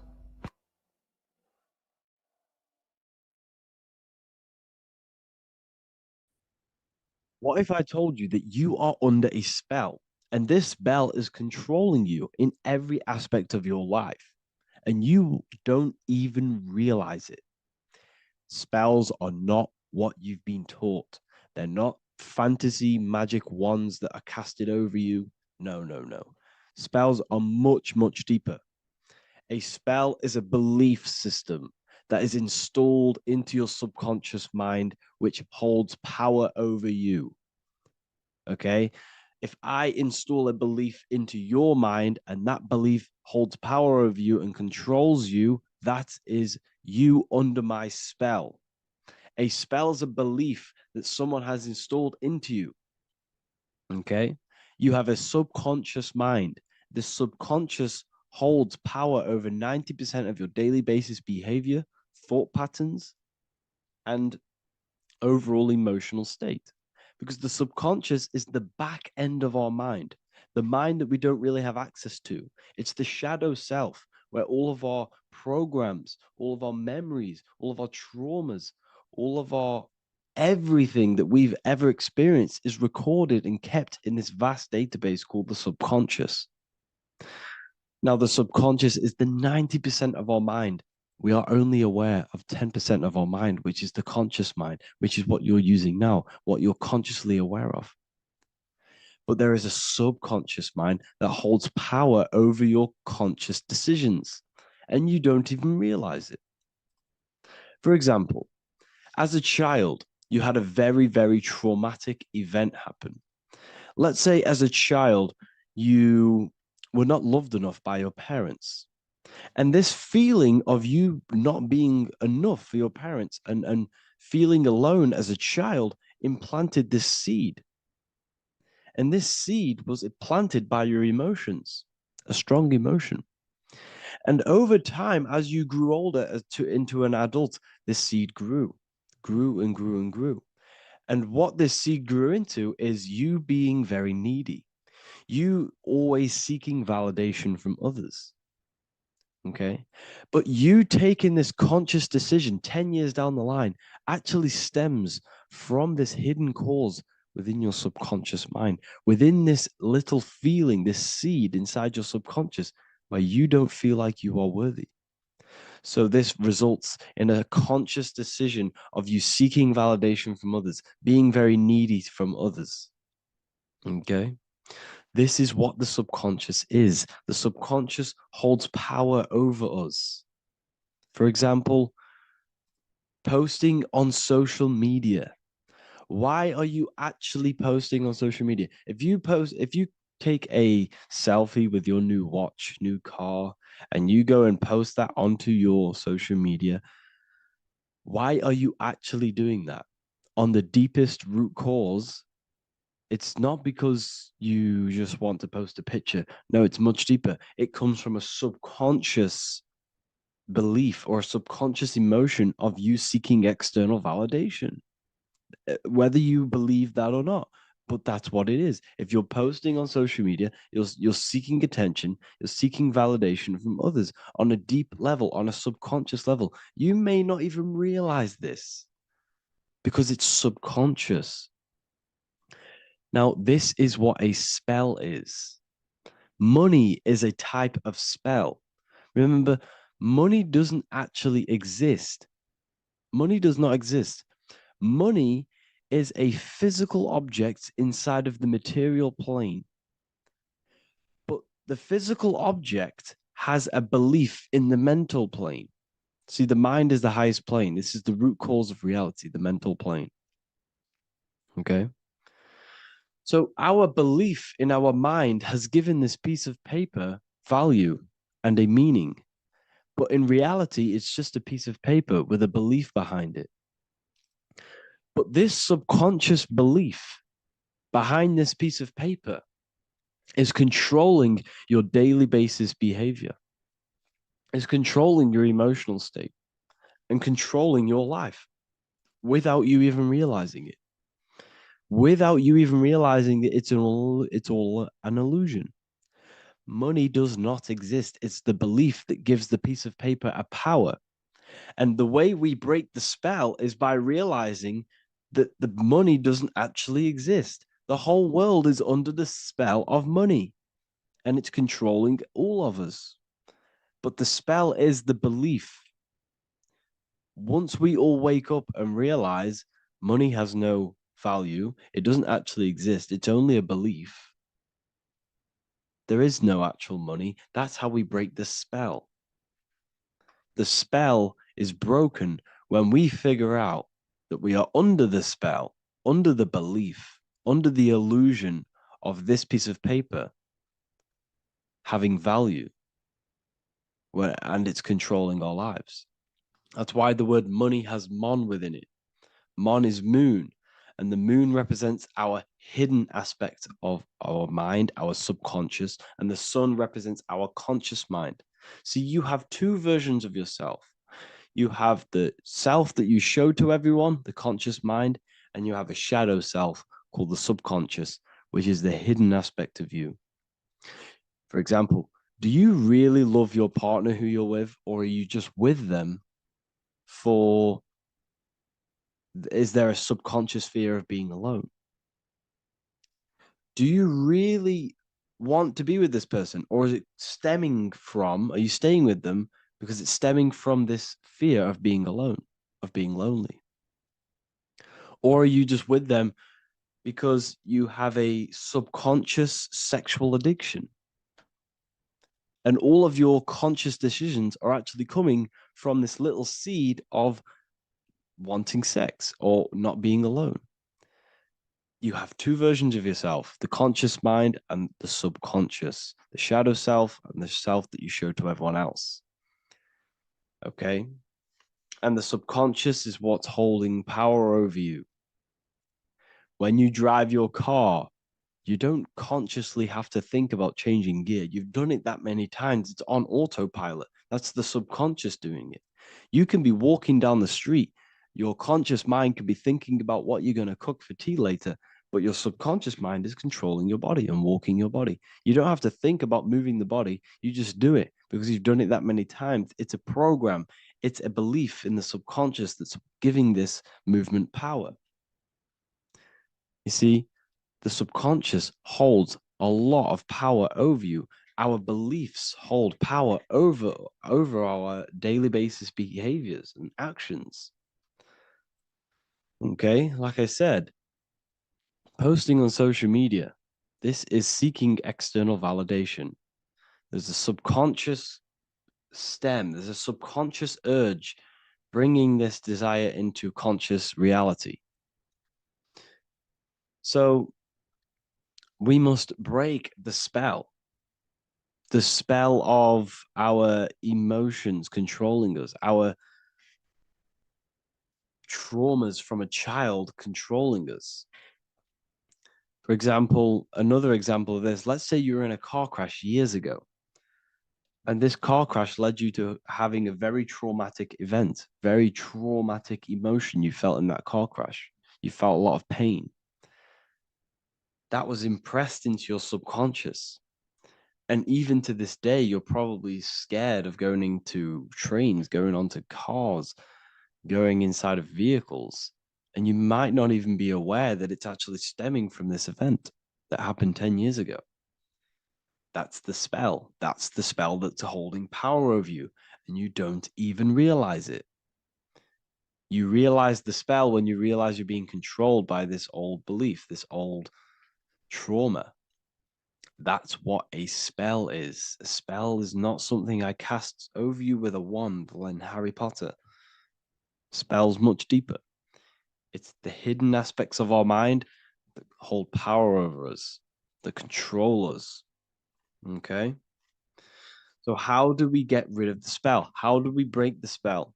By installing new belief systems, by installing new programs into our subconscious. The subconscious is impressed by repetition and emotion. Everything you do on repeat, for example, tying your shoelaces, you can be looking up into the sky, closing your eyes, thinking about what you're going to create for tea while doing your shoelaces. You've done it that many times, you don't have to think about it. That's the subconscious taking over. Okay? That's the repetition aspect of the subconscious. For example, you could probably run down your stairs. You know exactly how to run down the stairs. If I tried to run down your stairs, every staircase is different. I'd probably fall over. But you've done it that many times, you know exactly how to do it. It's what we call ritual. When you have an evening ritual, when you tidy the house, you do your skincare routine, you wash your teeth, that's a ritual. This is what the ancients called ritual.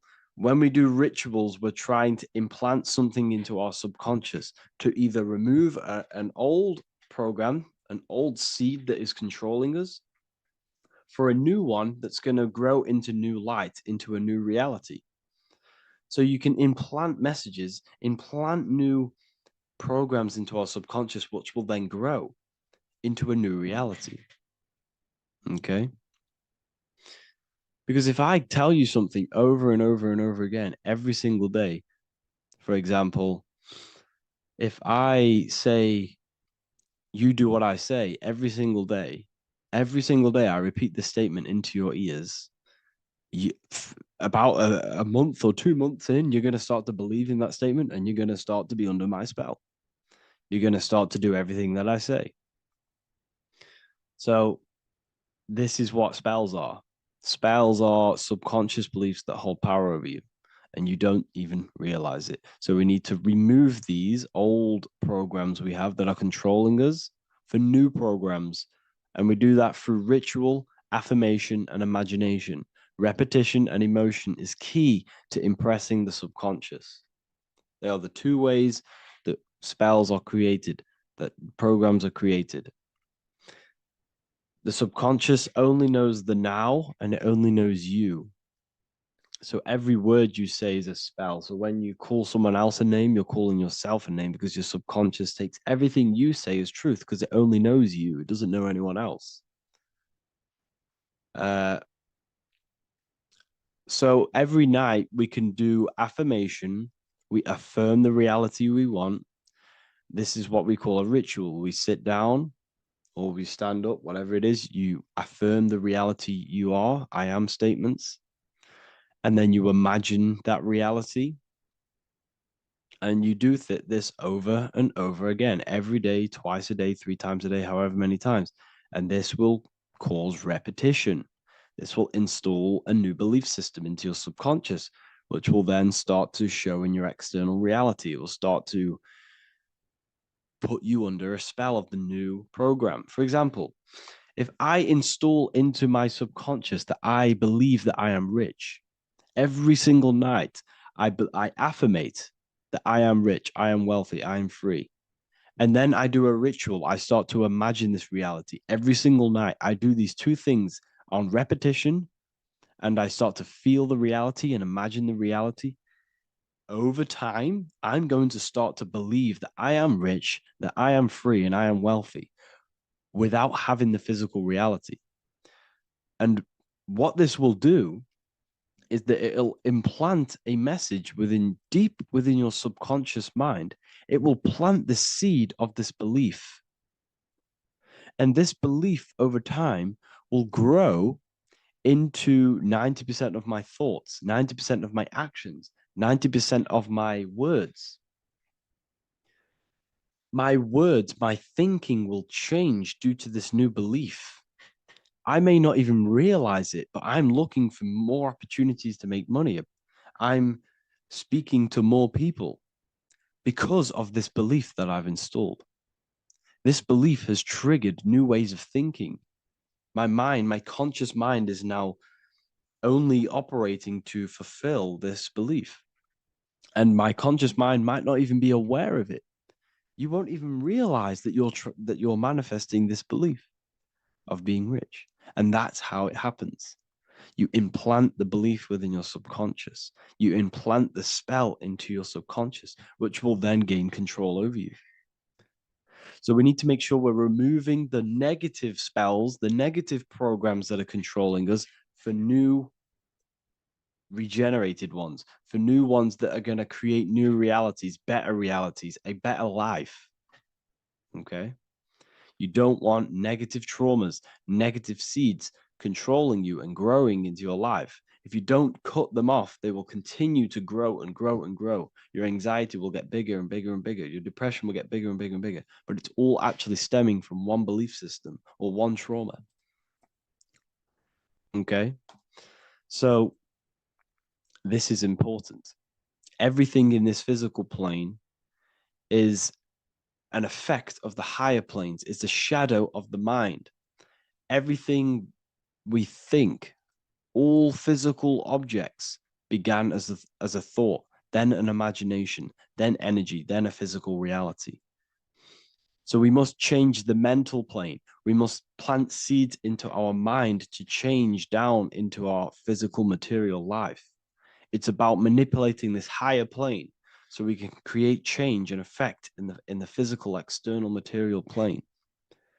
That's what magic is. This is what spellcasting is. This is all what it is. It's not fantasy. This is the manipulation of the higher planes of consciousness, which your mind has access to. You have access to these higher planes. Okay? This is exactly what I teach in my university. I teach different rituals. I teach specific rituals to get rid of certain things, certain belief systems. I teach all different rituals, all different ways for you to create your own reality and live the best reality you want.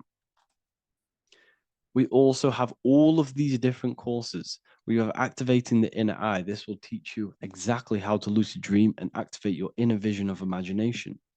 We have the sexual alchemy course. This will give you the power of transmuting your sexual energy into creativity. We have electromagnetism studies. We have esoteric exchange, an exclusive live call that we do every single week, and I connect with all of the students. They can ask me questions, can speak with me one-on-one inside of these live calls. We have the real numerology section. We have the health section. We have a lecture section. Look at all of these lectures we have on occultism, symbolism. All of these lectures are designed to gain you power, to give your personal power back to you, to make you realize things about you. We have a meditation section. We have a library section where you can download all of our library, all of our books, different books on occultism, symbolism, Freemasonry, astral projection. And of course, we have the Manifestation Mastery course, which teaches you exactly how to create reality so you can live that desired reality that you want. This is the last chance to lock in the price of $55 a month. This is less than $2 a day. You can really level up your life because the price is going to increase as the value of the university increases, because there's a new symbolism course coming out. And if you join now, you'll get this course for free, because obviously when this course releases, the price will go up. The symbolism course will teach you the language of esoteric and occult symbolism. I'll leave the links in the description. Make sure to leave a like, comment, subscribe to the channel if you want to see more content. Thank you all, people. Have an amazing day.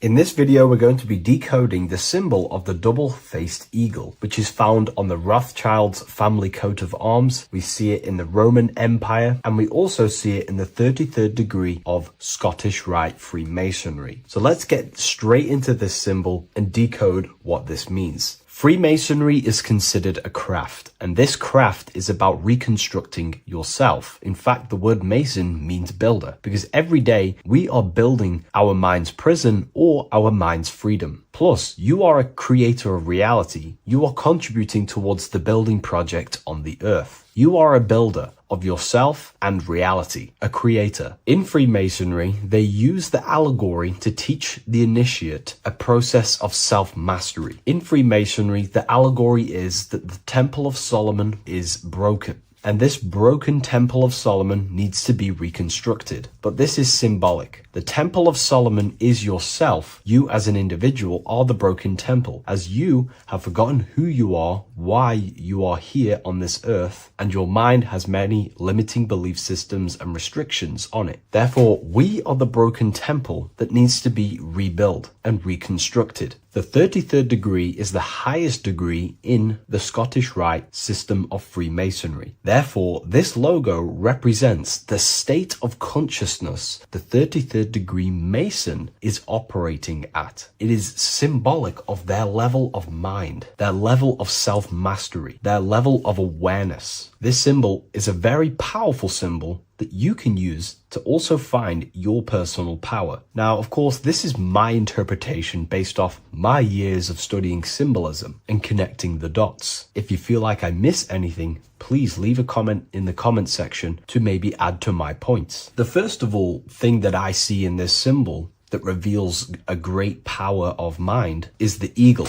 The eagle itself is a bird, and a bird can go on the ground and in the sky. In a symbolic sense, this represents the body and the spirit, the ability to transform from this earth body and then also access astral projection and the spirit. The bird sees things from a higher perspective while it's flying in the sky. If you're only in the physical body, your perception of reality is limited to the ground. We do not see much from the ground. This is all symbolic to a level of mind. The bird can see things from above. It sees the earth from a top-down view and sees the whole, sees things from a higher perspective, symbolic of the mind of a 33rd degree Mason who understands who they are, what reality is, what consciousness is, and the human psyche. Their level of intelligence allows them to see reality from a higher perspective, and they also have the mindset of seeing things as a whole, which is a great truth. We are all part of a greater whole, the unfolding of creation that is taking place in the present moment. We are all unfolding creation as a collective consciousness, and we are part of a greater whole building project. So this bird, or the eagle, is symbolic of seeing things from a higher perspective and possessing a higher consciousness. The double-faced eagle, one eagle looking left, one eagle looking right. This is symbolic of the past and the future mastering time. The way an individual masters time and masters the power over time and gains their power over it is by using the past and the future. The way we master time is by looking into our past and see what thoughts, emotions, and actions have led us to this very moment in the present moment in our lives. By looking into the past, you can see what thought, emotions, and actions have led you to this very point in your life and see the mistakes in your thought processes,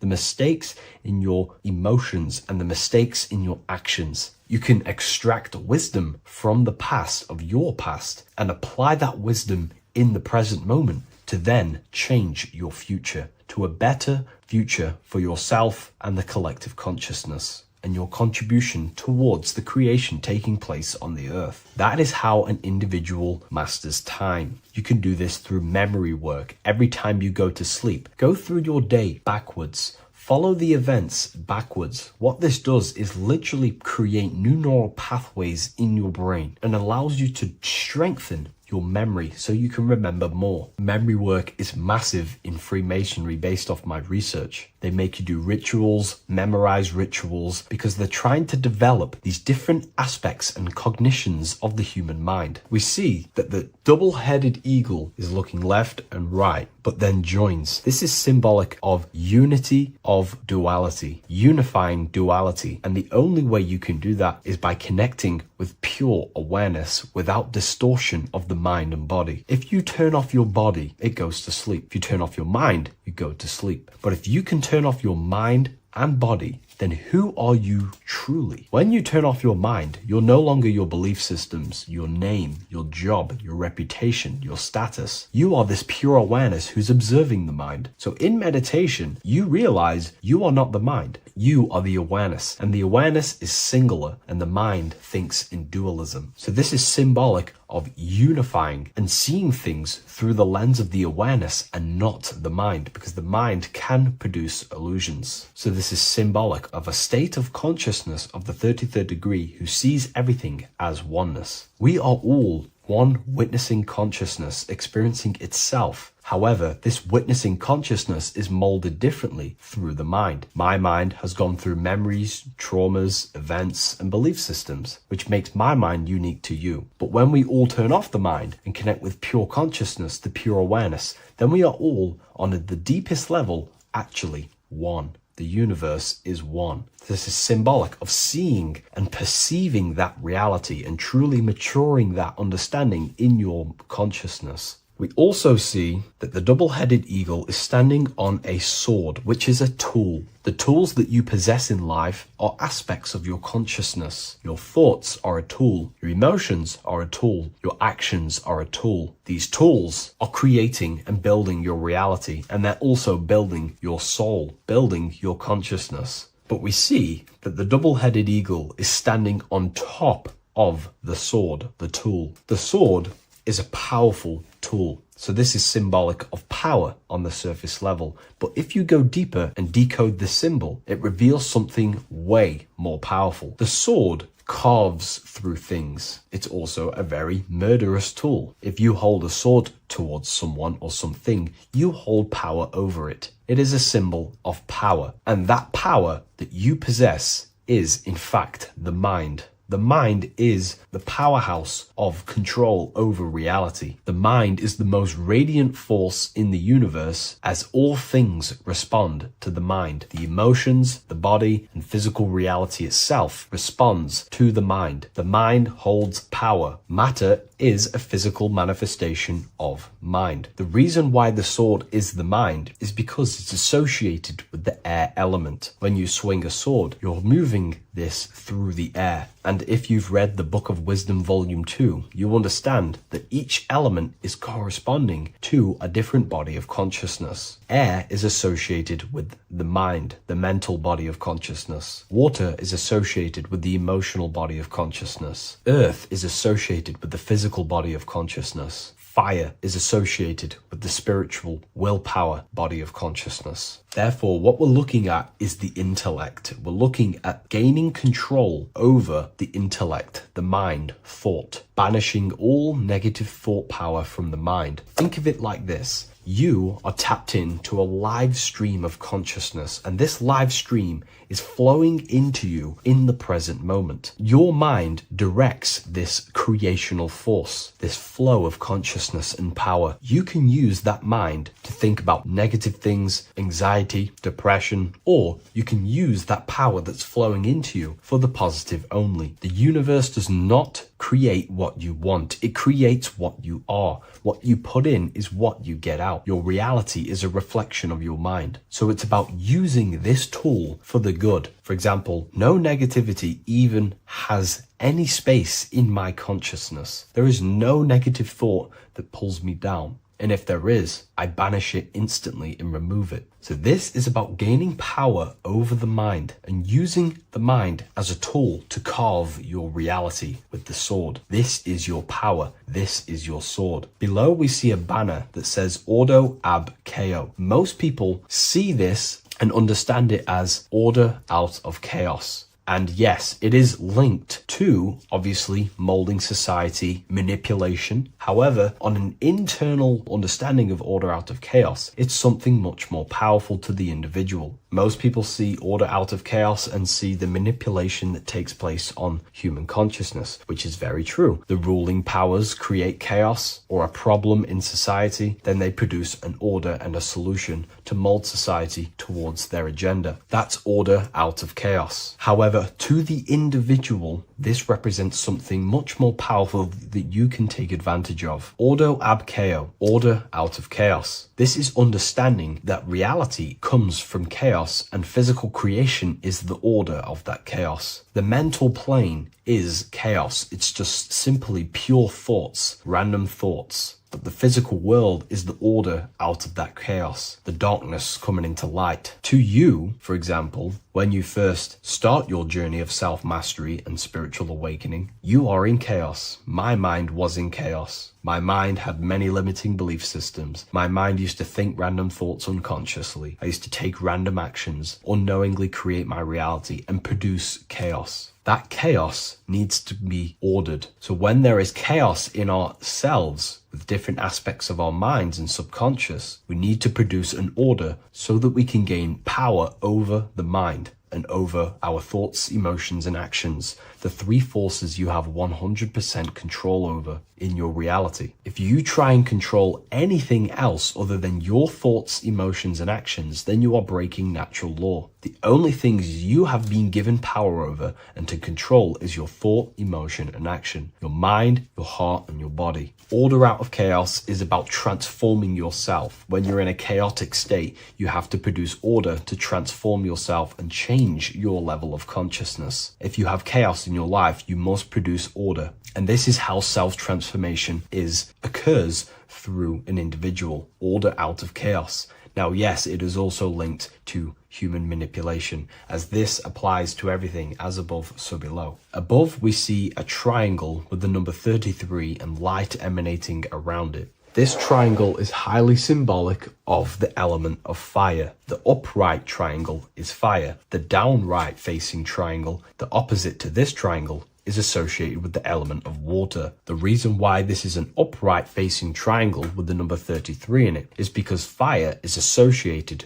with dissolving. If I place this pencil in fire, it will burn this material into its raw form. Fire is about removing the illusions in our mind to gain power over it. It's about dissolving all the illusions in ourself, the false belief systems, the negative subconscious programs and thought patterns. This is about destroying them and producing order out of them. It's about removing the veils of consciousness so you can figure out who you truly are. If I burn this down, it will reveal its raw essence. It's the same with consciousness. If you want to figure out who you truly are beyond your mind, emotions, body, then you have to remove the veils of consciousness. You have to dissolve the mind by meditation and stillness. You have to dissolve the nervous system by keeping very, very still. And you will connect with pure awareness and can connect with lucid dreams and out-of-body experiences. It's like finding a needle in a haystack. If you want to find a needle in a haystack, you don't go looking through the haystack to find the needle. You burn the haystack and the needle reveals itself. That's how you truly connect with who you truly are. And this is why it's associated with the number 33 also, because the number 33 is the symbol of rebirth. Jesus dies at 33 and ascends to heaven. The human mind is fully developed at the age 33. Ice melts into water